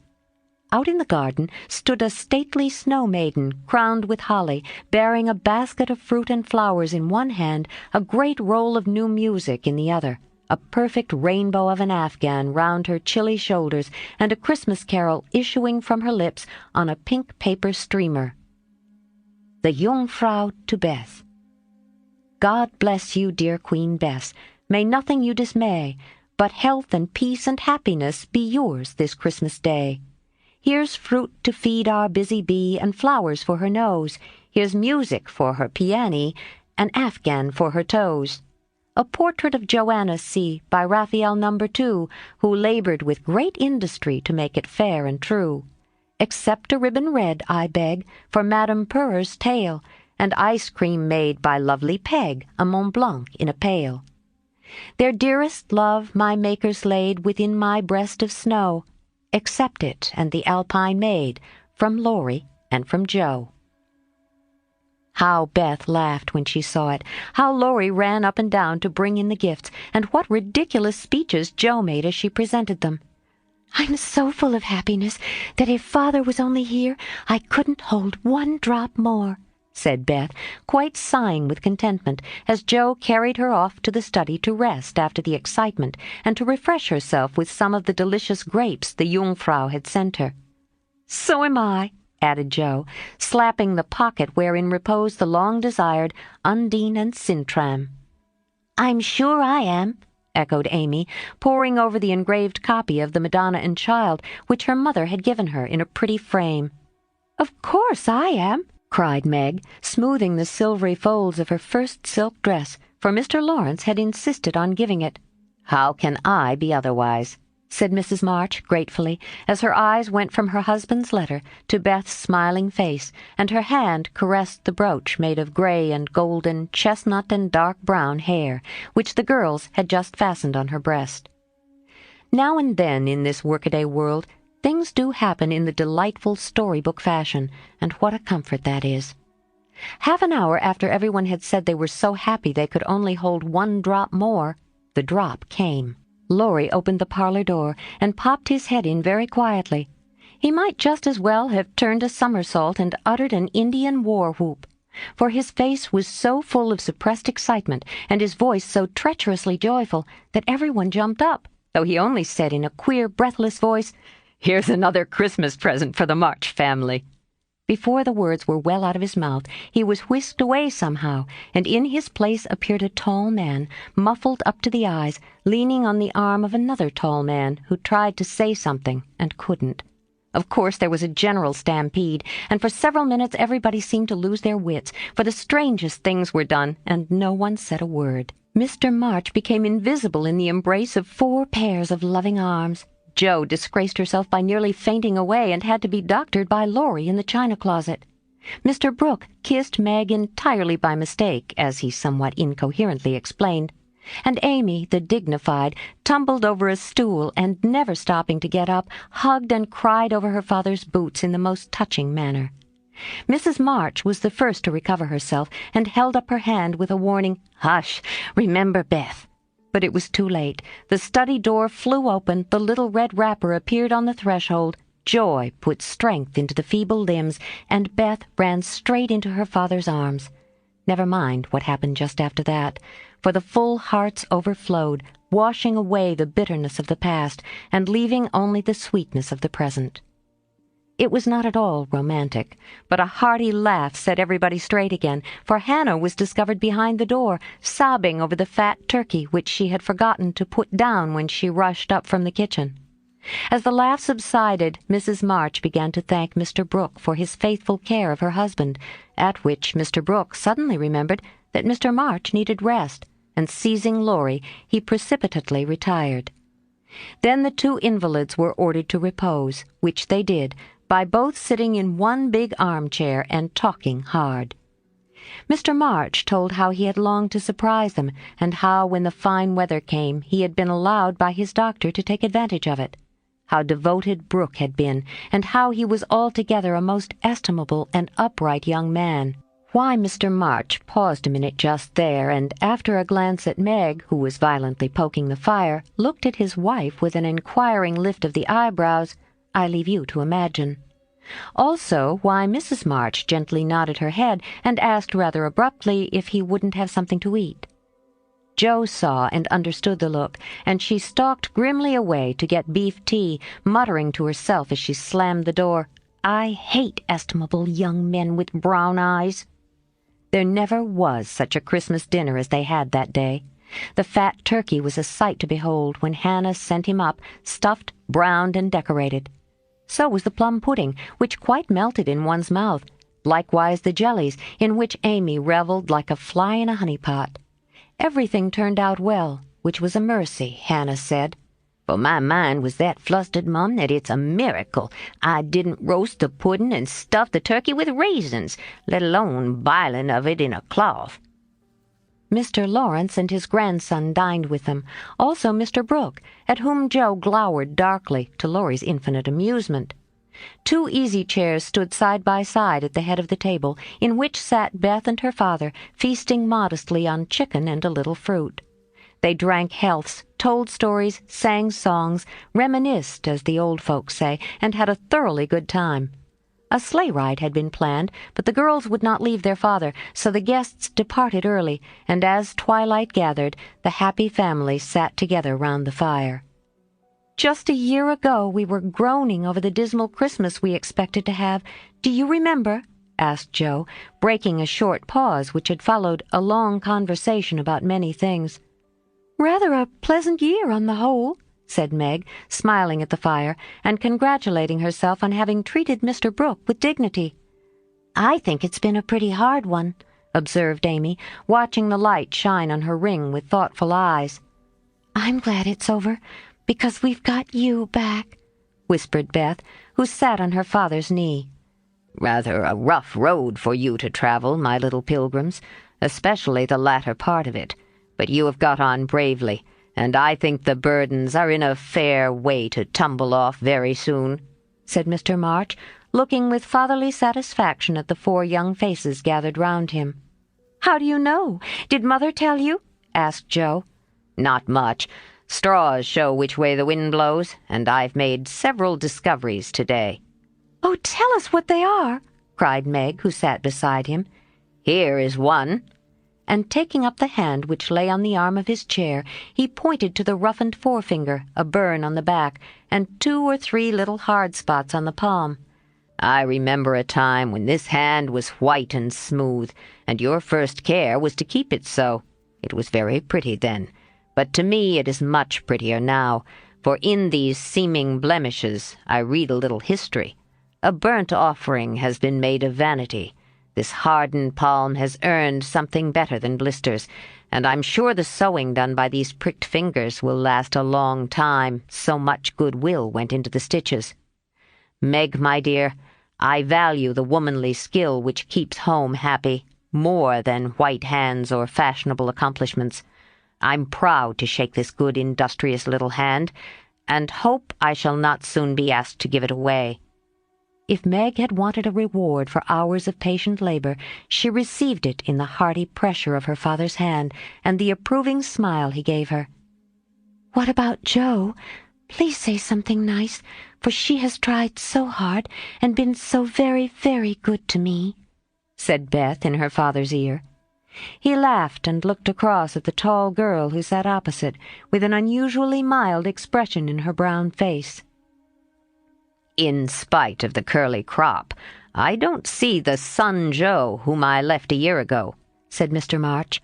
"I see a young lady who pins her collar straight, laces her boots neatly, and neither whistles, talks slang, nor lies on the rug as she used to. Her face is rather thin and pale just now, with watching and anxiety, but I like to look at it, for it has grown gentler, and her voice is lower. She doesn't bounce, but moves quietly, and takes care of a certain little person in a motherly way which delights me. I rather miss my wild girl, but if I get a strong, helpful, tender-hearted woman in her place, I shall feel quite satisfied. I don't know whether the shearing sobered our black sheep, but I do know that in all Washington I couldn't find anything beautiful enough to be bought with the $25, which my good girl sent me." Jo's keen eyes were rather dim for a minute, and her thin face grew rosy in the firelight as she received her father's praise, feeling that she did deserve a portion of it. "Now, Beth," said Amy, longing for her turn, but ready to wait. "There's so little of her, I'm afraid to say much, for fear she will slip away altogether, though she is not so shy as she used to be," began their father cheerfully. But recollecting how nearly he had lost her, he held her close, saying tenderly with her cheek against his own, "I've got you safe, my Beth, and I'll keep you so, please God." After a minute's silence, he looked down at Amy, who sat on the cricket at his feet, and said with a caress of the shining hair, "I observed that Amy took drumsticks at dinner, ran errands for her mother all the afternoon, gave Meg her place tonight, and has waited on everyone with patience and good humor. I also observe that she does not fret much, nor look in the glass, and has not even mentioned a very pretty ring which she wears, so I conclude that she has learned to think of other people more and of herself less, and has decided to try and mold her character as carefully as she molds her little clay figures.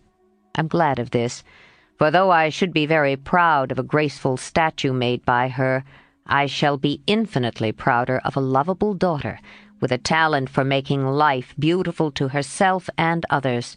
"What are you thinking of, Beth?" asked Jo, when Amy had thanked her father and told about her ring. "I read in Pilgrim's Progress today how after many troubles, Christian and Hopeful came to a pleasant green meadow where lilies bloomed all the year round, and there they rested happily, as we do now, before they went on to their journey's end," answered Beth, adding as she slipped out of her father's arms and went slowly to the instrument, "It's singing time now, and I want to be in my old place. I'll try to sing the song of the shepherd boy, which the pilgrims heard. I made the music for Father, because he likes the verses." So, sitting at the dear little piano, Beth softly touched the keys, and in the sweet voice they had never thought to hear again, sung to her own accompaniment the quaint hymn, which was a singularly fitting song for her.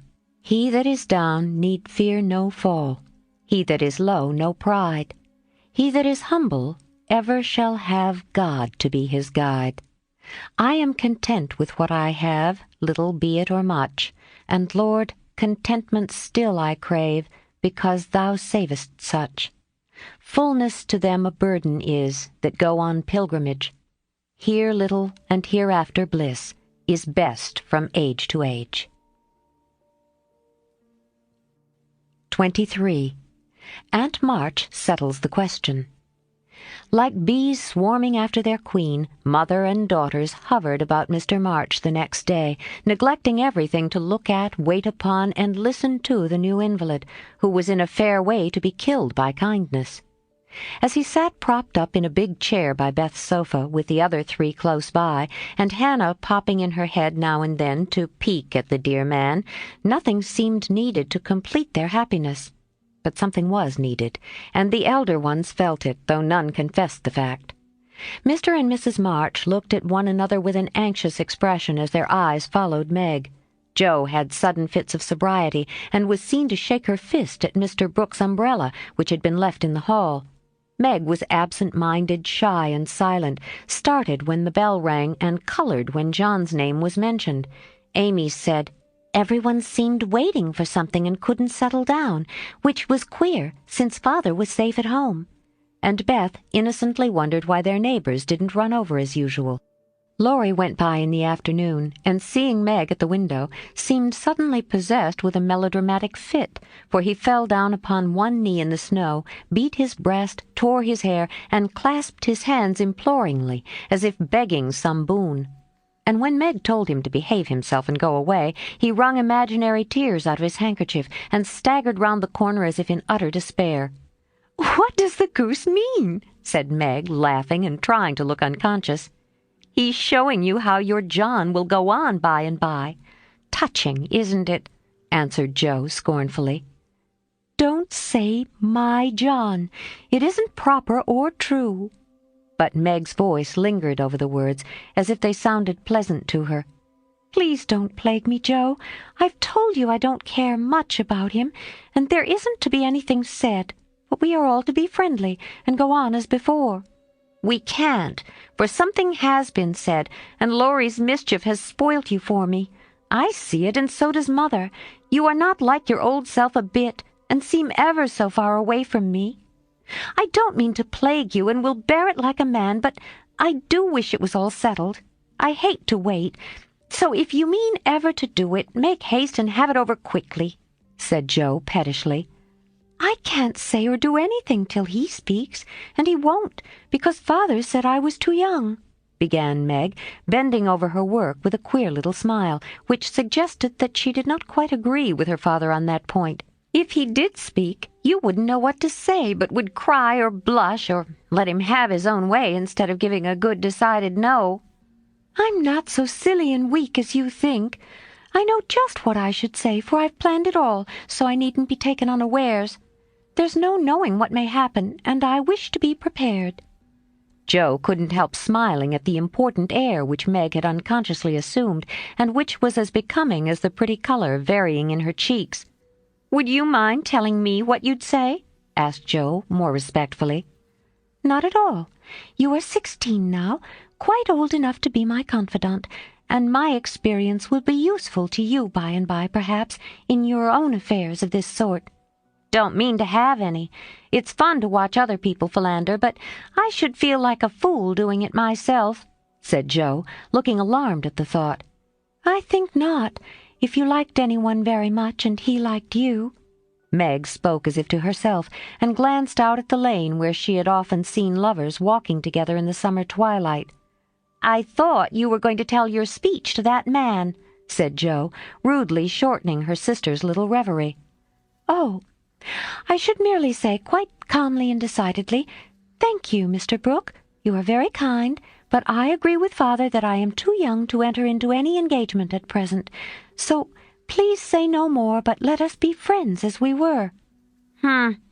That's stiff and cool enough. I don't believe you'll ever say it, and I know he won't be satisfied if you do. If he goes on like the rejected lovers in books, you'll give in, rather than hurt his feelings." "No, I won't. I shall tell him I've made up my mind, and shall walk out of the room with dignity." Meg rose as she spoke, and was just going to rehearse the dignified exit, when a step in the hall made her fly into her seat and begin to sew as if her life depended on finishing that particular seam in a given time. Joe smothered a laugh at the sudden change, and when someone gave a modest tap, opened the door with a grim aspect which was anything but hospitable. "Good afternoon. I came to get my umbrella. That is, to see how your father finds himself today," said Mr. Brooke, getting a trifle confused as his eye went from one telltale face to the other. "It's very well he's in the rack. I'll get him and tell it you are here." And having jumbled her father and the umbrella well together in her reply, Joe slipped out of the room to give Meg a chance to make her speech and air her dignity. But the instant she vanished, Meg began to sidle towards the door, murmuring, "Mother will like to see you. Pray sit down, I'll call her." "Don't go. Are you afraid of me, Margaret?" And Mr. Brooke looked so hurt that Meg thought she must have done something very rude. She blushed up to the little curls on her forehead, for he had never called her Margaret before, and she was surprised to find how natural and sweet it seemed to hear him say it. Anxious to appear friendly and at her ease, she put out her hand with a confiding gesture and said gratefully, "How can I be afraid when you have been so kind to Father? I only wish I could thank you for it." "Shall I tell you how?" asked Mr. Brooke, holding the small hand fast in both his own, and looking down at Meg with so much love in the brown eyes that her heart began to flutter, and she both longed to run away and to stop and listen. "Oh, no, please don't. I'd rather not," she said, trying to withdraw her hand and looking frightened in spite of her denial. "I won't trouble you. I only want to know if you care for me a little, Meg. I love you so much, dear," added Mr. Brooke tenderly. This was the moment for the calm, proper speech, but Meg didn't make it. She forgot every word of it, hung her head, and answered, "I don't know," so softly that John had to stoop down to catch the foolish little reply.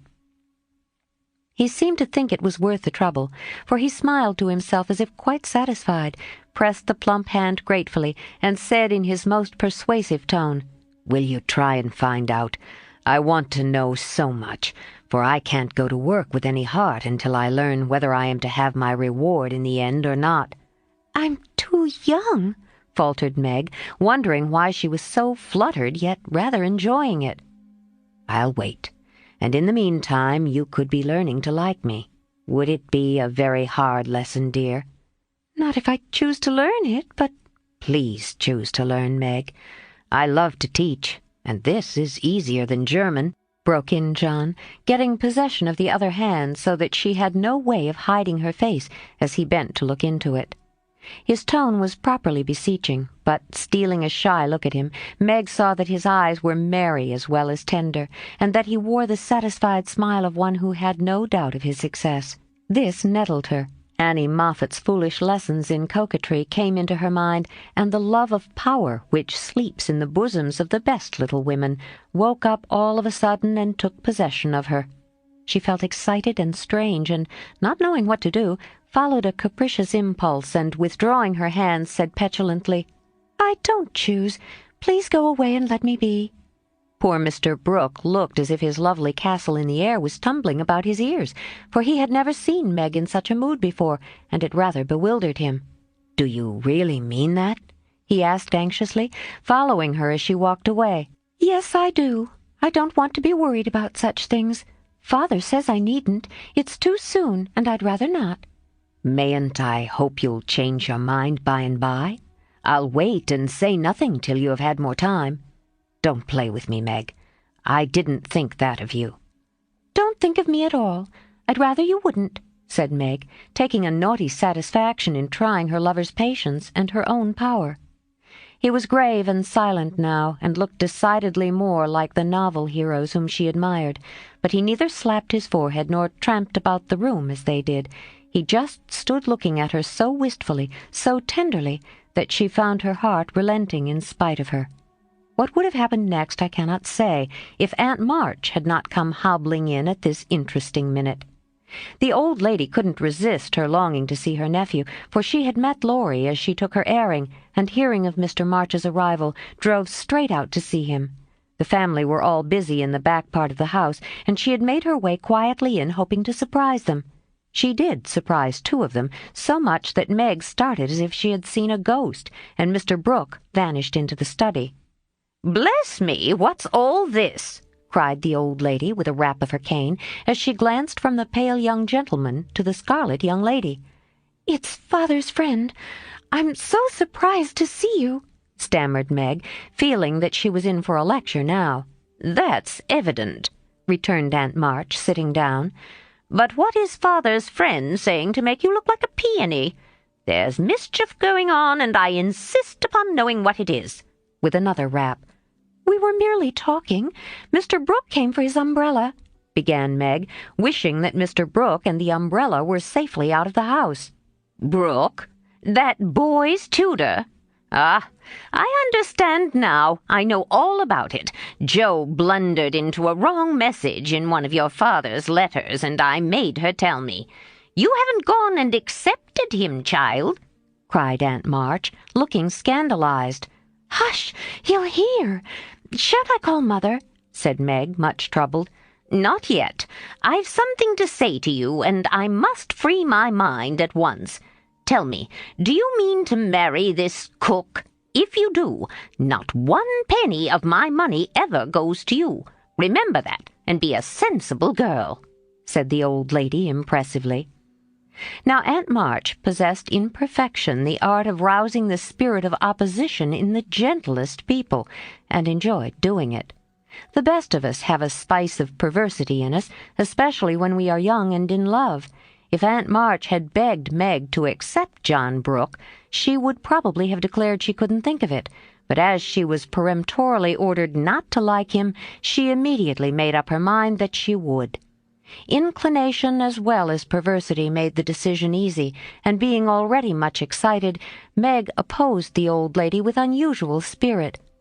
"I shall marry whom I please, Aunt March, and you can leave your money to anyone you like," she said, nodding her head with a resolute air. "Highty-tighty! Is that the way you take my advice, miss? You'll be sorry for it by and by, when you've tried love in a cottage and found it a failure." "It can't be a worse one than some people find in big houses," retorted Meg. Aunt March put on her glasses and took a look at the girl, for she did not know her in this new mood. Meg hardly knew herself. She felt so brave and independent, so glad to defend John and assert her right to love him if she liked.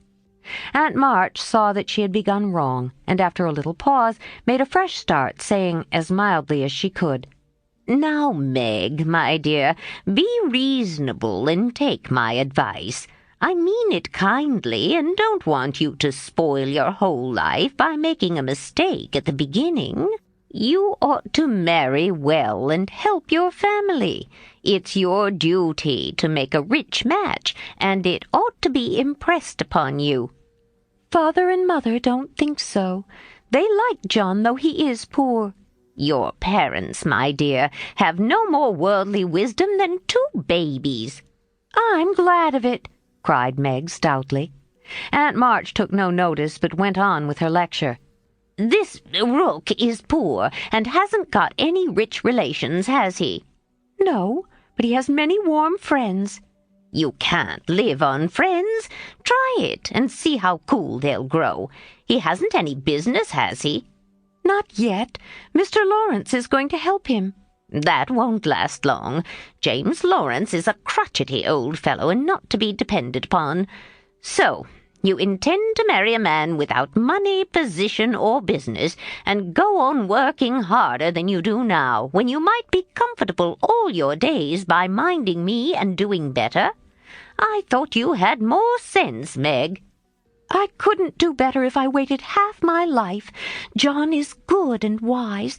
He's got heaps of talent. He's willing to work and sure to get on. He's so energetic and brave. Everyone likes and respects him, and I'm proud to think he cares for me, though I'm so poor and young and silly," said Meg, looking prettier than ever in her earnestness. "He knows you have got rich relations, child. That's the secret of his liking, I suspect." "Aunt March, how dare you say such a thing? John is above such meanness, and I won't listen to you a minute if you talk so," cried Meg indignantly, forgetting everything but the injustice of the old lady's suspicions. "My John wouldn't marry for money any more than I would. We are willing to work, and we mean to wait. I'm not afraid of being poor, for I've been happy so far, and I know I shall be with him, because he loves me, and I—" Meg stopped there, remembering all of a sudden that she hadn't made up her mind, that she had told her John to go away, and that he might be overhearing her inconsistent remarks. Aunt March was very angry, for she had set her heart on having her pretty niece make a fine match, and something in the girl's happy young face made the lonely old woman feel both sad and sour. "Well, I wash my hands of the whole affair. You are a wilful child, and you've lost more than you know by this piece of folly. No, I won't stop. I'm disappointed in you and haven't spirits to see your father now. Don't expect anything from me when you are married. Your Mr. Book's friends must take care of you. I've done with you forever." And slamming the door in Meg's face, Aunt March drove off in high dudgeon. She seemed to take all the girl's courage with her, for when left alone, Meg stood a moment, undecided whether to laugh or cry. Before she could make up her mind, she was taken possession of by Mr. Brooke, who said, all in one breath, "I couldn't help hearing, Meg. Thank you for defending me, and Aunt March for proving that you do care for me a bit." "I didn't know how much till she abused you," began Meg.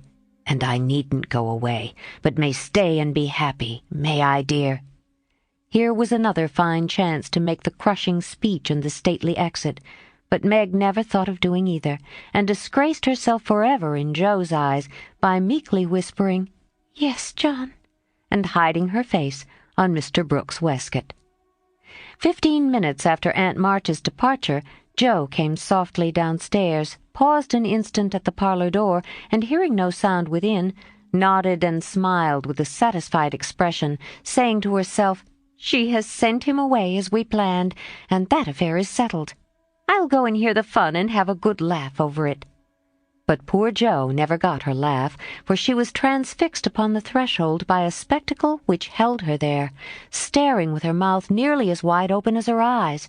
Going to exult over a fallen enemy, and to praise a strong-minded sister for the banishment of an objectionable lover, it certainly was a shock to behold the aforesaid enemy serenely sitting on the sofa with the strong-minded sister enthroned upon his knee, and wearing an expression of the most abject submission. Joe gave a sort of gasp as if a cold shower bath had suddenly fallen upon her, for such an unexpected turning of the tables actually took her breath away. At the odd sound, the lovers turned and saw her. Meg jumped up, looking both proud and shy, but "that man," as Joe called him, actually laughed and said coolly as he kissed the astonished newcomer, "Sister Joe, congratulate us." That was adding insult to injury. It was altogether too much, and making some wild demonstration with her hands, Jo vanished without a word. Rushing upstairs, she startled the invalids by exclaiming tragically as she burst into the room, "Oh, do somebody go down quick! John Brooke is acting dreadfully, and Meg likes it." Mr. and Mrs. March left the room with speed, and casting herself upon the bed, Jo cried and scolded tempestuously as she told the awful news to Beth and Amy. The little girls, however, considered it a most agreeable and interesting event, and Jo got little comfort from them. So she went up to her refuge in the garret and confided her troubles to the rats. Nobody ever knew what went on in the parlor that afternoon, but a great deal of talking was done, and quiet Mr. Brooke astonished his friends by the eloquence and spirit with which he pleaded his suit, told his plans, and persuaded them to arrange everything just as he wanted it. The tea-bell rang before he had finished describing the paradise which he meant to earn for Meg, and he proudly took her into supper, both looking so happy that Jo hadn't the heart to be jealous or dismal.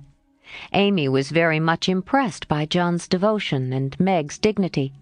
Beth beamed at them from a distance, while Mr. and Mrs. March surveyed the young couple with such tender satisfaction that it was perfectly evident Aunt March was right in calling them as unworldly as a pair of babies. No one ate much, but everyone looked very happy, and the old room seemed to brighten up amazingly when the first romance of the family began there. "You can't say nothing pleasant ever happens now, can you, Meg?" said Amy, trying to decide how she would group the lovers in the sketch she was planning to make. "No, I'm sure I can't. How much has happened since I said that? It seems a year ago," answered Meg, who was in a blissful dream, lifted far above such common things as bread and butter. "The joys come close upon the sorrows this time, and I rather think the changes have begun," said Mrs. March. "In most families there comes now and then a year full of events. This has been such a one, but it ends well after all." "Hope the next will end better," muttered Jo, who found it very hard to see Meg absorbed in a stranger before her face, for Jo loved a few persons very dearly, and dreaded to have their affection lost or lessened in any way. "I hope the 3rd year from this will end better.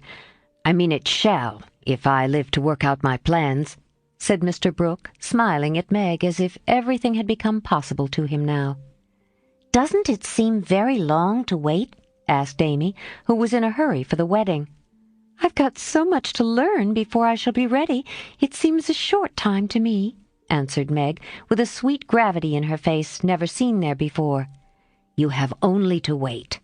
I have to do the work," said John, beginning his labors by picking up Meg's napkin, with an expression which caused Jo to shake her head, and then say to herself with an air of relief as the front door banged, "Here comes Laurie. Now we shall have a little sensible conversation."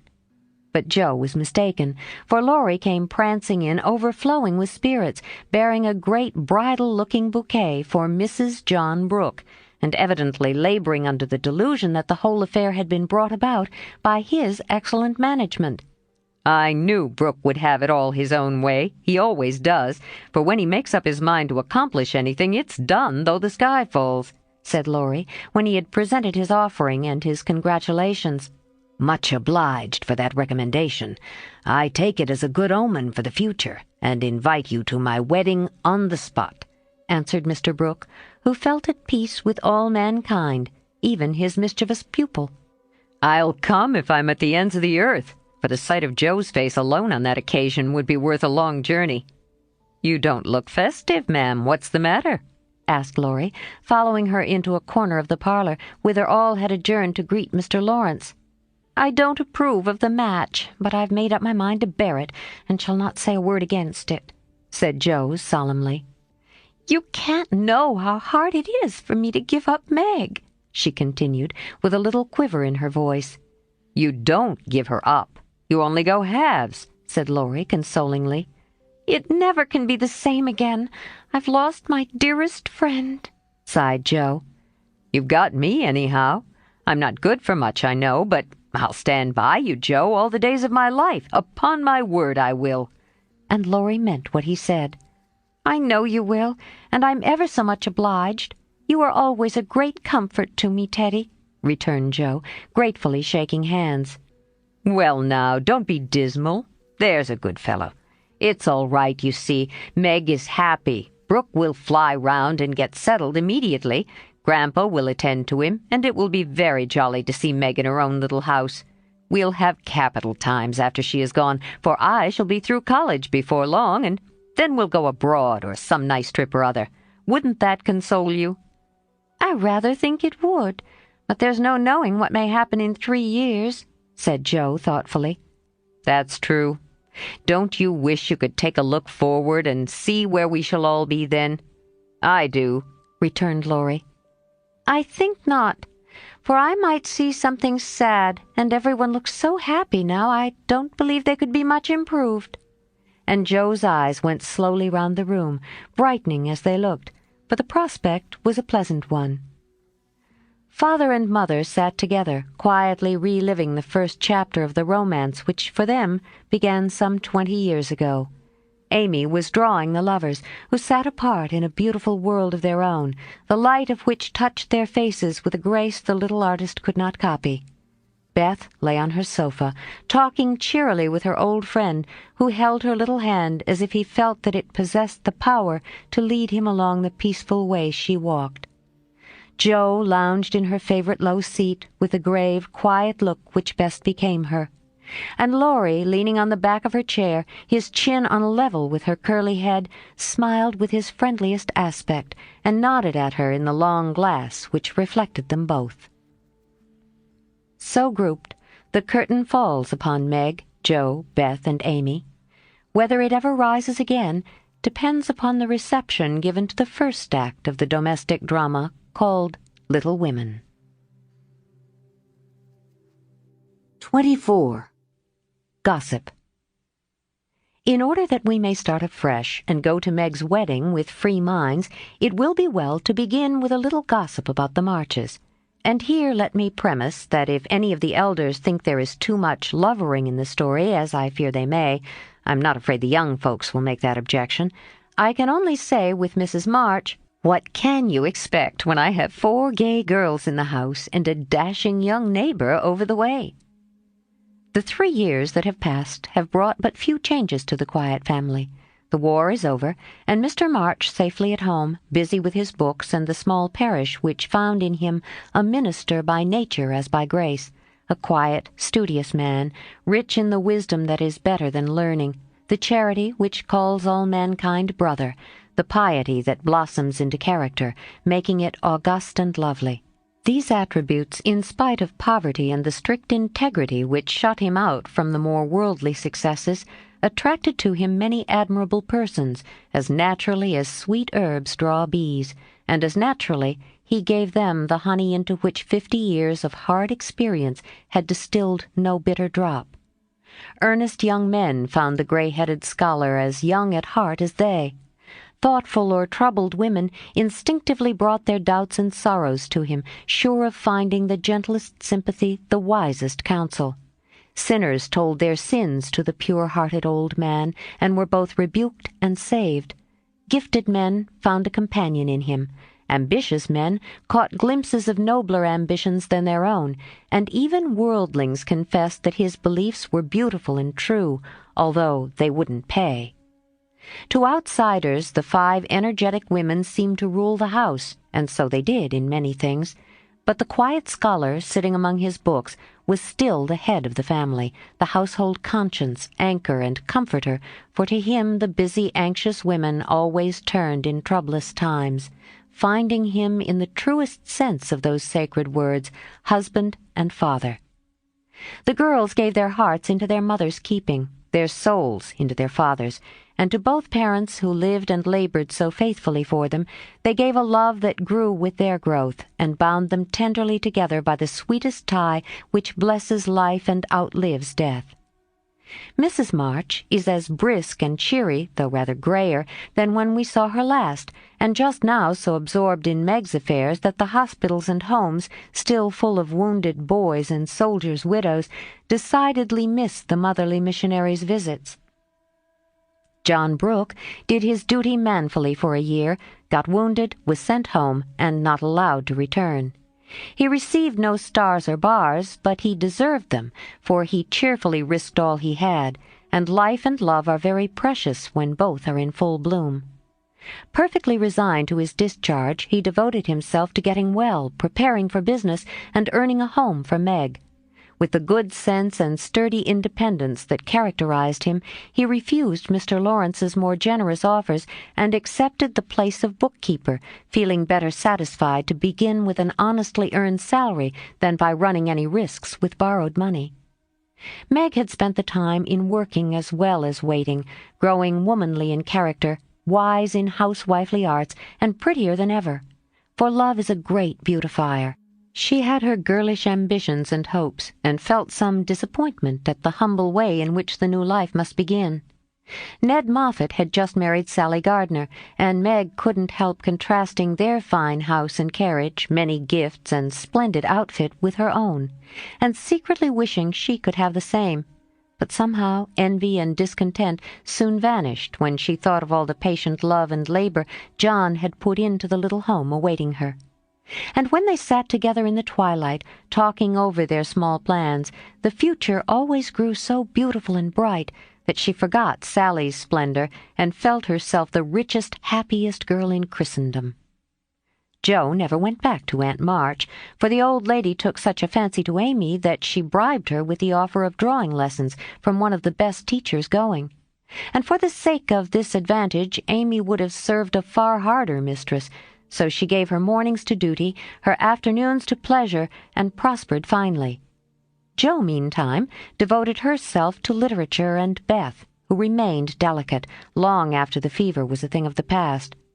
Not an invalid exactly, but never again the rosy, healthy creature she had been, yet always hopeful, happy, and serene, busy with the quiet duties she loved, everyone's friend, and an angel in the house, long before those who loved her most had learned to know it.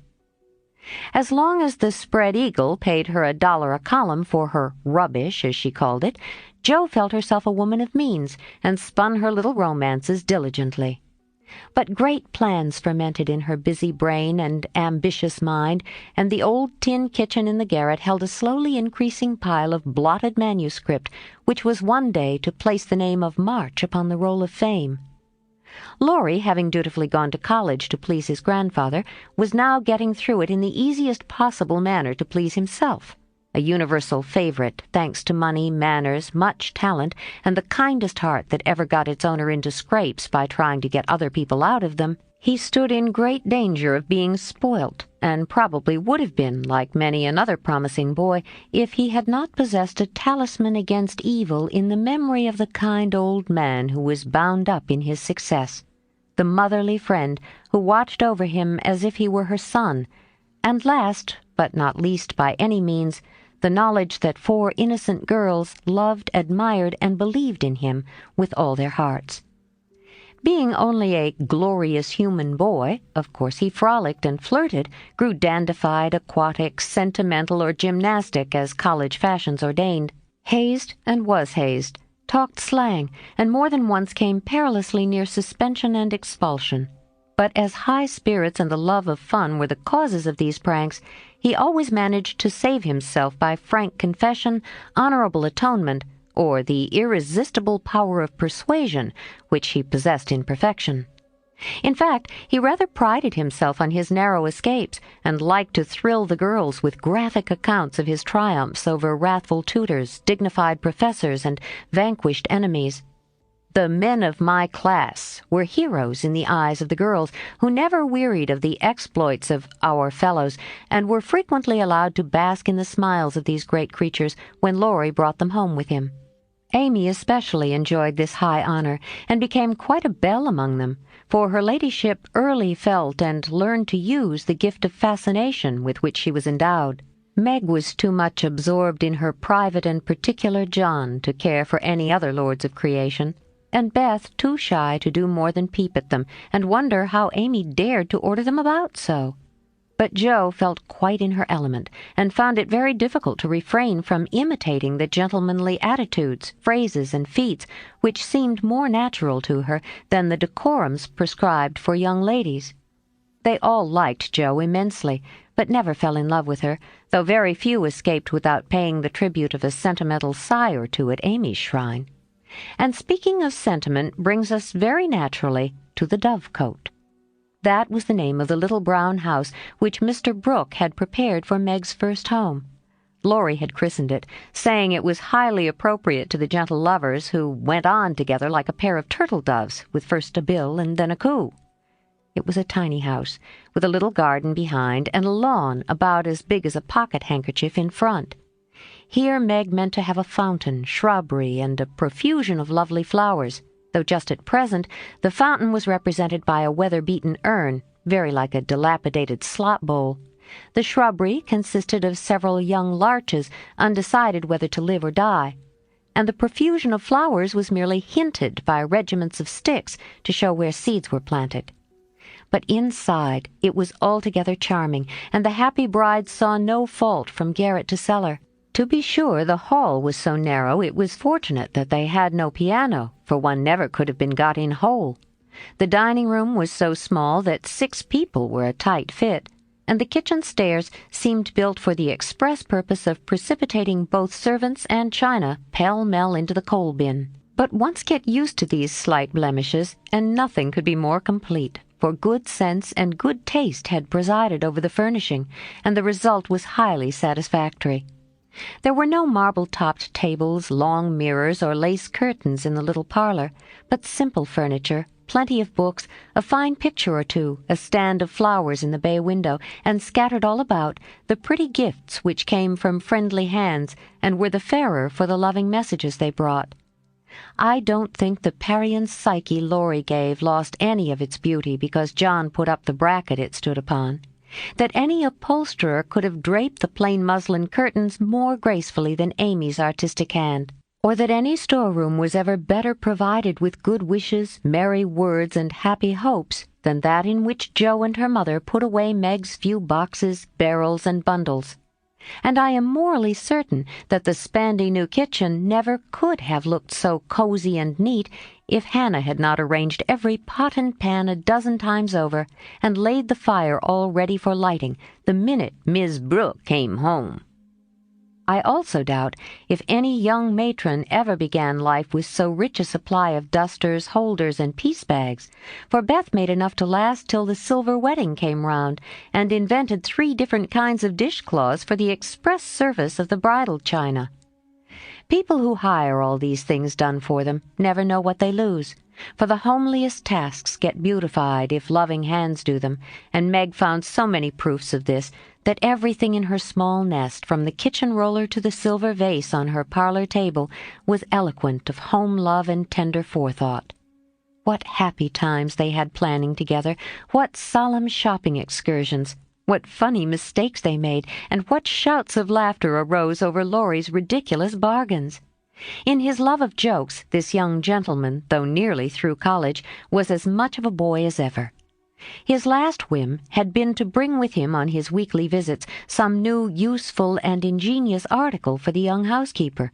Now a bag of remarkable clothespins, next a wonderful nutmeg grater, which fell to pieces at the first trial, a knife cleaner that spoilt all the knives, or a sweeper that picked the nap neatly off the carpet and left the dirt, labor-saving soap that took the skin off one's hands, infallible cements which stuck firmly to nothing but the fingers of the deluded buyer, and every kind of tinware, from a toy savings bank for odd pennies to a wonderful boiler which would wash articles in its own steam, with every prospect of exploding in the process.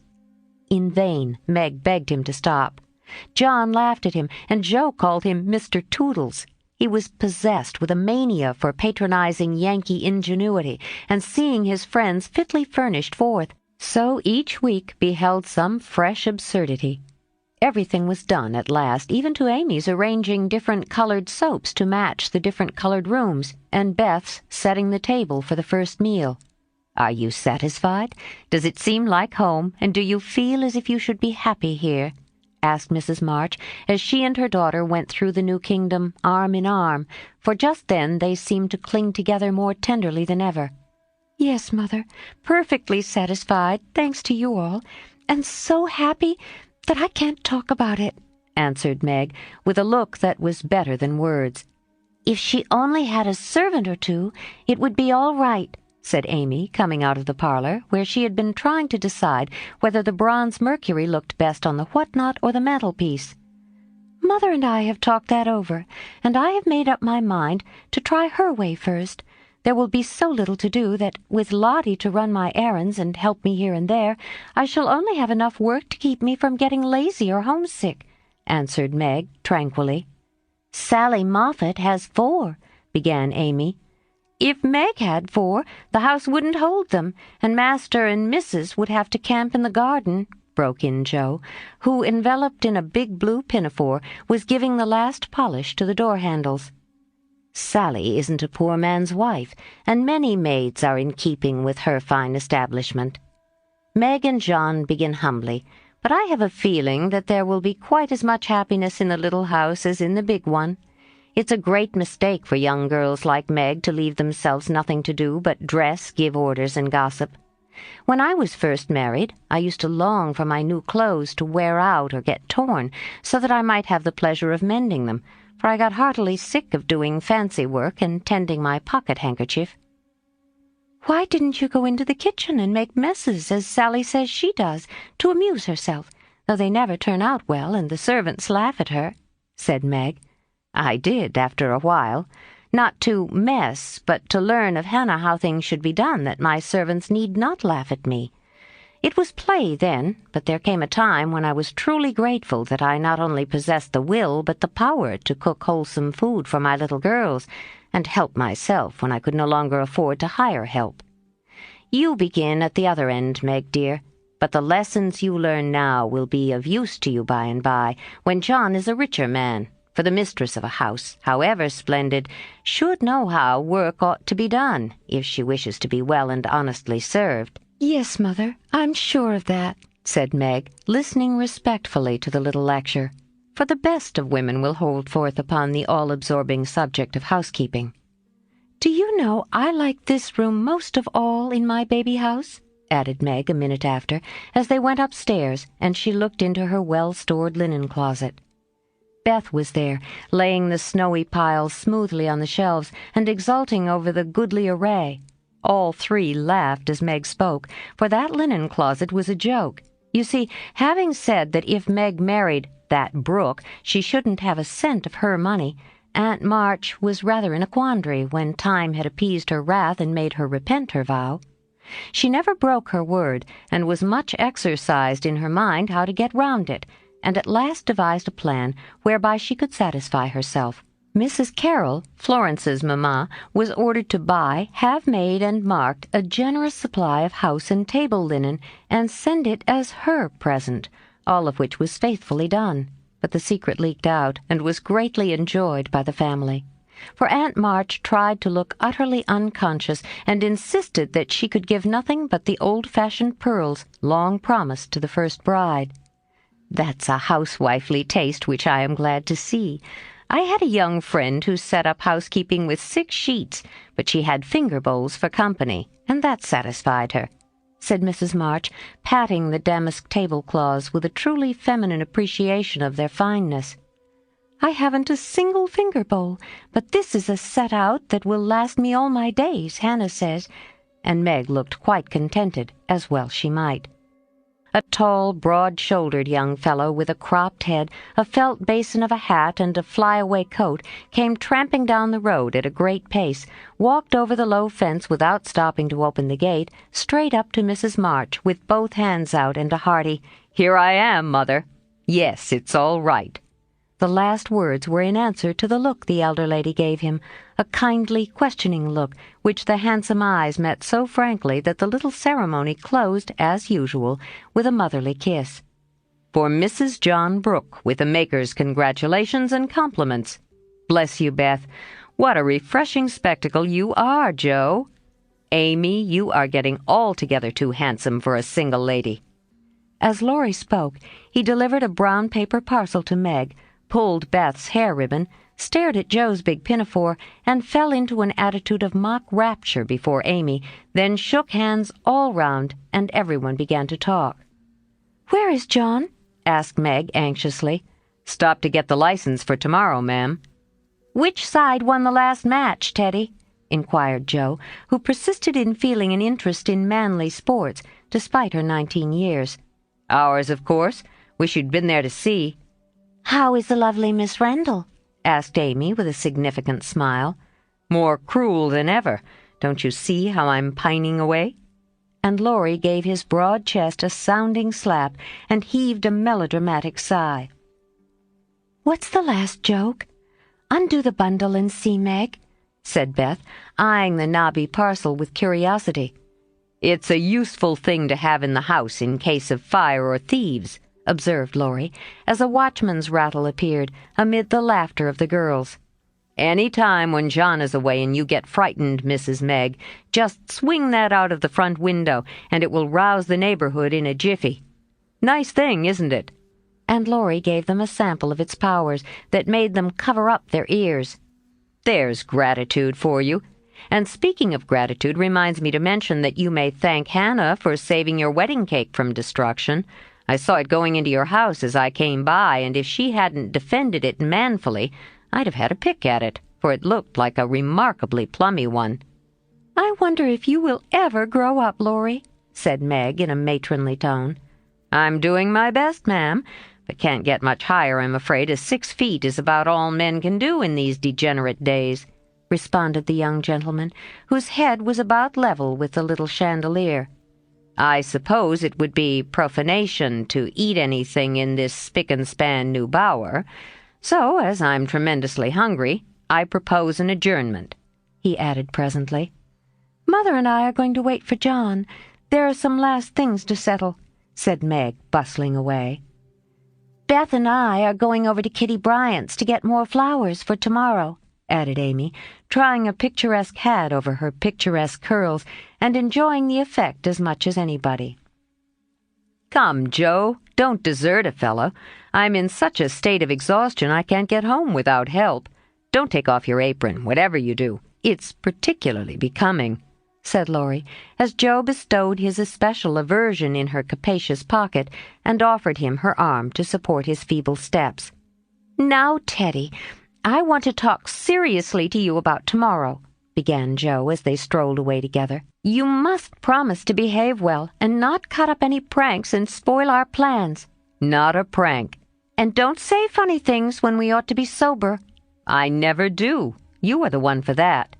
"And I implore you not to look at me during the ceremony. I shall certainly laugh if you do." "You won't see me.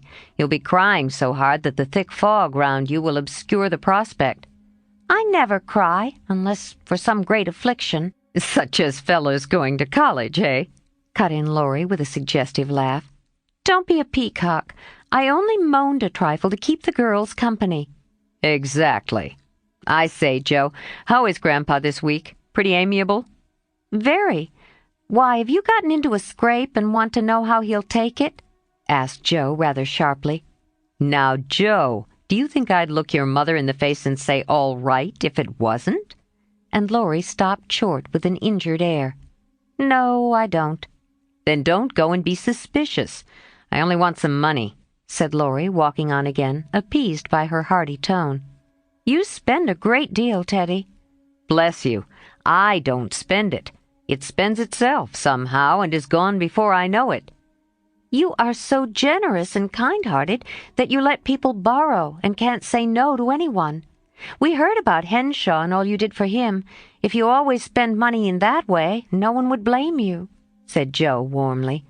"Oh, he made a mountain out of a molehill. You wouldn't have me let that fine fellow work himself to death just for the want of a little help when he is worth a dozen of us lazy chaps, would you?" "Of course not. But I don't see the use of your having 17 waistcoats, endless neckties, and a new hat every time you come home. I thought you'd got over the dandy period, but every now and then it breaks out in a new spot. Just now it's the fashion to be hideous, to make your head look like a scrubbing brush, wear a straight jacket, orange gloves, and clumping square-toed boots. If it was cheap ugliness, I'd say nothing, but it costs as much as the other, and I don't get any satisfaction out of it." Laurie threw back his head and laughed so heartily at this attack that the felt basin fell off and Joe walked on it, which insult only afforded him an opportunity for expatiating on the advantages of a rough-and-ready costume as he folded up the maltreated hat and stuffed it into his pocket. "Don't lecture any more, there's a good soul. I have enough all through the week and like to enjoy myself when I come home. I'll get myself up regardless of expense tomorrow and be a satisfaction to my friends." "I'll leave you in peace if you'll only let your hair grow. I'm not aristocratic, but I do object to be seen with a person who looks like a young prize-fighter," observed Joe severely. "This unassuming style promotes study. That's why we adopt it," returned Laurie, who certainly could not be accused of vanity, having voluntarily sacrificed a handsome curly crop to the demand for 1/4 long stubble. "By the way, Joe, I think that little Parker is really getting desperate about Amy. He talks of her constantly, writes poetry, and moons about in a most suspicious manner. He'd better nip his little passion in the bud, hadn't he?" added Laurie in a confidential elder brotherly tone after a minute's silence. "Of course he had. We don't want any more marrying in this family for years to come. Mercy on us, what are the children thinking of?"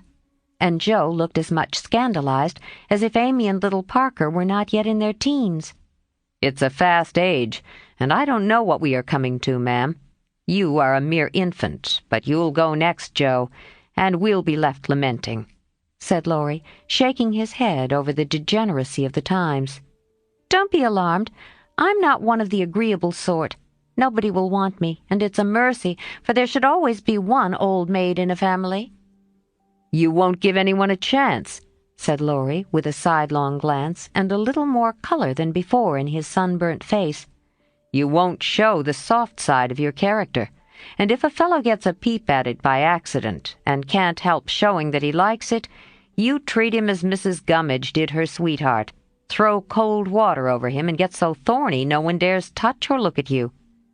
"I don't like that sort of thing. I'm too busy to be worried with nonsense, and I think it's dreadful to break up families so. Now don't say any more about it. Meg's wedding has turned all our heads, and we talk of nothing but lovers and such absurdities. I don't wish to get cross, so let's change the subject." And Joe looked quite ready to fling cold water on the slightest provocation. Whatever his feelings might have been, Laurie found a vent for them in a long, low whistle and the fearful prediction as they parted at the gates, "Mark my words, Joe. You'll go next." 25. The First Wedding. The June roses over the porch were awake bright and early on that morning, rejoicing with all their hearts in the cloudless sunshine like friendly little neighbors as they were. Quite flushed with excitement were their ruddy faces as they swung in the wind, whispering to one another what they had seen. For some peeped in at the dining-room windows where the feast was spread. Some climbed up to nod and smile at the sisters as they dressed the bride. Others waved a welcome to those who came and went on various errands in garden, porch, and hall. And all, from the rosiest full-blown flower to the palest baby bud, offered their tribute of beauty and fragrance to the gentle mistress who had loved and tended them so long. Meg looked very like a rose herself, for all that was best and sweetest in heart and soul seemed to bloom into her face that day, making it fair and tender, with a charm more beautiful than beauty. Neither silk, lace, nor orange flowers would she have. "I don't want a fashionable wedding, but only those about me whom I love, and to them I wish to look and be my familiar self." So she made her wedding gown herself, sewing into it the tender hopes and innocent romances of a girlish heart. Her sisters braided up her pretty hair, and the only ornaments she wore were the lilies of the valley, which her John liked best of all the flowers that grew. "You do look just like our own dear Meg, only so very sweet and lovely that I should hug you if it wouldn't crumple your dress," cried Amy, surveying her with delight when all was done. "Then I am satisfied. But please hug and kiss me, every one, and don't mind my dress. I want a great many crumples of this sort put into it today." And Meg opened her arms to her sisters, who clung about her with April faces for a minute, feeling that the new love had not changed the old. "Now I'm going to tie John's cravat for him, and then to stay a few minutes with Father quietly in the study." And Meg ran down to perform these little ceremonies, and then to follow her mother wherever she went, conscious that in spite of the smiles on the motherly face, there was a secret sorrow hid in the motherly heart at the flight of the first bird from the nest. As the younger girls stand together giving the last touches to their simple toilet, it may be a good time to tell of a few changes which 3 years have wrought in their appearance, for all are looking their best just now. Jo's angles are much softened. She has learned to carry herself with ease, if not grace.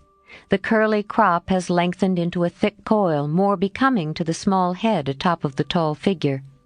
There is a fresh color in her brown cheeks, a soft shine in her eyes, and only gentle words fall from her sharp tongue today. Beth has grown slender, pale, and more quiet than ever. The beautiful, kind eyes are larger, and in them lies an expression that saddens one, although it is not sad itself. It is the shadow of pain which touches the young face with such pathetic patience, but Beth seldom complains, and always speaks hopefully of being better soon. Amy is with truth considered the flower of the family, for at 16 she has the air and bearing of a full-grown woman, not beautiful, but possessed of that indescribable charm called grace. One saw it in the lines of her figure, the make and motion of her hands, the flow of her dress, the droop of her hair. Unconscious, yet harmonious, and as attractive to many as beauty itself. Amy's nose still afflicted her, for it never would grow Grecian. So did her mouth, being too wide and having a decided chin. These offending features gave character to her whole face, but she never could see it, and consoled herself with her wonderfully fair complexion, keen blue eyes, and curls more golden and abundant than ever.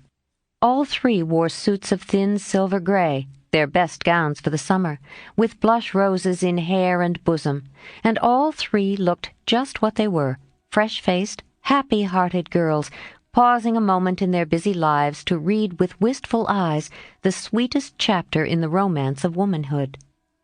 There were to be no ceremonious performances. Everything was to be as natural and homelike as possible.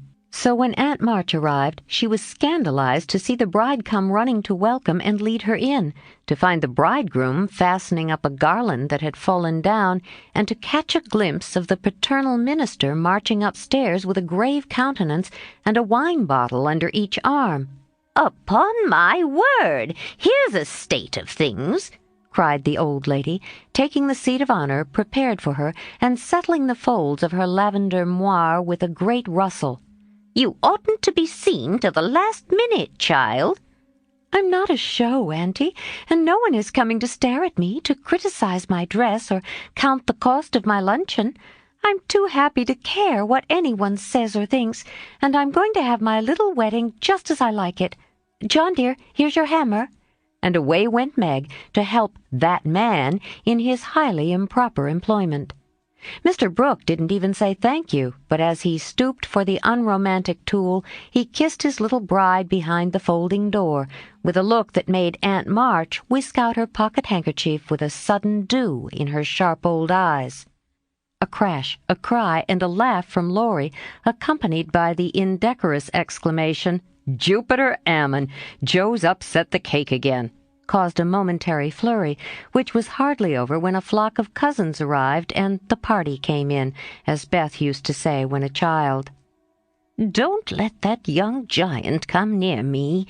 He worries me worse than mosquitoes," whispered the old lady to Amy as the rooms filled, and Laurie's black head towered above the rest.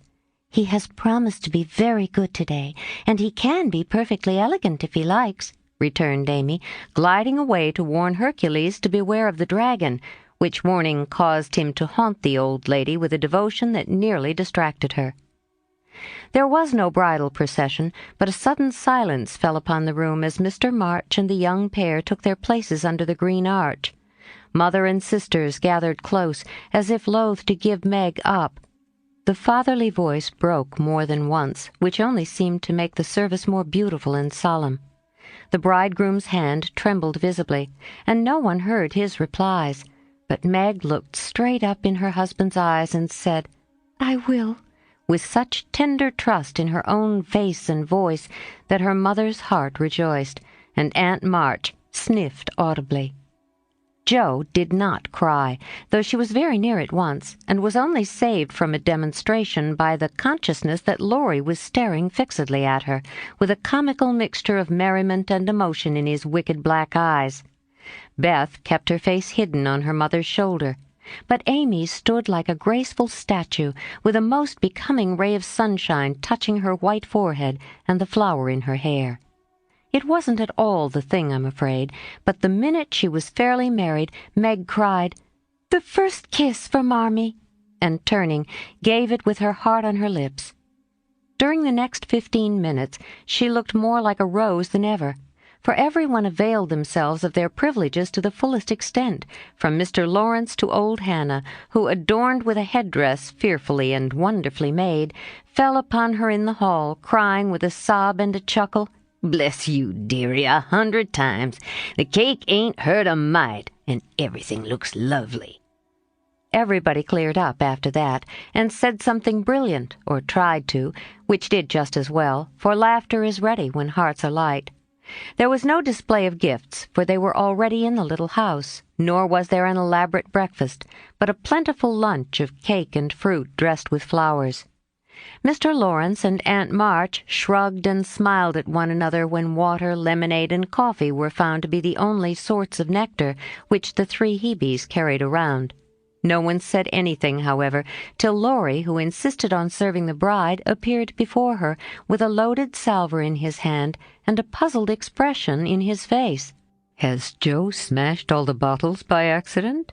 he whispered. "Or am I merely laboring under a delusion that I saw some lying about loose this morning?" "No, your grandfather kindly offered us his best, and Aunt March actually sent some, but Father put away a little for Beth and dispatched the rest to the soldiers' home. You know he thinks that wine should be used only in illness, and Mother says that neither she nor her daughters will ever offer it to any young man under her roof." Meg spoke seriously, and expected to see Laurie frown or laugh, but he did neither, for after a quick look at her, he said in his impetuous way, "I like that, for I've seen enough harm done to wish other women would think as you do." "You are not made wise by experience, I hope?" And there was an anxious accent in Meg's voice. "No, I give you my word for it. Don't think too well of me either, for this is not one of my temptations. Being brought up where wine is as common as water and almost as harmless, I don't care for it. But when a pretty girl offers it, one doesn't like to refuse, you see." "But you will for the sake of others, if not for your own. Come, Laurie, promise, and give me one more reason to call this the happiest day of my life." A demand so sudden and so serious made the young man hesitate a moment, for ridicule is often harder to bear than self-denial. Meg knew that if he gave the promise, he would keep it at all costs, and feeling her power, used it as a woman may for her friend's good. She did not speak, but she looked up at him with a face made very eloquent by happiness, and a smile which said, "No one can refuse me anything today." Laurie certainly could not, and with an answering smile he gave her his hand, saying heartily, "I promise, Mrs. Brooke." "I thank you very, very much." "And I drink long life to your resolution, Teddy," cried Jo, baptizing him with a splash of lemonade as she waved her glass and beamed approvingly upon him. So the toast was drunk, the pledge made, and loyally kept, in spite of many temptations, For with instinctive wisdom the girls had seized a happy moment to do their friend a service for which he thanked them all his life. After lunch, people strolled about by twos and threes through house and garden, enjoying the sunshine without and within. Meg and John happened to be standing together in the middle of the grass plot when Laurie was seized with an inspiration which put the finishing touch to this unfashionable wedding.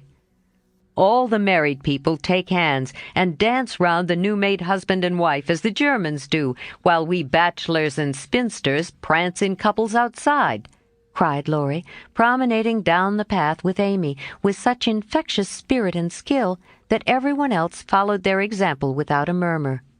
Mr. and Mrs. March, Aunt and Uncle Carroll began it. Others rapidly joined in. Even Sally Moffat, after a moment's hesitation, threw her train over her arm and whisked Ned into the ring.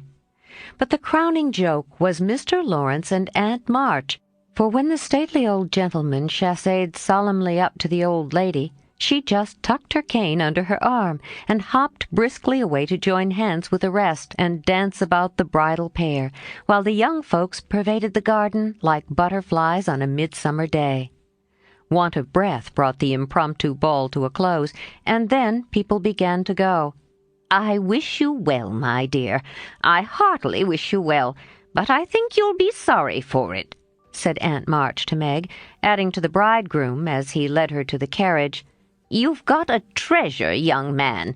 See that you deserve it." "That is the prettiest wedding I've been to for an age, Ned, and I don't see why, for there wasn't a bit of style about it," observed Mrs. Moffat to her husband as they drove away.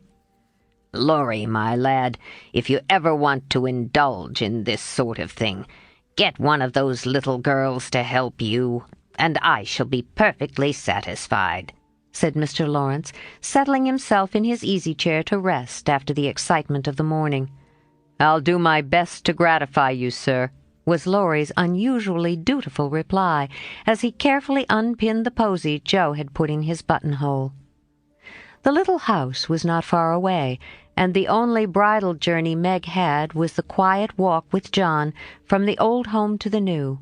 When she came down, looking like a pretty Quakeress in her dove-colored suit and straw bonnet tied with white, they all gathered about her to say good-bye, as tenderly as if she had been going to make the grand tour. "Don't feel that I am separated from you, Marmee dear, or that I love you any the less for loving John so much," she said, clinging to her mother with full eyes for a moment. "I shall come every day, Father, and expect to keep my old place in all your hearts, though I am married. Beth is going to be with me a great deal, and the other girls will drop in now and then to laugh at my housekeeping struggles. Thank you all for my happy wedding day. Goodbye, goodbye." They stood watching her, with faces full of love and hope and tender pride, as she walked away, leaning on her husband's arm, with her hands full of flowers, and the June sunshine brightening her happy face.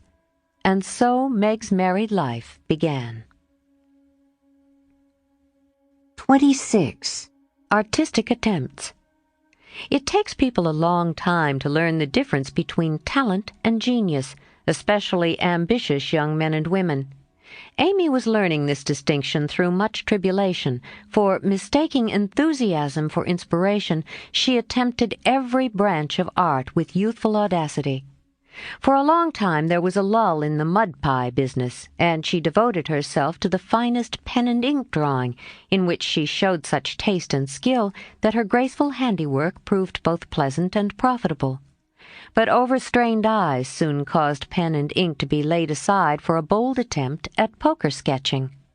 While this attack lasted, the family lived in constant fear of a conflagration, for the odor of burning wood pervaded the house at all hours. Smoke issued from attic and shed with alarming frequency.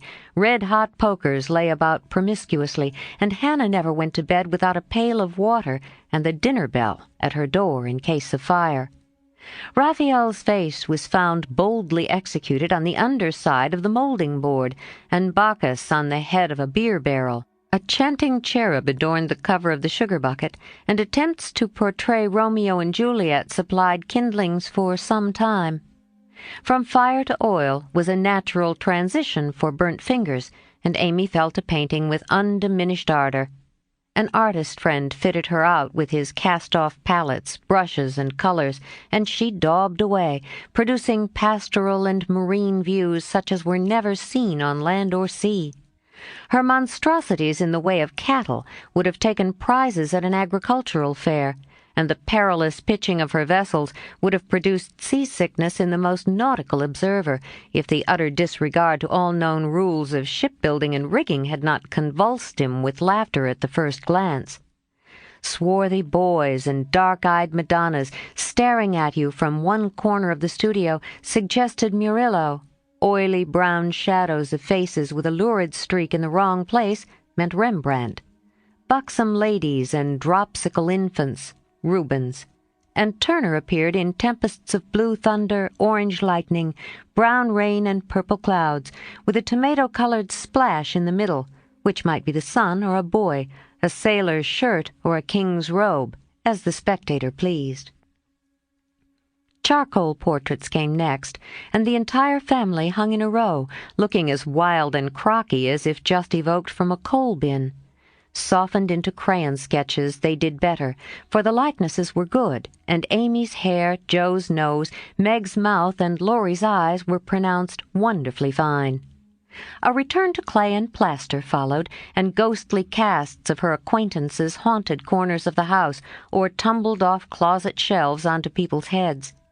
Children were enticed in as models, till their incoherent accounts of her mysterious doings caused Miss Amy to be regarded in the light of a young ogress. Her efforts in this line, however, were brought to an abrupt close by an untoward accident, which quenched her ardor. Other models failing her for a time, she undertook to cast her own pretty foot, and the family were one day alarmed by an unearthly bumping and screaming, and running to the rescue, found the young enthusiast hopping wildly about the shed, with her foot held in a panful of plaster, which had hardened with unexpected rapidity. With much difficulty and some danger she was dug out, for Joe was so overcome with laughter while she excavated that her knife went too far, cut the poor foot, and left a lasting memorial of one artistic attempt at least. After this, Amy subsided till a mania for sketching from nature set her to haunting river, field, and wood for picturesque studies, and sighing for ruins to copy. She caught endless colds sitting on damp grass to book a delicious bit composed of a stone, a stump, one mushroom, and a broken mullein stalk, or a heavenly mass of clouds that looked like a choice display of feather-beds when done. She sacrificed her complexion floating on the river in the midsummer sun to study light and shade, and got a wrinkle over her nose, trying after points of sight, or whatever the squint-and-string performance is called. If genius is eternal patience, as Michelangelo affirms, Amy certainly had some claim to the divine attribute, for she persevered in spite of all obstacles, failures, and discouragements, firmly believing that in time she should do something worthy to be called high art. She was learning, doing, and enjoying other things meanwhile, for she had resolved to be an attractive and accomplished woman, even if she never became a great artist. Here she succeeded better, for she was one of those happily created beings who please without effort, make friends everywhere, and take life so gracefully and easily that less fortunate souls are tempted to believe that such are born under a lucky star. Everybody liked her, for among her good gifts was tact. She had an instinctive sense of what was pleasing and proper, always said the right thing to the right person, did just what suited the time and place, and was so self-possessed that her sisters used to say if Amy went to court without any rehearsal beforehand, she'd know exactly what to do. One of her weaknesses was a desire to move in our best society, without being quite sure what the best really was. Money, position, fashionable accomplishments, and elegant manners were most desirable things in her eyes, and she liked to associate with those who possessed them, often mistaking the false for the true, and admiring what was not admirable. Never forgetting that by birth she was a gentlewoman, she cultivated her aristocratic tastes and feelings, so that when the opportunity came she might be ready to take the place from which poverty now excluded her. My lady, as her friends called her, sincerely desired to be a genuine lady, and was so at heart, but had yet to learn that money cannot buy refinement of nature, that rank does not always confer nobility, and that true breeding makes itself felt in spite of external drawbacks. "I want to ask a favor of you, Mamma," Amy said, coming in with an important air one day. "Well, little girl, what is it?" replied her mother, in whose eyes the stately young lady still remained the baby. "Our drawing class breaks up next week, and before the girls separate for the summer, I want to ask them out here for a day. They are wild to see the river, sketch the broken bridge, and copy some of the things they admire in my book. They have been very kind to me in many ways, and I am grateful, for they are all rich and know I am poor. Yet they never made any difference." "Why should they?" And Mrs. March put the question with what the girls called her Maria Theresa air.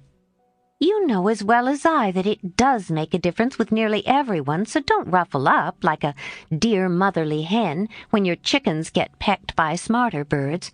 The ugly duckling turned out a swan, you know." And Amy smiled without bitterness, for she possessed a happy temper and hopeful spirit.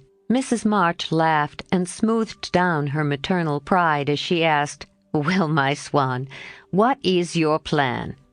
"I should like to ask the girls out to lunch next week, to take them a drive to the places they want to see, a row on the river perhaps, and make a little artistic fete for them." "That looks feasible. What do you want for lunch? Cakes, sandwiches, fruit, and coffee will be all that is necessary, I suppose." "Oh, dear, no. We must have cold tongue and chicken, French chocolate, and ice cream besides. The girls are used to such things, and I want my lunch to be proper and elegant, though I do work for my living." "How many young ladies are there?" asked her mother, beginning to look sober. 12 or 14 in the class, but I dare say they won't all come." "Bless me, child, you will have to charter an omnibus to carry them about." "Why, Mother, how can you think of such a thing? Not more than 6 or 8 will probably come, so I shall hire a beach wagon and borrow Mr. Lawrence's cherry bounce," which was Hannah's pronunciation of charabanc. "All this will be expensive, Amy." "Not very. I've calculated the cost, and I'll pay for it myself."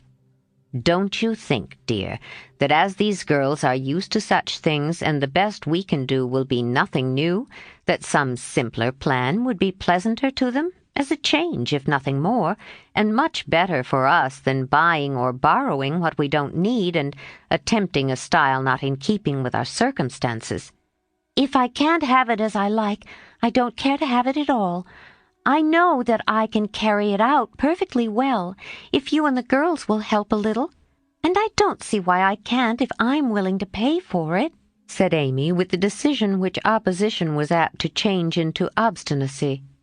Mrs. March knew that experience was an excellent teacher, and when it was possible, she left her children to learn alone the lessons which she would gladly have made easier if they had not objected to taking advice as much as they did salts and senna. "Very well, Amy. If your heart is set upon it, and you see your way through without too great an outlay of money, time, and temper, I'll say no more.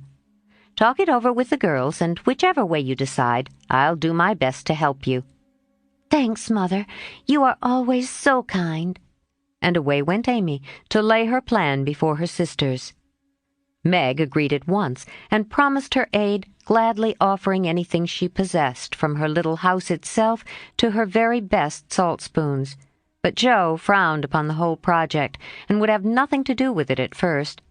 "Why in the world should you spend your money, worry your family, and turn the house upside down for a parcel of girls who don't care a sixpence for you? I thought you had too much pride and sense to truckle to any mortal woman just because she wears French boots and rides in a coupe," said Joe, who, being called from the tragical climax of her novel, was not in the best mood for social enterprises. "I don't truckle, and I hate being patronized as much as you do." returned Amy indignantly, for the two still jangled when such questions arose. "The girls do care for me, and I for them, and there's a great deal of kindness and sense and talent among them in spite of what you call fashionable nonsense. You don't care to make people like you, to go into good society and cultivate your manners and tastes. I do, and I mean to make the most of every chance that comes. You can go through the world with your elbows out and your nose in the air and call it independence if you like. That's not my way." When Amy wetted her tongue and freed her mind, she usually got the best of it, for she seldom failed to have common sense on her side, while Jo carried her love of liberty and hate of conventionalities to such an unlimited extent that she naturally found herself worsted in an argument. Amy's definition of Jo's idea of independence was such a good hit that both burst out laughing, and the discussion took a more amiable turn. Much against her will, Jo at length consented to sacrifice a day to Mrs. Grundy and help her sister through what she regarded as a nonsensical business. The invitations were sent, nearly all accepted, and the following Monday was set apart for the grand event. Hannah was out of humor because her week's work was deranged, and prophesied that if the washing and ironing warn't done regular, nothing would go well anywheres. This hitch in the mainspring of the domestic machinery had a bad effect upon the whole concern, but Amy's motto was nil desperandum, and having made up her mind what to do, she proceeded to do it in spite of all obstacles. To begin with, Hannah's cooking didn't turn out well. The chicken was tough, the tongue too salt, and the chocolate wouldn't froth properly.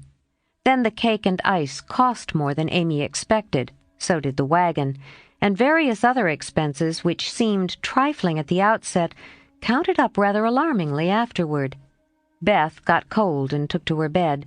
Meg had an unusual number of callers to keep her at home, and Jo was in such a divided state of mind that her breakages, accidents, and mistakes were uncommonly numerous, serious, and trying. If it was not fair on Monday, the young ladies were to come on Tuesday, an arrangement which aggravated Jo and Hannah to the last degree.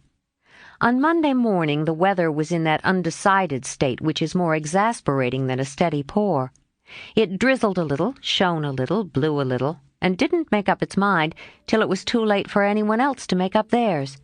Amy was up at dawn, hustling people out of their beds and through their breakfasts that the house might be got in order.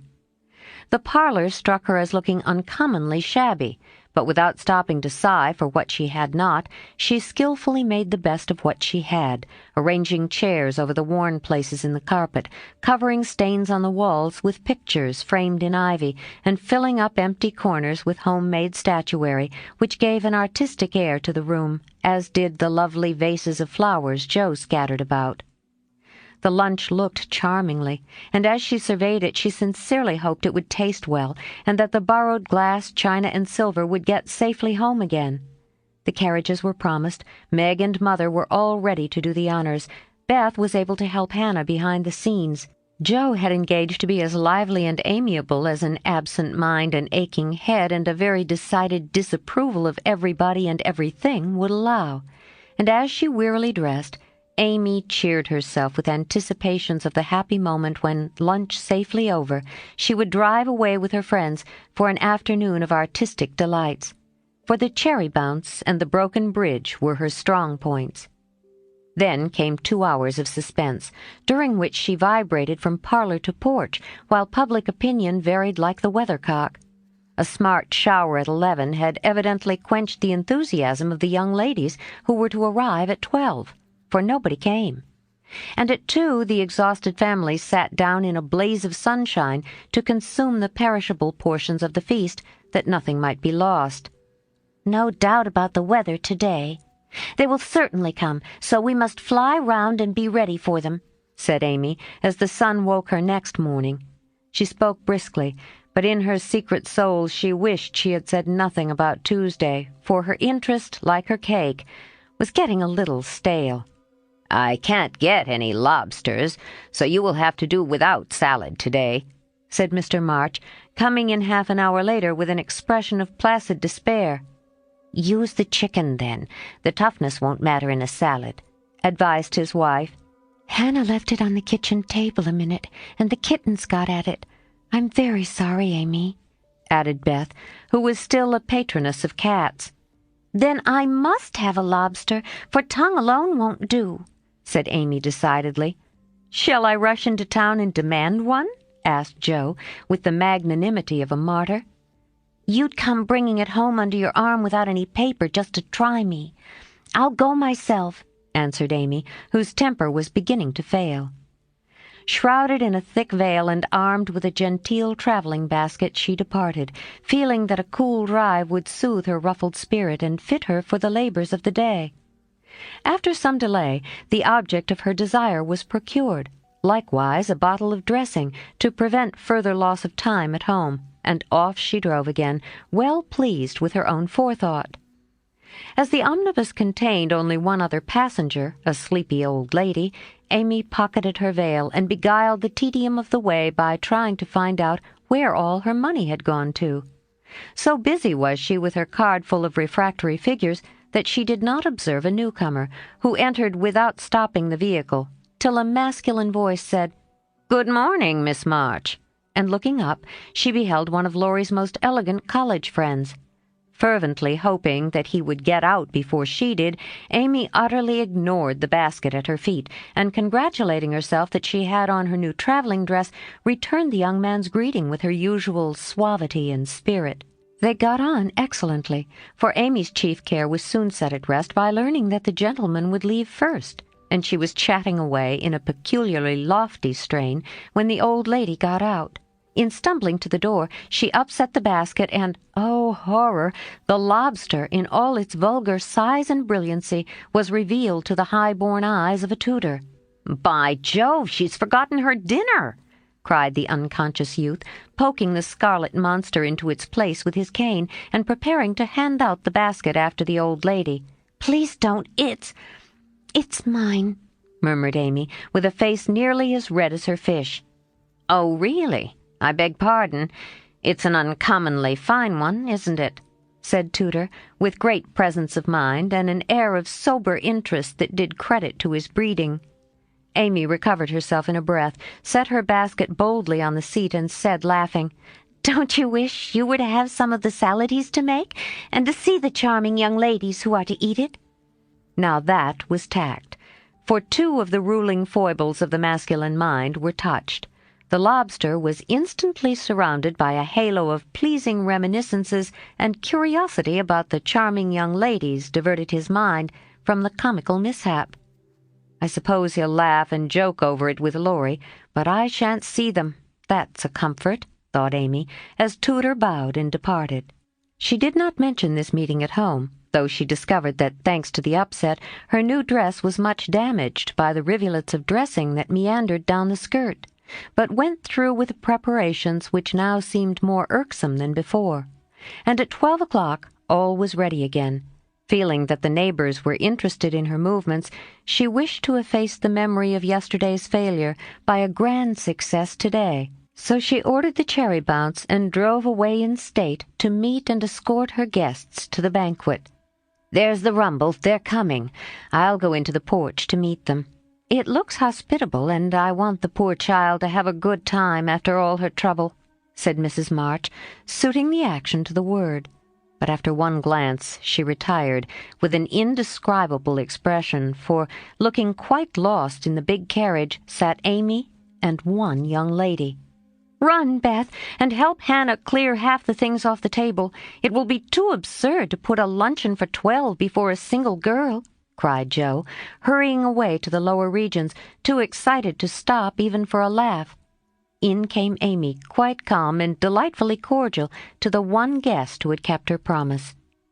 The rest of the family, being of a dramatic turn, played their parts equally well, and Miss Elliot found them a most hilarious set, for it was impossible to entirely control the merriment which possessed them. The remodeled lunch being gaily partaken of, the studio and garden visited, and art discussed with enthusiasm, Amy ordered a buggy, alas for the elegant cherry bounce, and drove her friend quietly about the neighborhood till sunset, when the party went out. As she came walking in, looking very tired, but as composed as ever, she observed that every vestige of the unfortunate fate had disappeared, except a suspicious pucker about the corners of Joe's mouth. "You've had a lovely afternoon for your drive, dear," said her mother, as respectfully as if the whole 12 had come. "Miss Elliot is a very sweet girl, and seemed to enjoy herself, I thought," observed Beth, with unusual warmth. "Could you spare me some of your cake? I really need some. I have so much company, and I can't make such delicious stuff as yours," asked Meg soberly. "Take it all. I'm the only one here who likes sweet things, and it will mold before I can dispose of it," answered Amy, thinking with a sigh of the generous store she had laid in for such an end as this. "It's a pity Laurie isn't here to help us," began Joe, as they sat down to ice cream and salad for the second time in 2 days. A warning look from her mother checked any further remarks, and the whole family ate in heroic silence, till Mr. March mildly observed, "Salad was one of the favorite dishes of the ancients, and Evelyn—" Here a general explosion of laughter cut short the history of salads, to the great surprise of the learned gentleman. "Bundle everything into a basket and send it to the Hummels. Germans like messes. I'm sick of the sight of this, and there's no reason you should all die of a surfeit because I've been a fool," cried Amy, wiping her eyes.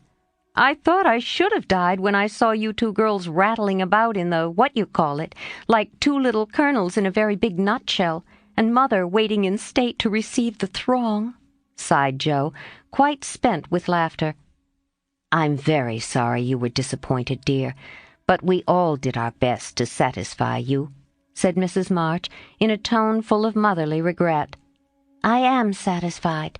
I've done what I undertook, and it's not my fault that it failed. I comfort myself with that," said Amy, with a little quiver in her voice. "I thank you all very much for helping me, and I'll thank you still more if you won't allude to it for a month at least." No one did for several months, but the word fate always produced a general smile, and Laurie's birthday gift to Amy was a tiny coral lobster in the shape of a charm for her watchguard. 27. Literary Lessons.